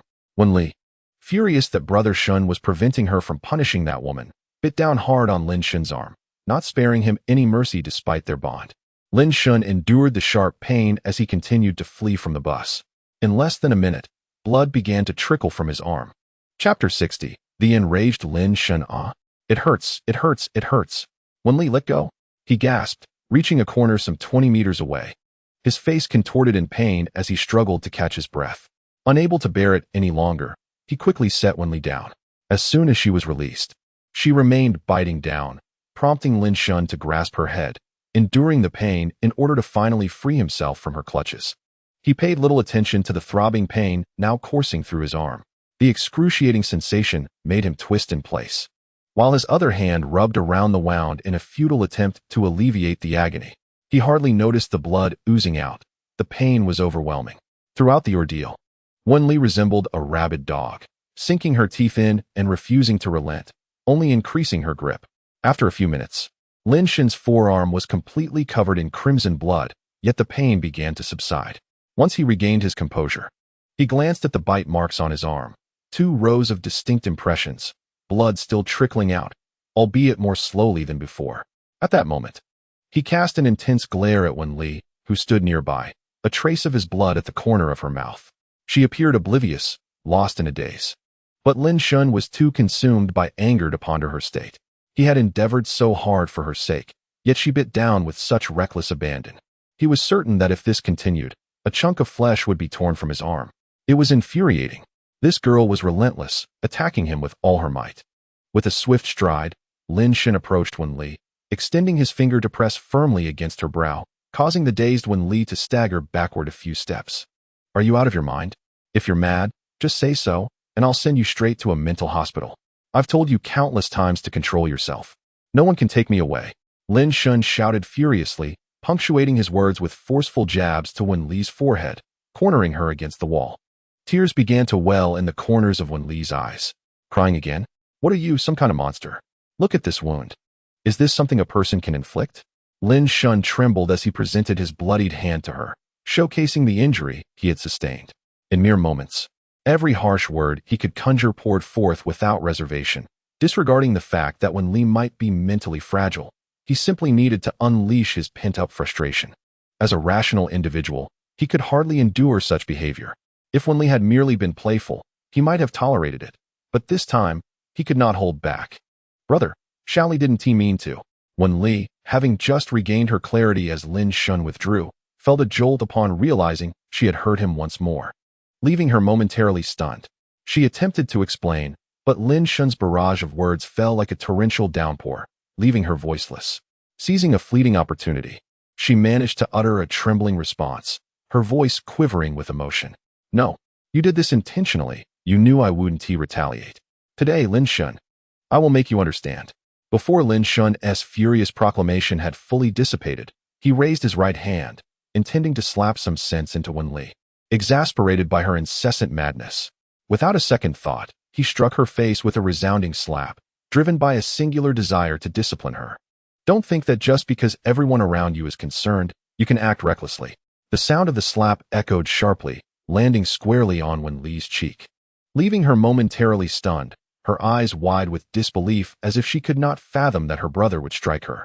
Even Lu Ruining and another companion, rushing toward them, halted in shock at the sight of the blow. They had never dared to harm Wen Li, yet Lin Shun had done so without hesitation. Fuming, Lin Shun turned to see Lu Ruining approaching. "Take her, we're leaving," he said coldly, brushing past them as he made his way to the bus. Lu Ruining, witnessing the scene, wished to voice her concerns but was swiftly restrained by Li Jinyan, preventing her from speaking out. The two of them chose to disregard Lin Shun and instead hurried to check on Wen Li's condition. Upon returning to the bus, Lin Shun rummaged through the luggage for his and Wen Li's belongings, wrapping his injured arm with his own clothing. After cleaning the bloodstains from one hand, he boarded the vehicle and instructed his subordinates to commence roll call to ensure everyone was present. The entire group was accounted for, and upon confirming this, Lin Shun signaled the driver to start the journey. The individual responsible for the roll call, noticing Lin Shun, usually composed and gentle, with blood on his other hand, dared not inquire further. They had all witnessed the scene of Lin Shun carrying the major boss away moments earlier. It appeared the rumors were indeed true. General Wen and General Lin were romantically involved. Yet, the events that led to Lin Shun returning with a bloodied arm remained a mystery. He refrained from probing deeper, recognizing that such matters were beyond the scope of their work. General Wen has not yet boarded the vehicle. Du Jiang, the one conducting the roll call, reminded Lin Shun as he prepared to signal the driver. "It's fine.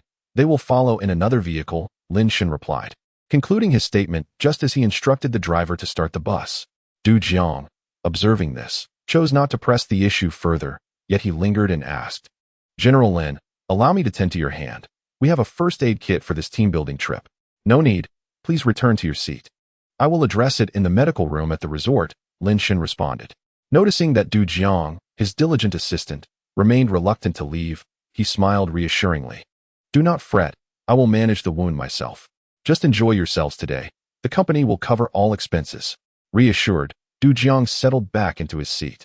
Meanwhile, Chu Zining, seated a bit further towards the front of the bus, began to feel increasingly uneasy.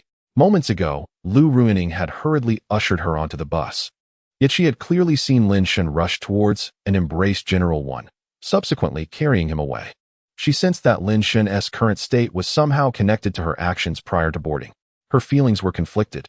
She had not anticipated that General Wen and General Lin were truly a couple. Her certainty stemmed not only from intuition but also from Lu's earlier warning to maintain distance from Lin Shun. After these events, she felt as though she had unwittingly intruded upon their relationship, and moreover, with her superior and employer involved, she was at a loss for how to process this situation.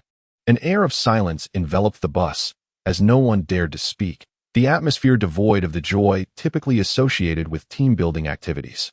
It was evident that the mood was amiss. Anyone who dared to provoke Lin Shun at this moment would surely face severe reprimand. In light of this, everyone remained quietly seated, awaiting their arrival at the destination. Chapter 61. A Continuous Delight. Meanwhile, Wen Li and her companions were also en route to the company's resort for the team-building event.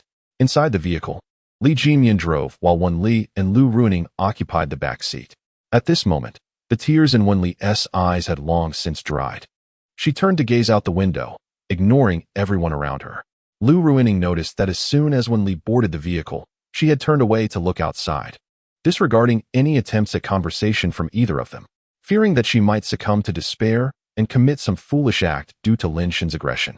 They were particularly protective of Wen Li, who was akin to a treasured gem in their midst. After all, they had never encountered such turmoil before, and how could they bear to harm her? Yet, in a fit of anger, Lin Shun struck Wen Li. When Lin Shun departed moments ago, Lu Ruining felt an overwhelming urge to chastise him for having the audacity to hurt Wen Li. However, Xiaomian intervened, preventing her from lashing out at Lin Shun. In retrospect, Xiaomian's reasoning appeared sound. After all, a normal person would certainly be incensed if bitten, and she would feel the same if it were her. After a few exchanges, noticing that Wen Li remained silent, Lu Ruining feigned indignation and declared, "How dare Lin Ji lay a hand on our Xiao Li? When I reach the resort, I shall teach him a lesson on her behalf." As she spoke, she rolled up her sleeves, as if preparing for a confrontation with Lin Shun upon their arrival. Upon hearing this, Wen Li's expression shifted dramatically, and she cried out in despair, no. She had been contemplating how to earn Lin Shun's forgiveness. And if Ruining were to confront him, Lin Shun would likely harbor resentment towards her. She understood that her actions had caused him pain. Yet, the sight of that woman attempting to entice Lin Shun left her feeling unsettled, and she could not restrain her emotions. In that moment, her anger flared, wishing for that woman to vanish entirely. Lin Shun belonged to her and her alone. No one else should dare to claim him. It was only when she came to her senses and beheld Lin Shun's bloodied arms that she realized she had once again caused him distress. Regret washed over her as she pondered why she continually found herself in such turmoil. In truth, she did not desire to act this way. Xiao Li had exerted great effort to control her feelings, but the moment she witnessed that woman offering something to Lin Shun, she could no longer endure it. Anyone who dared to vie for Lin Shun's affection had to disappear. All Xiao Li wished for was to have Lin Shun by her side eternally. Now, it seemed as though Lin Shun was on the verge of detesting her. Tears welled in her eyes as she grappled with these thoughts, cascading down like precious pearls. Ruining, please do not provoke Lin Shun, otherwise he might leave me. Upon seeing Wen Li's sudden tears, Lu Ruining hurriedly wiped her eyes, offering words of comfort. Be good. Xiao Li, do not cry. Yet, as Wen Li continued to weep, Lu Ruining's anxiety intensified. Xiao Li, please don't cry. Lin Ji will not abandon you. When we arrive at the resort, simply apologize to him. Will that ensure that Lin Shun won't leave me? Wen Li asked weakly, her heart heavy with fear that Lin Shun might indeed forsake her. He had called himself a lunatic, a monster, and it seemed that he was genuinely upset, or else he would not have spoken to her in such a manner. Lu Ruining, witnessing the tear-filled, helpless gaze of Wen Li, found herself at a loss for words. She was uncertain whether Lin Shun would forgive Wen Li. After all, their recent exchange had undoubtedly caused a rift between them. Don't cry, Xiao Li. Once we arrive, just apologize to Brother Lin. He will surely forgive you. Li Jinmian, who had been driving, spoke decisively in that moment of urgency. Really? Wen Li sought affirmation once more. Indeed. But before that, you must compose yourself. Look at you. You've turned into a little weeping cat. Li Jinmian's words prompted Wen Li to immediately retrieve a mirror and ask Lu Ruining to touch up her makeup. She wished to adorn herself beautifully for the apology to Brother Shun, vowing never to provoke him again. From the rearview mirror, Li Jinmian noticed Wen Li regaining her composure and continued driving towards the resort. She harbored no worries about Lin Shun's potential refusal to forgive Wen Li. It was evident that he had not struck her with full force. Had he done so, one side of Wen Li's face would likely be swollen and red by now. Strangely, she felt a sense of joy from this incident, for she witnessed Wen Li's growth. Wen Li was beginning to understand the importance of self-control. She was aware her actions had been inappropriate. Although directed at Lin Shun, this realization was a form of growth, was it not? At the very least, she was gradually changing, which was a significant improvement compared to her behavior prior to arriving in Huaqing. This incident further solidified her belief that Lin Shun could indeed heal Wen Li. Previously, they had always sheltered Wen Li, avoiding any conflicts with her, even engaging in morally questionable actions for her sake. Yet, Lin Shun was different. He did not perceive Wen Li as a patient or a monster. Though he harbored some fear of her, he consistently regarded her as a normal person. Consequently, when Wen Li crossed his boundaries, Lin Shun would unhesitatingly correct her, leading to inevitable clashes. Through this process, Wen Li would continually reflect and strive to alter her behavior, aligning it with what Lin Shun deemed right. Of course, this approach was not applicable to them. Wen Li's world revolved solely around Lin Shun, and the resentment buried deep within her heart. This was a painful truth that Li Jinmian had always known. After more than 40 minutes, Li Jinmian gradually brought the car to a stop at the resort. As soon as the vehicle halted, Wen Li eagerly flung open the door. She wished to seek out Lin Shun, but upon stepping outside and taking in the beautiful surroundings, she momentarily felt lost. As Lu Ruining and the others exited the car, they couldn't help but chuckle at Wen Li's flustered state, unsure of where to go. At times, Wen Li was genuinely clever, but when it came to matters concerning Lin Shun, she often acted foolishly. Xiao Li will help you find Brother Lin, they assured her. Upon hearing this, Wen Li's eyes sparkled with excitement as she eagerly followed Li Jinmian and Lu Ruining. As they approached the medical room, her anxiety began to mount. Xiao Mian, do you think Brother Shin will ever forgive me? Li Jinmian listened patiently to this question, which Wen Li had asked repeatedly throughout their journey. She replied, of course he will. If he doesn't, just do as Rui Ning suggested. Hold on to Brother Lin and cry shyly in his embrace. No way. How could Xiao Mian learn such bad behavior from Rui Ning? What do you mean by bad behavior? Brother Lin is simply fond of this approach. As they conversed, they made their way to the medical room. Inside, a balding and loquacious middle-aged doctor had already cleaned the blood from Lin Shen's hands. Observing the deep bite mark, the doctor clicked his tongue. Young man, the only things difficult to nurture in this world are women and scoundrels. Your wife is truly fierce. At this remark, Lin Shen scratched his nose, unsure of how to respond. Fierce was an understatement. She could be deadly. Well, she is quite beautiful. Beauty is indeed an asset. But fear not. I shall teach you a few tricks today to ensure your sister-in-law behaves just as obediently as my wife. I can make her heed my every word. Keep talking, and you'll be sleeping with De Huang tonight. A sharp voice from the nearby medicine room interrupted the middle-aged doctor's banter. Lin Shun turned to see a female doctor in a white coat smiling at him. Please excuse the old man. He can be a bit chatty and may have annoyed you. No problem. After her cheerful response, the middle-aged doctor quickly bandaged Lin Shun's wounds, becoming as docile as a quail. Minutes later, as Lin Shun exited the medical room, a series of anguished wails echoed from within. He shook his head, realizing that it was a moment of reckless bravado that had led to this chaos. As he lifted his gaze, a melodious voice called out, Brother Shun. Chapter 62. Public Relationship. As Lin Shun turned towards the source of the voice, he saw Wenli rushing towards him, her face beaming with uncontainable excitement. However, she was moving rather quickly, prompting Lin Shun to exclaim nervously, Don't come any closer. But it was too late. As soon as Wenli reached him, she launched herself at him. Lin Shun, realizing the imminent collision, had no choice but to catch the girl to prevent her from falling flat on the ground. With a soft thud, Wenli landed in Lin Shun's arms, causing him to stagger back, struggling to regain his balance as he held her. From a distance, Li Jin Mian and her companion could only facepalm, questioning the absurdity of the situation. Had Lin Shun not caught Wenli, she would have tumbled headfirst. Conversely, if he did catch her, the force of her leap was enough to leave him reeling. They silently mourned for Lin Shun for a moment. Once in his embrace, Wenli nestled in, greedily inhaling the unique scent that belonged solely to him. As Lin Shun steadied himself and attempted to compose his chaotic thoughts, a shadow crossed his face. How many times must I say it? Xiaoli, do not leap towards me like that. It is perilous. Xiaoli understands. Yet, despite knowing, you still pounce upon me, and with that impact, I feel as though I might lose a decade of my life. Lin Shun still feels a dull ache in his chest. That collision with Wenli nearly caused his blood to surge. Xiaoli is simply overjoyed to see her brother. Wenli, unfazed by Lin Shun's displeasure, giggled sweetly in his embrace. All right, let us proceed. Lin Shun rolled his eyes in exasperation. He had repeated this admonition countless times, yet she seemed incapable of remembering. Or perhaps she remembered but refused to amend her ways. Brother, Xiaoli should not have bitten you. Please forgive her. Wenli tilted her head to gaze earnestly at Lin Shun, her small face adorned with a look of sincerity, eagerly awaiting his forgiveness. I have forgiven Xiaoli. Let us return to the hotel first. Observing Wenli's demeanor, Lin Shun spoke nonchalantly, as if he had not been affected by the incident at all. I do not believe it. Brother has called me a monster, so how could he not be angry?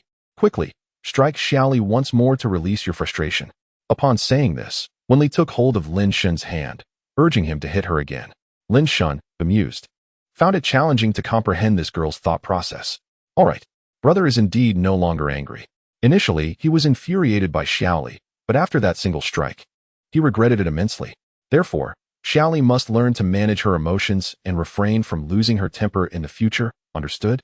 After speaking, Lin Shun gently caressed the half of Wenli's face that he had struck, gazing at her flawless, delicate visage. He could hardly fathom that he had struck her so harshly. It felt rather barbaric. Very well, Xiaoli will certainly learn to control herself. Xiaoli acknowledges her faults. But could brother refrain from associating with those unpleasant women? Xiaoli feels uncomfortable seeing that. Wenli's voice dwindled to a whisper, barely audible to Lin Shun, who was close by. Brother has promised Xiaoli, yet she must grasp one thing. Each of us, while living, cannot avoid interacting with others. For instance, brother has work-related exchanges with Ruining and Xiaomian, which are inevitable. Thus, please do not overthink it. Brother will always stand by your side, will always be here for you. Loving you. Wenli appeared to comprehend, nodding obediently. Seeing this, Lin Shun leaned down to kiss her lustrous lips, then took her hand as they walked towards Lu Ruining and the others. Lu Ruining and her companions were delighted to see the two reconcile so swiftly. They had thought it would take considerable effort for Lin Shun to forgive Wen Li. Thus, the four of them proceeded towards the hotel. Lin Shun acquired the room card for their shared accommodation and ascended the elevator directly to their quarters. Once inside the hotel room, Wen Li swiftly shut the door. Lin Shun had barely set down his suitcase when Wen Li, embracing him, sought to playfully mischief. In the depths of the forest, Lin Shun observed the flustered girl, casting a fleeting glance at Wen Li before gently pushing her aside. Shaoli, do not act recklessly. At noon, all of us from the company will gather for lunch. You must prepare a few encouraging words for everyone, he remarked with a playful tone. Fear not, dear brother, the team-building plan is crafted by me, and it has been ready for quite some time. Wen Li responded cheekily, hastily covering Lin Shun's mouth to prevent him from continuing. 1 hour later, Lin Shun guided the clingy Wen Li out of the room, noting her unwilling expression. Brother Lin Shun, let us play a little longer. We are going too early. We are merely waiting for others, Wen Li pleaded, her eyes filled with longing. She truly wished to linger in the room a bit longer, finding it much more enjoyable than the impending gathering. After all, it was quite reasonable for the boss to have the employees wait, wasn't it?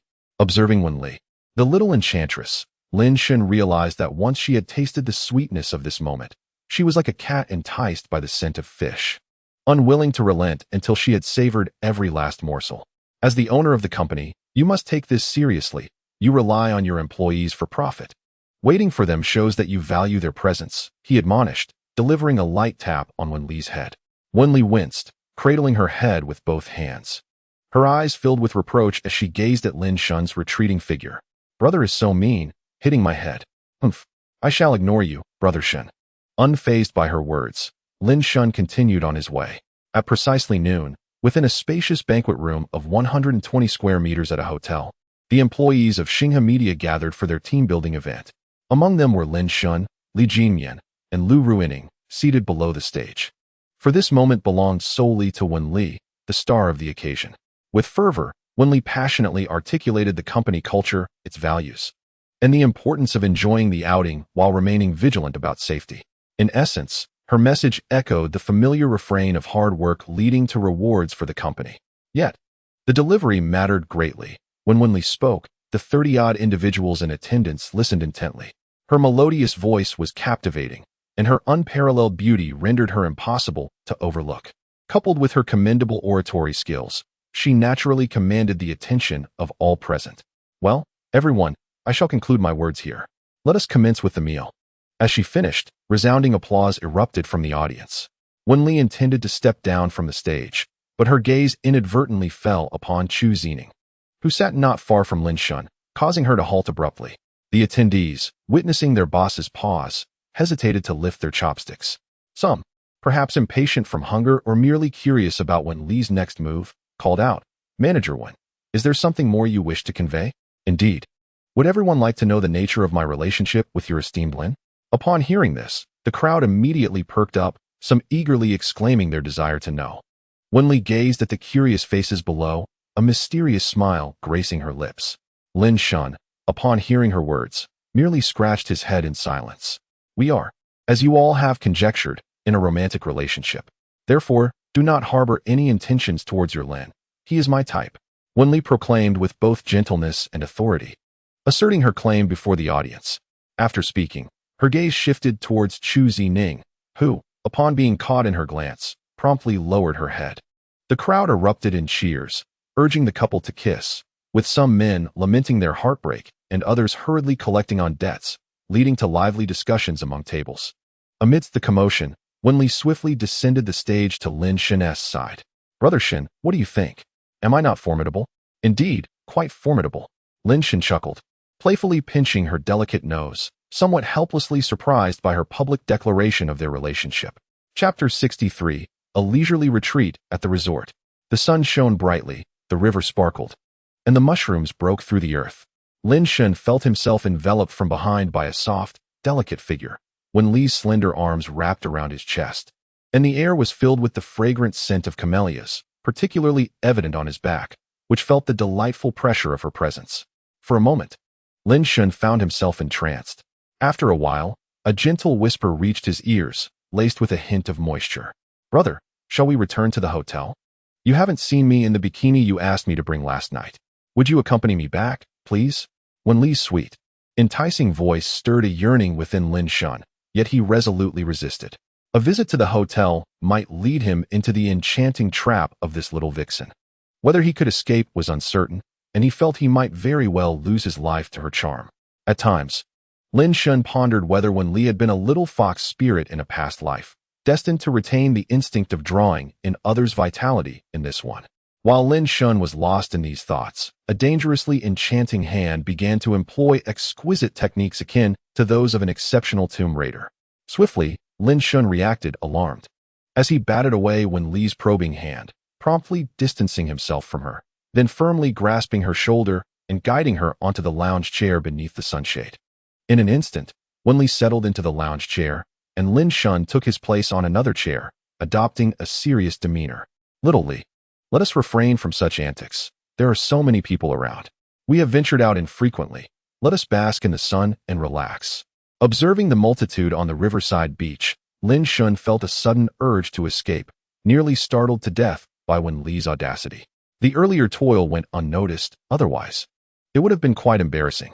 Despite Lin Shun's swiftness, the actions of the two were still observed by Chu Zining from a distance. Her expression instantly laden with a vague, obscure significance.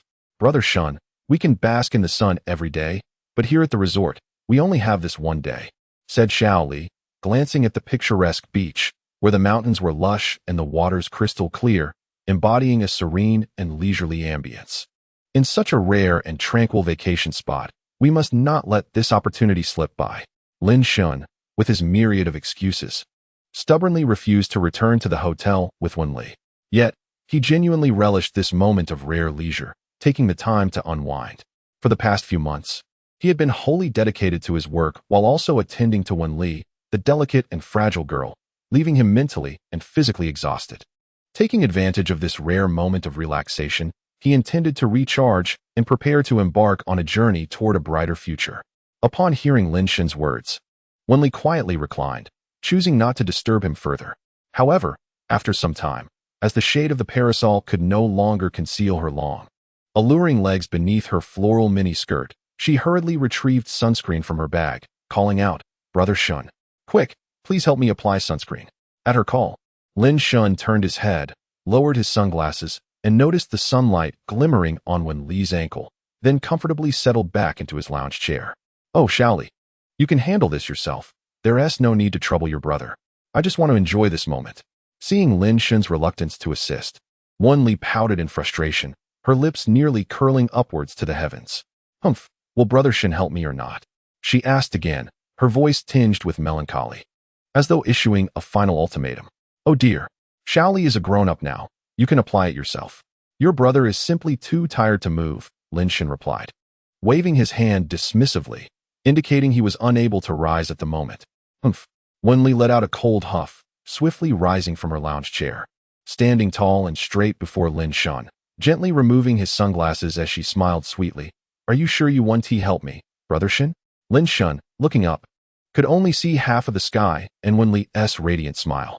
Just apply a little yourself, really. But before he could finish, Wen Li suddenly leaped onto him, straddling his waist with her legs, assuming a position reminiscent of a knight on horseback. Ah! Lin Shun yelped in pain as Wen Li landed with little regard for delicacy, his previous calm demeanor evaporating, replaced by a visage of distress. Xiao Li, could you sit a little more gently? With such a weighty descent, I might lose a decade of my life. Lin Shun exclaimed, regaining his composure to address the girl perched atop him. The sudden impact from Wen Li was genuinely painful. Had she been a hefty tigress weighing several hundred pounds, he would have been utterly flattened. Humph, brother, refrain from uttering ominous words. If you refuse to assist Xiao Li in applying sunscreen, you must accept her retribution. With a playful flourish, Wen Li proclaimed, behold Xiao Li's 1,000 petals flying blossom acupoint technique. Once she had finished her declaration, she tightly squeezed Lin Shun between her legs and began to claw at his waist with fervor. Ha ha, Xiao Li, please stop tickling. It truly tickles. In an instant, Lin Shun was overcome with laughter, attempting to roll away but finding himself unable to escape. He had no choice but to quickly rise and free himself from Wenli's grasp, preventing her from continuing her playful assault. Yet, Wenli's persistence was unmatched. As Lin Shen stood, Wenli immediately wrapped her arms around his neck, and no matter how much he tried to shake her off, she remained firmly attached. Faced with this situation, Lin Shen felt a mix of helplessness and apprehension, fearing that this mischievous girl might cause further trouble. Shaoli, brother acknowledges his mistake. Please let me go, I beg you. Lin Shen quickly surrendered. On the beach, numerous others were lounging in leisure, some adorned in revealing bikinis that accentuated their alluring figures. However, Lin Shen dared not glance in their direction, fearing Wenli's wrath. Their playful commotion had drawn curious and peculiar gazes from those nearby, akin to spectators witnessing a spectacle. In light of this, Lin Shen could only plead for Wenli to quiet down. And the sunscreen? Yes, of course. I will apply it, he declared with unwavering resolve, as if he had never been so determined in his life. Good boy, brother Shen, Wenli replied cheerfully, planting a kiss on him before swiftly dismounting and reclining back on her sun lounger. She retrieved the sunscreen from her bag and handed it to Lin Shen, saying, Brother Shen, quickly apply this sunscreen for me. Her voice transformed from a sweet, girlish tone to a mature and enchanting timbre, captivating Lin Shen's heart endlessly. Without hesitation, he took the sunscreen and began to carefully apply it to Wenli's smooth, delicate skin, ensuring that every inch was covered. Fearing that even a single spot might be neglected and lead to her fair skin becoming tanned. Brother Shen, apply a bit higher, and don't forget here and there. We must protect against sun exposure, or it won't look good. Upon hearing this, Lin Shen glanced around, noting the throngs of people nearby. Observing his hesitation, Wenli urged him on. Hurry, Brother Shen, what are you afraid of? Apply it quickly, or I shall be upset. Ah, this feels delightful. I never expected Brother Shen to be such a skilled masseur. Please, massage here and there. After finishing with the sunscreen, Wenli requested a massage, and Lin Shen reluctantly complied, watching her revel in the comfort akin to that of a pampered empress. Lin Shen was exceedingly vexed. This girl had truly treated him as her servant, while she indulged in comfort and pleasure, leaving him to toil endlessly. The mere thought of this made Lin Shen abruptly cease his efforts and head towards the hotel. Just as Wenli was reveling in her indulgence, the delightful sensation of his massage vanished.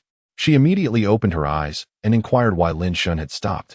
Upon realizing Lin Shen was nowhere to be seen, her gaze frantically searched for him until she spotted his retreating figure heading away from the beach. Brother Shen, where are you going? She called out urgently. Back to the hotel. Upon hearing this, a smirk of satisfaction graced Wenli's lips as she promptly grabbed her bag and scampered after Lin Shen. Brother Shen, you can't escape me. Chapter 64. The vanished Wenli at 3:30 in the afternoon. Lin Shen lay on the bed, embodying a state of serene detachment, impervious to worldly desires. Even if the four legendary beauties of antiquity or some ethereal specters stood before him, he would remain unmoved, presenting a visage of indifference. Not even the sight of Wenli, her forehead glistening with sweat and her cheeks flushed, could stir him, even as she brandished a knife at him. He did not flinch. Observing Wenli, Lin Shen noted that she, too, was in a similar state, her mind vacant. She could hardly muster the strength to wield the knife against him. When Wenli sensed Lin Shen's gaze upon her, she turned to meet his eyes. Brother Shen, do you think the bikini looks good? Taken aback, Lin Shen paused before breaking into a smile. He gently reached out to smooth the stray hairs clinging to her face. While meticulously arranging her hair, he chuckled softly. Our little Li looks good in anything. Then how about I wear it for you every day, Brother Shen? Before he could respond, Wenli nestled into Lin Shen's embrace, tilting her head back to gaze up at him, her large, captivating eyes sparkling with anticipation. All right. From now on, Brother Shen will see this little enchantress every day. Faced with her request, Lin Shen felt no inclination to argue. After all, he truly enjoyed watching her. It was a win-win situation that delighted them both. Wenli beamed with joy at his words, playfully wriggling in his arms like a gentle kitten, exuding an affectionate charm. Watching her, Lin Shen couldn't help but think that Wenli was the epitome of a dream girlfriend. Yet, as he recalled her obsessive and unpredictable nature, he shook his head, questioning his own sanity for considering a girl with such quirks to be the perfect companion. Just that morning, she had bitten him quite fiercely, and now he found himself almost deceived by her soft and adorable exterior. As Lin Shen observed Wenli drawing little circles on his chest, her cherubic face adorned with baby fat. She wore an earnest yet playful expression. She appeared to be a docile little lamb, yet in truth, she was a wolf cloaked in sheep's attire. Wen Li's deranged tendencies had erupted, blurring the lines between friend and foe. This morning, she had received a rather solid bite as a consequence. Upon raising her gaze, she noticed Lin Shen fixated on her, prompting her to emit a melodious sound reminiscent of silver bells. Brother Shun, you've been staring at little Li. What thoughts occupy your mind? If you're not admiring this little beauty, could it be that you're looking at someone else? Hee. How could you utter such shameful words, dear brother? You are forbidden from casting your eyes upon others. A singular gaze upon little Li suffices. Wen Li sweetly articulated these words, her smile radiating warmth, only to have her expression transform in an instant. Should you dare to glance at anyone else, little Li will first pluck out your eyes and then excise your heart, preserving them in formaldehyde to eternally accompany me. As she spoke, her hands were in constant motion, mimicking the act of gouging out eyes. Extending her gestures towards Lin Shen's face, as if to extract his eyes, followed by a motion over his heart. Throughout this display, Lin Shen was rendered utterly speechless, paralyzed by fear. The chilling tone of Wen Li's voice enveloped the room in an icy grip, particularly as her face adorned a devilishly charming smile.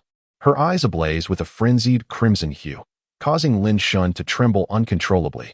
Witnessing Wen Li in such a state, Lin Shen harbored no doubt regarding her words. He sensed that if he ever provoked her wrath, she would unhesitatingly fulfill her sinister promise, submerging him in formaldehyde. Realizing that her words had terrified him, Wen Li shifted her demeanor to comfort Lin Shen, saying, Brother Shen, there is no need to fear.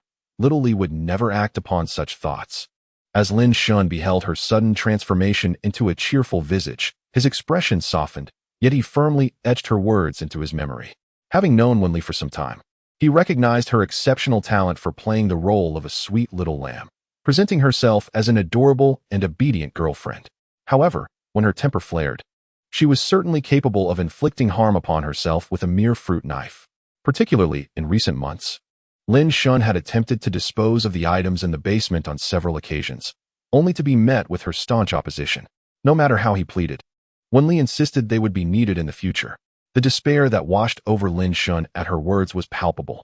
The implications of future necessity were all too clear. As the sole individual who had experienced her ultimate service, Lin Shen could hardly be oblivious to her intentions, most of which had been directed at him.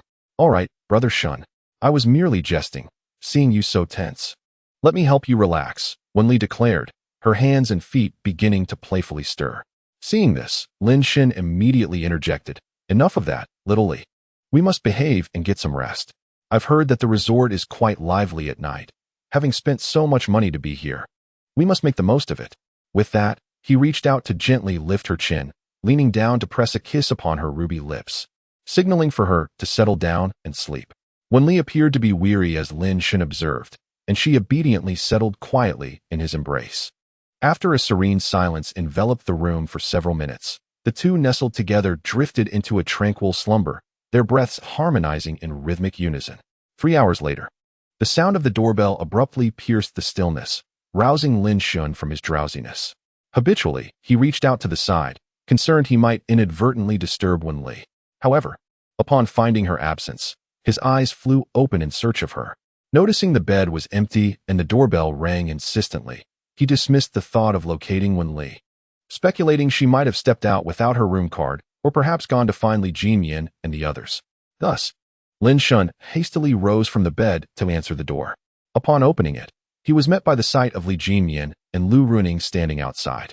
Lu Ruining, with an expression of disbelief at Lin Shen's disheveled state, rolled her eyes and remarked, Bro, you two should exercise some restraint.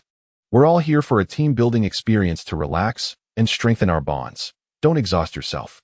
At this, Lin Shen shot a disapproving glance at Lu Ruining, who was notorious for her crude remarks, which were often inappropriate. All right, Ruining, let us be serious.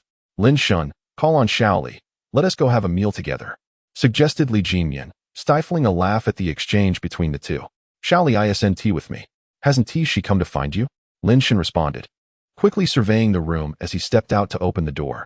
The bathroom door was ajar, revealing no sign of Wen Li. The room was small enough for a quick glance to confirm her absence. He assumed she had gone to join Li Jinmian and the others. But what if she hadn't? Bro, has Wenli ever come to find us since arriving in Huaqing? Lu Ruining shot another incredulous look at Lin Shen. Since her arrival, all their interactions had been strictly work-related. She seldom sought them out for anything else. Lin Shen was momentarily taken aback, a sense of foreboding creeping into his mind. Jinmian, quickly call Wenli's phone. All right, I'll do it now. Li Jinmian promptly responded to Lin Shen's urgency, pulling out her phone to dial Wenli. Ruining, you should also call Chu Zining. I'm worried Xiao Li could be seeking her out, Lin Shen added hastily. Upon hearing this, Lu Ruining, who had previously appeared relaxed, immediately straightened with concern, quickly taking out her phone to contact Chu Zining. Lin Shen couldn't help but reflect on how, since he began working at Xinghe Media, Wenli had been almost inseparable from him, constantly within his line of sight, even informing him whenever she needed to step away. Now, waking to find her missing, coupled with the events of that morning, left him with an unsettling feeling. Moments later, Lin Shen's expression darkened considerably. Chapter 65, The Frantic Lin Shen. Upon dialing Wenli's number, Li Jinmian heard the ringtone echoing from the room behind Lin Shen. Sensing the situation, Lin Shen's face soured, signaling to Li Jinmian to refrain from calling, as Wenli had left her phone behind. The two subsequently turned their gaze towards Lu Ruining, both hoping for favorable news from her. As the persistent ringtone filled the air without any answer, Lu Ruining felt increasingly uneasy under Lin Shen's and Li Jinmian's scrutiny. After 20 seconds of silence, she too reluctantly put down her phone. Realizing that Chu Zining was not picking up, Lin Shen's expression darkened further, a chill creeping down his spine. Given Wenli's temperament, it was likely that she was still agitated by the morning's events and might seek out trouble with Chu Zining the moment she fell asleep. Lu Ruining attempted to call Chu Zining twice more, hoping for a response, while Lin Shen retreated to his room to change his shoes and search for Wenli.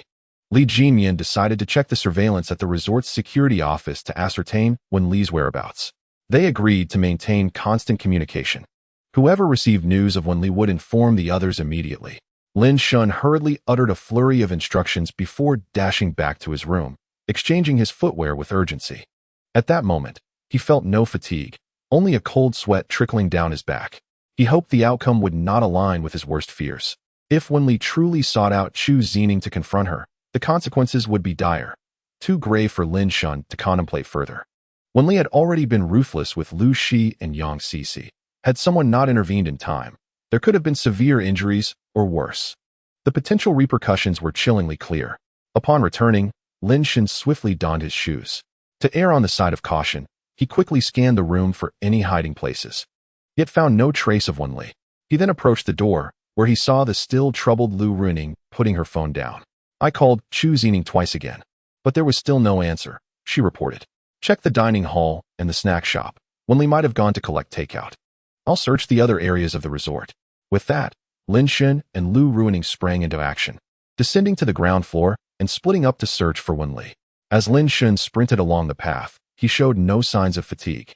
Meticulously scanning the faces of passers-by, he could easily discern Wenli among the crowd. Her pure and aloof demeanor, coupled with her flawless and curvaceous figure, made her unmistakable. Thus, Lin Shen, having looked past the pedestrians without spotting Wenli, pressed onward in his quest. He first rushed to the lawn, bustling with picnicking guests, scrutinizing each seated individual in vain. After finding no sign of Wenli, he continued his search, heading to the pool, the water park, and various idyllic secluded paths. Yet her presence eluded him. Throughout his frantic quest, Lin Shen described Wenli's appearance and physique to anyone he encountered, desperately hoping for someone to provide a lead on her whereabouts.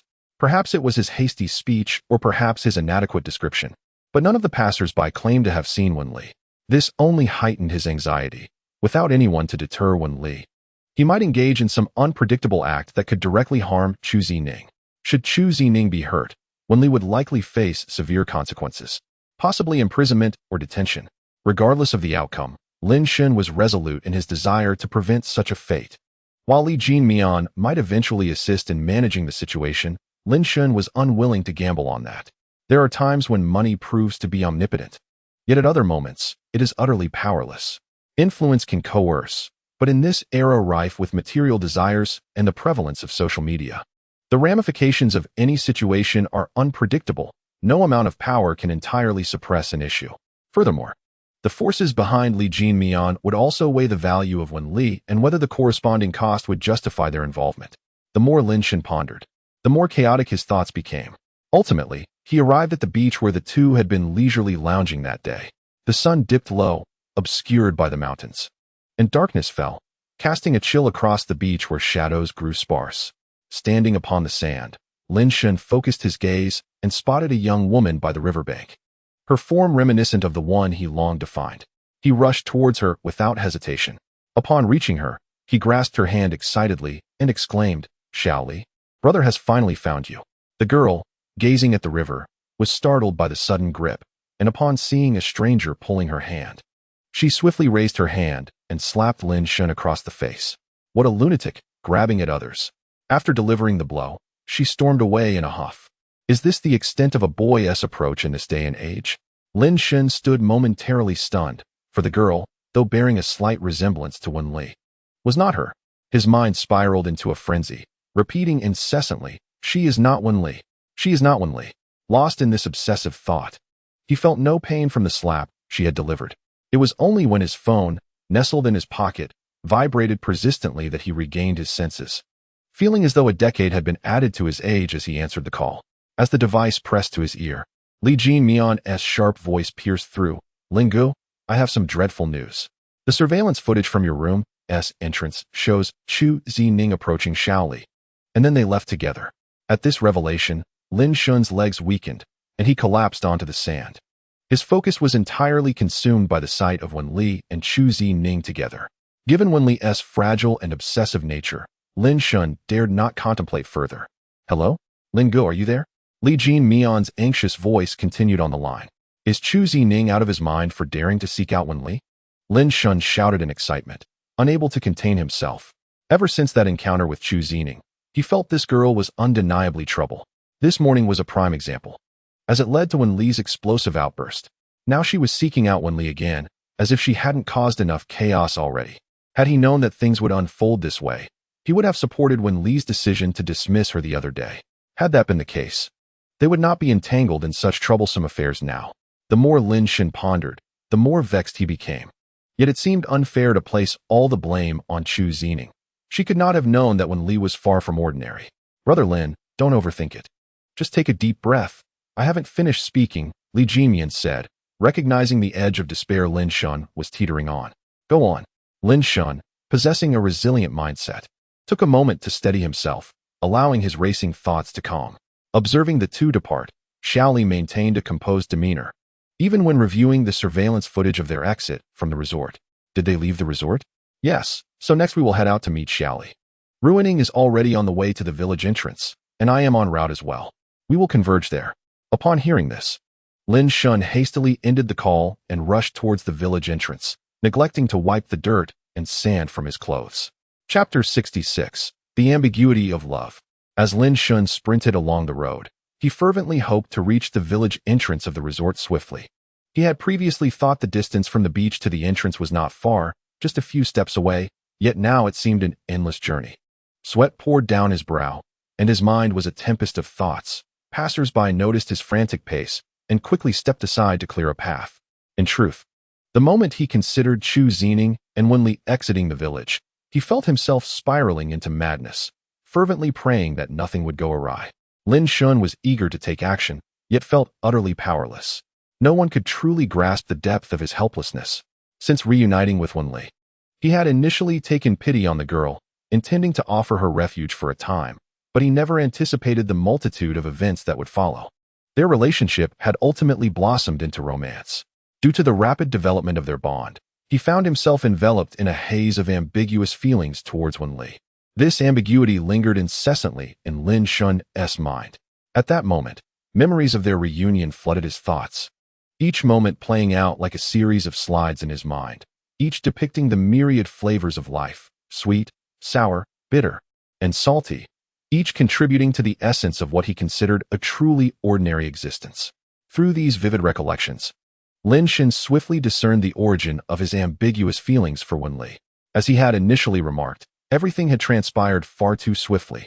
He had just ended things with Lu Shi, barely allowing himself a few days to grieve, when Wen Li, with her fierce and unyielding presence, stormed into his life. In a mere span of a little over half a month, this girl had transformed into his girlfriend. Subsequently, the two individuals embarked on a life devoid of shame and restraint, with certain events transpiring in the basement. Lin Shen's heart grew increasingly convoluted. The fervent love of Wenli surged through him like a raging inferno, swift and relentless, seeking to consume everything in its path. Amidst such rapid circumstances, Lin Shen, being somewhat slow to warm up, found himself unable to adapt in an instant. Naturally, this led to his inability to discern the nature of his affection for Wenli. Was it more akin to familial love or romantic love? When such confusion arose, there were times when his interactions with Wenli felt somewhat forced. Yet, in this moment of clarity, Lin Shen realized the absurdity of his predicament. It was utterly ludicrous. After months of close companionship, Wenli had become both his kin and his beloved. They were irrevocably intertwined, forming an inseparable bond. In Lin Shen's life, the absence of Wenli was unthinkable. It had become a matter of faith. It was akin to the Western world's inability to relinquish Jerusalem. Yet he remained foolishly unable to distinguish between the two kinds of love, trapped in a haze of confusion. Wasn't he this absurd? With such a passionate young woman like Wenli harboring feelings for him, should he not be reveling in joy? In this tumultuous and intricate era, to find a girl who wholeheartedly loves you is a treasure beyond measure. When contentment outweighs inferiority, happiness shall permeate one's life. At this juncture, Lin Shen's mind was a whirlwind, thoughts drifting from the eastern to the western Pacific, from the Earth to outer space, and then delving deep into the solar system. It was only when he ventured into the depths of the cosmos that he finally regained his composure, for he had already arrived at the village entrance. At this moment, Lu Ruining and Li Jimian awaited him at the door, accompanied by several neatly arranged security personnel. The onlookers, witnessing the young man drenched in sweat and panting heavily, were undoubtedly taken aback. Just how hard had this somewhat frail youth worked to appear in such a disheveled state? He was practically steaming, drenched in perspiration, hair soaked, clothes clinging to his body, with beads of sweat poised on his nose, resembling someone who had just emerged from a shower. Yet, with his pant legs caked in mud, it was evident that he had not been bathing. He was clearly in a frantic search for someone. Upon seeing this, Li Jimian and Lu Ruining hurried over to support the nearly exhausted Lin Shen. Lin Gu, you needn't rush so. Let's rest for a moment before we continue our search for Xiao Li and Chu Zining. As they steadied Lin Shen, they urged him to calm down, clearly alarmed by his condition. Although Lu Ruining was also eager to find Wenli, he was nowhere near as disheveled as Lin Shen, with only a few damp strands of hair. At this rate, if Lin Shen failed to locate Wenli, he might collapse from exhaustion first. No, we must set off immediately. If we do not find them in half an hour, we shall call the authorities. Lin Shen spoke these words as if he had made a certain resolution. To be honest, he did not wish to involve the authorities. If any unforeseen events were to occur, he preferred to settle matters privately. When it came to issues concerning Wenli, he did not want to concern himself with grand principles. All Lin Shen desired was for Wenli to remain unharmed. The middle-aged security chief, who was the head of the resort's security team, noticed Lin Shen's demeanor and offered comfort. Young brother, there is no need to rush. Miss Li has already briefed us on the situation. I have dispatched over 20 of my men to search the village, and we will relay any news regarding Miss One at the earliest opportunity. Upon hearing this, Lin Shen's eyes brightened, and he expressed his gratitude. I am truly thankful to you all. Thank you. No need for such formality, brother. It is part of our duty. We will exert every effort to assist in locating Miss One. Lin Shen's heartfelt thanks eased the tension that had gripped him. However, a wave of fatigue soon washed over him, causing his legs to weaken, and he nearly collapsed. Fortunately, Li Jimian and Lu Ruining were there to support him. Otherwise, he would have fallen to the ground. The middle-aged security captain, seeing Lin Shen about to topple, hurried over to steady him, replacing Li Jimian, who was somewhat slender. Quickly, young brother must be exhausted from sweating too much. Let him rest in the security booth for a moment. The captain instructed as he and Lu Ruining helped Lin Shen to the booth. Upon arrival, a fellow security officer hastily entered the booth to retrieve a chair, setting it up for Lin Shen to sit on. Young brother, don't rush. Quickly, fetch a bottle of water for him. The captain, noticing Lin Shen's throat moving, immediately called for someone to bring water. Rest assured, young brother, we are all very familiar with this area and believe we can swiftly locate Miss One. Thank you for your assistance, Lin Shun responded to the captain. Just then, another security officer handed him a bottle of mineral water. He accepted it graciously, thanked the officer, and unscrewed the cap to drink. Lin Shun was indeed thirsty. Anyone in such a hurry, having run for so long, would surely be parched. As he gulped down the water, his eyes remained fixed on the entrance, hoping that under the streetlight at the end of the road, he might catch sight of that familiar figure. However, whether it was due to his exhaustion, the dimming light creating illusions, or some other reason, a few indistinct figures did appear at the road's end. As the figures drew closer, Lin Shun tossed aside the unfinished bottle of mineral water, propelling himself out of the pavilion towards the silhouettes under the streetlight. Chapter 67. Love and Growth. Li Jinmian heard the sound of the water bottle hitting the ground and turned to look at Lin Shun. To her surprise, the boy who had just been sitting and drinking was suddenly nowhere to be seen, leaving only the bottle rolling on the ground, gushing water. Li Jinmian swiftly lifted her gaze to search for Lin Shun, only to see him sprinting away, already 10 meters ahead. As she looked further, she spotted 5 or 6 figures approaching the village entrance. The foremost two were none other than Wen Li and Chu Zining, the very individuals they had been seeking, followed closely by several security personnel. Upon catching sight of Lin Shun rushing towards her, Wen Li immediately dashed to meet him, her heart brimming with joy at the unexpected arrival of her brother Shen. Little did she know that Lin Shun had been frantically searching for her. Their earlier encounter with the security guards had occurred just as they were making their way back. The guards, having merely informed Wen Li that someone was looking for her, followed her without further conversation, urging her to return to the resort. Lin Shun ran with fervent speed, his heart racing with excitement as he finally beheld the figure he had long yearned for, overwhelmed by an urge to weep with joy. The two, rushing towards one another, first locked eyes from a distance, then drew nearer, their gazes filled with unspoken affection, the space between them diminishing. 10 meters, 5 meters, 1 meter. As they approached, they gradually came to a halt, and Lin Shun could no longer contain himself. He abruptly embraced Wen Li, terrified that he might awaken from this dream. He was profoundly afraid of losing her. It was only when they were tightly embraced, feeling the rapid thump of Wen Li's heart, that Lin Shun realized this was indeed the realm of reality. At that moment, his eyes glistened with unshed tears.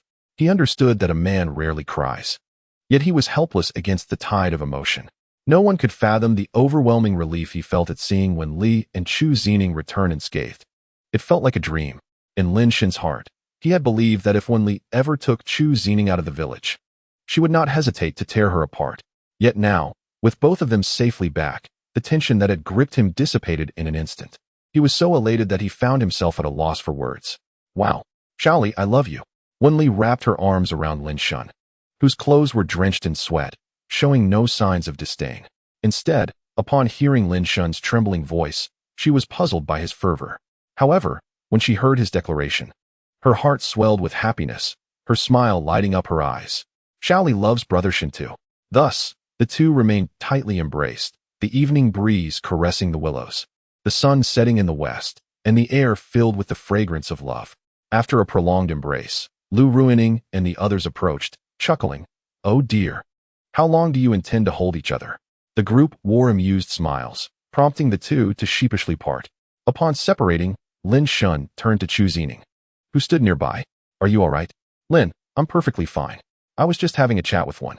We had a delightful conversation, Chu Zining replied, cheerfully linking her arm with Wen Li's, sharing a knowing smile reminiscent of good friends. As Lin Shun, Li Jinmian, and Lu Ruining exchanged glances, they observed each other's expressions with a sense of bewilderment. Thank goodness everything is fine. Brother Lin, you should take Xiaoli back first. Ruining and I will stay behind to express our gratitude to the security guards, Li Jinmian suggested, noting that Wen Li and the others were evidently oblivious to the frenzy their absence had caused. However, she chose to remain silent, recognizing that the fewer people aware of Wen Li's secret, the better. The security personnel, understanding the personal nature of the matter, refrained from further comment.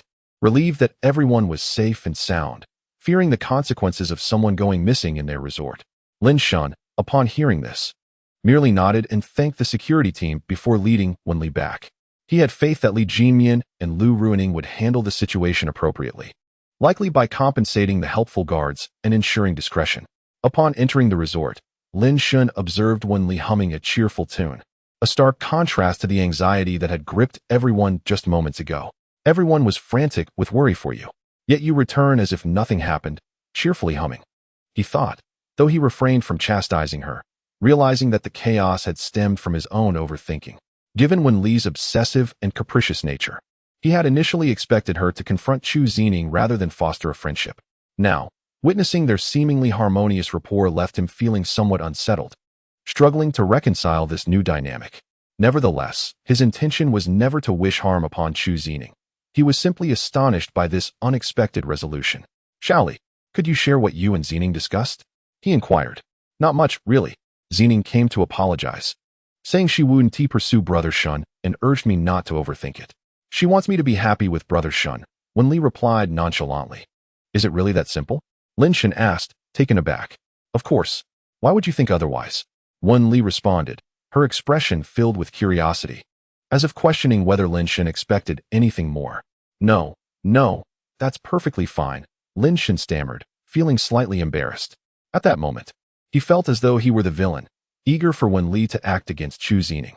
Yet, seeing Wenli's jubilant demeanor as she resumed her cheerful humming, he couldn't help but wonder what had transpired between the two that had brightened her spirits so. What could they have discussed to make her so happy? He pondered. His curiosity piqued. Clearing his throat, he prepared to inquire further. Shaoli, do tell your brother what you discussed with Zining. No. Wenli resolutely refused. Lin Shun, seeing this, could only change his approach. Then, Shaoli, can you at least share if you felt any discomfort when Zining sought you out? Yes. When Zining first came to see me, I felt extremely uneasy. Wenli replied truthfully in a soft, sweet voice, which made Lin Shan feel as if he were experiencing a peculiar sensation. However, Lin Shan's thoughts were not on this matter. He promptly seized the crux of the issue. How did Shaoli eventually overcome that uncomfortable feeling? Brother Shun, I am very obedient, of course. I made every effort to restrain myself. I know you dislike when I hurt others, so I tried my utmost to suppress those feelings. Wenli blinked her captivating eyes at Lin Shan, as if urging him to praise her. Our Shaoli is truly remarkable, absolutely extraordinary. Lin Shan generously lavished praise upon Wenli, feeling immense joy at her transformation and growth. Especially today, this little girl had indeed surprised him greatly. Wenli had managed to completely control herself and not harm Chu Zining. Of course, Lin Shan believed that Chu Zining's own qualities played a part. Had it been someone else, the outcome might have been different. So, how did Shaoli ultimately dispel that discomfort? Shaoli herself was unsure. She only knew that after Zining apologized to her and said some words, her discomfort vanished. Lin Shan eagerly pressed for details. What did she say? Chapter 68. Wenli's dream of an impulsive marriage amidst the gentle breeze, the luminous moon, and the chirping cicadas. The only thing missing was the croaking of frogs. Beneath a star-studded sky at a resort hotel, two figures nestled against each other on the balcony of their room. It wouldn't be quite right to say they were cuddling, but their actions were certainly peculiar. The man reclined on a lounge chair, gazing at the stars and moon, while the woman lay atop him, admiring his striking features. Perhaps the woman grew weary of watching, shifting her delicate form and casting a wistful glance at the man. Brother Shun, what is so captivating here? Let us return to our slumber. Wenli gazed at Lin Shan with hopeful eyes, sparkling like the stars and moon, yearning to return to sleep with him. Lin Shan looked at the girl stirring in his arms, the blanket sliding gently off her fragrant shoulder, revealing a hint of allure. Resting at home would also mean lying down. Yet here, he could enjoy the sight of the beautiful Wenli, gaze at the stars, admire the moon, and feel the refreshing evening breeze. How delightful! What joy could sleeping at home bring? Lin Shan quickly withdrew his hands from Wenli's smooth back, grasping the fallen blanket to shield the enchanting view from exposure. But she was worried about her brother feeling cold, wearing only shorts in this breeze, making her susceptible to chill. This was not merely Shaoli's fault. She had bitten her brother, and the only clothing she had was used to bandage his wound and stop the bleeding. In the depths of the forest, Lin Shan intuitively sensed the thoughts occupying the mind of the girl before him, as she would soon return to face an unrelenting cycle of exploitation. It was akin to a lamb entering the tiger's den. He decided to rest for a moment, for the effort expended in searching for her had been exhausting. All right then, Shaoli, come here and warm your brother, he said. The young girl, with a hint of grievance, wrapped her delicate hands around Lin Shan's strong waist, seeking warmth. Observing her, Lin Shen gently caressed her flowing hair, offering her comfort. In that fleeting moment, silence enveloped them, only to be broken by the persistent chirping of cicadas that echoed in their shared world. Lin Shen wished to inquire about her conversation with Chu Zining earlier that day, but the girl stubbornly refused to divulge anything, prompting him to abandon the thought. However, the night sky above them was exceptionally beautiful, resembling a stunning canvas of deep azure, adorned with shimmering silver stars that twinkled like scattered gems, while a luminous moon cast its gentle glow upon the earth. The soft radiance illuminated Lin Shen's resolute features. And after a prolonged silence resting against him, Xiaoli suddenly lifted her gaze to meet his. In that instant, she was captivated. Her brother appeared undeniably handsome and alluring, especially with the moonlight accentuating his striking visage, tinged with a subtle melancholy that she found enchanting. Compelled by an impulse, she reached out to touch his face, her fingers gliding softly against his skin. Lin Shen, feeling her gentle caress, chose to remain silent, continuing to gaze at the starry expanse above. "Brother, are you so enthralled by the sky? Is it truly that magnificent?" Xiaoli pondered, confused by his rapt attention, as she tenderly brushed her hand against his face without him acknowledging her. "Surely, nothing in the heavens could rival her beauty." "No, my dear Xiaoli, you are the most beautiful," he replied, though he felt the night sky shone brighter and more beautifully than he had ever remembered. At his words, Xiaoli turned to lie beside Lin Shen on the spacious recliner accommodating two adults, her peach blossom eyes mirroring his gaze towards the starry sky. "Indeed, the night here is so bright and beautiful," she exclaimed, unable to suppress her admiration. "Brother, once we have earned enough money, let us purchase a grand house in the suburbs where we can gaze at the stars and the moon every day and night, shall we?" Her enthusiasm was infectious. "Certainly. We shall be together forever, living joyfully," Lin Shen replied, turning to pull her closer, allowing her head to rest on his shoulder. Breathing in the scent of his steadfast masculinity, Xiaoli inhaled deeply, her lips parting slightly. "Brother, will you ever tire of me?" she asked, her voice tinged with sentiment. Casting a glance at the increasingly emotional Xiaoli, Lin Shen directed his gaze back to the stars, raising a hand to point at the celestial display. "Dear Xiaoli, like this beautiful night sky, you are endlessly captivating to me. How could I ever grow weary of you?" The elder brother's words were melodious, yet one could never tell when he might be ensnared by some enchanting vixen. Wenli cast a small, resentful glance towards Lin Shen, feeling that her brother was surrounded by too many temptresses, such as Lu Shi and Yang Sisi, with more likely to emerge in the future. What if her brother succumbed to the allure of these flirtatious ladies? No, she needed to devise some strategies promptly. As Wenli pondered these thoughts, she suddenly recalled what Chu Zining had said earlier that day. "Brother, shall we marry?"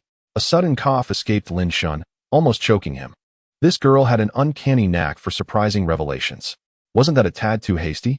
Lin Shen instinctively voiced his concern, feeling as though this was akin to a whirlwind marriage, swift and fleeting, with Wenli's imaginative spirit leading the charge. "What is so fast about it? Brother is 24, and I am 22. We are of the age to obtain a marriage certificate. How could this be considered quick? Surely you don't wish to indulge in a few more years of freedom before tying the knot? That could be quite perilous." Wenli gazed up at Lin Shen, an expression of accusation on her face, her alluring eyes narrowing with intensity. "Of course we shall marry, just that it feels a bit premature. Perhaps in a year or two. By then, brother will undoubtedly marry you with great splendor." Lin Shen, flustered, hastily replied, feeling the pressure of Wenli's unwavering gaze. This was a promise he had made, one he could not go back on. He was to marry Wenli without fail. Certainly, no backing out, Lin Shen retorted, feeling utterly bewildered by this girl's sudden notion of marriage. "So, when you marry, brother, do you desire a son or a daughter?" Surely, this was a question he could answer. Upon hearing this, Lin Shen breathed a sigh of relief, having almost misconstrued her words as, "Brother, we need not marry. We can simply have a child." Thankfully, it was merely a false alarm, and Lin Shen wiped the cold sweat from his forehead. He then turned to the eagerly expectant Wenli, reassuring her with a smile. "What is there to say? If Wenli bears a girl, brother will be delighted. If she bears a boy, brother will be equally pleased. As long as it is a little one born of Wenli, brother will cherish them." Internally, Lin Shen added a caveat for himself, as long as it was his progeny. Really? Upon hearing this, Wenli's heart soared with joy. Her elder brother truly adored her. never insisting that she bear a boy or a girl. Of course, Lin Shun tousled her hair affectionately.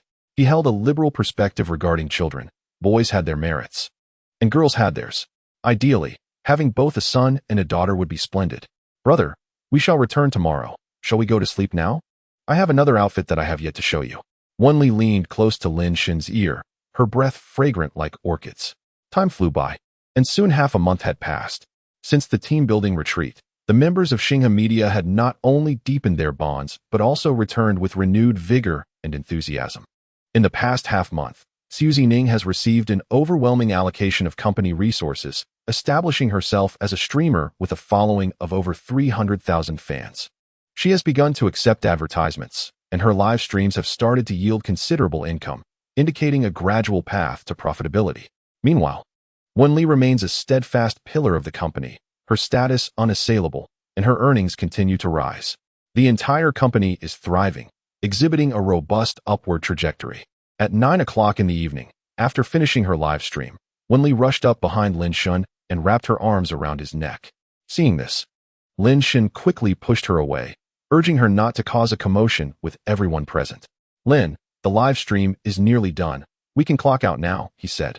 Nearby, Du Jiang noticed Wenli embracing Lin Shun and promptly gathered his two subordinates, hastily exiting Wenli's live stream room.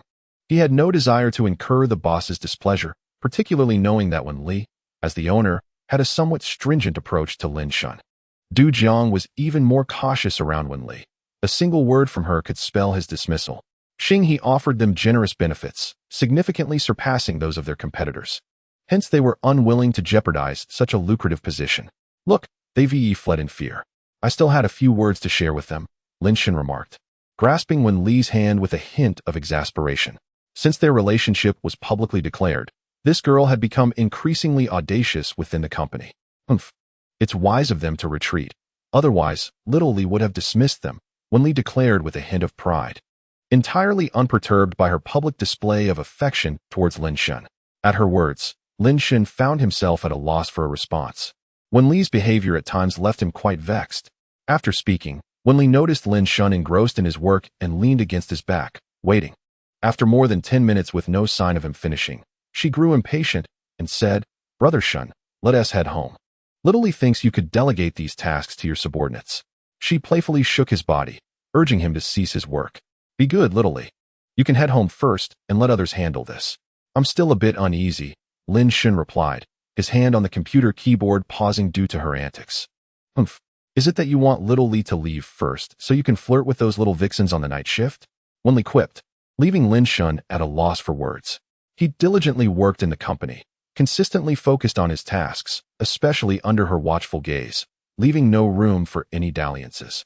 Particularly since Wenli publicly acknowledged their relationship during the last team-building event, all the young women in the company maintained a respectful distance from him, wary of her potential wrath. At that moment, Wenli regarded Lin Shun with a look of skepticism. She sensed that Brother Shen wanted her to return home first. Undoubtedly with such intentions. It was perplexing how Ruining managed to recruit so many flamboyantly dressed little vixens. No, next time there should be a careful consideration regarding this matter. Lin Shun observed Wenli, whose mind was now wandering, her little mouth pouting more than a chili pepper. Seeing this, Lin Shun felt a mixture of helplessness and affection. He rose to kiss the young girl's red lips, expertly interrupting her musings. After a prolonged kiss, Wenli, satisfied, let go with a playful lick of her lips. Gazing at her contented expression, Lin Shun hastened to complete his work, and after 7 or 8 minutes, he led Wenli out of the office. Let us hurry home and fulfill our goal of exercising by running tonight. Wenli's face lit up at the first part of his statement, but her expression soured upon hearing the latter. Brother Shun, must we run again? I absolutely detest running, she exclaimed, stamping her foot in frustration, her pleated skirt fluttering in discontent. She loathed running. It was utterly exhausting. Each time she ran with Brother Shun, upon returning home and showering, she felt utterly drained, unable to do anything else. Brother Shen, you are doing this on purpose. She pouted, pointing an accusatory finger at him. Where's the intention in that? Little Li, do not speak carelessly. If you do not wish to run, you may rest at home until I return. No, there will surely be some little vixen taking advantage of this opportunity to flirt with Brother Shen. especially by the riverside where there are always a few dressed in short skirts and revealing tops, jogging at night. Then you should accompany me.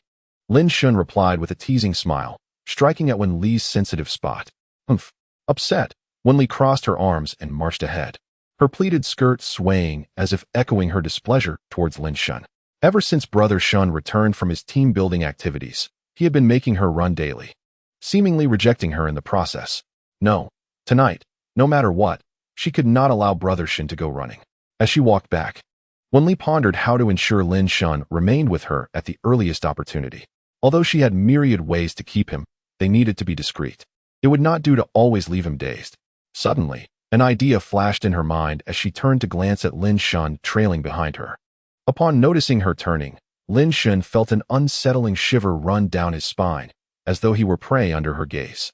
Hee, Brother Shun, let us hurry home. We still need to run, she said, instantly donning a bewitchingly charming smile that made Lin Shun feel quite uneasy. Alarmed, he took a few steps back and hastily suggested, perhaps we should skip the run tonight. I think staying at home would be quite pleasant. No, Little Li absolutely loves running, she replied, her expression shifting to one of manic enthusiasm, almost feverish in its intensity. Observing Wen Li in such a state, Lin Shun was drenched in cold sweat. He had no idea what sinister schemes were brewing in her mind, contemplating how to ensnare him for their evening run. No, brother is a bit weary tonight. He prefers to remain at home. Before Lin Shun could finish his sentence, Wen Li entwined herself around him, her crimson, alluring lips brushing against his ear, exhaling a warm, moist breath. If brother doesn't run tonight, you may never have the chance again. Think carefully before you respond. Don't later claim that Xiao Li didn't give you an opportunity. With a flirtatious smile that pierced Lin Shun to his very core, he recognized that her delicate, yet twisted nature had emerged. All right, tonight we shall run. Lin Shun stammered these words, fearful of inciting her wrath.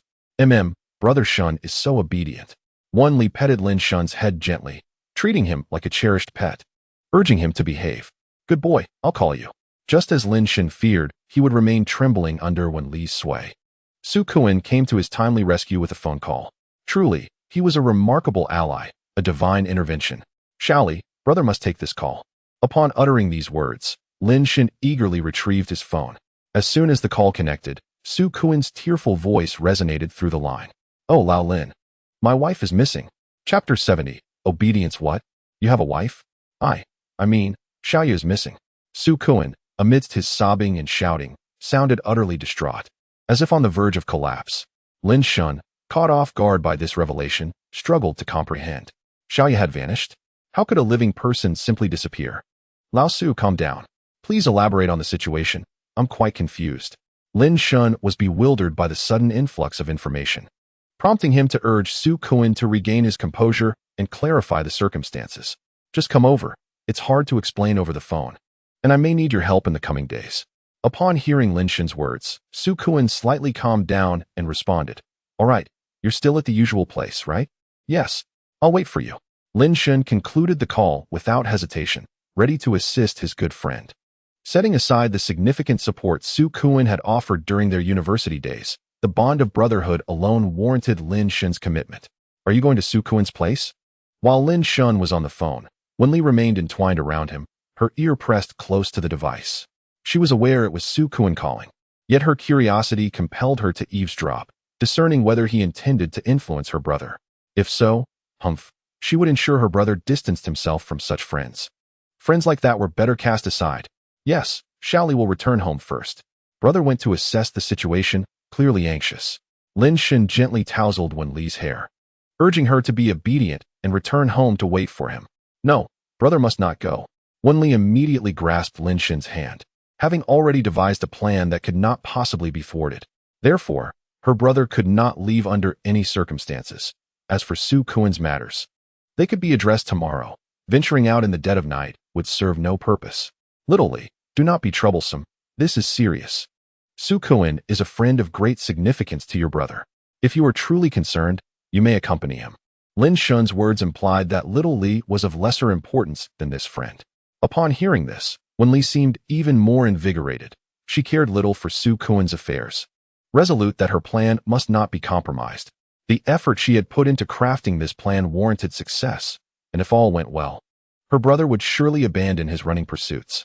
Moreover, did her brother truly believe that Su Kuan held more importance than her?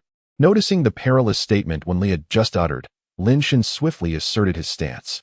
Of course, little Li is the most important. However, you just heard that he genuinely needs your brother's assistance. Humph, that cannot be. Brother must return home with me first and then go running. At this, Lin Shen could only facepalm. Even in such a serious moment, this girl was still preoccupied with running. He considered abandoning the endeavor altogether, yet feared inciting Wen Li's possessive tendencies, which might lead to unforeseen complications. Thus, he resolved to persuade her gently. Yet, the girl stubbornly refused to budge, even fixating on running. Lin Shen was at a loss for words, feeling a profound sense of helplessness. Wen Li could be extraordinarily endearing at times, yet at others, she was utterly exasperating. Such was the case now. Speak, little Li, what must your brother do to gain your consent? Lin Shen expressed his exasperation. This girl was so insistent on him going running that there had to be an ulterior motive behind her resolve. For now, he could only attempt to reason with her gradually. Humph, you must not go. Wen Li stubbornly clung to him, resolutely opposing Lin Shen's visit to Su Kuan. Observing her biting her lip in determination, Lin Shen took a deep breath, approached, and embraced her, gently caressing her head. Little Li, Su Kuan occupies a place in my heart akin to that of Jin Mian and Rui Ning in yours. Therefore, when he needs help, I must assist him. I hope you can understand and allow me to go. As he tenderly held the lovely girl in his arms, he wished for Wen Li's agreement. Currently, Gao Jia was unaccounted for, having just spoken to Su Kuan, who seemed to be on the brink of collapse and enduring great distress. The fact that Su Kuan reached out to him indicated his genuine need for support. Yet here was Wen Li, holding him back, leaving Lin Shen in a state of vexation. He hoped that by drawing parallels with Li Jin Mian and Lu Rui Ning, little Li would relent, for in this lifetime, true friends who genuinely care are few and far between. Su Kuan was indeed the most steadfast friend he had. If that is the case, Xiaoli consented. Upon hearing Lin Shen's words, Wen Li pondered for a moment and finally, albeit hesitantly, acquiesced. Wonderful, thank you, Xiaoli, Lin Shen exclaimed, gazing at Wen Li, who looked up at him. He joyfully lifted her and spun her around before gently placing her back down. Xiaoli, you are the kindest person in the world to me. Lin Shen could not contain his joy as he uttered these words. Brother, do not rejoice too soon. Xiaoli agrees to let you go, but there are conditions. Wen Li seized the moment to lay down her terms. No worries, whatever conditions Wen Li proposes, brother will comply. This was a promise made by him, and should he retract it, he must face the consequences. No matter what, brother will agree. Lin Shen, in his excitement, failed to grasp the gravity of his words and unwittingly acquiesced to Wen Li, completely unaware that a crisis was looming. All right, upon your return, you must obey Wen Li's every command for a month, without question. At the sight of Wen Li's half-smiling expression, Lin Shen, even in his foolishness, began to realize something was amiss. What does obedience entail? He felt it necessary to fully comprehend the implications of this term, lest he suffer greatly upon his return. It is quite simple. For 1 month, you will be my personal property. Whatever I wish for you to do, you shall do, without refusal. Is there any difference from selling oneself? Lin Shen's expression darkened immediately. According to Wen Li's stipulation, he would be at her mercy for an entire month. This girl was waiting for him here. No way. Being entirely governed by a delusional girl for a month was akin to a death sentence. Lin Shen could not possibly accept such an inequitable condition. Or could it be said that brother wishes to renege? Upon noticing Lin Shen's hesitation to honor their agreement, Wen Li's enchanting eyes fixed upon him, clearly conveying that he dared not breach their pact. Feeling the intensity of her gaze, Lin Shen swallowed hard, caught in a dilemma. On one hand was his brotherly bond, and on the other, Wen Li.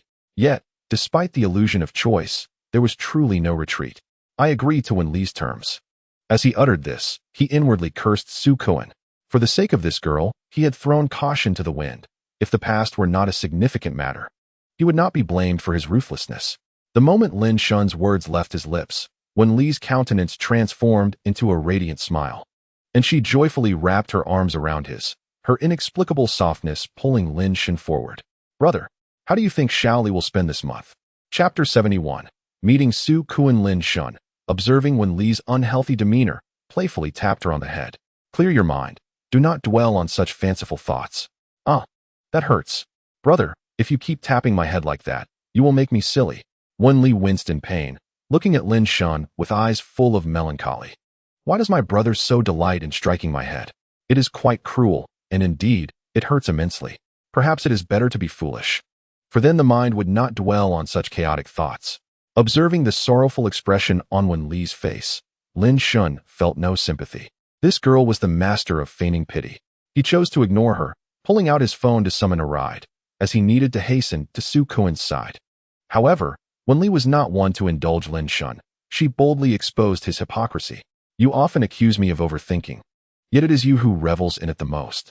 Upon hearing this, Lin Shun's face darkened, and he yearned to retort. Yet, the wretched memories surged forth, assailing his mind. He intended to counter her accusation, but found himself momentarily speechless. When one wishes to speak, yet finds themselves at a loss for words, the most prudent course of action is to remain silent.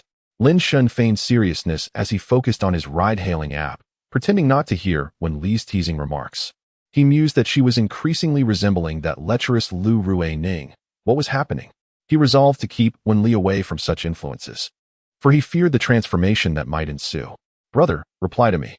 Do not pretend to be so grave, Wen Li urged, giving him a few playful shoves. Aware that he was intentionally ignoring her, Lin Shun, caught in a moment of embarrassment, shook his phone, indicating that he was busy arranging for the ride. Brother, you are just making things up. I can see that the car is already booked, she teased. Lin Shun, feeling flustered, scratched his head, his face turning crimson. Did she truly need to be so candid? Such matters were best kept between them. Why vocalize them? As Wen Li pressed for a response, Lin Shun decided not to indulge her any further. He cupped her delicate face in his hands, playfully kneading her cheeks. You are the one who is most mischievous. Can I not compel you? Ultimately, it was Wen Li who was the naughtiest. Lin Shun had no intention of letting her off easily, continuing until her cheeks flushed with embarrassment. Once he released her, Wen Li buried her face in his embrace, silenced by her own shyness. Seeing her quiet down, Lin Shun was not inclined to relent. You must admit, it is you who is the most incorrigible, always luring Brother Shun into mischief. Stop it. If you say any more, I shall hit you, Wen Li exclaimed, her small fists playfully striking Lin Shun's chest. Her head buried in his embrace like an ostrich, bashful as a bride before her in-laws. Not willing to let this troublesome girl off the hook, Lin Shun decided to deliver a sharp retort. In matters of flirtation, he felt overshadowed by her wit. How could he maintain his reputation in the world? What would others think of him, Lin Shun? He leaned closer, whispering softly in Wen Li's ear. Wen Li immediately blushed, exclaiming, Brother, how dare you do this? I will no longer pay any attention to you. Lin Shun promptly embraced the struggling Wen Li, resolutely deciding not to let the little girl escape so easily. What is there to fear? It is merely a record, allowing Xiao Li to understand another facet of herself. No, Xiao Li, please don't. But that's exactly what we shall do, Lin Shun replied with a broad smile, fully aware that this little girl believed she could evade him. A few minutes later, Lin Shun led Wen Li to the car. The driver, catching a glimpse of Wen Li's face flushed like a ripe peach in the rearview mirror, noticed the barely contained grin on Lin Shun's face. Initially inclined to engage in conversation, the driver lost interest, recognizing that these two were oblivious to the unfolding circumstances around them. The car remained enveloped in silence throughout the journey, only to lighten as they disembarked, with Wen Li's crimson cheeks gradually returning to a more neutral hue. She cast a sidelong glance at Lin Shun, who still bore a smile, and huffed softly. Brother is such a pervert. How could he utter such shameless words? I have resolved to ignore him. Yet, the mere recollection of Lin Shun's words caused her cheeks to redden anew. Noticing her blush return, Lin Shun merely smiled in silence. Look at you. After perusing so much material from Teacher Bo and Teacher Yu, do you really think you can escape my grasp, little Wen Li? He reached out to grasp her hand, but she instinctively pulled away, wary as if guarding herself from a predatory gaze. Seeing this, Lin Shun waved his hand in defeat, saying, Well, little Li, you must keep your distance from your brother, or else I cannot be held responsible. With that, he sauntered towards Su Kuan's residence, leaving Wen Li to follow at her own pace. Lin Shun finally grasped a profound truth. To instill fear in a perverse individual, one must be even more perverse. This is the singular method. Observing Lin Shun's triumphant smile, Wen Li felt a surge of determination and, with a hint of mockery, swiftly grasped his hand. Lin Shun turned at her tug, finding her gaze cast downwards, and queried with mild confusion, Shaoli, is there something else? Brother, when we return, we can try it out. Wenli suddenly lifted her head, summoning all her courage. However, Lin Shin noticed a flicker of excitement in her eyes, leaving him puzzled. Could it be that this girl harbored a penchant for submission? Brother, please speak. Is that all right? Wenli implored, snapping Lin Shun back to the present. Well, if you insist, he conceded, realizing that with her such a declaration, there was little he could refuse as a man. After responding, Lin Shun took her hand, leading her towards Su Kuan's home, while Wenli's thoughts drifted far beyond the immediate moment. Her brother's intentions felt quite scandalous. But such words meant that all the tools in the basement could indeed be put to use. With a mischievous grin spreading across her face, Wenli gazed at the path ahead, filled with anticipation and excitement. I eagerly await the arrival of that day. However, I must first assist Su Kuan in resolving his matters. This way, I shall have a month during which my elder brother will heed my every word. At this moment, Lin Shun, who walks ahead, remains completely oblivious to the fact that Wenli is already planning a blissful future for him. After a brief stroll of over 10 minutes, Lin Shun leads Wenli to a dilapidated residential complex and ascends the stairs of an aging building. Lin Shun is quite familiar with Su Kuan's home. Following their graduation, the two would often gather on weekends with their respective girlfriends to enjoy each other's company, sometimes cooking meals together when they had nowhere else to go. Yet, as time passed, their lives became busier, and their visits dwindled, leaving them with different companions upon their return. Gazing at the door of Su Kuan's residence, Lin Shin cannot help but feel a sense of nostalgia, reflecting on how time has changed everything. Nevertheless, he does not lose sight of the task at hand and promptly knocks on the door. After a few knocks yield no response, he knocks again. At last, he hears rustling from within, followed by the door creaking open to reveal a shadowy figure. As the figure emerges, a potent stench of alcohol wafts through the air, strong enough to incapacitate even the flies. Lin Shun instinctively covers his mouth and nose, retreating protectively with Wenli. Who are you? Where is my friend Su Kuan? Chapter 72. Journey to Chuan Province. Upon encountering a disheveled middle-aged man whose hair obscures his face and whose beard is unkempt, Lin Shun is taken aback by the overwhelming odor emanating from him, indicating he has not bathed in quite some time. He is certain he has not arrived at the wrong location. This is indeed Su Kuan's residence, yet here stands a veritable biological hazard. Who are you? And what are you doing in my friend's home? Lin Shin cannot help but shout at the wild-looking individual before him. At that moment, Su Kuan, clad in shorts and a tank top, freezes upon hearing Lin Shun's voice. What are you shouting for? Can't you see I'm right here? Are your eyes deceiving you? I'm standing right here. As Lin Shun recognizes the familiar voice, his eyes widen in disbelief. He steps closer, but even before reaching a meter away, he is assaulted by the foul stench and halts in his tracks. Good heavens, Su Kuan, how long has it been since you last bathed? You smell as though you've fallen into a cesspit. What smells? Su Kuan responds, seemingly unfazed, as he reaches for the hem of his shirt to take a whiff, launching into a theatrical display. Ugh! Lin Shin steps back, horrified at the prospect of Su Kuan regurgitating something colorful. His teeth clenched, his scalp prickling, Lin Shin thinks. Su Kuan is utterly revolting. Nearby, Wenli witnesses the scene unfold and cannot suppress her frown, contemplating a hasty retreat. I shall go to that nearby eatery we frequented and order some fine dishes while I wait for you. We shall not enter the house. You must hurry and take a shower. I cannot bear this stench any longer. Do not blame me for being unsympathetic. After Lin Shin finished speaking, he pulled Wenli away, initially hoping to endure a little longer, but Su Kuan's sudden retching was simply unbearable. It was not that Lin Shun had any disdain for Su Kuan. The stench was overwhelmingly foul, rendering conversation impossible. With such a situation, how could he even consider entering Su Kuan's room? One could only imagine the chaos within. In just a few months of absence, Su Kuan had transformed so drastically that Lin Shun found it hard to comprehend. Noticing Lin Shun's reaction, Su Kuan felt embarrassed and did not attempt to retain him. The odor was indeed unbearable even for himself, so how could he expect others to tolerate it? As they descended the stairs, Wenli could not help but exclaim, "If you smell this bad in the future, Brother Shun, I will definitely kick you out of bed." She was truly overwhelmed. Having seen her fair share of homeless individuals, she could confidently say that Su Kuan's odor surpassed that of those who had not bathed for years. The added factor of his vomiting was simply intolerable. If her brother were to reach such a state, he would undoubtedly leave on his own, sparing Wenli the effort of kicking him out. Lin Shun, unable to suppress his grimace, revealed his gums, still somewhat startled by the fright Su Kuan had given him. "Let us go sit over there and wait for him," Lin Shun suggested, leading Wenli to the bustling eatery they often frequented. An hour later, after Su Kuan had showered and returned to his former self, he approached Lin Shun. Noticing the absence of that lingering, fermenting odor, Lin Shun reluctantly allowed him to sit beside him, though he maintained a respectful distance. Su Kuan, recognizing the discomfort, said nothing.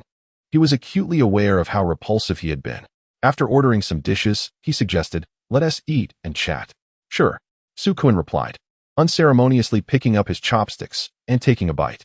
Observing Su Kuan's calm demeanor, which starkly contrasted with his previous agitation over the phone, Lin Shun cautiously broached the subject. "What is going on between you and Jia?" Su Kuan did not rush to answer.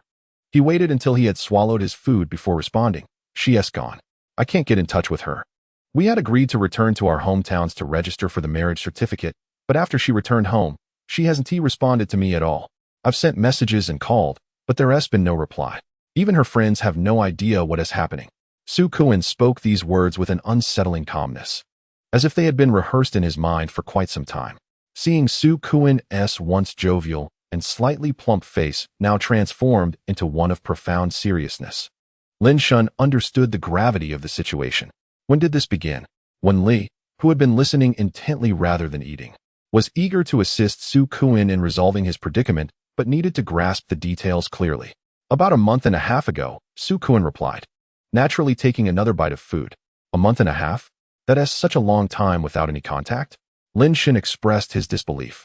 In this era of advanced communication, it was astonishing that a couple could go without contact for such an extended period. Moreover, the fact that they had been preparing to register their marriage when she abruptly disappeared left him utterly perplexed. "Please provide me with Jia's number. I wish to reach out to her," Lin Shun requested. Su Kuan, unlocking his phone, handed it to Lin Shun. "The first number in the call log is hers. There's no need to dial, as every time you try, it shows the user is unavailable." Lin Shun, somewhat incredulous, took the phone and perused Su Kuan's call history, discovering that he had attempted to contact her over 100 times. Nevertheless, Lin Shun, clinging to the hope of connecting, dialed the number from his own device, only to receive the same disappointing response as Su Kuan. "The WeChat conversation mirrors your situation.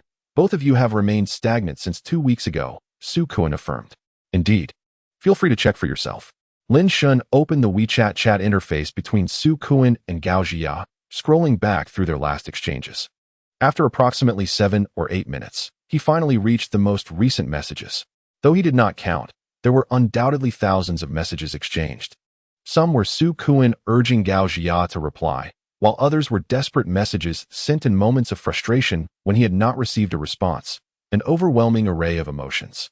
Lin Shun, feeling a pang of sympathy, quickly scrolled through the messages, unable to linger on them for too long. The last conversation took place on the evening of September 28th, where Gao Jia had sent, "Baby, I'll be back the day after tomorrow. Let us go get our marriage certificate then. Good night." She had even included a cute goodnight sticker. Su Kuan had responded with a similar sticker. And as Lin Shun scrolled further, he was met with an abundance of their saccharine exchanges. Understanding the situation, Lin Shun silently returned the phone to Su Kuan. It appeared as though Gao Jia had abruptly severed all ties with him, which justified Su Kuan's claim of her disappearance. A heavy silence enveloped the three of them until Lin Shun broke the eerie quiet. "Old Su, to be frank, I'm uncertain how to assist you in this predicament. But since you summoned me, there must be something you require help with. Speak freely, and I will do my utmost to support you. I wish for you to accompany me to Sichuan province tomorrow, to visit Xiaoya's hometown. Is that agreeable?" Su Kuan seemed to have been anticipating Lin Shun's response, and upon hearing it, he showed no hesitation. Lin Shun had harbored a slight premonition, yet he dared not dwell on such thoughts, fearing the potential for uncontrollable actions if left unchecked. "Do not overthink it. Tomorrow, Xiao Li and I will join you on your journey to Sichuan to find Jia." Lin Shun reassured Su Kuan, promptly agreeing to accompany him. Chapter 73, Speculations. At 3 o'clock in the morning, after discussing the details of their trip to Sichuan and securing tickets for all three, Lin Shun returned home with Wenli. Initially considering staying at a hotel near Su Kuin's place, he realized that, given their impending journey, it was prudent to gather some clothes and essentials. Thus, he and Wenli went home late at night to prepare their belongings. Their flight is scheduled for tomorrow afternoon, so there is still time for a good rest. Brother Shun, Wenli inquired softly, nestled in Lin Shun's embrace, her fingers skillfully tracing small circles on his chest. Do you think Gao Jia has abandoned Su Kun? Women possess an innate understanding of one another. Such a decisive severance could hardly occur when one is on the cusp of obtaining a marriage certificate. It could only stem from a lack of love, leading to such a choice. Or perhaps familial obstacles have hindered Gao Jia from reaching Su Kun. Don't speak nonsense. Little girl, Lin Shun replied. Su Kun and she have known and loved each other since university. They have both agreed to get married. How could there be no love? He gently ruffled Wen Li's hair, urging her not to jump to conclusions. The true circumstances would only become clear once they visited Gao Jia's home. Yet, Lin Shen found himself leaning towards Wen Li's perspective. He too suspected that Gao Jia was facing some impediment that prevented her from responding to Su Kun. What could it be? When it comes to marriage and obtaining a certificate, familial opposition is often the most plausible explanation. However, Lin Shen felt it would be prudent to wait until they arrived at their destination and met Gao Jia or her parents to ascertain the situation. Let us not dwell on this, shall we? It's getting late. We should sleep. We have to head to Sichuan province tomorrow. With that, Wen Li turned off the light, settling down obediently in bed to seek a peaceful slumber. Lin Shun, lying beside her, noticed how quiet she was and felt a sudden discomfort. Is Xiaoli going to sleep just like that? Normally, no matter how late it is, this little girl would cause a ruckus before consenting to sleep. What is different tonight? Or perhaps you have other intentions, brother? Wen Li teased, quickly snuggling into Lin Shun's arms with a playful smile. No, it just feels like tonight Xiaoli is acting a bit strange, Lin Shun stammered, flustered by her proximity. What is strange about it? I merely wish to rest well to help find Jia for Su Kun tomorrow. Lin Shun was astonished. This girl was surprisingly invested in this matter. Is Xiaoli genuinely concerned about this? He queried with skepticism. I wouldn't say concerned. It's just that since it involves you, Brother Shun, I want to assist. After all, having an extra pair of hands could expedite the resolution, and you wouldn't have to bear the burden alone. Wen Li's voice was soft and sweet, warming Lin Shun's heart. He felt a sense of growth in her, as she now showed concern for his well-being, a stark contrast to the possessiveness and control she had exhibited in the past. Indeed, love has the power to transform even the most troubled souls. Lin Shun felt overwhelmed with emotion, realizing that all he had endured was worth it. If not for the pressing matters of tomorrow, he would have longed to lavish Wen Li with rewards. Yet, his heartfelt sentiments remained unexpressed, touching only his own heart. At this moment, Wen Li lay quietly on Lin Shun's chest, relishing the gentle caress he bestowed upon her, remaining silent.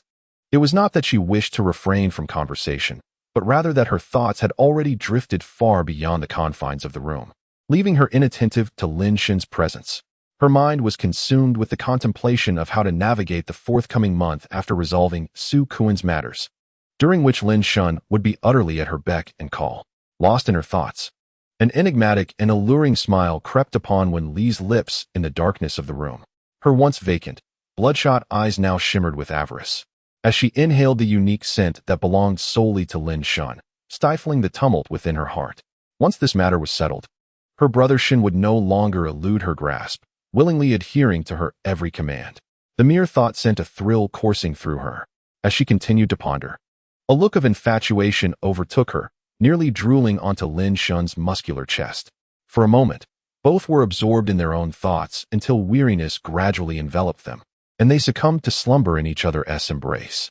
The following afternoon, Lin Shun brought Wen Li and Su Kun together for their official meeting, and the trio appeared invigorated. Particularly, Lin Shun and Wen Li, having enjoyed a restful night, radiated vitality and vigor. Lin Shun donned casual attire, exuding a sunny disposition. Wen Li, reminiscent of the first time Lin Shun laid eyes on her, wore a sailor outfit that embodied youthful exuberance.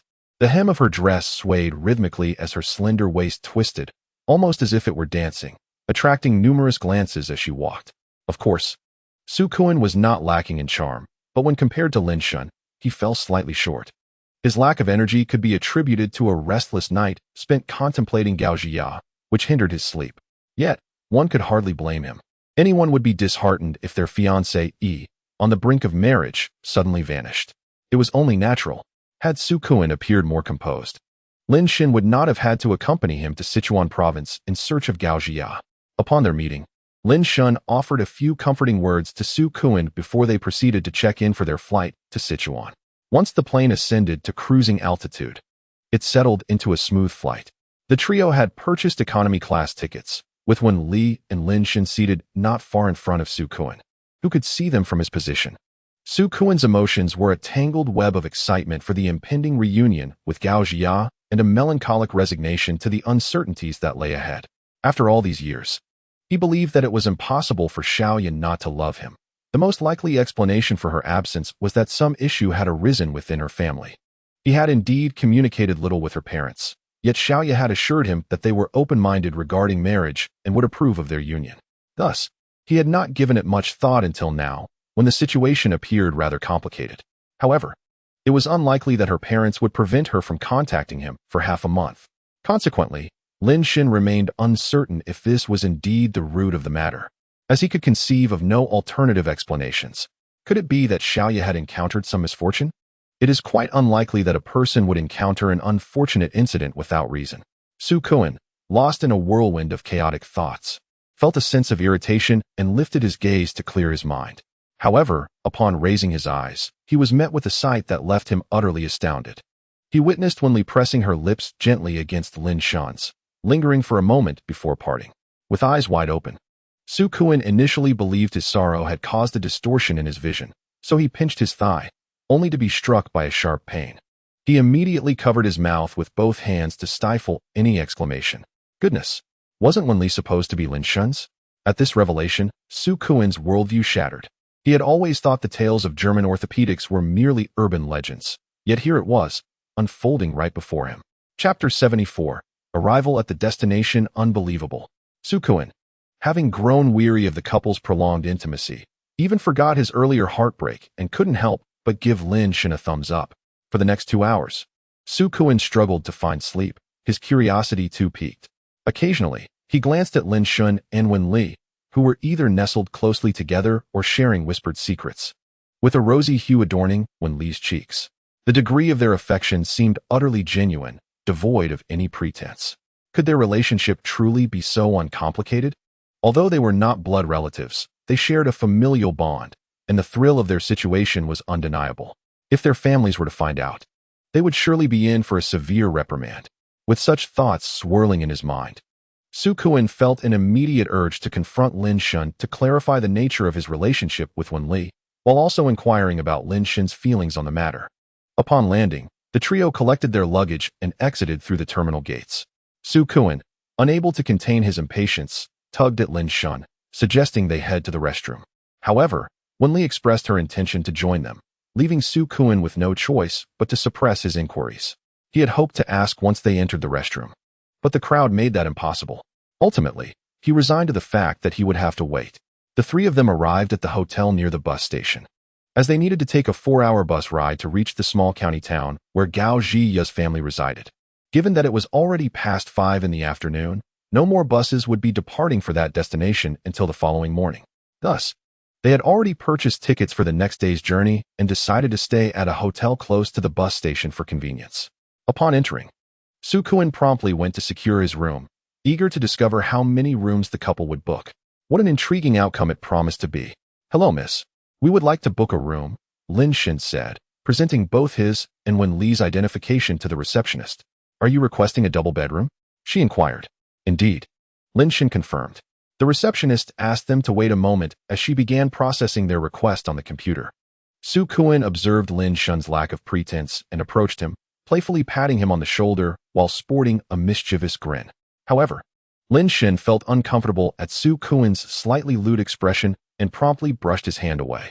"I must confess, I harbor no affection for men," Lin Xin declared, distancing himself from Su Kuan with a hint of disdain. The lascivious gaze with which Su Kuan surveyed men was particularly unsettling to him. In this chaotic society, where everything seems permissible, the notion of a man enamored with another man was hardly surprising. Lin Xin feared that Su Kuan might succumb to the pressures of societal expectations and suddenly shift his affections towards him. a scenario he deemed tragic. I, too, am indifferent to men, yet I find your relationship with Wenli quite intriguing, Su Kuan exclaimed, seizing Lin Shun's arm and steering him toward the elevator. At that moment, Wenli, clutching the room key provided by the attendant, joined them. Once inside the elevator, Su Kuan regarded the siblings with an expression of eager curiosity.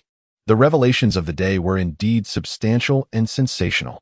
Are you not going to clarify your relationship? He inquired. Do you realize that we are not related? Lin Shun interjected before Su Kuan could finish. Observing the familiar, slightly lecherous grin return to Su Kuan's face, Lin Shun felt no joy. The other's imagination had run wild. Of course, I understand you are not blood relatives, but Wenli is your stepsister, is she not? Su Kuan attempted to adopt a moral high ground. Hoping to counsel his friend Lin Shun against entangling himself further in a relationship that could lead to familial disapproval and gossip, potentially causing significant repercussions. I am not her stepsister. Wenli piped up from the side, glaring at Su Kuan, whose thoughts seemed muddled. Why must you entertain such absurd notions? Deep brother is just like little Li, Su Kuan observed, bemused by Wenli's eye roll, then glanced back at Lin Shun, perplexed. How could they not be related? He distinctly remembered Lin Shun introducing Wenli as his sister. Given her stunning appearance that day, he had instantly memorized the introduction. Had he misremembered?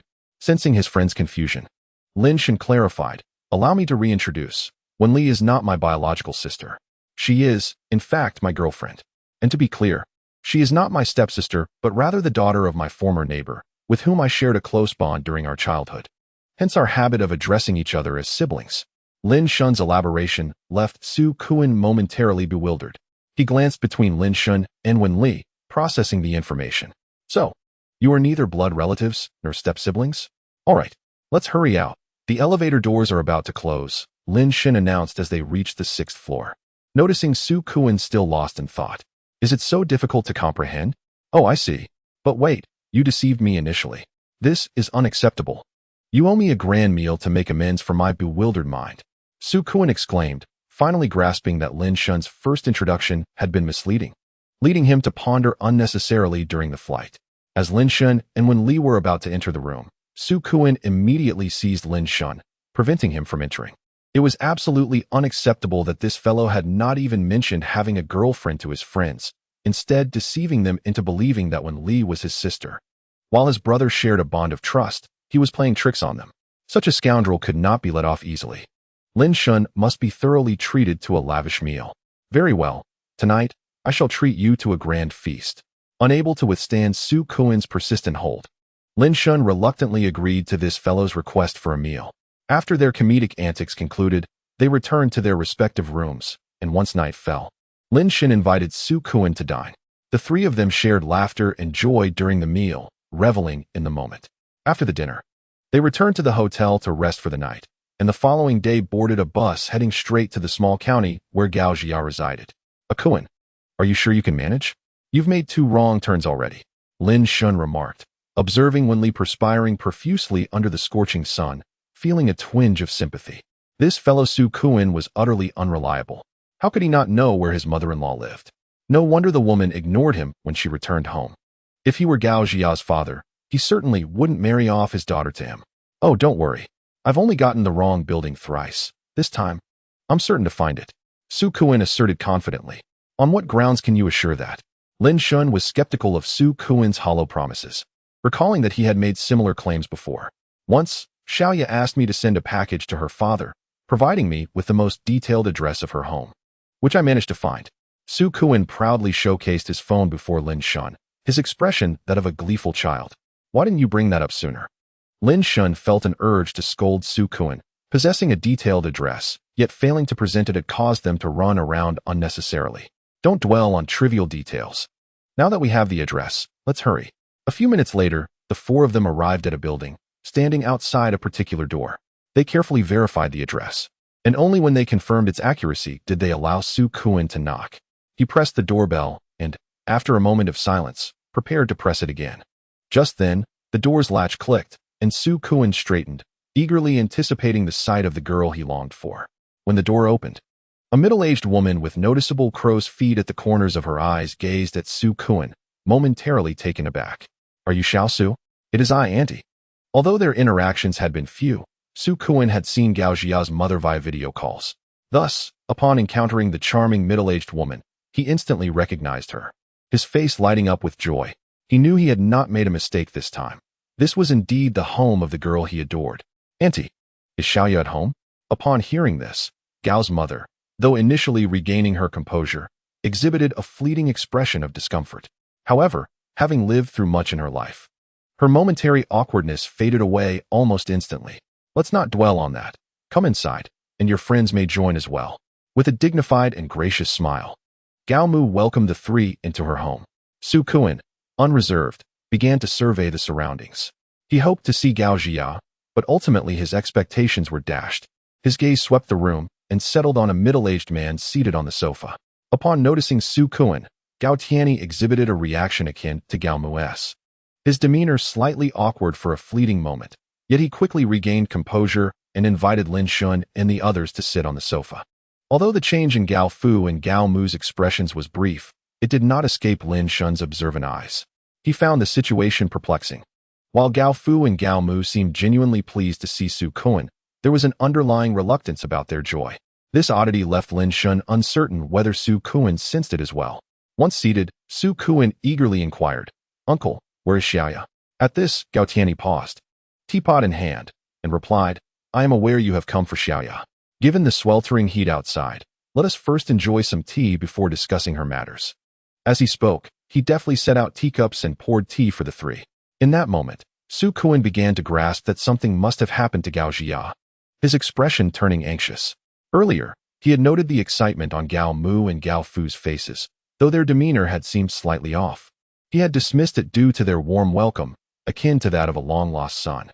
However, the peculiar tension when he repeatedly asked about Xiaoya was unmistakable. "Xiao Su, do not be alarmed. We, the two old folks, have consented to your union, so please enjoy your tea and take a moment to relax." Gao Tianyi hastened to reassure Su Kuan, noticing his pallor. As Su Kuan observed Gao Tianyi's calm demeanor, he gradually felt more at ease and took a sip from his cup. Lin Shun and Wen Li followed suit, quietly sipping their tea and settling back on the sofa, awaiting Gao Tianyi's words, as they felt it inappropriate to interject. Once Su Kuan put down his teacup, he pressed urgently, "Uncle, may I know now?" Sighing, Gao Tianyi noted Su Kuan's impatience and, after a deep breath to compose himself, continued, "Xiao Su, we had intended to share this with you in a few days. But since you have come here, we shall disclose it now."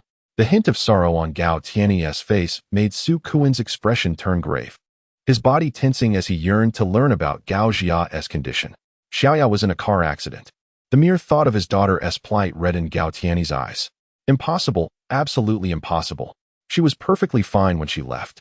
Su Kuan exclaimed, rising in agitation and waving his hands, disbelief flooding his mind. Yet, the silence from Gao Jia over the past few days forced him to confront the grim reality.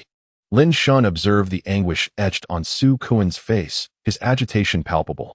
He swiftly grasped Su Kuan's hand and spoke with authority, "Old Su, let us first remain calm. Uncle has yet to finish his account. We ought to sit and listen attentively to grasp the full extent of Jia's situation." Lin Shun's voice resonated loudly as he gently compelled Su Kuan back into his seat. Noticing that Su Kuan appeared momentarily dazed upon hearing of Gao Jia's accident, his gaze turned vacant. Lin Shun found himself at a loss for words. He could only turn his head apologetically towards Gao Tianyi. "My apologies, uncle." Su Kuan is understandably distressed upon hearing of Jia's misfortune. "Please continue." "Not to worry, I understand," Gao Tianyi reassured, observing Su Kuan's reaction without any sense of discontent, rather feeling a swell of joy within. The affection that Su Kuan displayed for his daughter, braving mountains and traversing great distances to see her, stirred Gao Tianyi's heart. As a father, he felt elated by such devotion. However, the current predicament of his daughter weighed heavily on him, rendering it difficult to articulate. "Please proceed, uncle." "I wish to know the details," Su Kuan urged, gradually regaining his composure and encouraging Gao Tianyi to elucidate the matter. "Dear Su, there is no need for excessive worry. Jia is currently stable and recuperating in the hospital," Gao Tianyi reassured. Su Kuan's heart lightened at this news. Her safety was paramount, rendering all else insignificant. Lin Shun and Wen Li, upon hearing this, also relaxed, having initially feared the gravest outcome. contemplating a permanent separation. Uncle, what exactly transpired during the accident? I recall Su Kun mentioning that Jia merely returned to collect her household registration booklet. Lin Shun inquired, seeking clarity on the unexpected turn of events. He had previously considered the possibility of Gao Jia's parents opposing their union, never anticipating such a calamity. This is a lengthy tale. Regarding Jia and Su's marriage, we wholeheartedly support it. Although we have not met Su Kun extensively, we are quite pleased with him, recognizing him as a fine young man. Thus, we were elated when Jia returned to fetch the household registration for their marriage license. The very next day after her return, our family joyfully went out for a meal. While crossing a crosswalk, a vehicle driven by a drunk driver ran a red light and struck Jia, who was walking briskly. Those detestable drunk drivers deserve the harshest fate. Were they apprehended? When Li, upon hearing this, clenched her fists and stood, her voice laced with fury. The injustice of it all consumed her. How could someone so innocent suffer such a fate? The harm inflicted upon the family of the perpetrator and those who love Jia was immeasurable. You drive intoxicated and take a life. Why must you drag others into your recklessness? Seeing Wen Li's agitation, Lin Shun promptly took hold of her hand. Recalling the tragic fate of her mother, who too had perished in a similar accident caused by a drunk driver. Dear girl, there is no need for such indignation. The individual responsible has been apprehended, and the police are handling the matter. Rest assured, justice will be served. Gao Tianyi observed Wen Li's agitation and swiftly responded, sensing that this young woman harbored even greater animosity towards the drunk driver than himself. Shaoli, calm down. Please take a seat, Lin Shin said, gently pulling the enraged Wen Li back onto the sofa and enveloping her in a comforting embrace. Shaoli, the ordeal has passed, and you still have your brother. After a period of consolation, Wen Li gradually regained her composure. At that moment, Su Kun, noticing Wen Li's diminished fervor, voiced a question that had long lingered in his mind. Why is Xiaoyu ignoring me? Upon hearing Su Kun's words, Gao Tianyi's expression dimmed slightly. Xiao Su, we did not intend to deceive you. It was Xiaoyu who requested that we refrain from informing you. Now that you are here, I shall reveal the truth. But brace yourself for what I am about to say. Gao Tianyi raised his cup and finished the last sip of tea, seemingly awaiting Su Kun's response. It's all right, uncle. Please speak. I can accept anything, Su Kun replied, observing the flicker of light in Gao Tianyi's eyes dimming further, causing a knot of anxiety to form within him. What I mean is, Xiaoyu has regained consciousness. However, the accident has tragically taken her legs. We had earnestly implored the doctors to preserve her limbs. Yet our efforts were in vain. This is also the reason she has been avoiding you. Gao Tianyi's voice trembled with emotion. Xiaoyu fears that her circumstances may burden you. After all, without her legs, she worries that her future may only bring you trouble and become a source of encumbrance. As Gao Tianyi finished speaking, his eyes glistened with unshed tears. The cruelty of losing one's legs is an unbearable fate, akin to forcing someone to start their life anew. Su Kun listened in shock, his eyes brimming with tears, unable to fathom that Gao Jia had suffered such a calamity. Surely, Gao Tianyi would not jest about such grave matters. This cannot be true. This cannot be true. Uncle, you are deceiving me, Su Kun exclaimed, struggling to accept the reality. As he stood and grasped Gao Tianyi's hand with wide, disbelieving eyes. How could a perfectly fine person encounter such misfortune? It's simply inconceivable. Seeing Su Kun's intense gaze, Gao Tianyi remained unperturbed. Instead, he gently clasped Su Kun's hand with his other hand, offering solace. Child, we understand your feelings, but this is the truth we must confront. Indeed, Xiao Su, we must face this reality, Lin Shen added. At that moment, Gao's mother, who had been washing fruit in the kitchen, heard the commotion and emerged to investigate. Upon witnessing Su Kun's agitated state, she hurried over to offer comfort. Understanding Su Kun's distress, Gao's mother empathized deeply. They too were grieving the loss of their daughter's legs. For the past fortnight, their hearts had endured relentless torment, not only caring for their daughter in the hospital, but also being mindful of her emotional state, fearing she might act upon her despair. Her gentle words gradually eased Su Kun's turmoil, prompting him to slowly return to his seat. Uncle, Aunt, I wish to see Xiaoyu. Hearing this, Gao Tianyi and his wife exchanged a knowing glance. Mother Gao gently spoke. Xiao Su, you are a fine young man. My husband and I do not wish to burden you. You must think this through. Xiaoyu also wishes not to be a burden. But your visit to her conveys a different message. As soon as she finished speaking, Father Gao added, "Your aunt and I are both teachers at the county high school, and our income is relatively stable. We will be able to take care of Xiaoya in the future, so do not carry any feelings of guilt." To put it in a somewhat feudal manner, this is all fate. However, you must understand that choosing to be with Xiaoya will present you with numerous challenges. Therefore, you should weigh your options carefully. Your uncle and I are reasonable people, and we will not blame you for any choice you make. As this pertains to your life and future, times are tough for everyone. Money is hard to earn, and burdens are hard to bear. After finishing, Gao Tianyi calmly regarded Su Kuan. He was well aware of his daughter's situation. It would be more reassuring to care for her himself than to worry about her suffering in someone else's care. Naturally, Su Kuan was concerned about these matters, and they had agreed to allow their daughter to marry him. They simply hoped that Su Kuan would consider his decision thoroughly before making a choice, lest he later regret it. They also had their own interests at heart. If Su Kuan chose not to be with Xiaoya, they could prevent him from seeing their daughter. After all, if they decided not to be together, there was no need for further meetings, which would only make it difficult for their daughter to move on. It would be better to sever ties cleanly now, allowing time to ease the pain. Lin Shun and Wen Li also turned their gaze towards Su Kuan. And at that moment, Lin Shun found it hard to say anything.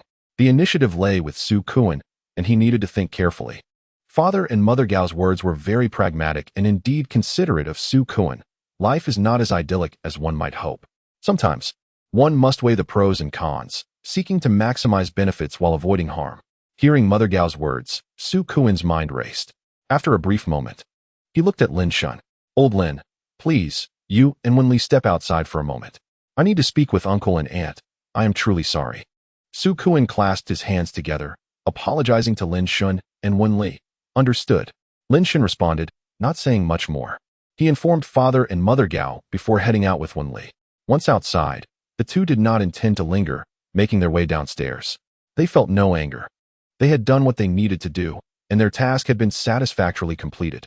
Whether Su Kuan and Gao Jia could be together now rested entirely in Su Kuan's hands. Although it seemed from what Father and Mother Gao indicated that Gao Jia did not wish to see Su Kuan, the initiative lay with him. As long as he chose to meet her, all issues would be resolved. "Brother, what do you think Su Kuan will decide?" Wen Li, who was leaning on Lin Shun's arm, softly inquired. "What choice does Xiao Li hope Su Kuan will make?" "Of course, I hope they end up together. If Su Kuan were to abandon Jia, it would undoubtedly bring her immense sorrow."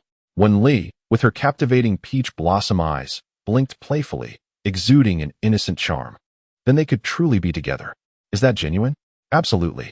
Listening to Lin Shun's somewhat casual remarks, Wen Li felt a tinge of disbelief. His tone was too nonchalant.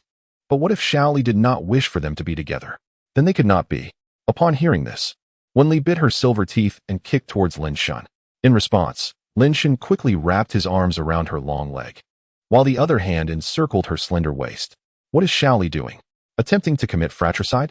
Given that today the girl was clad in shorts, Lin Shun was unperturbed by the possibility of an accidental reveal and simply held her by the roadside. "Humph, brother, you are so annoying. I ask you a question, and you respond so dismissively."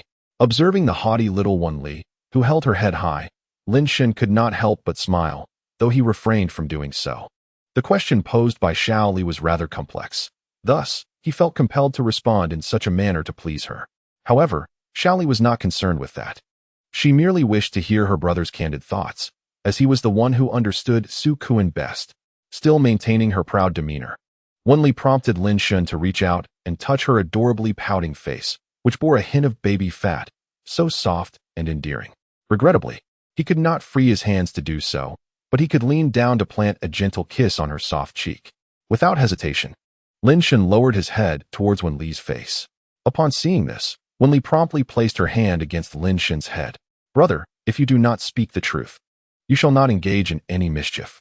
Given Wen Li's steadfastness, Lin Shun could only look up at her and candidly admit, "I do not know the answer to that question either." "How could you not know? You are so familiar with Su Kuan. Do you not understand him?" This matter is less about familiarity and more about Su Kuan's personal dilemma of weighing his options. To put it plainly, their father desires Su Kuan to make a more pragmatic choice, to avoid impulsively choosing to be with Jia, and instead approach the decision with a long-term sense of responsibility and awareness. If he can accept it, then they should be together. If not, then they should not. Do you understand, Xiaoli? Lin Shun released when Li's leg and playfully scratched her little nose. Humph. If he does not choose to be together, then it signifies a lack of love. Regardless, Xiaoli will always like you, no matter how you change. Upon hearing this, Lin Shun did not argue, as there was a certain truth to her words.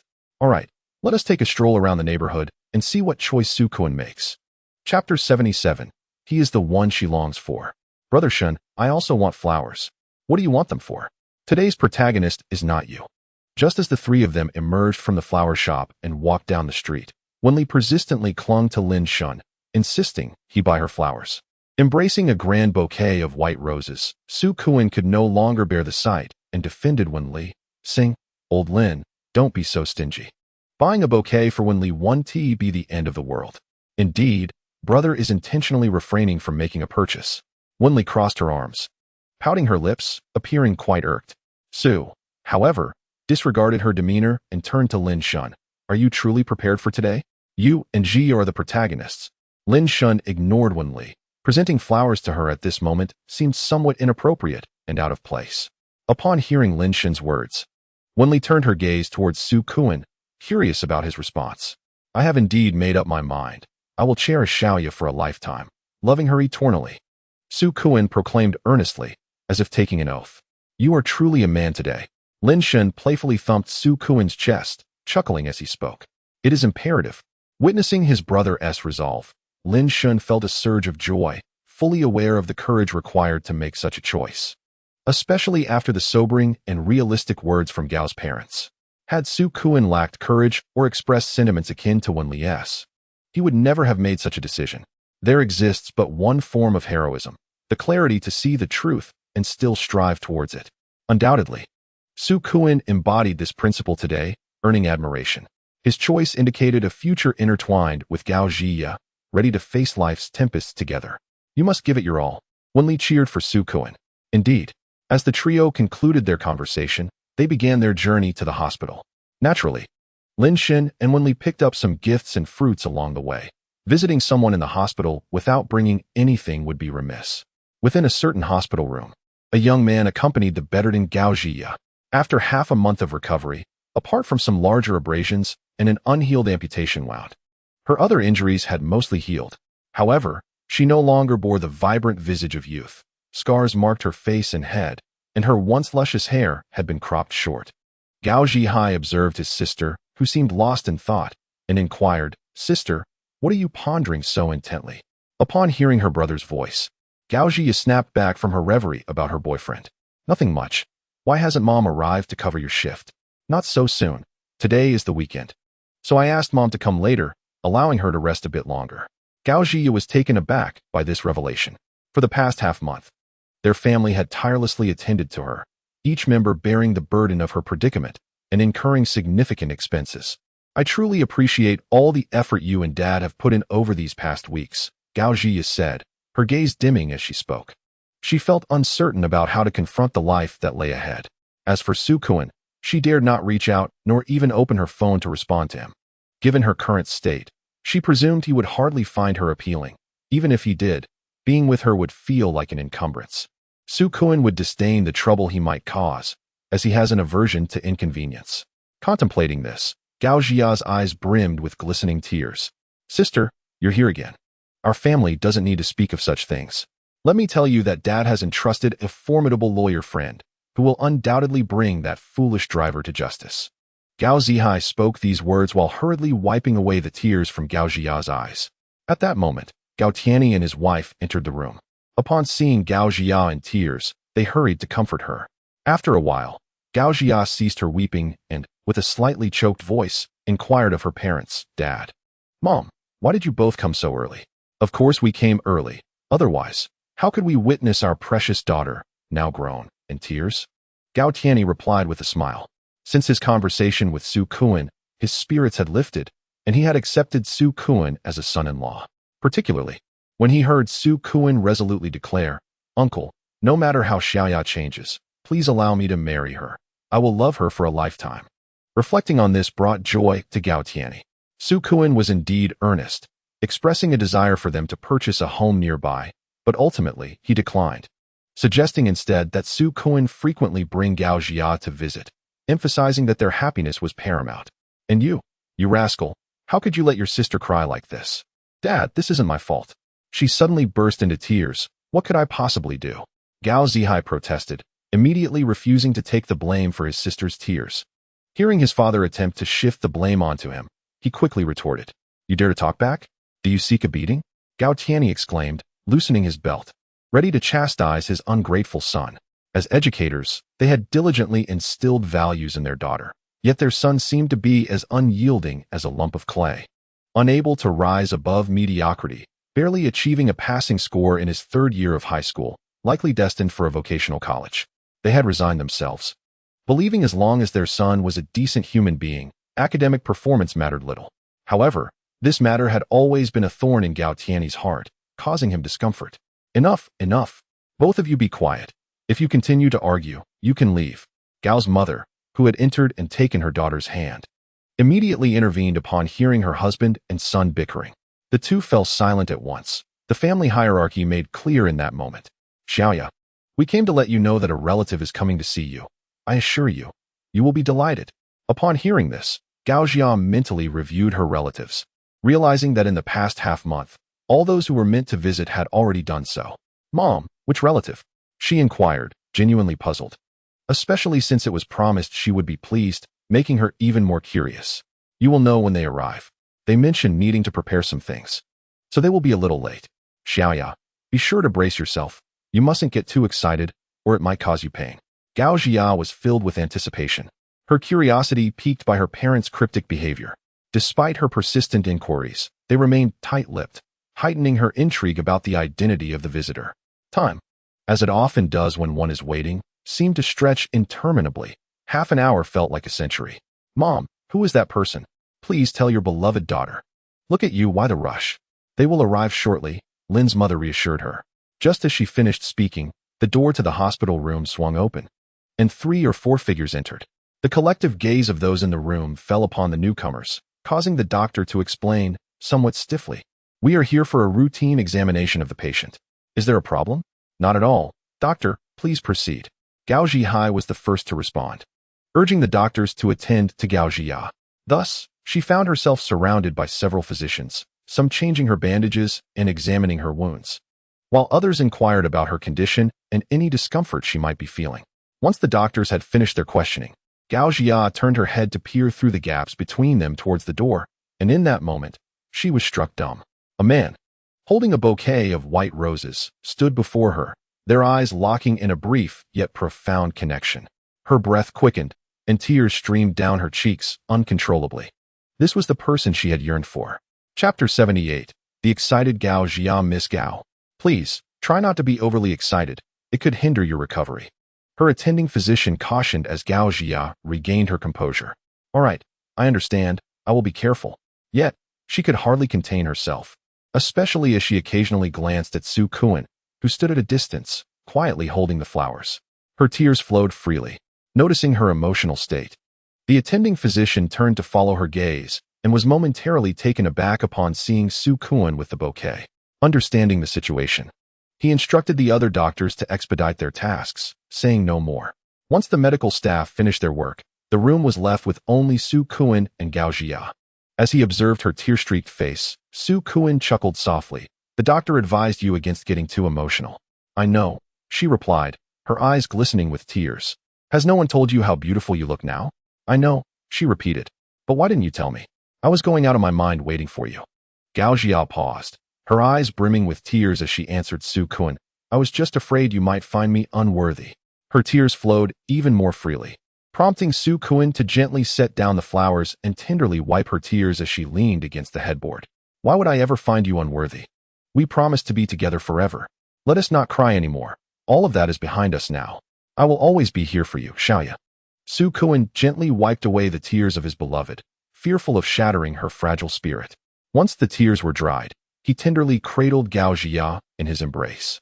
If we were to be together in the future, I fear I might become a burden to you, Gao Jia murmured softly, resting her head against Su Kun's chest. Despite her overwhelming excitement upon seeing him, she voiced her deepest concern, for such matters could not be avoided but must be confronted. So what? Even if you are a burden, I love you, Su Kuan replied resolutely. You should have confided in me about this matter right away, rather than facing it alone. The thought of Gao Jia enduring the pain of losing her leg for the past fortnight alone pierced Su Kuan's heart like a thorn. He lamented his inability to be by her side during such a trying time. He could hardly fathom how she managed to persevere. Inside the hospital room, the reunited lovers exchanged heartfelt words and sweet nothings, a conversation that would surely last for quite some time. Outside, several onlookers peered through the small transparent window of the door, their hearts swelling with excitement as they watched the couple embrace tightly. "Dad, have you finished? Let me see. I want to look too," exclaimed a youthful voice. "Go away, you little rascal. This is not suitable for children." Gao Tianyi, having waited for Wen Li to leave, seized her spot to gaze inside. Upon witnessing his daughter and son-in-law locked in a tender embrace, a smile of unbroken delight spread across his face, and he was reluctant to relinquish his position to his son. The moment Gao Zhihao heard this, he began to tug at his father's arm, urging him to step aside for a glimpse into the room. As for why he did not bother his mother for a view, it was simply madness to even consider that. Their playful tussle led to the door occasionally thumping with their antics. Standing behind the trio were Wen Li and Lin Shun, the latter also wishing to catch a glimpse but unable to squeeze in due to the fruits and supplements he held. They could only wait patiently for the couple inside to finish their intimate moment and open the door. "Look how happy they are, how fortunate they seem. I envy Jia for having such a loving family and a boyfriend who brings her flowers," Wen Li remarked, her tone deliberately emphasizing the last part as she nudged Lin Shun, hinting at someone in particular. Yes, it's my brother's fault for not bringing you flowers," Lin Shun replied, nonchalantly dismissing her teasing, fully aware of her intentions. Brother is just being evasive," Wen Li retorted, genuinely envious of the family's happiness. As she observed Gao Tianyi and his son engaging in their playful banter, Gao Mu, disturbed by the commotion, joined the fray, admonishing the raucous pair. The moment they sensed her displeasure, they immediately reverted to a more subdued demeanor, listening attentively to her reprimands. Yet, the light-hearted expressions on their faces suggested that such scenes were all too familiar to them. Lin Shen also observed this scene, feeling a profound sense of happiness as the lively atmosphere filled with joy and warmth enveloped the family. As he watched, Su Kuan opened the door from within, inviting everyone inside. Upon entering the hospital room, Lin Shun placed the supplements and fruits on the table beside the bed. "Jia, this is a small token of our affection. Wishing you a swift recovery," he added. "Sister Jia, get well soon. Su Kuan has been going mad waiting for you and watching. He loves you dearly." As Lin Shen finished his words, Wen Li chimed in cheerfully, "You two siblings are far too polite. I haven't even had the chance to thank you for accompanying Su Kuan to see me, and here you are bringing gifts, making me feel a bit embarrassed." Hearing Wen Li's remark, Gao Jia's complexion flushed a shade deeper. "It's nothing. These are mere trifles. The main thing is that Su Kuan found you. Otherwise, that fellow would have surely gone mad." Lin Shun replied to Gao Jia, and thus the group engaged in lively conversation. As the sun dipped below the horizon, Su Kuan and Gao Tianyi expressed their desire to treat Lin Shun and Wen Li at a nearby restaurant. They did not refuse and, after dining, Lin Shun bid farewell to Su Kuan. "Could you please stay a bit longer? Enjoy yourselves for another couple of days. I'll cover all your expenses." Su Kuan, noticing Lin Shun and Wen Li preparing to leave, felt a twinge of reluctance, finding it somewhat awkward. "Friends have traveled a long way to accompany me to Sichuan to find a girlfriend, and now that we've found her, we haven't had a chance to enjoy ourselves yet. Returning to Huaqing tomorrow feels a bit rushed. Old Su, let us not worry about that. Focus on taking good care of Jia. Once you return to Huaqing, we shall gather again." Lin Shun promptly declined Su Kuan's invitation, reasoning that there was little to enjoy in a place unfamiliar to them, preferring to return to Huaqing. Furthermore, Wen Li mentioned that the company required her urgent attention, compelling Lin Shun to embark on the journey back the following day. But there's no buts. "If you truly wish to thank me, call me Dad and let me hear it. Get lost. Ha ha ha, that's the spirit. Let us not be so distant. We're off now," Lin Shun concluded, and with Wen Li, they strolled leisurely towards the hotel they had booked for the night. The small county town was not large. After a 10-minute walk, Lin Shun and Wen Li arrived at the hotel, completed the check-in process, and made their way to their room. As soon as they entered, Wen Li leapt onto the plush bed with enthusiasm. "I'm so tired." Seeing her like this, Lin Shin understood she was indeed exhausted.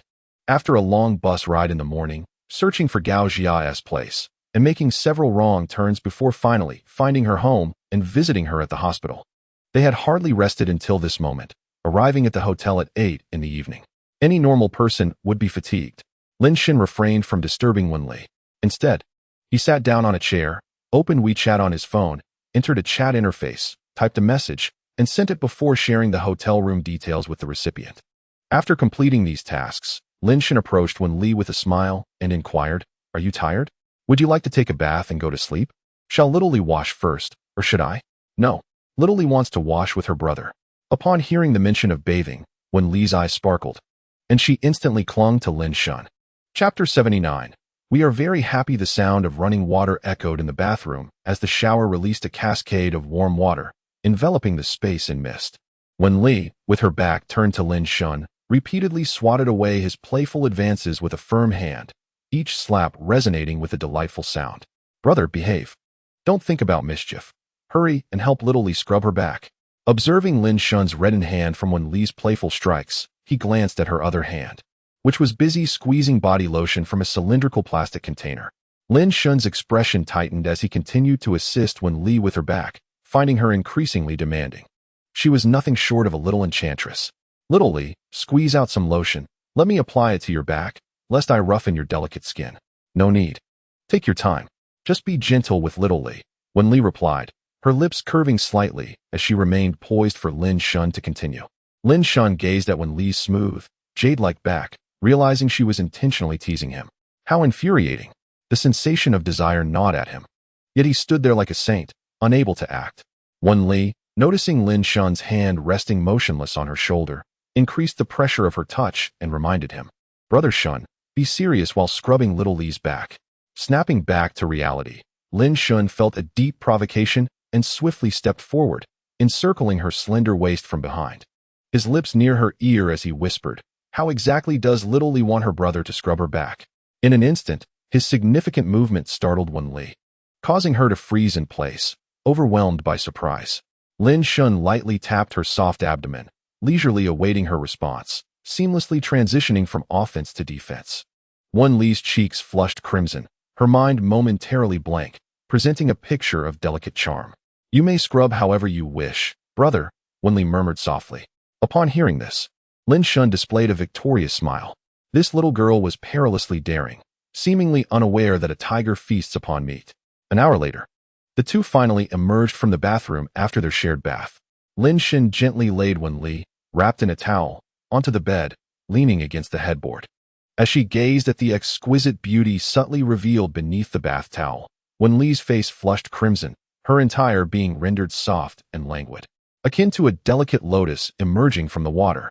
Lin Shin picked up a dry towel and gently dried her damp tresses once more. "Xiaoli, does your brother's back rub still please you?" he teased.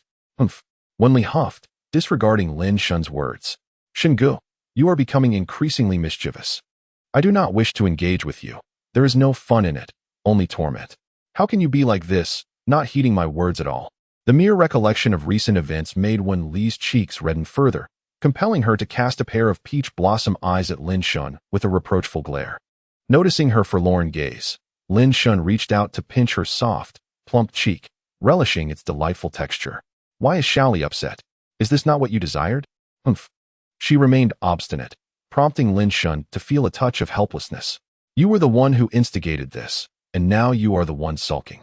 What can one even say?" Lin Shin chose not to respond, continuing to tend to Wen Li's luscious hair. Once he had sufficiently dried it, he turned to use a hairdryer, allowing the gentle warmth to envelop her tresses until he deemed it dry enough to cease. Throughout the entire process, Wen Li reveled in the attention, yet whenever she caught Lin Shin's gaze, her lips would pout, feigning annoyance. "Little sulker, do not be angry," Lin Shin remarked, leaning down to nuzzle her cheek, only for her to turn away defiantly. "I am not a sulker. You are the bad one. Indeed, I am the bad one. Since you are upset, I shall sleep separately tonight," Lin Shin declared, promptly turning to exit the room.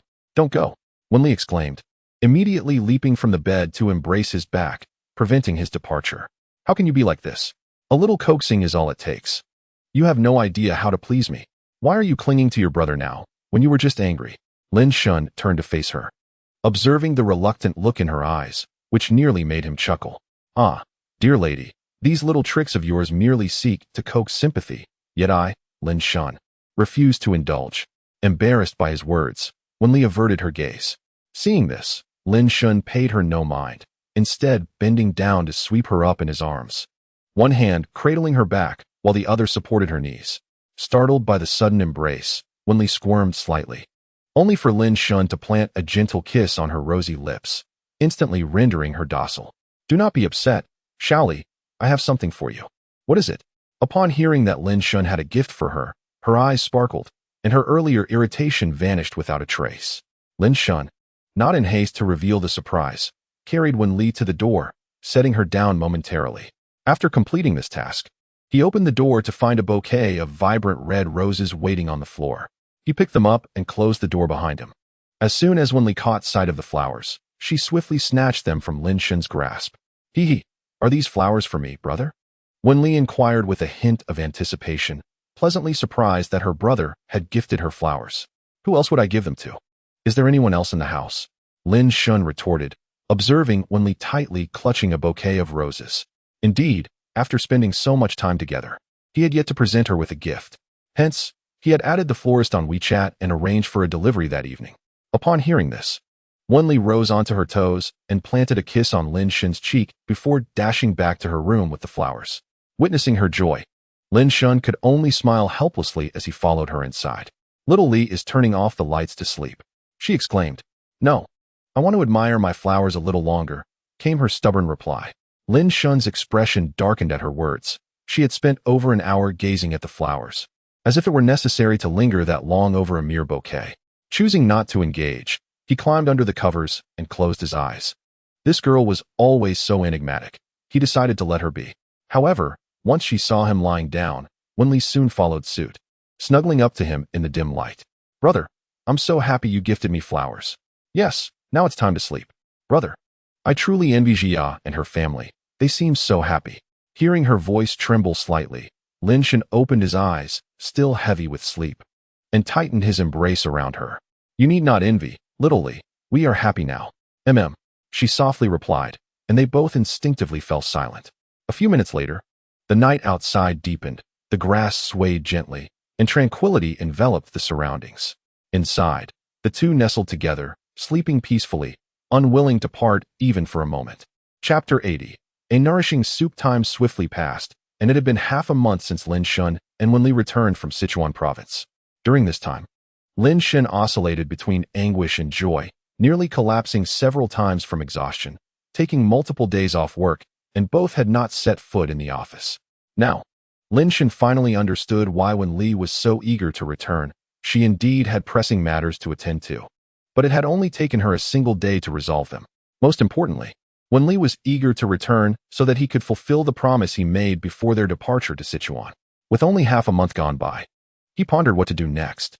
Lying on the bed, his dark circles prominent and appearing utterly drained, he racked his brain for solutions. At that moment, Wenli, clad in a seductive camisole nightgown, entered the room, carrying Lin Shun's lunch. Brother, it's time for lunch. As Lin Shun beheld her alluring attire, his gaze involuntarily lingered on her. Within moments, his breathing quickened, and his thoughts became disordered. The short skirt she wore was nearly his undoing, especially with her long, slender legs moving gracefully, captivating his very soul. Wenli observed Lin Shun gazing at her in a daze. She placed the tray down and, with an unreserved motion, climbed onto the bed, pressing herself against Lin Shun, her hand caressing the chiseled features of his face. She yearned to devour her elder brother, who was unabashedly staring at her with such intensity. Brother Shin, what are you looking at? Before Lin Shun could respond, Wenli leaned in to kiss him, eager to claim her brother with fervor. The past fortnight had brought Wenli immense joy. Her brother had kept his promise, obediently acquiescing to her every whim, save for one, his refusal to venture into the basement. She could not fathom why he was so averse to what seemed to be such a delightful place. As she felt Wenli's audacious tongue invade his mouth, Lin Shun grasped her waist, willingly reciprocating her passionate kiss. After a few minutes, they parted, breathless. Their eyes glazed as they gazed into one another's souls. Brother, Wenli exclaimed, feeling a surge of desire. Before she could finish her thought, Lin Shen expertly progressed to the next step. In that moment, both were engulfed in a whirlwind of fervor, accompanied by enchanting melodies as they indulged in a lavish midday interlude. Wen Li, akin to a seductive serpent, entwined around Lin Shen, her delicate fingers tracing circles on his chest. "Brother, I've arranged for you to take a 2-week leave from the company. Just stay home and keep me company," she declared. Lin Shen said nothing, merely yielding to Wen Li's wishes. Seeing her brother's acquiescence brought a radiant smile to Wen Li's face, and she promptly leaped off the bed to fetch the lunch she had prepared, entirely unfazed by the post-battle fatigue. This midday frolic was, for Wen Li, a mere sprinkle of rain, causing no disturbance whatsoever. Lin Shen, observing this, could not help but smile ruefully, understanding the depth of her energy. Once on the floor, Wen Li arranged the meal on the small table in the room, calling out, "Brother, come down to eat." Hearing her, Lin Shen dressed and descended to join her. But upon seeing the spread she had prepared, he paused, momentarily taken aback. "Did you make this, Xiaoli?" "Yes. I thought you might be tired. So I made these to nourish you. This is stir-fried meat with goji berries, goji berry stir-fried vegetables, and steamed rice with goji berries." She eagerly introduced her culinary creations. Lin Shen's mouth twitched at the mention of the dishes. Isn't that a bit excessive? Especially when he noticed the large cup brimming with goji-infused water. It was almost as if she were serving him a cup of goji tea. "Will it be too much?" Lin Shen asked, bewildered. "Not at all. It's just perfect. And thanks to my careful modifications, it tastes delightful." Wen Li replied innocently, then attempted to feed Lin Shen. Seeing her gesture, Lin Shen quickly halted her. He did not wish to be treated like a pampered lord, having Wen Li serve him. Glancing around at the goji-laden dishes and catching sight of her eager, sparkling eyes, Lin Shen picked up the only dish without the crimson goji berries, a beautiful soup, and took a sip. In other respects, Lin Shen felt a peculiar discomfort that required some psychological adjustment before he could indulge. As the exquisite soup entered his palate, its lingering warmth enveloped him. It was remarkably smooth and delightful. Wen Li had perfected the timing of its simmering, and once it settled in his stomach, a gentle warmth spread throughout his body, providing immense comfort. Unable to restrain himself, Lin Shen savored a few more sips before inquiring, "This soup is exquisite. What did you use to prepare it, Xiaoli? Does brother enjoy it?" Upon hearing Lin Shen's praise, Wen Li's heart swelled with joy, knowing she had dedicated several hours to crafting this soup. If Deep Brother liked it, she would certainly prepare more in the future, although the ingredients were somewhat elusive. Nevertheless, she was determined to gather them with some effort. "Indeed, it warms the stomach. But you haven't yet revealed the ingredients," Lin Shen remarked. He had not tasted such a delightful soup in a long time. It was neither greasy nor heavy, and the warmth that spread within him made him feel invigorated. "If you like it, finish quickly, and I will tell you the secret after," Wen Li encouraged. Lin Shen, not pondering too much, finished the remaining soup in one swift gulp, eagerly anticipating her answer. Seeing him leave not a drop behind, Wen Li smiled contentedly and announced, "Brother, this is called the complete nutritional soup. It contains 10 nourishing ingredients, including deer blood, deer antler, deer penis, bull penis, ram penis, and pig penis, among others. I have been simmering it since morning, and since you find it delightful, I shall prepare it more often for you." At the mention of these ingredients, Lin Shen froze. Was she truly unafraid of overindulging herself? Could such items be combined in a soup? You, Wen Li, can these ingredients be cooked together?" Lin Shen exclaimed, his frustration evident as he pointed a finger at her forehead. He immediately stood up, intending to expel the concoction. However, before he could rise, Wen Li grasped his arm and hastily reassured him, "Brother, fear not. This soup follows a hotel recipe. There won't be any issues." Lin Shen, still skeptical, retorted, "Are you certain? You mustn't lead me to my demise, or you shall become a widow." Rest assured, I would never harm you, so let us eat." Wen Li insisted with unwavering confidence. Her efforts to prepare the soup were sincere. Hearing her insistence, Lin Shen reluctantly sat back down, still wary, unsure how she could speak so confidently. "If you keep worrying, I might just take you to the basement tonight," Wen Li threatened, sensing his lingering doubt. Wait. I believe you. Let's skip the basement," Lin Shen conceded. "Now let us eat." Without further ado, he picked up the goji berry rice, and upon tasting it, his eyes lit up. It was surprisingly delicious. Wen Li, pleased that her little scare had worked, immediately joined in, showcasing a satisfied smile. After a while, Wenli noticed Lin Shun returning to his usual state and temptingly said, "Brother, let me tell you, the basement is incredibly fun. Just accompany me there once, please." "I won't go? I can agree to anything else," Lin Shun replied, burying his head in his food without a moment's hesitation. Since her return, this girl had incessantly enticed him to join her in the basement, but he was resolute in his refusal. He knew all too well what awaited in that basement. Nothing enjoyable. For entering was easy, but exiting was a different matter entirely. Playing with this girl was acceptable, but risking his life was not something Lin Shun desired. Once in the basement, her obsessive tendencies would undoubtedly erupt. Over time, he had gained a deeper understanding of Wenli's peculiarities. Her obsession was not only triggered by provocation, but could emerge in specific scenarios where her inner turmoil, madness, and possessiveness took over. The basement was undoubtedly one of those places. Once inside, she would surely lose control. The thought of her unleashing her full arsenal of weapons upon him left Lin Shun trembling with dread. "Should you choose to go, the promise made by brother last time shall be fulfilled, and it will be immensely enjoyable." Wenli once again sweetly tempted Lin Shun. Yet, he remained unwavering in his refusal. "What nonsense! I would be risking my life to go."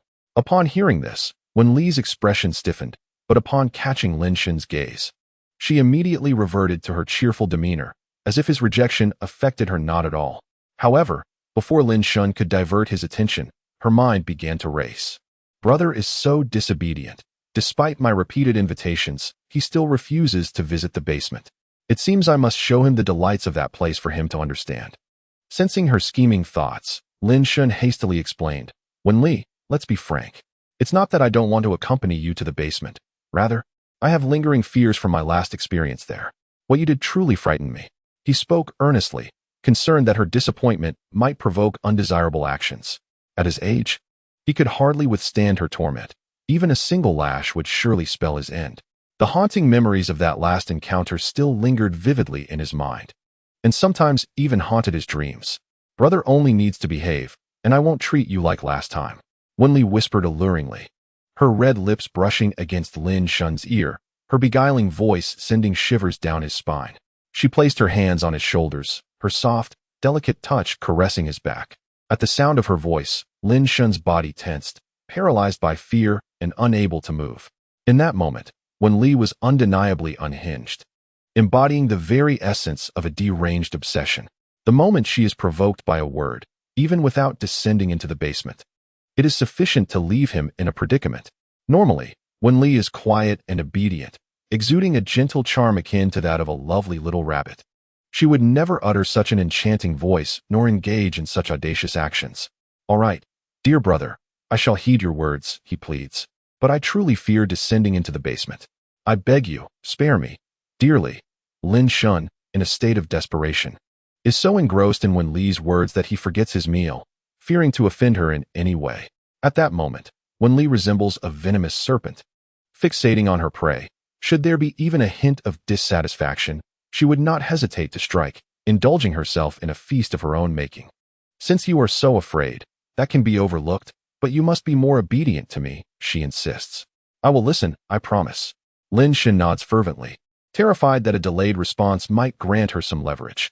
Observing his anxious demeanor, Wenli refrains from further provocation, returning to her original position at the table. With her arms gracefully resting upon it, she supports her head with her hands, sporting a benign smile that belies her true intentions as she gazes at Lin Shun. Her enchanting eyes seem to brim with desires of possession and control, rendering her increasingly captivating, almost as if she were entranced. Under her unwavering gaze, Lin Shun dares not stir, feeling as though she were about to devour him whole. After a moment of this tense stillness, Wenli breaks the heavy silence.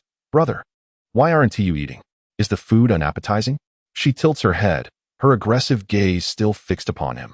"I will eat now," Lin Shun stammers, hastily lifting his bowl to take a mouthful of rice, speaking to her in a somewhat ambiguous manner. Witnessing his urgency, Wenli chuckles, only to suddenly rise, causing Lin Shun's nerves to tighten in fear of her unpredictable nature. "Take your time eating. I have some matters to attend to." "What matters?" Lin Shun, despite his trepidation, finds himself curious about why this girl, who has taken leave from work, has other tasks to occupy her time. "Oh, just some tidying up around the house," she replies casually. "Then you may go. he responds. But remember, once you finish eating, you must get some rest. If you claim to be tired come evening, it would embarrass me. With that, Wenli leans down to plant a kiss on Lin Shun's cheek before exiting the room. At her words, Lin Shun's cheeks flush, feeling a deep sense of provocation. He gazes at the table laden with nourishing dishes and devours half of it before reclining on his bed to rest, dismissing any thoughts about the potential weight gain from sleeping immediately after eating. After all, during the past half-month of not going to the office, his routine has been to eat, then sleep, followed by more eating, in a continuous cycle, without any noticeable weight gain. In fact, during this time, Lin Shun has managed to lose 5 pounds, shedding the vitality he once cultivated. Now, Lin Shun appeared somewhat weary, with dark circles under his eyes and a waxen complexion. His lips frequently chapped, exuding an aura of lethargy. Upon awakening from his slumber, he noted it was already past 6 in the evening. After a brief wash, Lin Shun descended the stairs and felt invigorated. Stretching his limbs, he kicked his legs, feeling as though he had been rejuvenated, ready to tackle overtime until dawn without hesitation. He felt as robust as a bull. Was this the distinction between recuperation and fatigue? Observing his powerful arms, Lin Shun could not help but ponder this. With his body restored to its former vitality, he glanced up at Wenli, who was busily arranging plates at the dining table, clad in a sporty bra and shorts. Wenli bent gracefully over the table, showcasing her alluring curves as she prepared dinner. Seeing this, Lin Shun approached her with a smile. Wrapping his arms around her slender waist from behind, his chest pressed against her back, their embrace exuding an unmistakable intimacy. Our dear Li is truly considerate. My brother awakens to find a feast awaiting him, he remarked. Wenli, permitting Lin Shun to hold her waist, continued her task, occasionally bending to arrange the dishes. Once all the food and utensils were neatly set, she turned to grasp Lin Shun's strong hand, her voice light and teasing. Now that my brother has rested, are you planning to be mischievous? Wenli sensed an unusual tension between them, yet she felt no embarrassment. Rather, she leaned closer to Lin Shun, their connection tightening, a subtle smile gracing her lips. It seemed her brother had recovered splendidly after a hearty meal at noon. Lin Shun, seasoned in such matters, whispered warmly into Wenli's ear. Compared to the delectable dishes on the table, I find myself more enamored with the tender delicacy before me. With that, he playfully nibbled at her. 30 minutes later, Wenli sat across from him, her cheeks flushed, casting a reproachful gaze as he devoured his meal with gusto. She felt exasperated with her brother for teasing her, dragging her into dinner unexpectedly. He was indeed a rascal. In her frustration, she stomped her foot, expressing her discontent. Lin Shun, however, paid her little mind. When desire reaches a certain threshold, one can think of little else but fulfillment. Denying her only ignited a restless longing within her. Wenli, at that moment, epitomized such fervent yearning. Chapter 82. Utter frenzy. Once Lin Shun finished his meal and cleared the table, he retreated to his room. During this time, Wenli, aside from her initial protests, had grown quiet and disappeared after dinner. She likely retreated to the basement. As Lin Shun searched the house and found no trace of her, he thought little of it. Her occasional visits to the basement were perfectly normal, as long as he wasn't the one going down. Upon returning to his room, Lin Shun first glanced at his WeChat messages, finding nothing of significance, before turning to browse through Chuangyin. However, on the other side, since Lin Shun had not shown up for several days, his work had largely been transferred to Lu Ruining. Lu Ruining was nearly overwhelmed, and in a disheveled state. She rushed to complain to Li Jinmian. Xiao Mian, you can't play us like this. Taking leave every few days is exhausting me. I truly empathize with you, Ruining, but you must persuade Xiao Li. Li Jinmian, facing this dilemma, felt equally troubled. She had tried to reason with Wenli, but to no avail. When she sought Lin Shun's assistance in persuading Wenli, he informed her that he had previously promised Wenli that upon returning from Sichuan, he would heed her wishes for an entire month. This revelation prompted Li Jinmian to give Lin Shun a thumbs up, marveling at the audacity of such a commitment, essentially entrusting his fate to Wenli. When Wenli became unhinged, they all feared for their well-being, yet Lin Shun seemed undeterred. She sensed that there would come a day when Lin Shun might go too far, which is why she texted him daily to check on his status. Fortunately, Lin Shun assured her he was managing, and even mentioned that if he ever failed to respond, she should remember to rescue him. How about we go with Brother Lin tomorrow to persuade Xiao Li? I suspect Brother Lin must be struggling as well, Lu Ruining suggested. The mere thought of Wen Li in a frenzy made her shudder, fearing for Lin Shun's well-being. She regretted introducing Wen Li to such chaotic ideas, realizing that while she had only scratched the surface of theory, Wen Li had fully unleashed them upon Lin Shun. Yes, let us do it.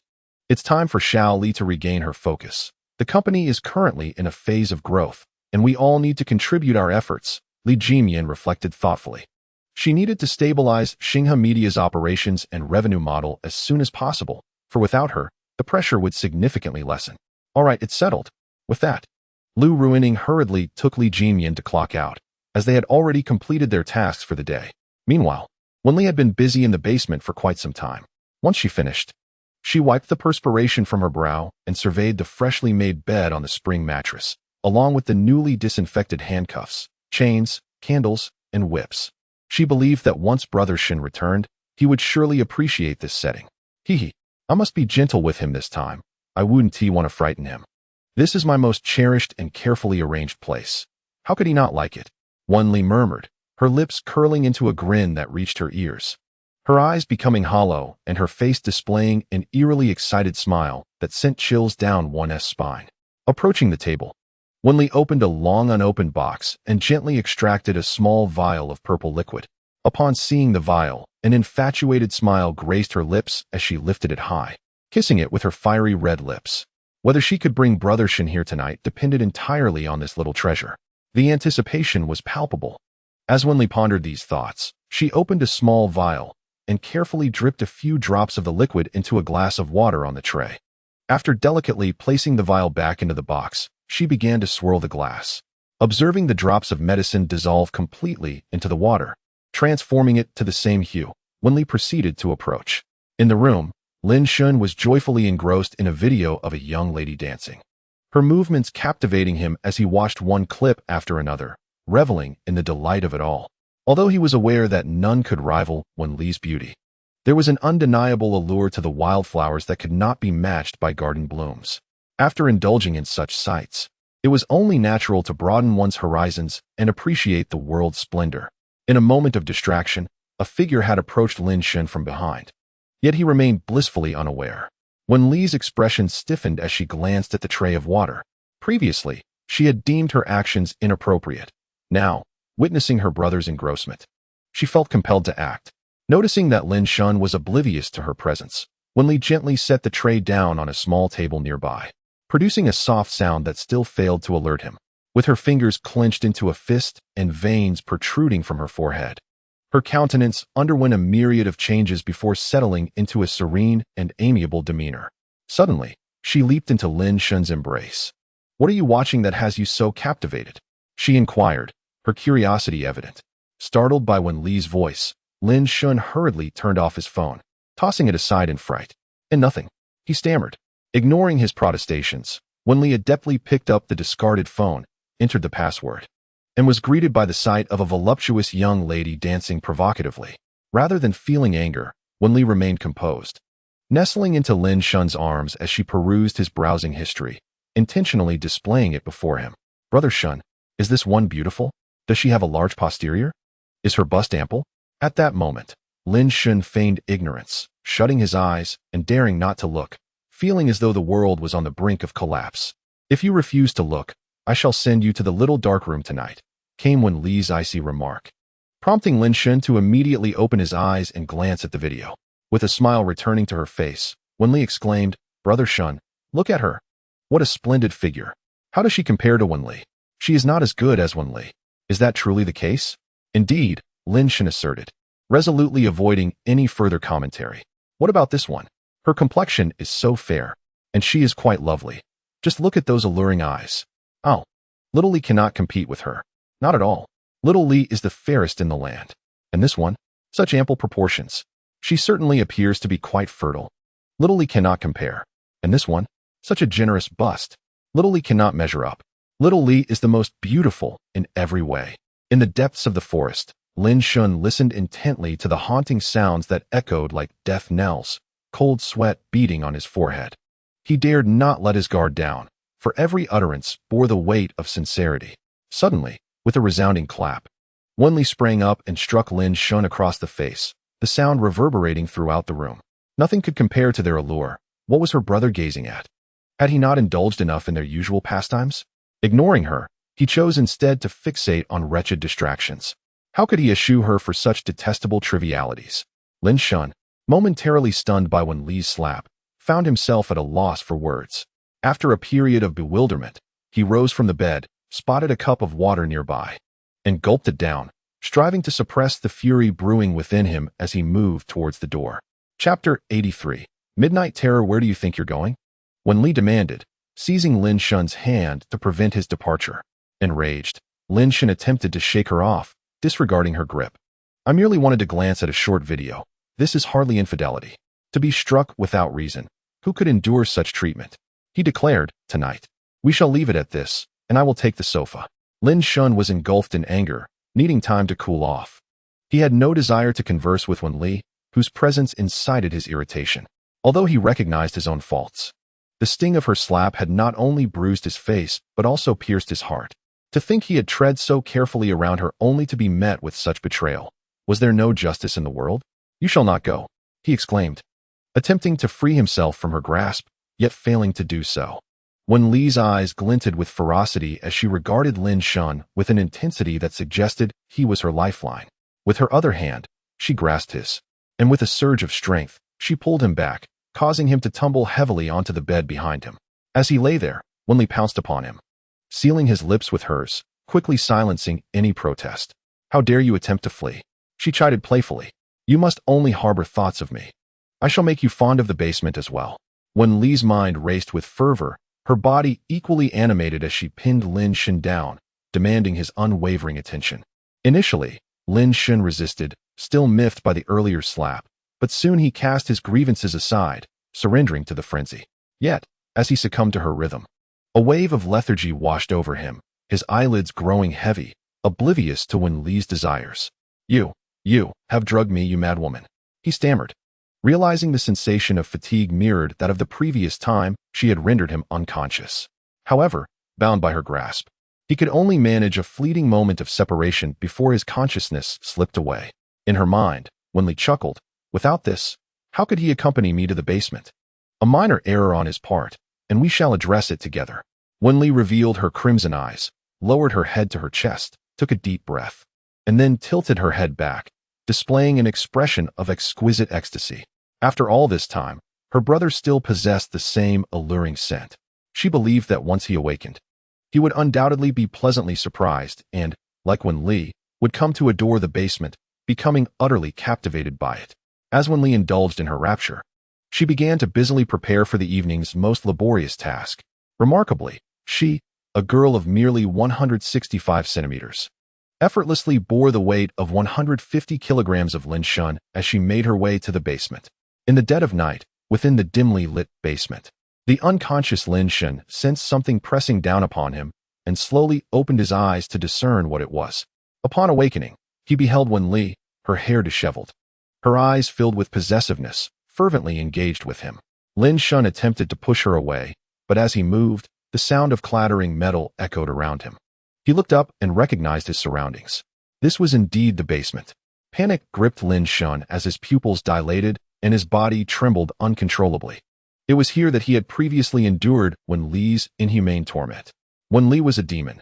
Yes, she was an irredeemable demon.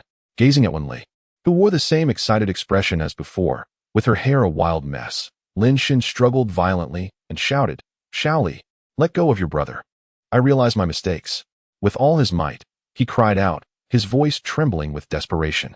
Upon hearing his plea, Wen Li did not immediately respond.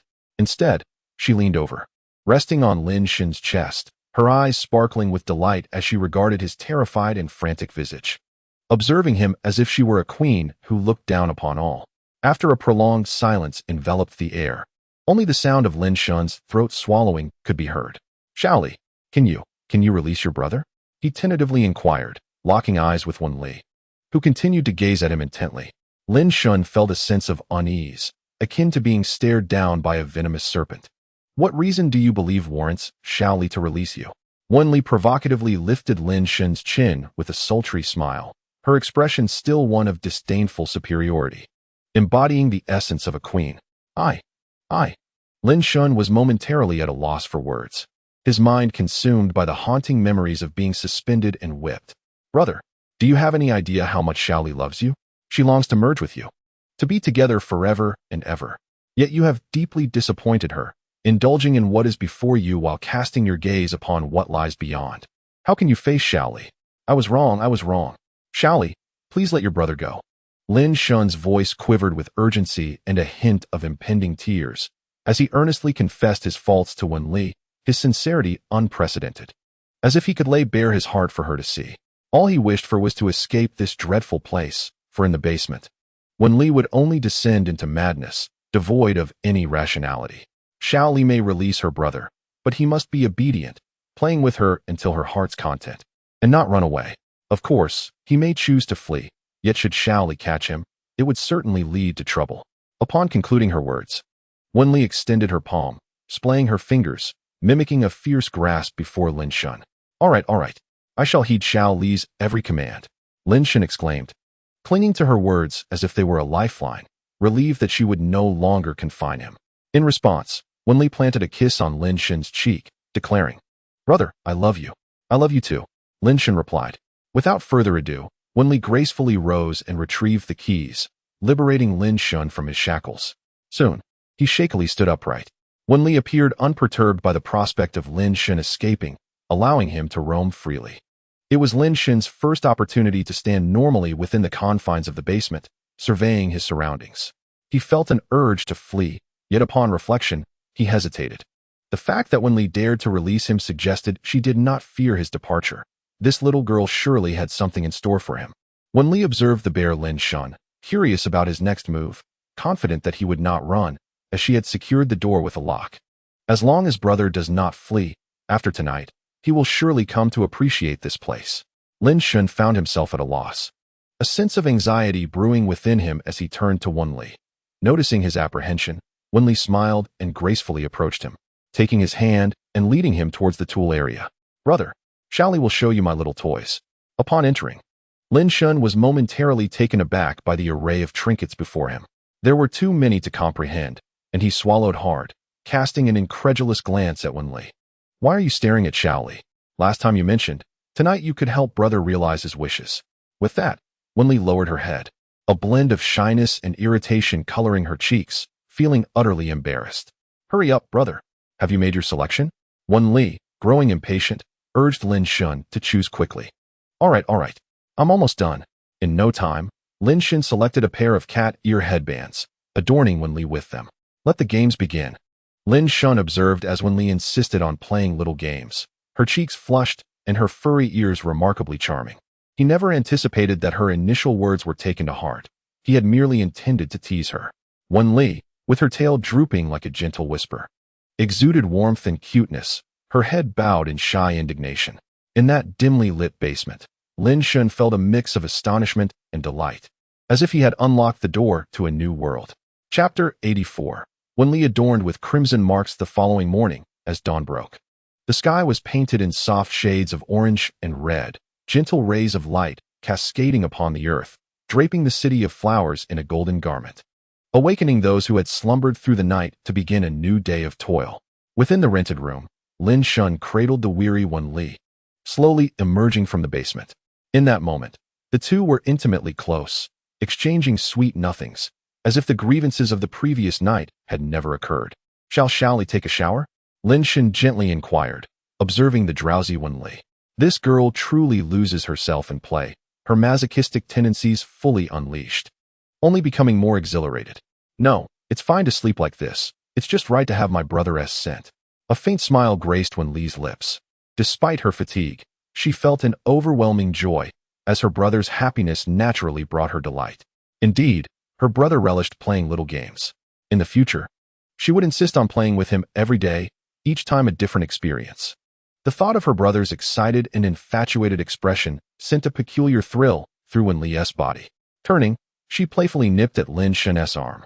Unbothered by the bite, Lin Shun thought it trivial compared to the evident red marks on Wen Li's back, abdomen, and thighs, all of which he had inadvertently caused the previous night.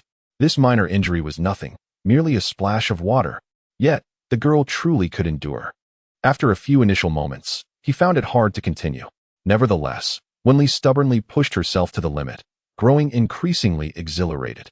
As these thoughts swirled in Lin Shun's mind, he slowly made his way back to the room, laying Wenli on the bed. They both fell asleep instantly, having stayed awake all night until dawn. At this hour, when fatigue weighed heavily upon them, closing their eyes resulted in immediate slumber. In their dreams, both envisioned one another, a subtle smile gracing their lips. Suddenly, the incessant ringing of a phone shattered their peaceful slumber, awakening the two who had slept until noon. Lin Shun reached for the phone, discovering it was Wenli's, with the call coming from Li Jinyan. Half asleep, he handed the phone to Wenli. "Jinyan is calling you. Answer it." Clutching Lin Shun, Wenli, equally bleary-eyed, reluctantly picked up the phone. As she connected the call, Lin Shun sought to steal a few more moments of sleep, utterly exhausted from the previous night's endeavors. "What? You're downstairs?" Upon answering, Wenli exclaimed after a brief exchange with Li Jinyan. "Okay, I'll come open the door right away." Without delay, Wenli sprang from bed, hurriedly arranging her appearance. "Brother, Jinyan and the others are here. You can keep sleeping, but remember to come down for a meal later." Before Wenli could finish her sentence, Lin Shun's phone rang, revealing it to be Li Jinyan. He promptly answered, "Lin, hurry down and open the door. We come to rescue you." Lin Shun couldn't help but smile wryly at this. He briefly replied to Li Jinyan before rising to head downstairs. However, before doing so, he glanced at his reflection in Wenli's makeup mirror, noticing remnants of red lipstick. After hastily addressing that, he proceeded downstairs. As he reached the door, a thought struck him, and he turned to Wenli, saying, "Shaoli, remember to wear long sleeves or a long skirt to cover up." He pointed to the now bruised red marks on her arm. Got it. Brother, go open the door for Xiao Mian and the others." Hearing this, Lin Shun descended the stairs with ease. Otherwise, the two would surely overthink upon seeing her. Upon arriving downstairs, Lin Shun swiftly opened the door to welcome Li Jinyan and Lu Runing inside. As they entered the room, their eyes darted around in search of Wenli, and they immediately ascended the stairs to find her. This sudden move caused Lin Shun's expression to change drastically, prompting him to exclaim, "Jinyan, ruining. Shaoli is changing her clothes. She will be down shortly. Please have some water and wait for her. We're just going to check on her." Li Jinyan replied as he continued toward the second floor. In a moment of inspiration, Lin Shun quickly interjected, "Jinyan, you arrived just in time. Since Wenli is not here, let us discuss her treatment and condition." Hearing this, Li Jinyan and Lu Runing paused, exchanging glances that reaffirmed their decision to abandon their original intent of going upstairs. Soon, the group settled onto the living room sofa, and Lin Shun adeptly poured them each a glass of water. After taking a sip, Li Jinyan inquired, "Lin Gu, have you made any significant breakthroughs?" He continued, "To be honest, we have witnessed the transformation in Wenli since she found you. You are far more effective than those so-called experts.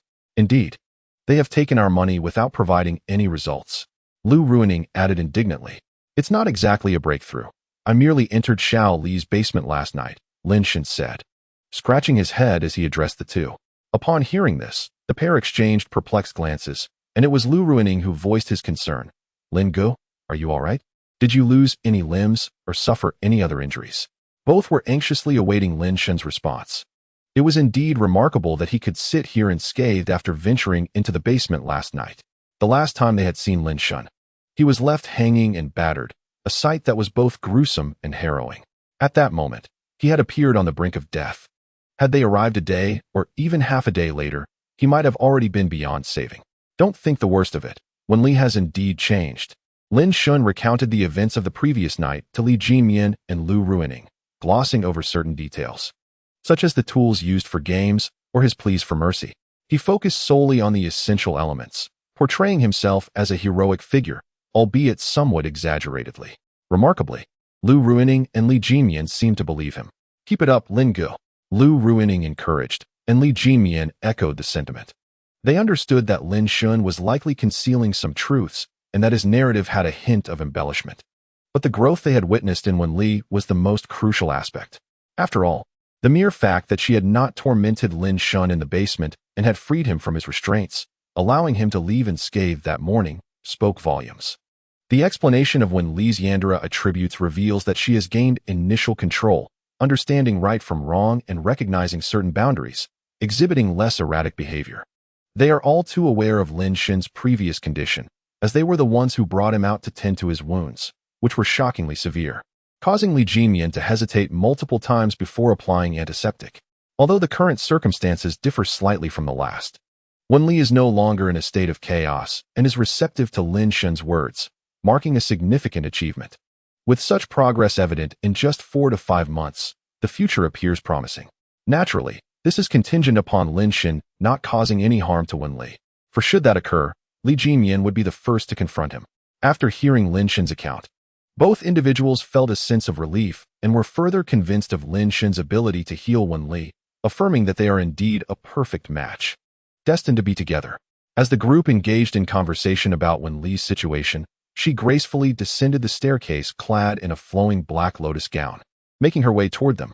Chapter 85. Li Jinmian's desire to move in. While discussing matters related to the company, Lu Ruining cheerfully beckoned, "Xiaoli, come sit with us." Upon noticing this, Wen Li approached and took a seat beside Lu Ruining, who habitually draped an arm around Wen Li's delicate shoulders. Suddenly embraced, Wen Li drew in a sharp breath, her brow furrowing as a slight shiver coursed through her body. Lu Ruining's grip had inadvertently pressed against her injury. Observing Wen Li's pained expression, Lu Ruining quickly inquired, "What's wrong?" Li Jinmian, hearing Lu Ruining's concern, turned her gaze towards Wen Li, and upon witnessing her discomfort, also furrowed her brow, softly asking, "Is Xiaoli unwell?" No, it's just that I slipped and bumped into something while cooking in the kitchen last night. The tiles were quite slippery. Ruining's hug pressed on the area where I had the bruise, which is why I'm in pain, Wen Li hastily clarified, distancing herself from Lu Ruining's embrace. Meanwhile, Lin Shen, who had been listening, began to piece together the reality of the situation. This was no mere incident from a fall. It was evidently a result of last night's more spirited activities. "Let me see how serious it is," Lu Ruining insisted, reaching towards the hem of Wen Li's black gown. However, Wen Li quickly swatted Lu Ruining's hand away, determined not to reveal her injury.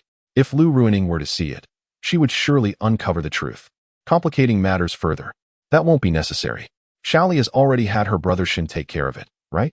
Wen Li responded, her expression easing as she turned to Lin Shen, subtly implying for him to corroborate her statement and dissuade Lu Ruining from inspecting her injury. At this moment, Lin Shen couldn't help but smile inwardly. It was amusing to see Wen Li in such a predicament, yet the two of them knew the truth of their situation, which was not for outsiders to comprehend. Thus, Lin Shen maintained a serious demeanor as he addressed Lu Ruining. "Ruining, rest assured, I have already tended to Xiaoli's wound. At that moment, it was merely a bit red. With some medication applied, it will heal in a couple of days." "Very well, Brother Lin. Please be mindful over the next few days and assist her with the ointment."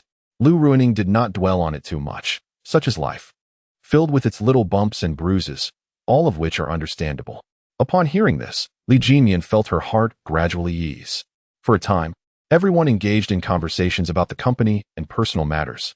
But Lin Shen did not converse with Wen Li and the others for long before retreating to the kitchen to prepare a meal for everyone.